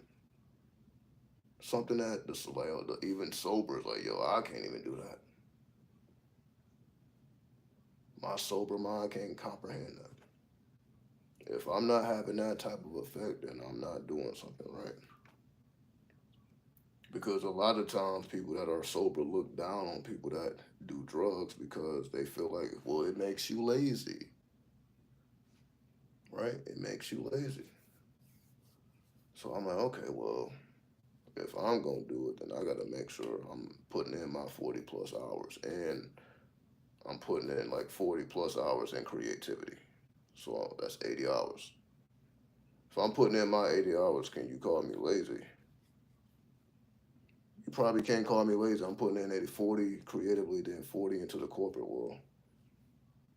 I wouldn't consider that lazy. So I'm like, yeah, that's why I smoke, cause smoking I don't have to sleep. That's how the fuck this shit go. Vampire shit, this clip offic shit. Oh well, if I gotta stay up, then guess what? Guess what? Guess what? I ain't going to sleep then. Fuck that. I'm about to keep working. Simple, simple. But I guess it ain't simple though. I guess it's not simple. But that's why I do it, right? So I'm like, I'm not gonna sit here and just smoke a bunch of weed in your face and then be lazy. 40 here, 40 there, 40 in corporate world, 40 in the creative world. So if it's not lazy, then we don't make you lazy.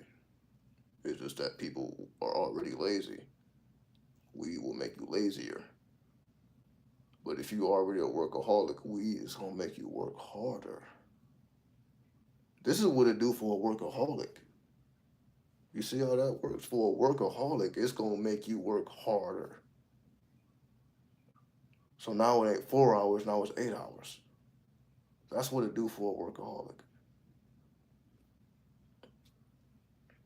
So that's why I feel like if I'm gonna do it, let me show you what it do to the workaholic.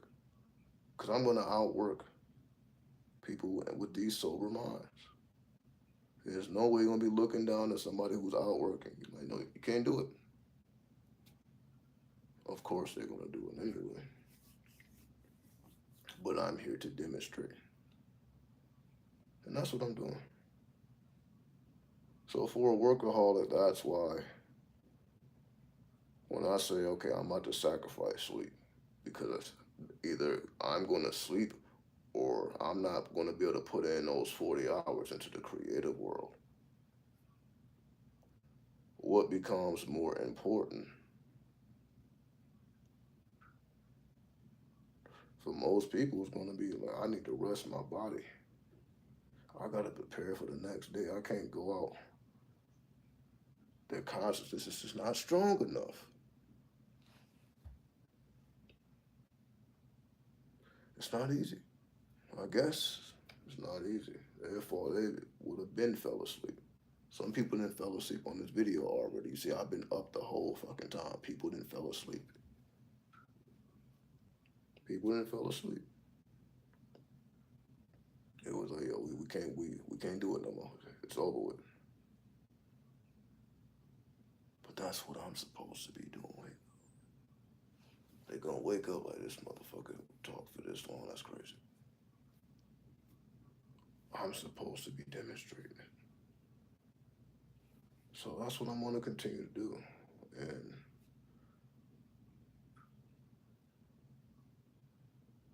we pay attention to the mathematics for this reason.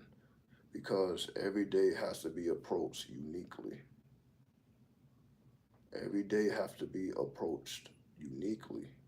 That's why it is important that we be in tune with the mathematics so that you know the unique plays of the day and how you can best position yourself to reap the rewards of the energy that you have access to, the resources that you have access to. So if I know 22 takes you to 4, 4 takes you to Uranus, and Uranus represents your higher self, or aka your holy guardian angel, and here I am talking about, well, I'm performing my true will. So why would not go the hardest on the day of the 4, the day of Uranus, the day of the holy guardian angel? This should be the day where the connection feels the strongest. So why not? Like, okay, let me really go hard today because I know I'm in tune a lot more than I probably would be tomorrow. Right? Tomorrow I probably gonna be in a whole different energy, want to talk about something completely unrelated, but maybe not. So this is what I mean by that's why let me do it on this day instead of let me do it on that day or that day or that day. Let me do it at this time. Let me come up on this time. Let me start at night instead of starting in the day. That's why I started like at night at like 9 or something. It was sometime around there. I started about 9 versus starting at like 9 a.m., which will be the solar energy. All right, let me start with the lunar energy.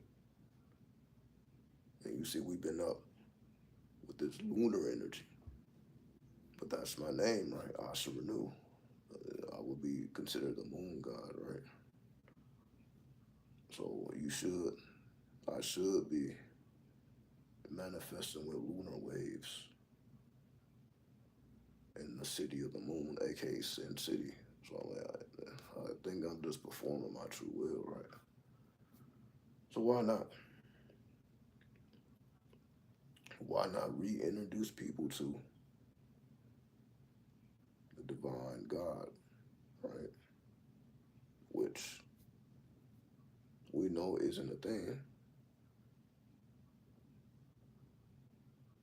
Cause I don't want to call it a demon God,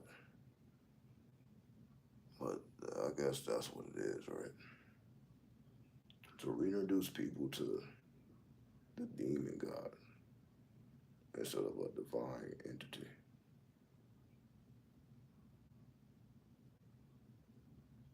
So if this is my true will, I guess I'm performing it. I'm just doing what I'm supposed to do because I couldn't tell you if you would have asked me yesterday. Okay, you're about to talk about the divine masculine. I'm like, I don't know. You would think I planned this out. I didn't plan it out. When I'm struck by the spirit, then that's it. The spirit strikes me, and when I get struck, I just have to speak from the heart. That's it. Then eventually it makes sense. But sometimes it may not make sense until after the fact. It may not be beforehand, it may be after the fact. I just don't question. At this point, I just trust it so much. That's why I'm able to do it. I do it out of trust. I just trust my heart will lead me in the right direction. So let me just speak from the heart. Let me not try to filter my words with the brain. I will be led by the heart. So while most people are, when they say led by the heart, they're thinking about love and shit. I'm like, the heart center don't have shit to do with that. That's what people don't get. When we think about the heart, when we think about Venus, we think about love and relationships, which makes sense because the seventh house is Libra, and Libra represents relationships. But then you have Taurus, which is the second house, right?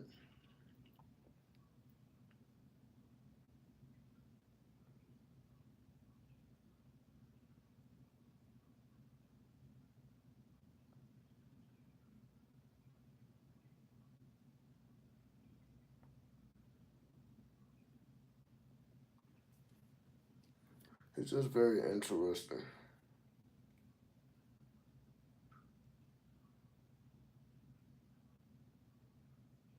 how we are truly designed to do exactly what we're supposed to do. Because this is how I look at it now. I feel like this is the whole point why I had to be disciplined, just to be able to do this, right? I feel like this is why I had to become Muslim. This is why I had to be born within Islam and shit to do this. This is why I had to do it, right? And when I say this, it's just to be the energy of 93, right? Not just on camera, but also off camera.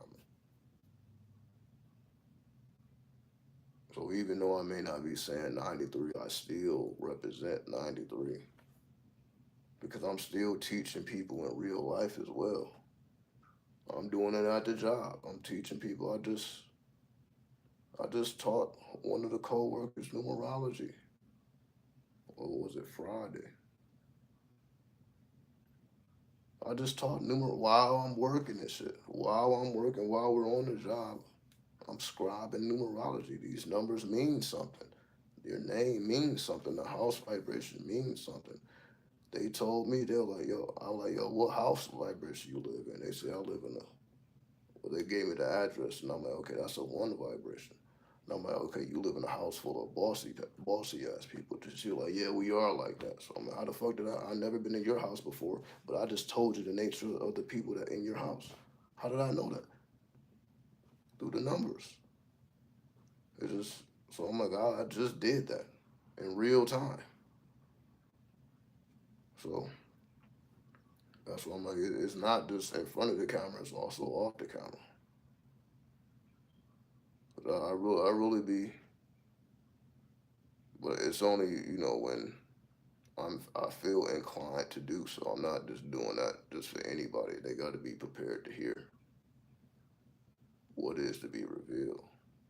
'Cause sometimes I talk on behalf of the dead as well. I notice that a lot.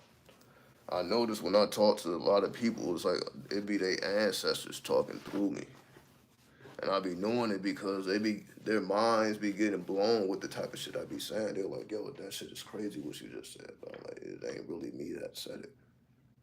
It's really one of your ancestors, but it just had to come through me. So a lot of times I be having to deliver a message.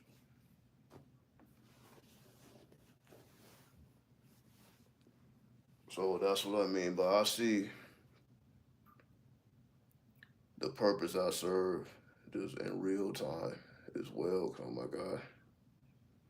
Really, the only reason people even listen to me because I'm the goddamn leader. I'm like, if I wasn't doing that properly, they wouldn't even give a fuck about what I got to say any goddamn way. It's only because I had to demonstrate my supremacy, which is what I said. I had to outwork. I had to be the workaholic. I'm only in the position I'm in right now because of the workaholic nature. It ain't the Scorpio, it's the goddamn Capricorn. That's what the fuck I had to tap into. I had to tap into the Capricorn, which is again, I'm like, okay, I really am the work. I really can outwork most people. I just don't be doing it, but I'm like, I had to. I'm like, in this type of environment, like, how do you shine in an environment? Everybody throwing fucking boxes and shit. Everybody's trying to do the same thing. How do you shine in this type of situation? Somehow I found out, well, damn, I can't just outwork every goddamn body. But I had to demonstrate that. I couldn't tap into the Scorpio. Okay, I'm about to hit people with mystical knowledge and hit knowledge. Like, no, you're here to throw boxes. Focus on throwing those boxes. So I had to focus on throwing those boxes, which eventually made me stronger because I started smoking a lot of weed. You see, I don't even buy like little shit no more. I gotta buy big shit, jar full of shit. And I got like, because I'm like, yo, I'm in the pits of hell. I'm like, yo, this is real slavery. I'm like, this is slave labor. I'm like, yo, we doing this for 10 hours, day in and day out. I'm like, how the fuck do you not get burnt out? Oh yeah, so you better be on that herb. You got to be other than yourself. Because again, that herb makes you more of what you are. So I'm like, all right, I'm naturally a workaholic. But when I get on the herb, which is like I was smoking and vaping. So I'm smoking at home, but I'm vaping. While I'm there, on break and shit. Every time we take a break, vaping. So then my muscles loosen up. Now I can go another round. Break. Loosen up the muscles. Go. So my muscles are not tight. So even though I'm sore every day, the muscle I can loosen it up. So that's what I mean. That's when I first started smoking just to stay in the game, just to get through the physical of it. So I'm like, damn, I never smoked for this reason, but I'm like, damn, this weed really is universal type shit. I'm like, damn, I used to smoke it for the mental aspects. Now I'm smoking it for the physical aspects, just to keep my body on point. So that's what I mean by it was it made me more of what I was, and that's how I was able to outdo. I had to be more than what I was.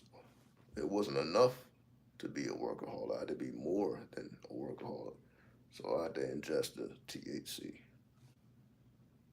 Because again, I went completely sober because I had to take a drug test and all type of shit. So I had put the weed down until I got into those trucks. I'm like, yo, I started thinking like I may not make it through this shit. Because again, like I told you, everybody I came in there with, they didn't make it. I just started seeing people just not show up no more type shit. They just stopped showing up. They was like, yo, we ain't just throwing these boxes every day. It's like, yo, this ain't it. I need to do something more relaxing. So it just motivated me. I'm like, damn, everybody that came in here is gone. I'm the last one standing. What I mean by that is I'm like, I'm the Osiris of this warehouse at this point. I've been here longer than everybody. Because everybody I came in with is no longer here. So I'm like, is it really a coincidence how I became the Osiris, or basically the OG? How did I become the OG? I was just doing my goddamn job, but I guess I survived. Everybody else was like, yo, they didn't survive type shit. So when they say survival of the fittest, I'm like, I understand that atmosphere. That's the atmosphere I had to raise up under, or raise up out of, rather. I had to raise up out of that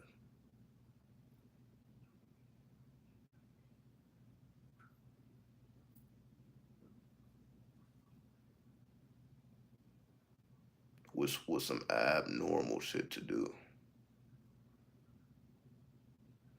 Because as I said, I was the only one that did everything. That's what I mean. I had to outwork, I had to master all skills, not just one or two. I had to master all the skills.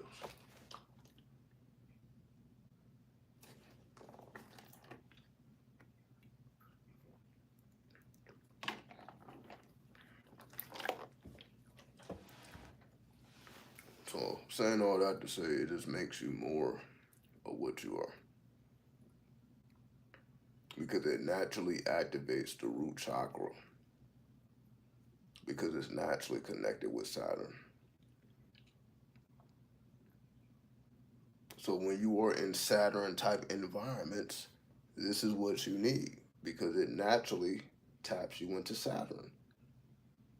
So when I understood I am in Saturn right now, this is Saturn. So I need to tap into Saturn to be able to maintain. And that's exactly what I did. I had to tap into Saturn because I realized that this is the environment I am. So I need to call upon the wisdom of Saturn to survive. And then Saturn is what told me you need to do everything. You need to be the master of this world, aka the master builder, the master architect. The 22 is the 22nd day. You need to be the master architect. You need to know everything from head to toe, front to back, side to side. You need to know all positions. Because that's what makes you different than everybody else. Because you are the only one that's trying to do everything. Everybody else is just comfortable with whatever it is that they're doing. So they're just doing what they prefer, and then they stay in their comfort zone. Versus me, I had to step outside of my comfort zone multiple times. Even when I became the leader, I had to. They put me in the midst, and again, I was talking about it as it was happening. I had to be put in the midst of a whole different group of people. So I went from the people that I've been familiar with to a whole other group. I had to reintroduce myself to people and then earn their respect. So I had to do it all over again. Then I had to go back to where I came from, and then it was a whole nother group of people there. So I just reintroduce and to reintegrate myself.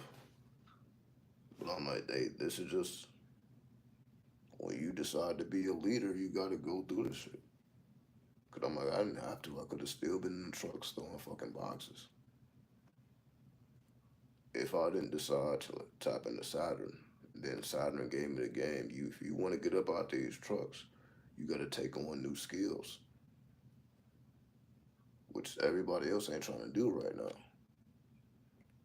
But you got to take on new skills.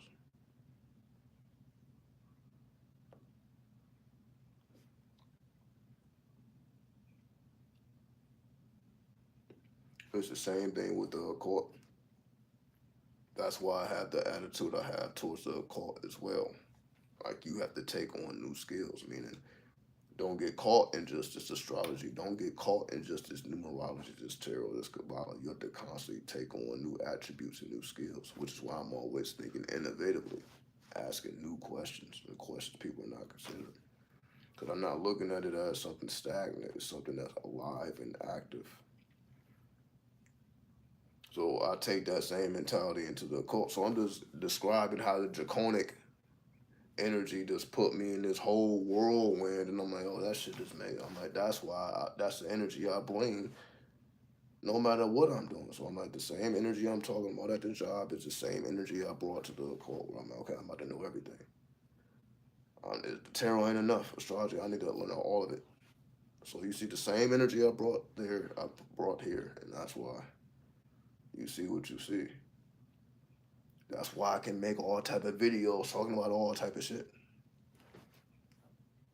right? Because I got way more stuff you do, not talking about the underworld. It's like it's so much content here. It's fucking ridiculous, right? I have talked about everything. It ain't really too much that I haven't talked about. Of course, there's still things to talk about as well. But a lot of space has been covered, especially when it comes to anything related to the occult. We've covered a lot of ground, but there's still ground to be covered. But I know in order for me to cover that new ground, like I was saying earlier, like if I want to go to places like Egypt, now I have to take on new skills, and that will be a language skill, which will be the language of Arabic. So ultimately, I see whenever I want to expand my horizons, I have to take on new skills. It's not just gonna come because I'm like, okay, well, let me just go and see what happens because I could afford it type shit. Or well, I can afford it. Let me just go out there. I'm like, no, let me. If I'm not able to interact with the local people, then it's like you're missing so much when you can't interact with the locals. Especially, I was just telling y'all earlier about the children. The children knew the secrets. So if you can't even interact with the children of the atmosphere that you in, it's like that's what I mean. But I don't even want to travel there without being able to interact with the people that spend all their time there, so they know what's really going on. Versus somebody who went to school and learned English and they just work there type shit, but they ain't really the locals. Cause they the ones chilling in the temples and the underworld and those tunnels in the underworld. They the ones chilling there. It's the little kids. It's the teenagers that's going around exploring and finding all type of shit. Young adults. They the ones who hold the real keys. So if you can't really interact with them, it's like you're missing out on something that you're like, yo, I should have just learned the goddamn language. So that's why I'm like, I don't want to cheat myself out of an experience, especially of that magnitude, because of me lacking a skill, is just Arabic. So I feel like that's a small thing to learn with major gains or major benefits. Yeah, because you're like, yeah, that'll take me out the country. Me learning Arabic will take me out of the country. That's how I feel. Like, I have to put that work in, though. It ain't just going to happen because I want it to happen. But again, I'm like, that's just the path of the approach of the horn God. Like, all right, if I want this to happen, meaning I'm never going to get something without giving. So I have to give myself Arabic. If I want to receive, you could say, deeper mysteries or Arabic mysteries,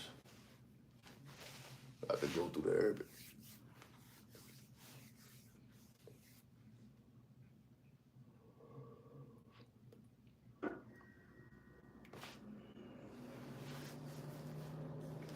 So that's what we're gonna see more of.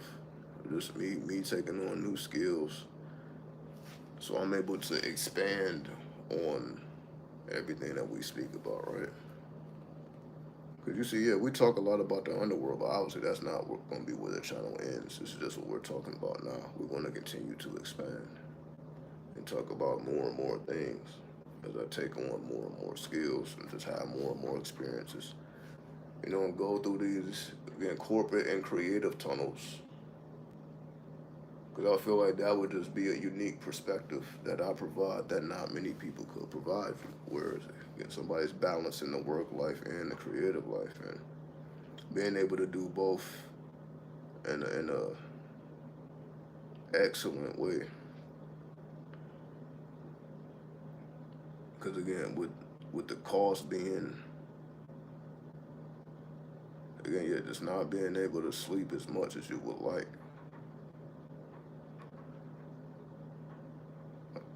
For it'd be like maybe a certain day where I just sleep to like catch up on sleep, but like during the rest of the week, not so much. A lot of scammers in Egypt.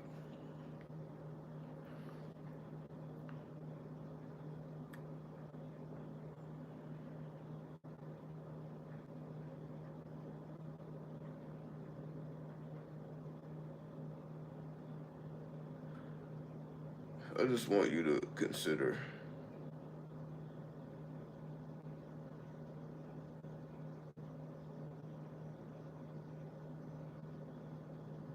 are they doing anything different than any other place that attract tourists?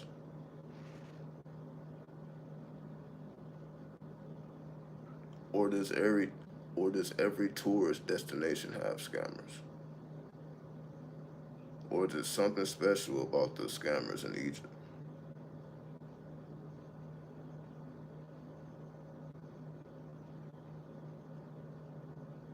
Because unless there is something special about the scammers in Egypt, then what? That's to be expected, right? You're gonna run into scammers if you decide to travel. You're gonna run into scammers. That's just what it is, right? You're gonna run into people trying to sell you shit. That's probably not even real.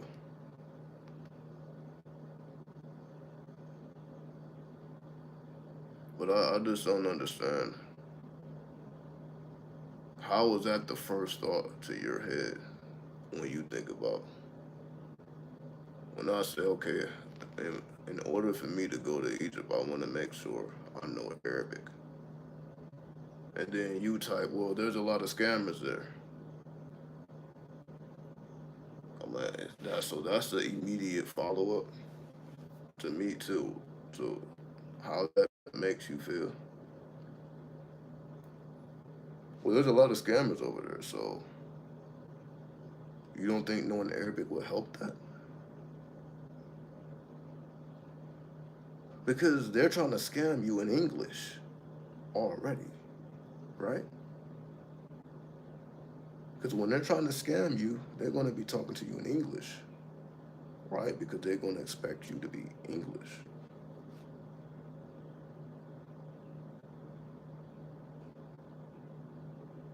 But when you speak Arabic to them,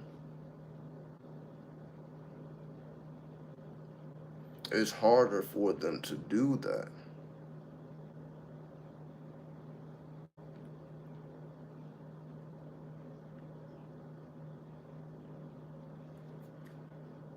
Like, I'm not gonna go too deep into that. Cause if that keeps you away, if that keeps you away, then I would say don't go. If your thoughts of Egypt is there's a lot of scammers there, then you shouldn't go then. Because I wouldn't expect anything less.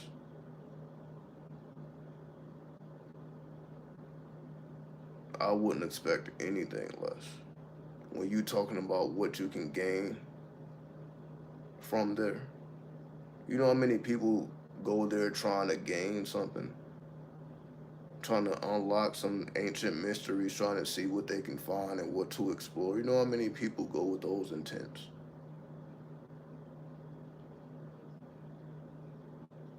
Trying to connect with the gods, trying to connect with the goddesses.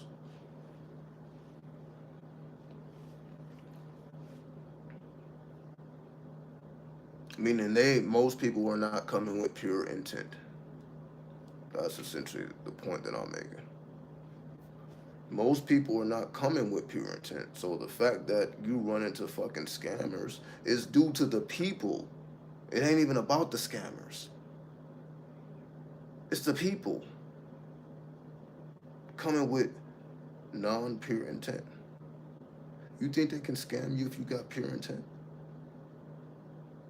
You really here to meet your ancestors. You think they're gonna be able to scam you out of doing that?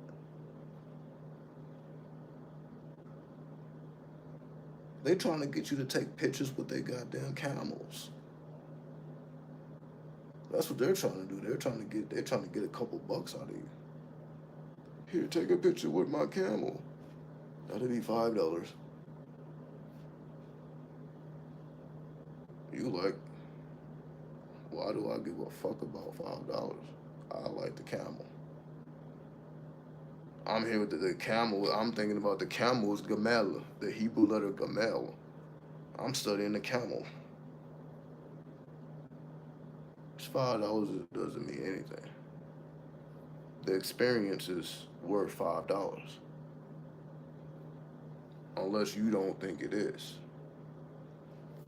So this is what I mean by if you understand the streets, if you understand the underworld, you are supposed to come with offerings anyway. You don't understand this? You are supposed to come with offerings. If you are coming to visit your ancestors, you are supposed to come.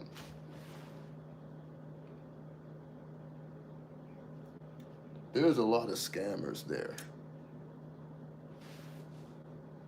So you're not about to feed the hood?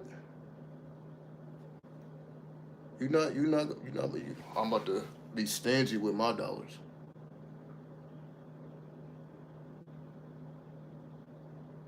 The thing is, it's normally 5, but they try to scam for 50. So you're not trying to feed the hood. You about to come back to your ancestors and you tripping over $50. Damn, this motherfucker just got. They trying to charge me 50. What you talking about? What you talking about? They try to. I thought you came to visit your ancestors. I thought that's what you came to do. You don't think you gotta pay for that? Yeah, they're gonna run up on you trying to get some bread out of you. You better give them some fucking bread. You don't understand that? They come asking you for bread, you better not say no. You don't understand this? You realize that your ancestors is watching.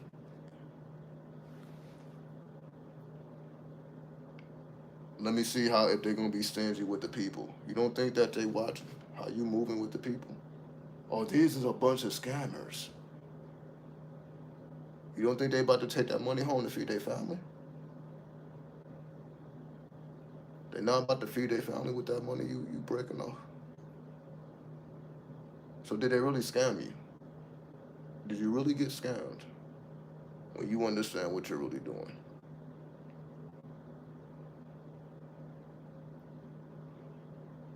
You're in the underworld. Egypt is like going to the underworld. So you know, there's a lot of scammers there. Well, it's the underworld. This is not paradise. This is not heaven. This is the underworld. The laws are different here. That's why I say I wouldn't expect anything less than it's like going to the fucking streets and people trying to sell you shit on the streets. I wouldn't expect anything less. I wouldn't. Everybody's gonna come up to you trying to. I wouldn't expect anything less. It's just all about yo. You gonna give them the bread? They ask you for $5, a dollar here, a dollar there. You're like, you ain't about to give them the bread though.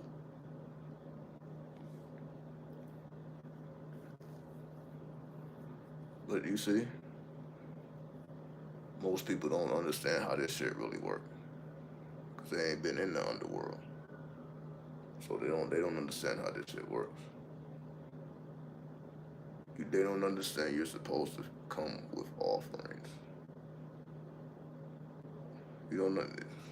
So that you see why people get fucked. This is why people get fucked over because they're coming to these sacred places and they're trying to be stingy. They ain't coming with offerings, and you think you about to meet your ancestors, but you being stingy with the children. They trying to sell you some balloons or some shit. Oh no, fuck, that shit ain't worth $5. It probably ain't, but the children are. I don't give a fuck about that balloon, but I give a fuck about the children. Here, take this bread. I don't give a fuck what I don't give a fuck what you were selling. I would have took whatever you gave me. I would have took it. But you see, you can't be taught shit like this. You can't be taught shit like this. If you don't know, you just don't know. But that's why you don't receive what you're supposed to receive because you're not even thinking about I gotta give first. You're not even thinking like yo I gotta give. I'm supposed to be giving to these people. You don't think they watching? Damn, that motherfucker gave all the kids money. He bought whatever they had to sell. He took all the pictures. He gave the bread. You don't think they watching?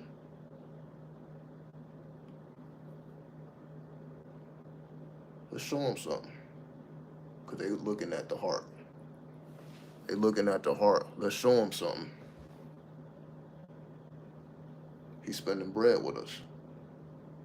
He came to the hood and spent bread. She came to the hood and spent bread. They fed the kids. You fed the kids. Anyway,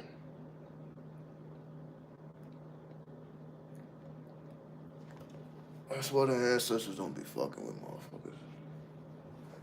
You don't understand.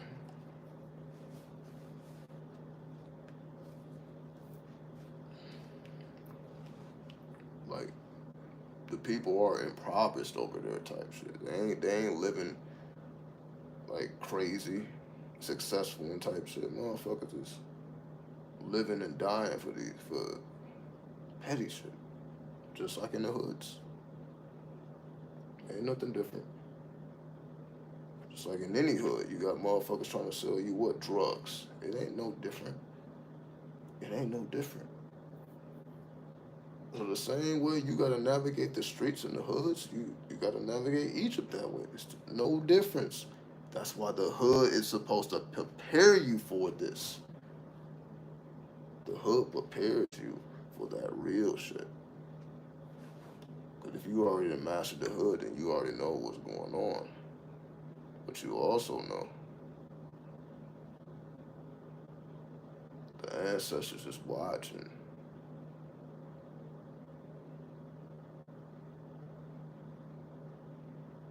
Did I pour my libations? And did I even do anything to let them know that I'm here to gain their attention? I didn't pour no libations. I didn't bring no offerings with it. Why am I here?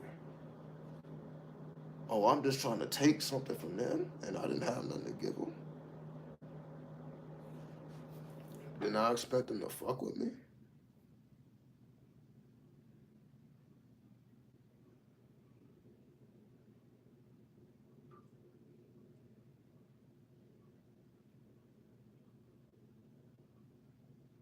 I'm afraid of scammers.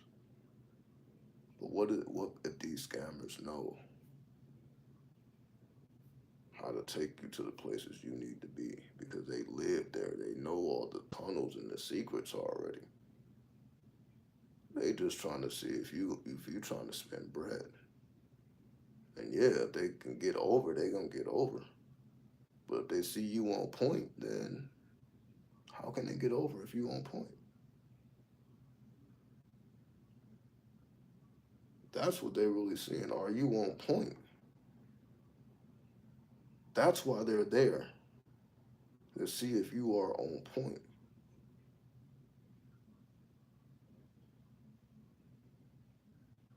to see how you built, to see if you know how to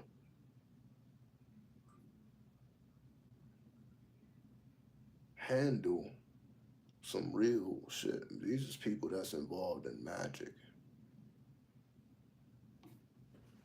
It's a whole different type of energy. You dealing with people involved in magic who ain't scared of that shit, who's dealing with the jinn.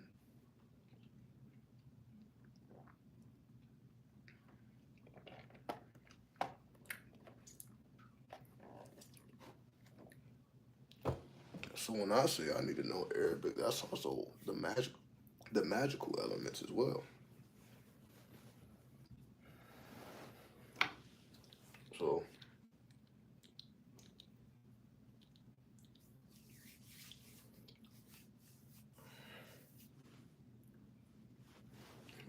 don't make that mistake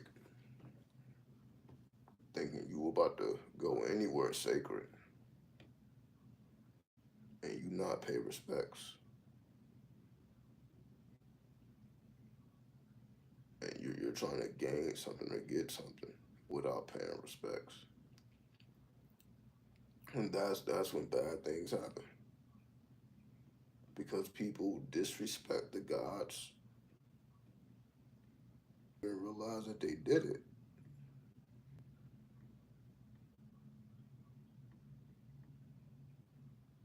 Don't even realize that they did it.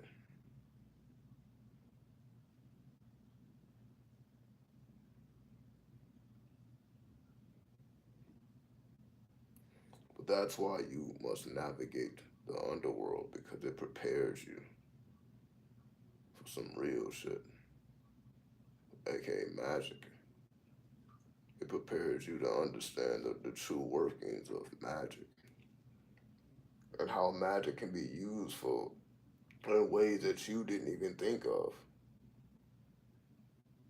Magic can be used for more ways that you have even thought of. Because the proper use of magic, you will never get caught.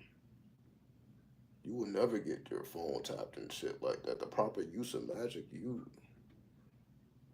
can't be caught type shit. And they ain't gonna be able to catch you. AKA the colonizers. They ain't gonna be able to catch you.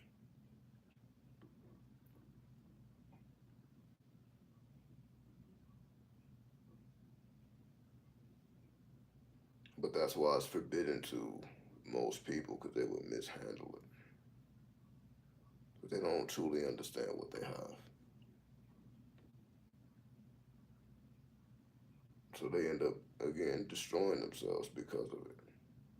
Because the ancestors gonna give you what you want. You just didn't know you wasn't able to handle it, so you mishandle it and you destroy yourself.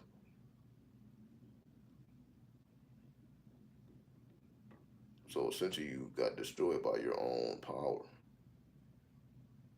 Can't really blame it on the ancestors. They just gave you what you asked for. But you didn't know what you asked for came again with a cost that you didn't factor into the plan. And sometimes, again, that price is a price that it come with a permanent change. Sometimes it don't. Some things you can come back from. Some things is you're unable. You are permanently changed. The underworld permanently changes you. You don't come back out the same.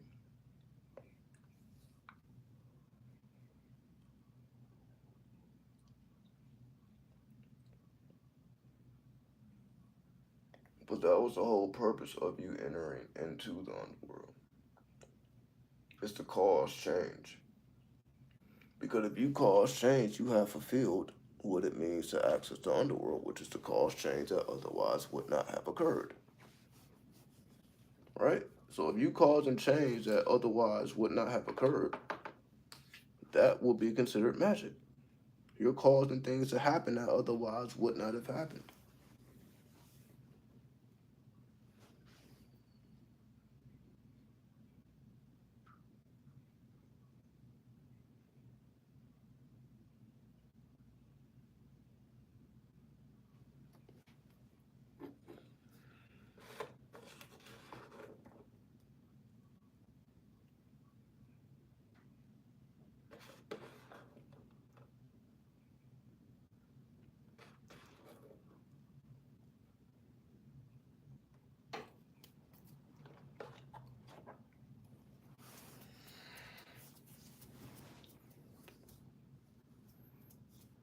I think the sun is starting to come up over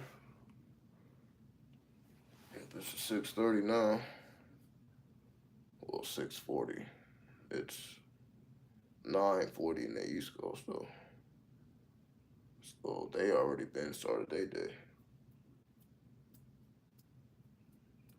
So it's like even though I'm on the West Coast, I'll be on East Coast time.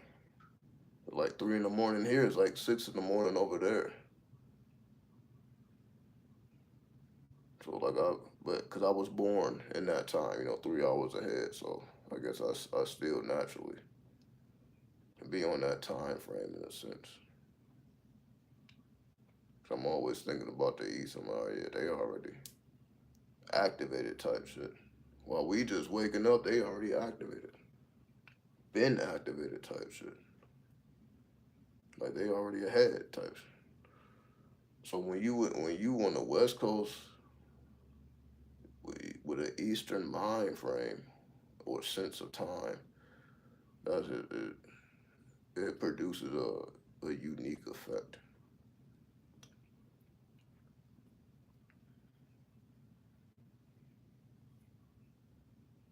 Because Las Vegas is very reminiscent of New York in the sense of again the 24/7 atmosphere. So you can start your day at 3 a.m. I guess it's easier to do it here than even in New York.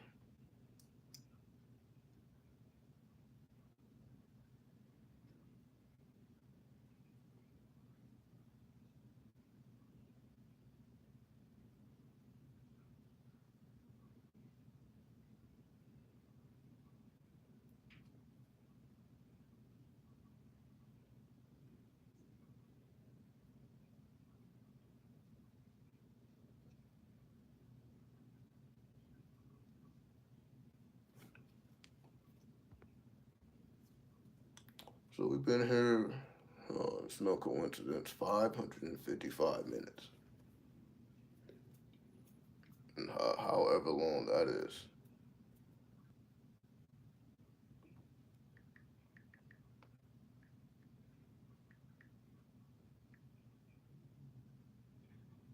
Well, that's over 9 hours. I don't know exactly how long. said 9.25. So I guess that's 9 hours and 25 minutes, maybe. So then we cap it off at 10 hours then. So that would be, I guess, another 30 minutes. Let's see. So that'll be about 7:10. Well, let me make sure.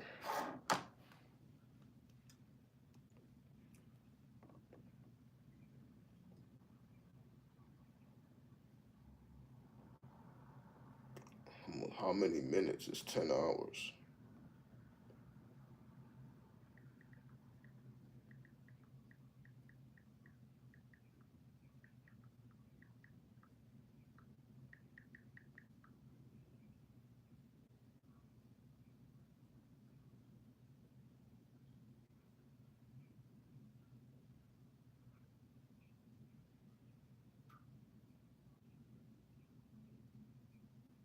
Okay, so yeah, 6 hours, not 6 hours, but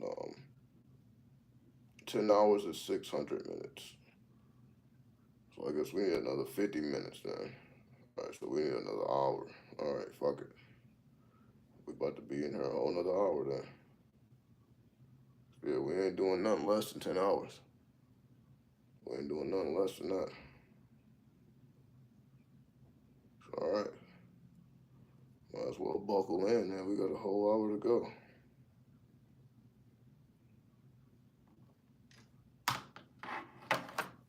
All right, fuck it. Let's get it in.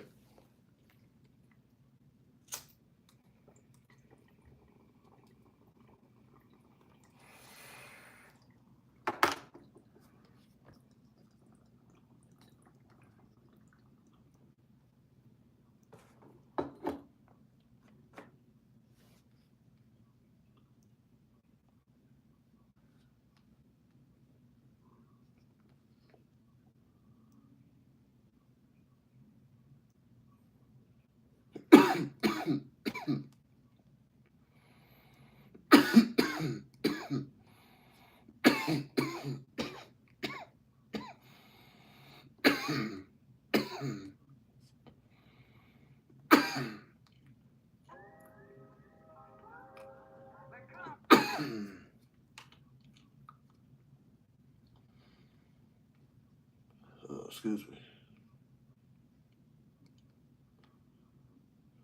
Okay.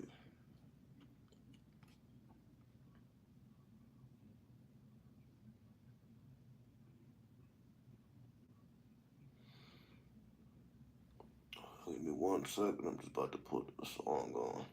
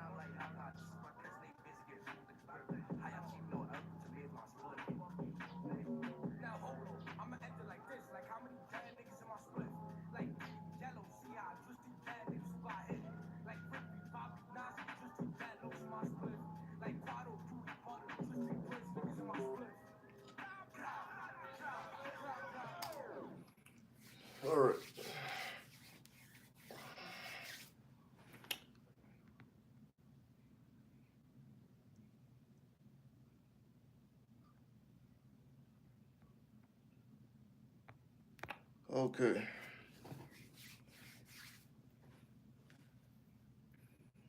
I say I'm gonna give it about um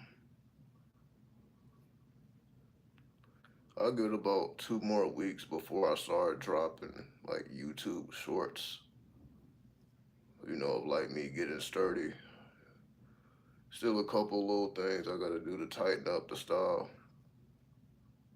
but then I'll start demonstrating that element of hip hop as well.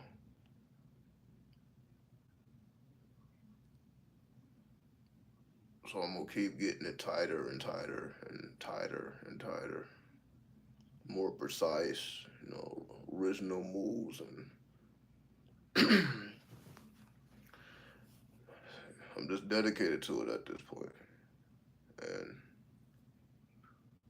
essentially, you can say at this point, it's keeping me young, the fountain of youth. As crazy as it may seem,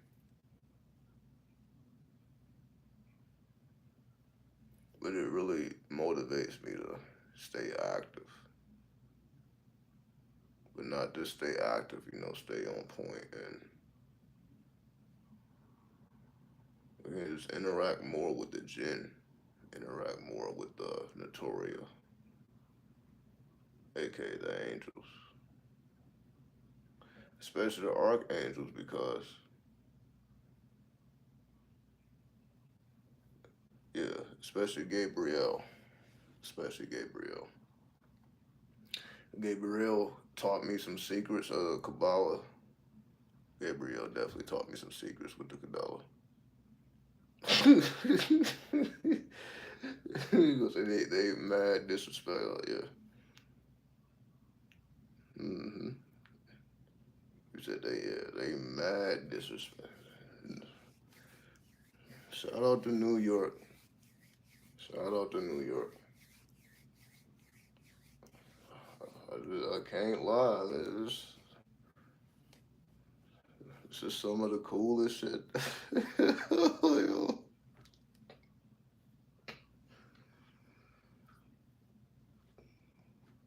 It's hip hop. It's hip hop.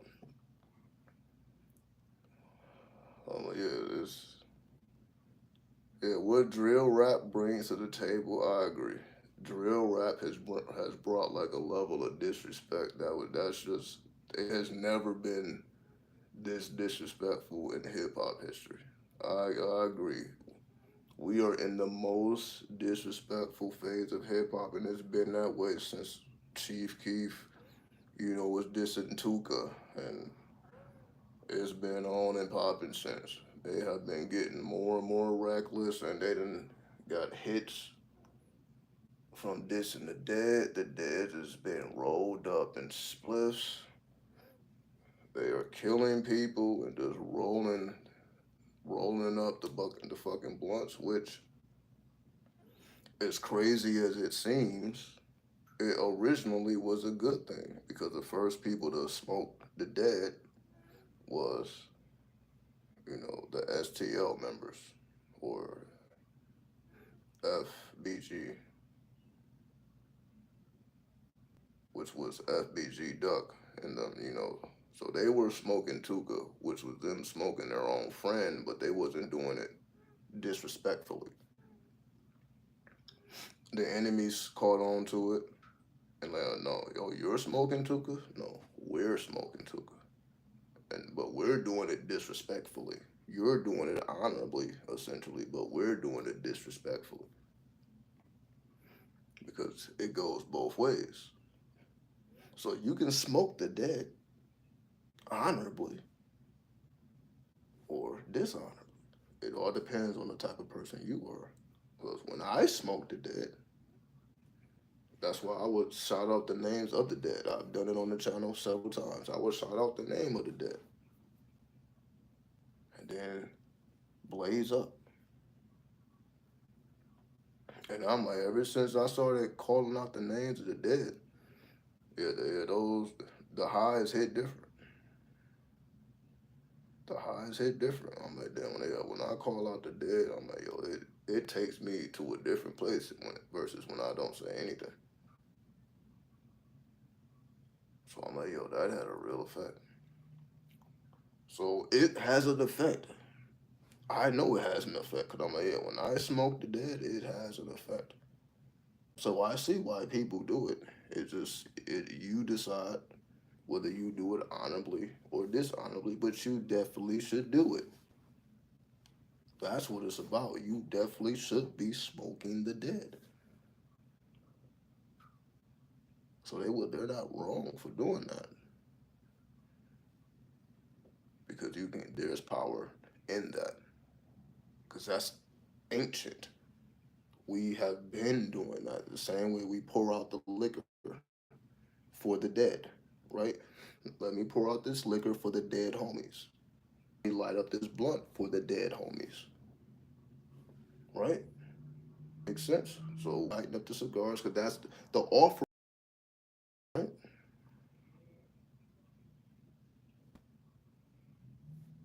Okay, that's the offerings to the ancestors. You're giving them the alcohol, you're giving them the blunts, the cigars, and you're doing that all in their honor. So we've been smoking the dead. We've been pouring out the liquor, right? So that's why when I say when you do it honorably, that's going to have an effect on you. Just like if you do it dishonorably, that's going to have an effect on you. So essentially, you can say, yeah, if you're trying to become more violent, more sinister, more wicked, then you probably will want to do it disrespectfully. Versus if you're trying to gain some type of wisdom, gain some type of insight, something more internal, something more intuitive, then you probably should do it positively.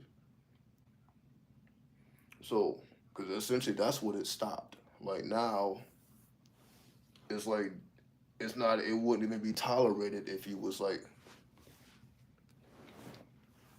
Essentially, that's what happened. Because it's so disrespectful now, people really couldn't tolerate it if you was doing it, even to honor your own homies. Like for example, like okay, I'm about to roll up my homies and I'm about to smoke my homies.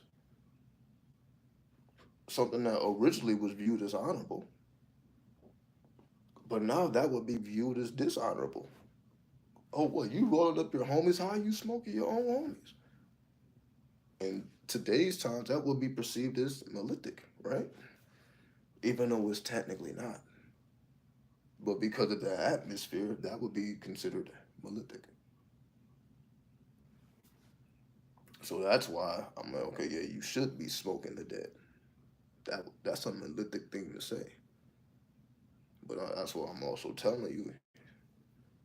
Depending on what you're trying to achieve doing that, will determine the type of dead.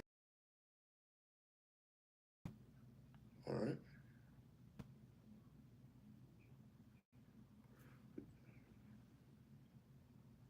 Um, YouTube does not like that. That's just it. Disconnect and reconnect. I guess that's borderline crazy. Cause that's some real shit. Because they did all this for you to stop smoking the dead. Now it's not cool. It's not cool to do it now. But it's supposed to be. That's necromantic. You should be smoking. But I'm not gonna say it no more. Not gonna say it no more.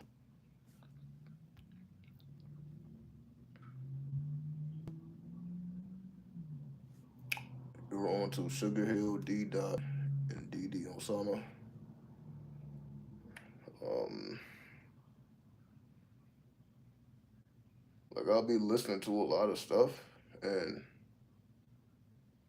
I'm still learning.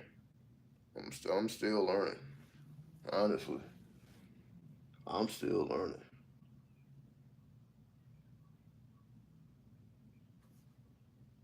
So those are names like I've heard, but I'm not. I don't think I'm familiar with the music though.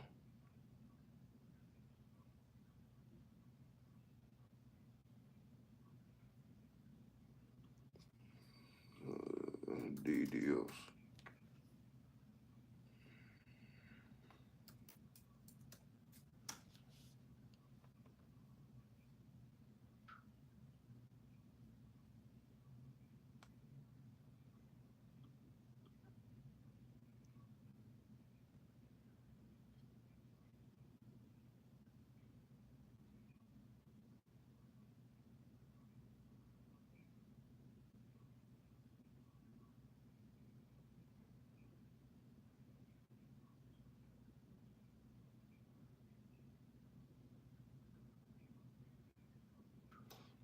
Oh yeah, I actually do have some DD or something. So that's what I mean. Like, oh yeah, I actually do have it. Let me see what this is.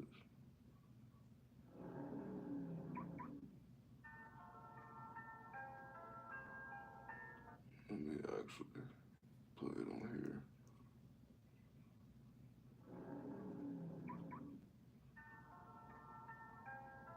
So see, I didn't even know I had that. Man, I actually do have some. So I guess I am up on it because it's little. I literally have it. I guess I am up on it.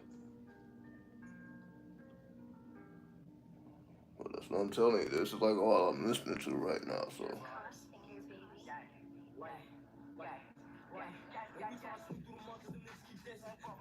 yep.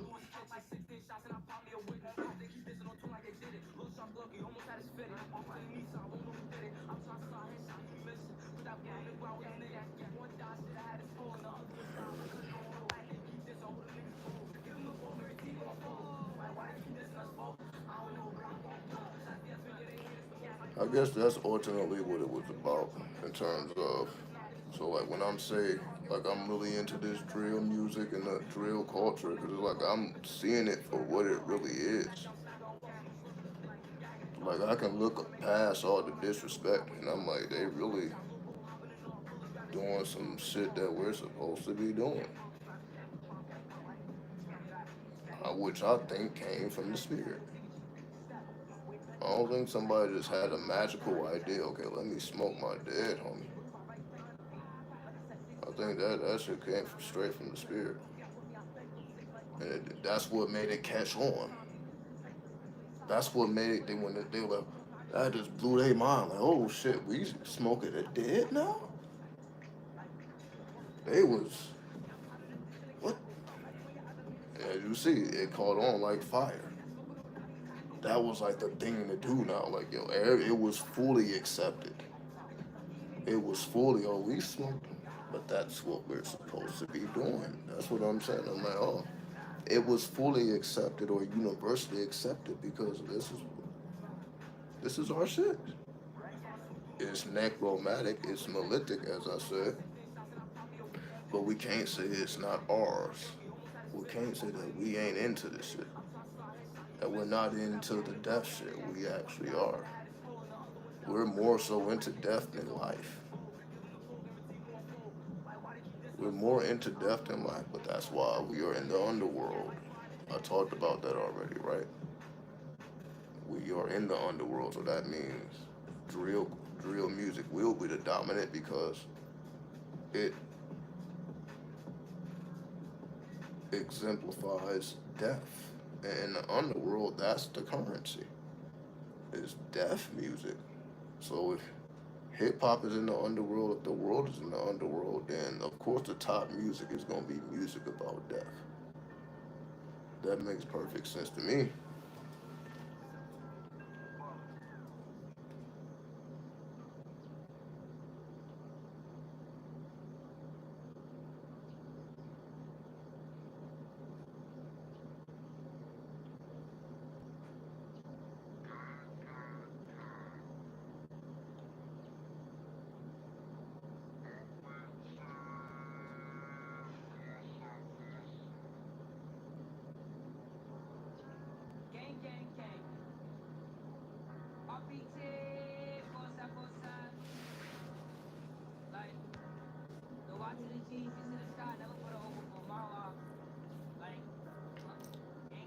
So this is why we're here, as you see. We're here to unlock the codes. That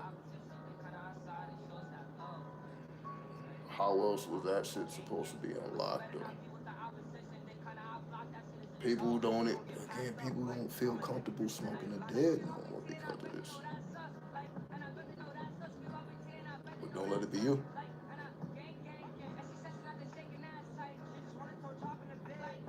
It will grant you powers you otherwise would not have.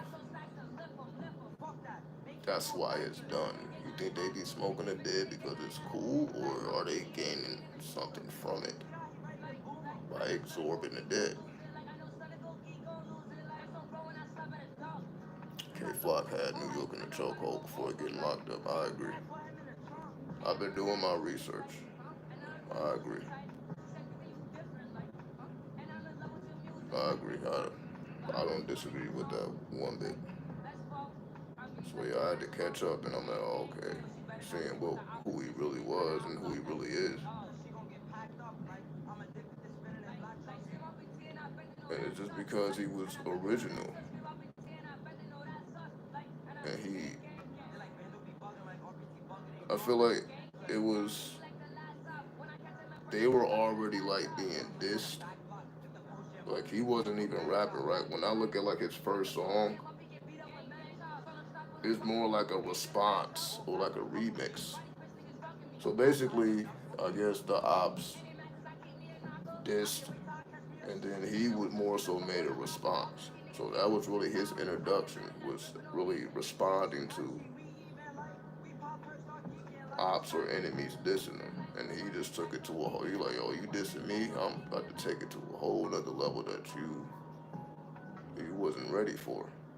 So essentially it was fueled by war. I'm about to outwar you. But that's hip hop. Hip hop is nine, right? So that's why it's like, yo, that nine, he was that nine. Is just no question about that. There's no question about that.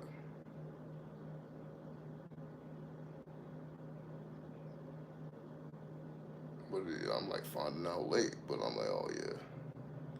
When I found out, I'm like, oh yeah, oh yeah. It's just ridiculous.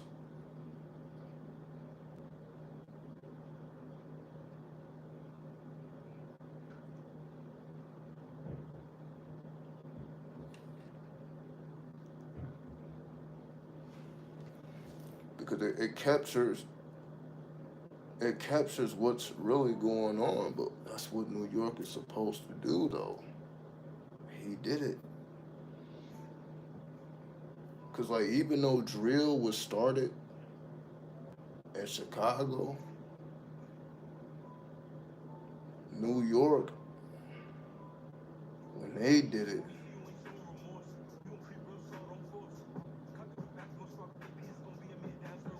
remember they brought the gin out of this shit. As we see with K Flock, when those Muslims got a hold of it, aka those Sufis, when those Sufis, because I would consider them more so Sufis, when those Sufis got a hold of that drill, which they sped it up. Cause you know, like when you listen to Chief Keef songs, like the songs are like slow. Bitches love so oh no no. That's the shit I don't like. These fuck niggas, that's the shit I don't like. Versus when New York got it now, it's faster, it's updated. You hear how fast this motherfucker is rapping? I'm like, wait a minute. There's no way. I'm like, there's no way. Because that wasn't possible at once. So they sped the whole shit up. That's, you could say that's the real vibration though. It came from Chicago, but then New York, you could say, acclimated it to the, now the gens can, they opened it up the portal for the, and we see what they did with it. Once some gin got a hold of it, because you could say it came from the demons of Chicago, but then the gin was like, yo, we can do something with that. So it's the same, it's still drill, but you see it's on gin time now. Chicago demon time. New York gin time. What made it gin? Because a lot of the, you can say, the beats came from the UK. especially with Pop Smoke. They was using UK beats in New York, so they was getting their beats from, you could say, that real source. That's what made it like especially different from Chicago. I'm like it's a whole. I'm like, yo, this is the way they put that together. We need these beats. We need to be rapping over UK producers. Whoever had that brilliant idea, that's what made everything pop. And then the New York producers added the New York twist. Man, it's just evolving. That's essentially what I'm trying to describe. Is how the drill is evolving as it's going through different cultures and mixes, and we get this.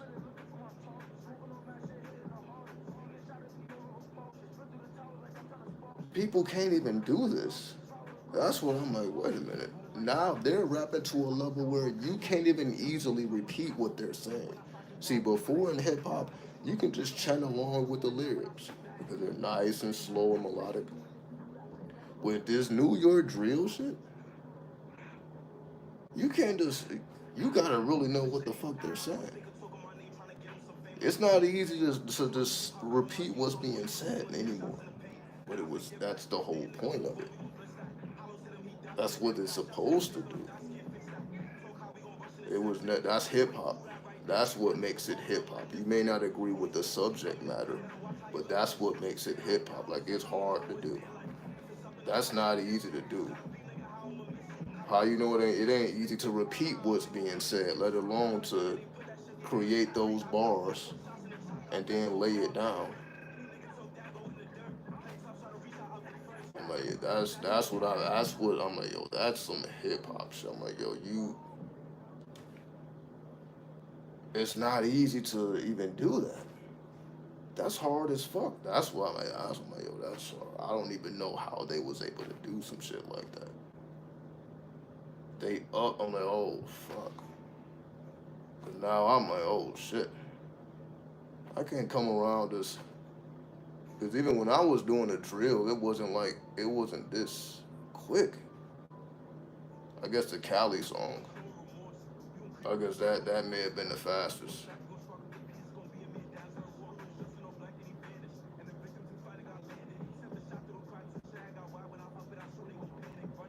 I guess that's the closest to like the Cali song. That would be the closest, I guess.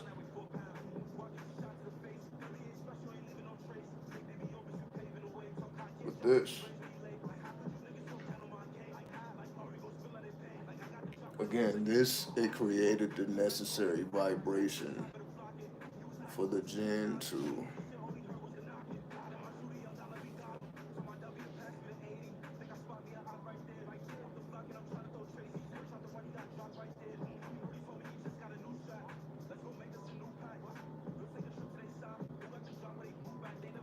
And that's what gained my attention.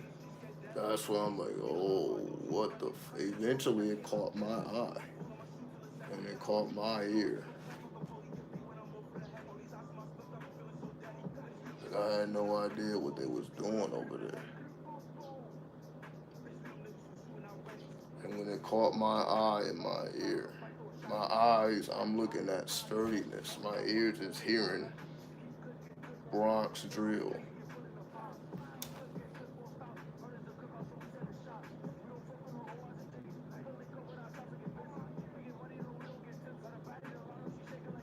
And I'm like, this is, I've been waiting for this. I'm like, this is just not, this is the most complex form of hip hop I've ever fucking heard. This is what the fuck I'm talking about. I'm like, the average person cannot do this. They couldn't do regular hip hop. The average rapper can't even do this. Not in that pace. That's like this shit is not easy to do at all.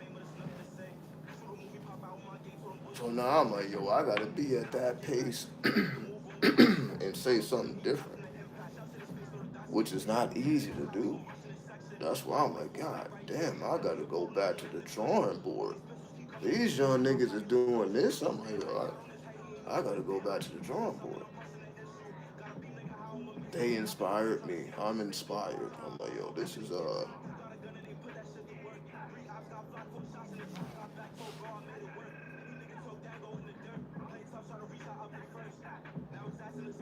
mean, hip hop is hip hop though. You know, it's supposed to have this effect on you. That's what hip hop is supposed to do. That's how I know this shit is real. This is it's that's what it's supposed to do. That's what it's supposed to do.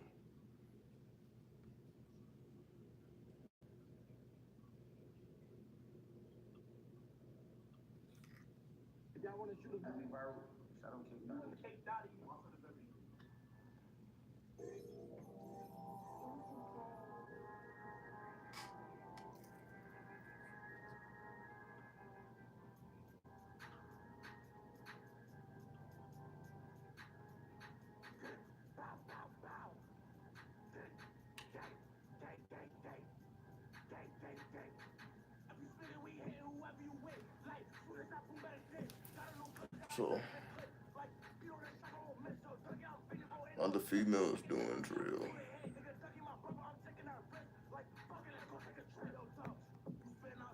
are just as aggressive.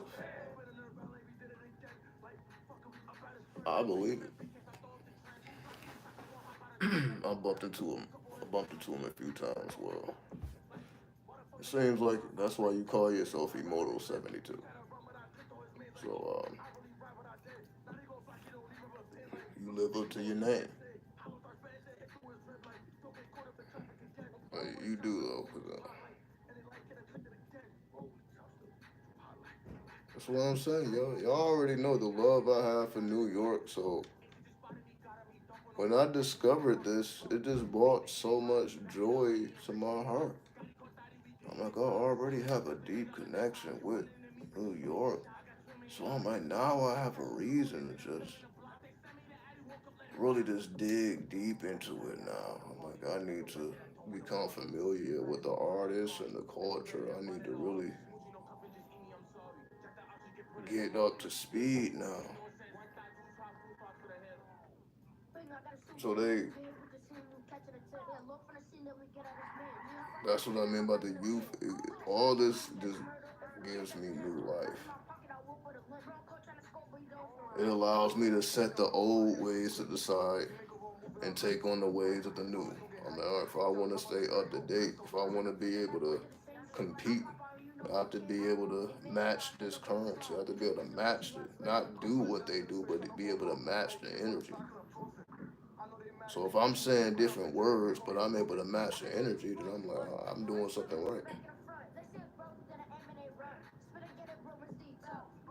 So the way that their music may inspire somebody to want to do a drill, I'm like, my music has to inspire you to activate your true will.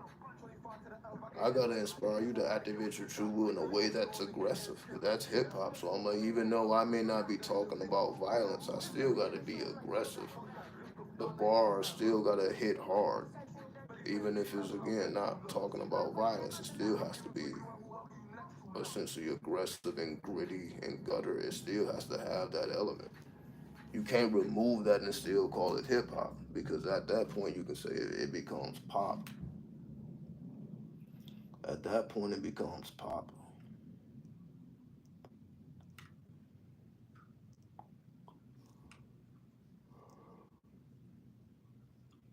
Pop is just to remove aggressive elements of hip hop to make it more user friendly, more for the populace,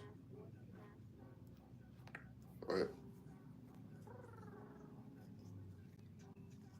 Because again, you can say this music is really not for the populace.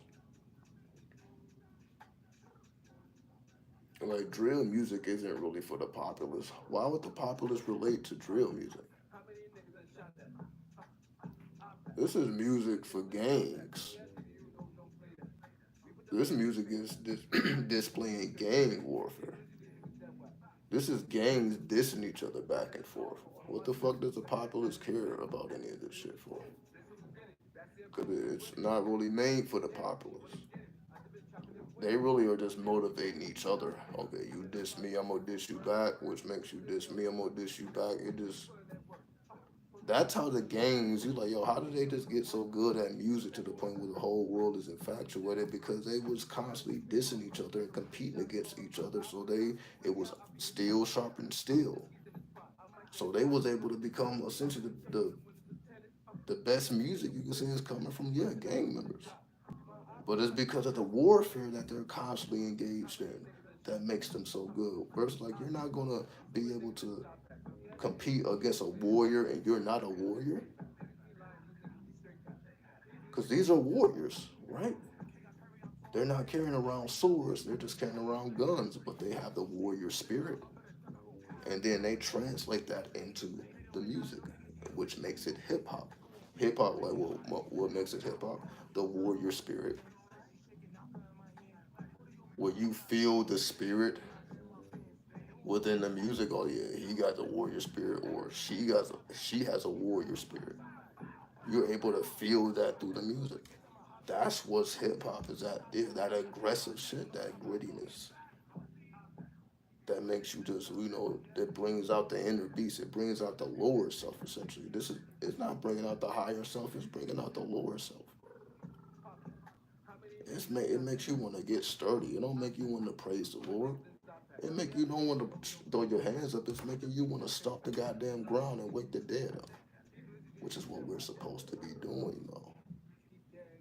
That's what I keep saying when I'm looking at this drill culture. I'm like, they're doing exactly what we're supposed to be doing. They're, they're just doing it in the monolithic way. It don't have to be done that way. But people are just too nervous to do it in the unmonolithic way. So it's like even if you're doing it in the unmonolithic way, it's still monolithic. So you basically can't escape from the monolithic nature of it. So that's why, man. That's why occult things are done in quiet or done in secret, because it's like it don't have to be that you doing something crazy and dangerous for people to look at it crazy. Like how like what the fuck are you smoking dead people for? Why are you stomping on the ground, waking up the dead? Like what are you doing this for? But that's what the gangs are. They are a death cult. They are reminding us of death. So they're all about death. For most people, they don't want no parts of it. But when they hear the music, it's like you can't deny it. But their culture is their culture. And again, most people don't want no parts of it, but they love the music. But to love the music without loving the culture, you're doing yourself an injustice. So I'm like, who am I to say I love the music, but I can't say I love the culture or I don't understand the culture? So that's why I'm digging deeper into the culture. And then I'm giving y'all, I'm like, yeah, I see what they're doing. Just because they're disrespectful, but it don't mean it's wrong. If you just look at what they're doing, it's not wrong because you can do it in a non-disrespectful way, but it still is considered malitic even if you do it the right way.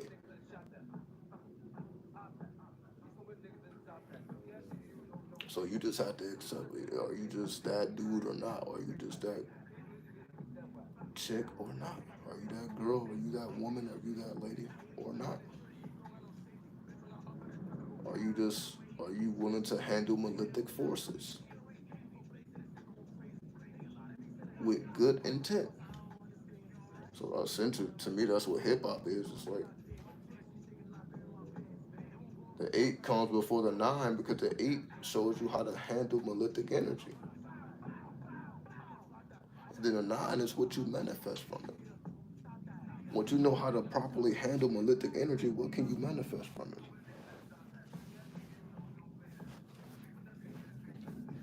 All right, give me 1 second.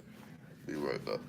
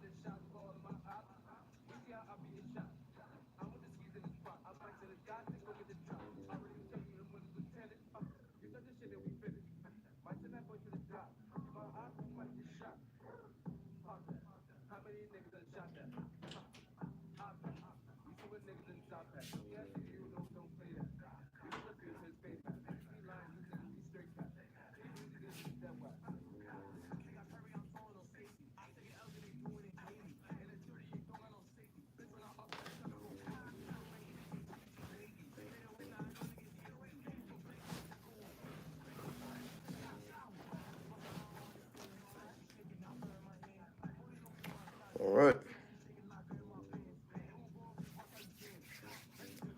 We didn't hit our 600 minutes, but I'll give y'all a couple minutes because I did just get up. So I'll give you some minutes. I'll give you the final thoughts from this 10-hour session.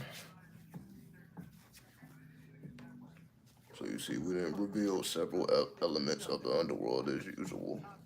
As usual.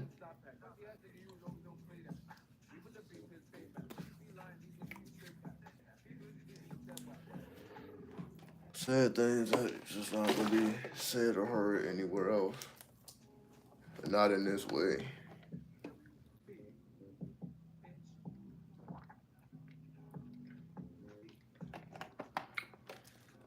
Cause look at all the hours you gotta go through just to get to this part.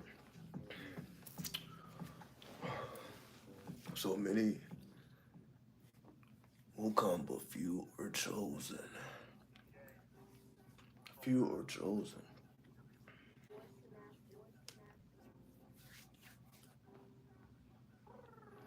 Satan was said to be the angel of music before the fall. So much for gospel music.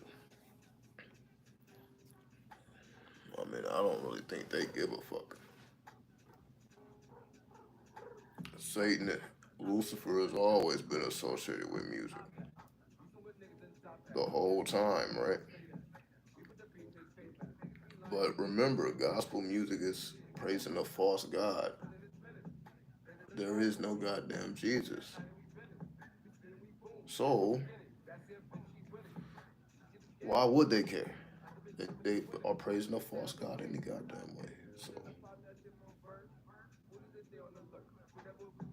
When we just look at the reality of it, then it's like it really ain't too far fetched that gospel music is like it's a fake God.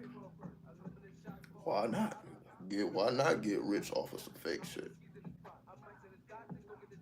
Why not get rich off some fake shit? That's how the world thinks.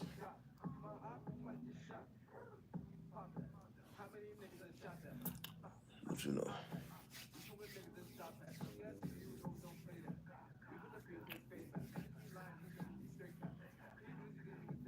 the world you can say is monolithic by nature. So we really shouldn't be surprised at anything worldly. The world is monolithic by nature. It just is what it is, right? It's all about what are you gonna do with this monolithic force that we call Saturn, that we call Lucifer, the fallen angel that we call the devil. What you gonna do with it? Since we know it's fucking real, if it just had to be in the tarot, clearly this is some real shit. Which is and it's monolithic. So it ain't wrong when it called the devil or it's monolithic. It is monolithic. What you gonna do about it though? Does that mean that you just gonna become monolithic or are you gonna handle it properly? You gonna handle your devils properly or not?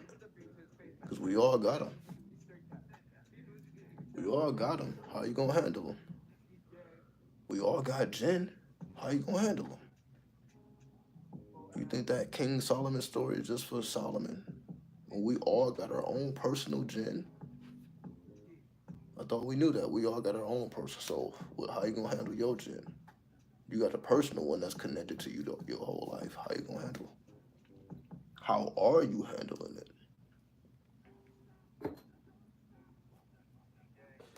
When you're faced, I guess, with your temptations.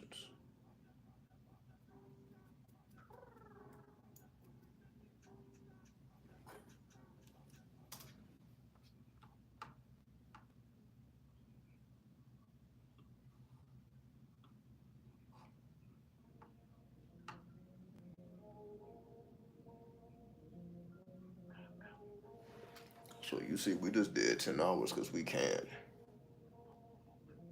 Just because we can type shit.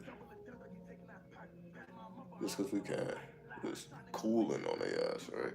Smooth with it with the finesse. So we supposed to be doing though, right? Without breaking the sweat. But I ain't gonna lie, I was sweating at one point. I was sweating like it, so I can't even say, yo, I was hot as fuck at one point. So I can't, yeah, I was breaking the sweat. The Holy Spirit was all up in me. So yeah, I was breaking the sweat. To see it, we mellowed out. We went through a whole psychedelic experience.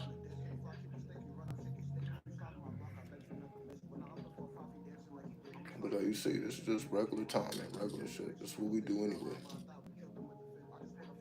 This is just the camera just so happen to be on. That's what we do anyway. You know. But yeah, you know, the Jen just possessed me to run my mouth, so I'm running my mouth, right? This is my relationship with my Jen, because I'm talking about the relationship with your Jen. My relationship with my Jen allows me to just speak this. It comes from my Jen. My Jen is the one that's connected to the ancestors and connected to the underworld and all these things that we talk about. I gotta go through my Jen. So if I don't have a proper relationship, then I can't just speak without the filter like I do. So that's why I can say things, even things that I don't quite understand, because I'm like, it ain't come from my intelligence. Sometimes it comes directly from the Jen. We just got a relationship like that. I'm like, yo, say whatever the fuck you want to say. I don't give a fuck. We deal with the consequences as they come. As long as it's real shit, it's real shit. And as y'all see, I've yet to say something that's like, oh no, that ain't real. Yeah, it is. Yeah, it is.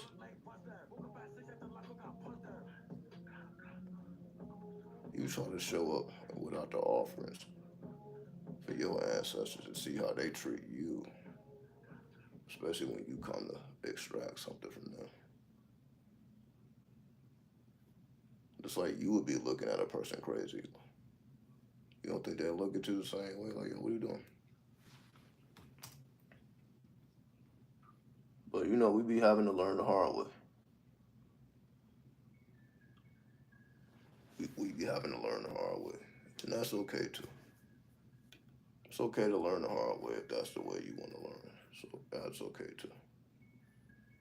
Because at the end of the day, it is do what thou wilt, right? So it's like I'm not necessarily trying to steer anybody in any certain direction. It's just perform your true will, whatever direction that is. That's the realest shit that I can say to anybody. To me, that's the realest shit to be said. I ain't here to tell you what's right or wrong, what's good or bad, what you should or shouldn't be doing, but I am telling you to follow your true will, whatever that may be. And I'm like, I shouldn't be telling you anything other than that. Because in me telling you that, I'm performing my own true will. I'm just telling you to perform yours. I have to perform mine to tell you to perform yours. Who am I to tell you to perform your true will if I'm not performing my true will? No matter how the fuck, I wouldn't be this motivated to do this if it wasn't my true will. Who the fuck else is gonna sit and not eat for 10 hours? I've been on here. I haven't eaten anything. Just sipping on cranberry juice.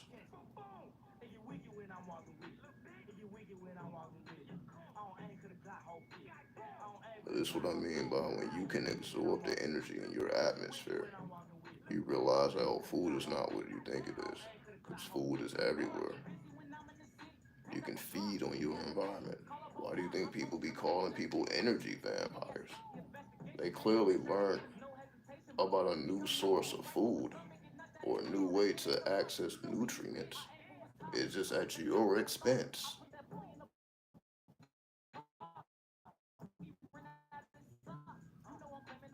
So they know what they're doing, it's just at your expense. So people don't really want to fuck with energy vampires, but not knowing that, like, okay, if you extract my energy, you're giving me the okay to really fuck you up.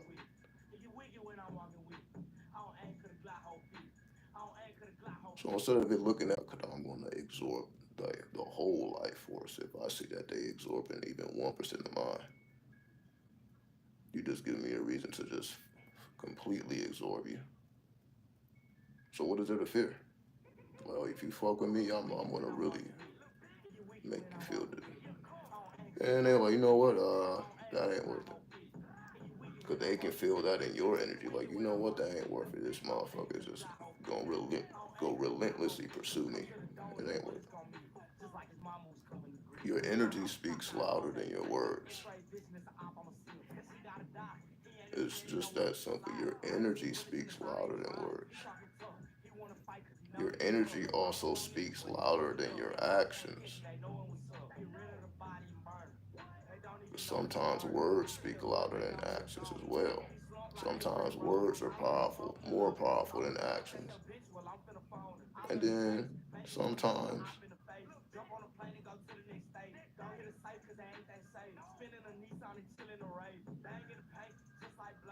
it works either way, essentially. It works either way.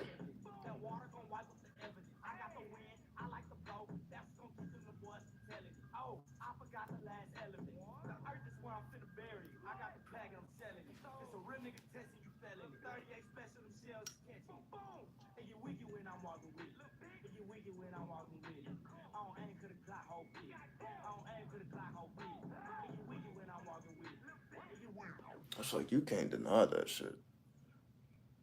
It's like that's poetry. That's real fucking poetry. You may not agree with the subject matter. It's like, yo, that takes poetic skill to execute that.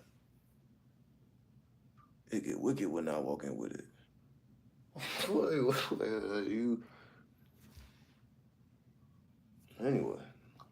You really gotta be a lyricist to like, yo, that shit don't just come easy. Stuff like that don't just come easy. You really gotta be about the shit for certain things to come to you. You have to live a certain way for certain words to come to you, certain rhymes. Your rhymes come to you based on how you live. So if you are living violently, of course, violent lyrics are gonna come to you. Your lyrics should match your lifestyle. That's what makes it hip hop. Your lyrics match your lifestyle. But if you are, then your lyrics probably will be violent. But that's just because it's based on reality, not because it's some shit you made up.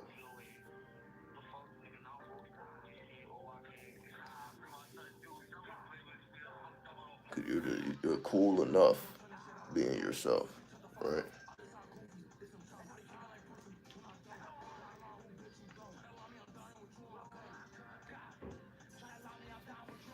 So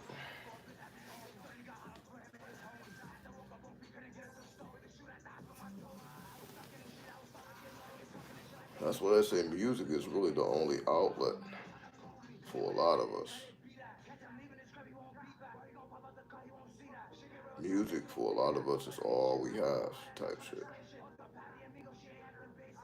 Cause you know, like yo, a lot of us already decided we not gonna operate within the corporate world.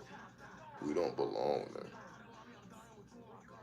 So like the only place for you to exist is using music as an outlet.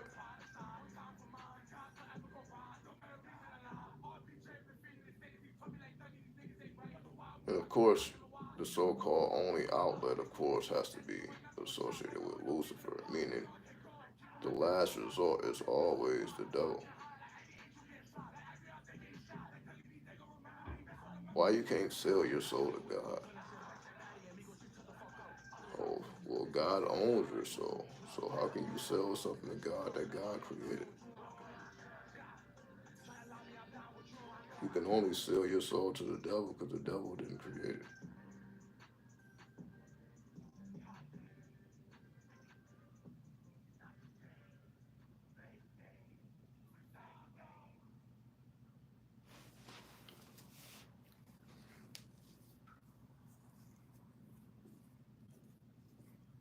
However, if the devil is a goddess and then you see what the goddess is doing in the universe card, what do you think she's doing?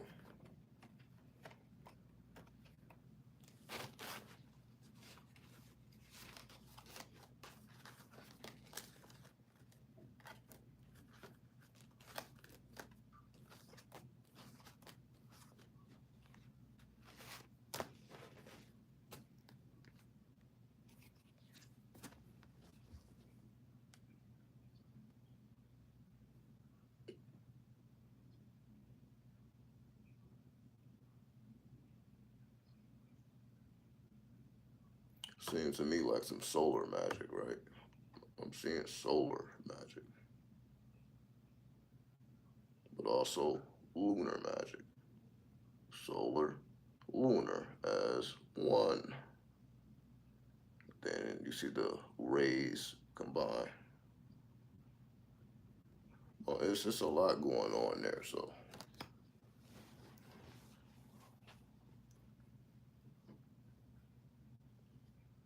but the truth is there. If you have the eyes to see it, it's really that simple.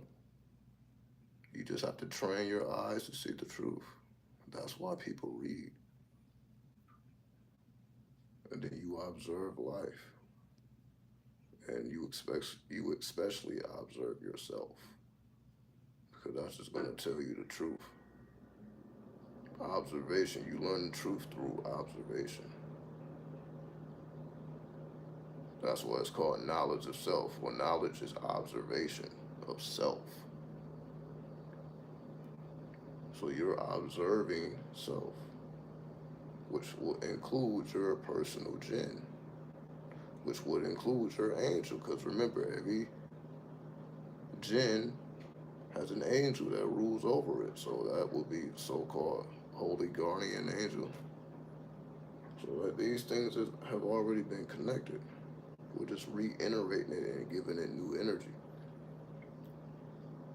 So you can say the occult it ain't really looked at as something cool. Why would your kids really want to be into the occult? Motherfuckers don't be making the occult look worthy of even giving it their time. So we really can't be mad at the youth that they would prefer to be like so-called spiritual. They ain't trying to be occultists. You don't hear kids say I want to grow up and be an occultist. You know, because it's not really looked at as cool. Because again, you're dealing with malefic energy. If you're an occultist, it's assumed that you're dealing with malefic energy.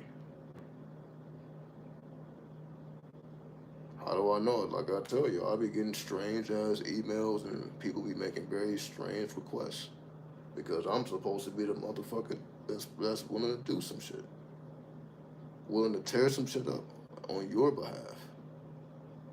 Like the motherfuckers is willing to pay me to cause havoc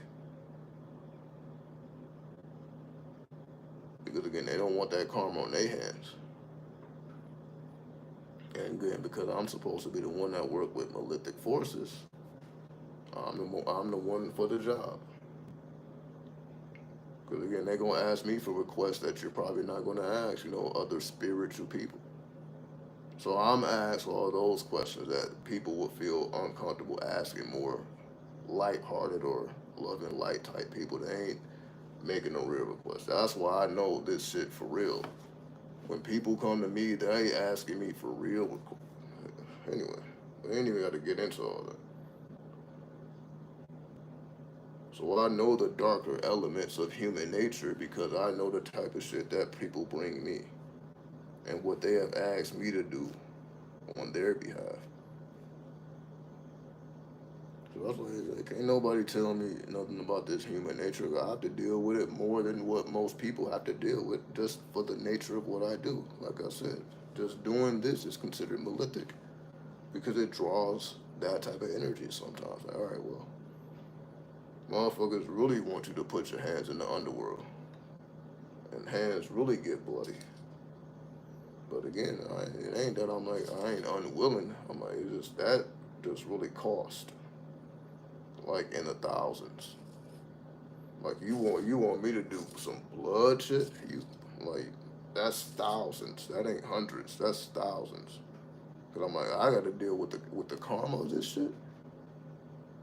Thousands. Cause I'm like I got to go through a whole ritual to cleanse myself. Like thousands, thousands. But there's good money in that because people actually do that type of work. So it is people doing that type of work. So that is a profession. People get paid for that. So I know the type of strange things that people are capable of manifesting. Right? So 93, what's up, Jared? Yeah, 10 hours. You know, most people then they haven't made it this far. So well, even I guess even though you're popping in, a lot of people they didn't make it. Majority of the people they ain't make it this far. And they had to clock out. They got sleepy. They got tired. They got hungry. They had to go on about their life. So yeah, you see, I'll be the last one standing as usual. But that's what I'm supposed to be doing.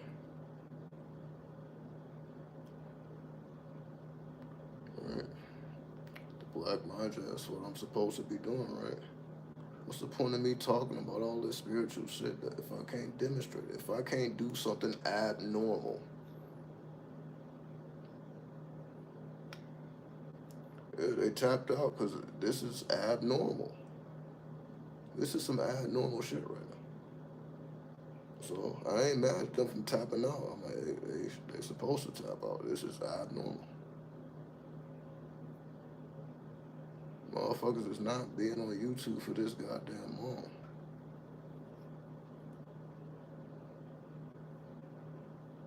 Talking about some real shit. It's realer than real. Cause I can't even classify this real. Cause everybody in their mind is real. So why ain't they revealing some new shit to you? That's what if you're really real, you should be able to manifest new shit that has never been heard before. That's what it means to be real. Because like it came from an original source, which is you, because you were able to commit the occult to memory. Then the occult became alive through you. You are the living occult. You are living. It lives through you. Through you, people know that it's real. They don't know it's real because you recommend the book. You are the book. That's what I realized. I'm like, I am the book. That's why I gotta memorize the damn book. The book is me. The new shit is gonna come from me. It's not gonna come from a book. It's gonna come from me. Even if I read a book, I still gotta take it through the tarot. I still gotta take it through the degrees, and then I can reveal it. Cause I'm like, I gotta bring the weight to it. I can't just reveal it the way it was revealed to me. I gotta give the documentation, the evidence. I gotta take it through the tarot. I gotta show and prove that what I'm saying has validity. So when I say there is no such thing as a divine masculine, and then I show you the tarot, and there is no card that represents a cosmic man, only a horned ass motherfucker, which is the devil's. I'm like, all right, so I'm not just speaking out of my ass, just saying some shit like that, right? I'm like, okay, well, let me prove it through the tarot, because I know that that's what you need. I can't just say anything; it needs to be shown and proven. So I'm always taking everything through the degrees before I even bring it to the public, which is what I'm supposed to be doing, right? But sometimes I don't be having time to do that because some things may escape my mouth that I didn't take through the degrees yet. Sometimes that does happen too. So it all depends on the direct.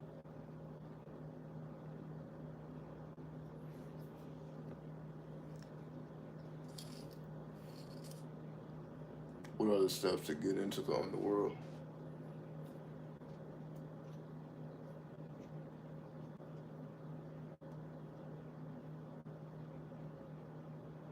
Intense or extreme emotion.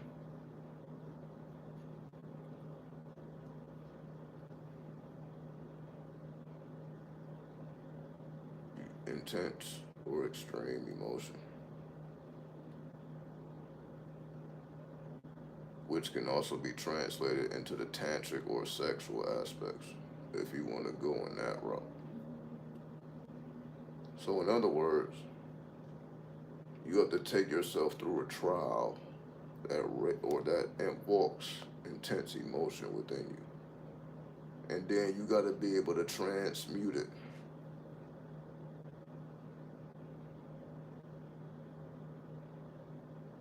So it's like being really, really mad, then like somebody is trying to calm you down. The last thing you're trying to do is calm down because the energy needs to be released. So because you done riled up all this energy, you can't. Somebody can't just say, okay, just calm down. So because now the energy is just sitting and just ready to explode. So that's why you have to cause an implosion within yourself because just that energy would want to be directed outward, but you must direct it inward.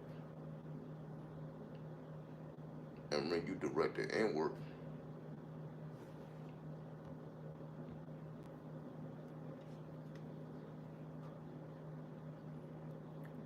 it begins to release a lot of pent up energy that has been stored within you that needs to be released. And it then starts the process. So to start the process is just causing yourself to go through implosions. You are allowing yourself to experience intense feelings and urges, or sometimes you can just get into your wild side. That's what I mean. It can go into the sexual elements as well.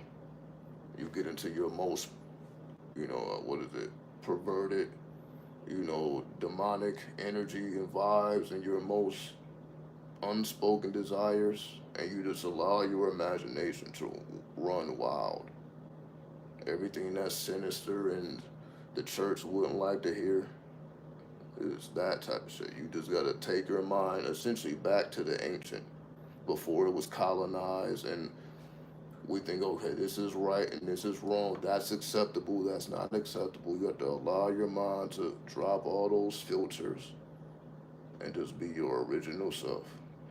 What would I think and what would I do if I'm not thinking about all these consequences of what people would feel and what they would think about what these actions that I would be performing? You basically are taking it to the pure intent, getting it all the way to the pure intent, which then opens you up to the underworld because now you have a pure heart. You can only access the underworld with a pure heart, aka with pure intent. Your intent must be pure. Meaning you just gotta know exactly what it is that you desire and know that it's really just an illusion that you are already self fulfilled. I am a self fulfilled prophecy. So all of these trials that I appear to be going through is self fulfilled. This is just my journey of realizing who and what I am. So that's what I mean by the perfect imperfection.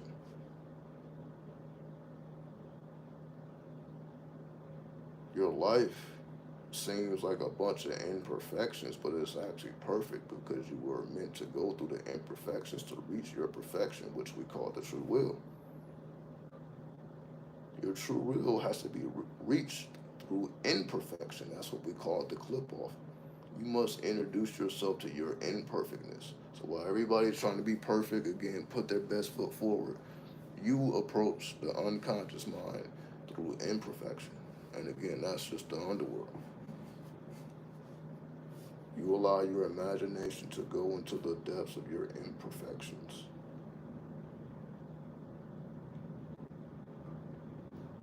All right.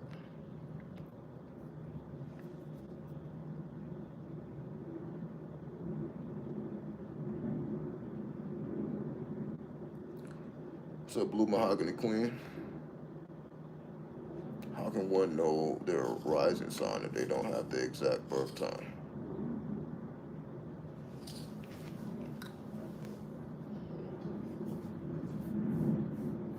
I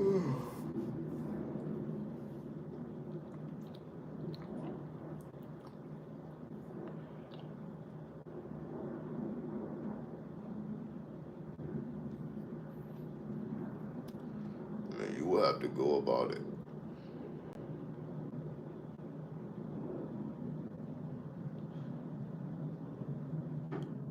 I would say, let me not say that like you will have to go about it, because I'm thinking like you will have to go about it differently. But I'm not sure if those type of services are available online. Like I would know how to do it with the software I have. But I'm thinking about, yeah, well, how would you do it online? I'm not sure how you would do it. But just to answer your question, if you don't have your exact time of birth, then you have to use your own observation skills. If you don't have your exact time of birth, your ascendant is your personality, it's your outer appearance, it's how you interact with the world. So you just have to make an educated guess. Like, okay, is my personality, which one of the 12 signs does my personality fit? What makes the most sense? Am I more extroverted? Am I more introverted? Am I more into the arts? Am I more into spirituality? Am I more into the money?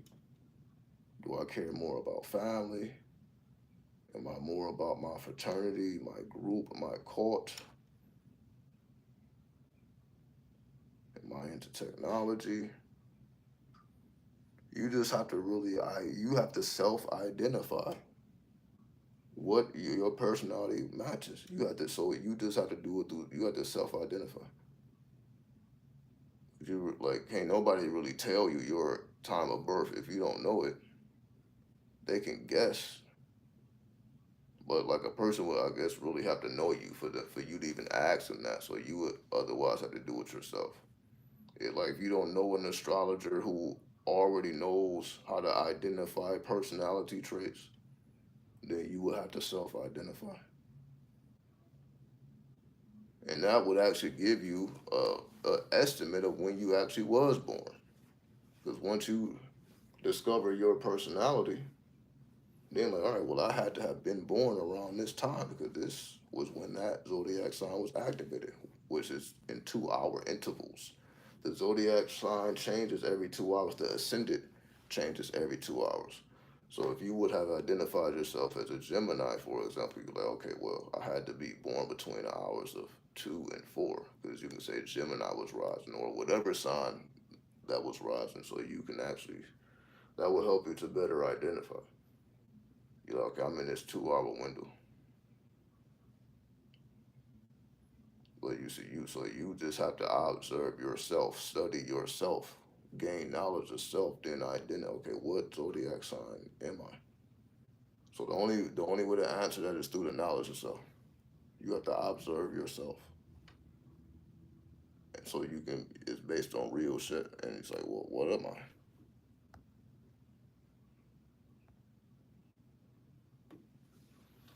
So unless y'all have any questions, we'll go ahead and check out. We done hit the 10-hour mark.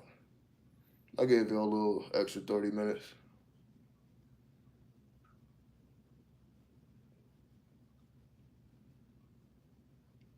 So am I about to go to sleep? Nope.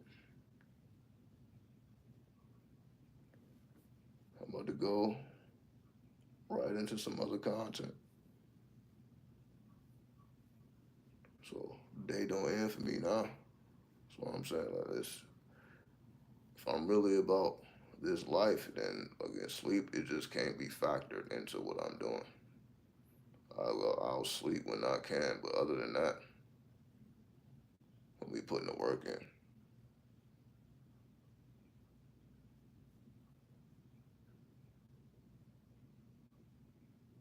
do what thou wilt should be the whole of the law. Love is the law. Love underworld. 93, 93, 93.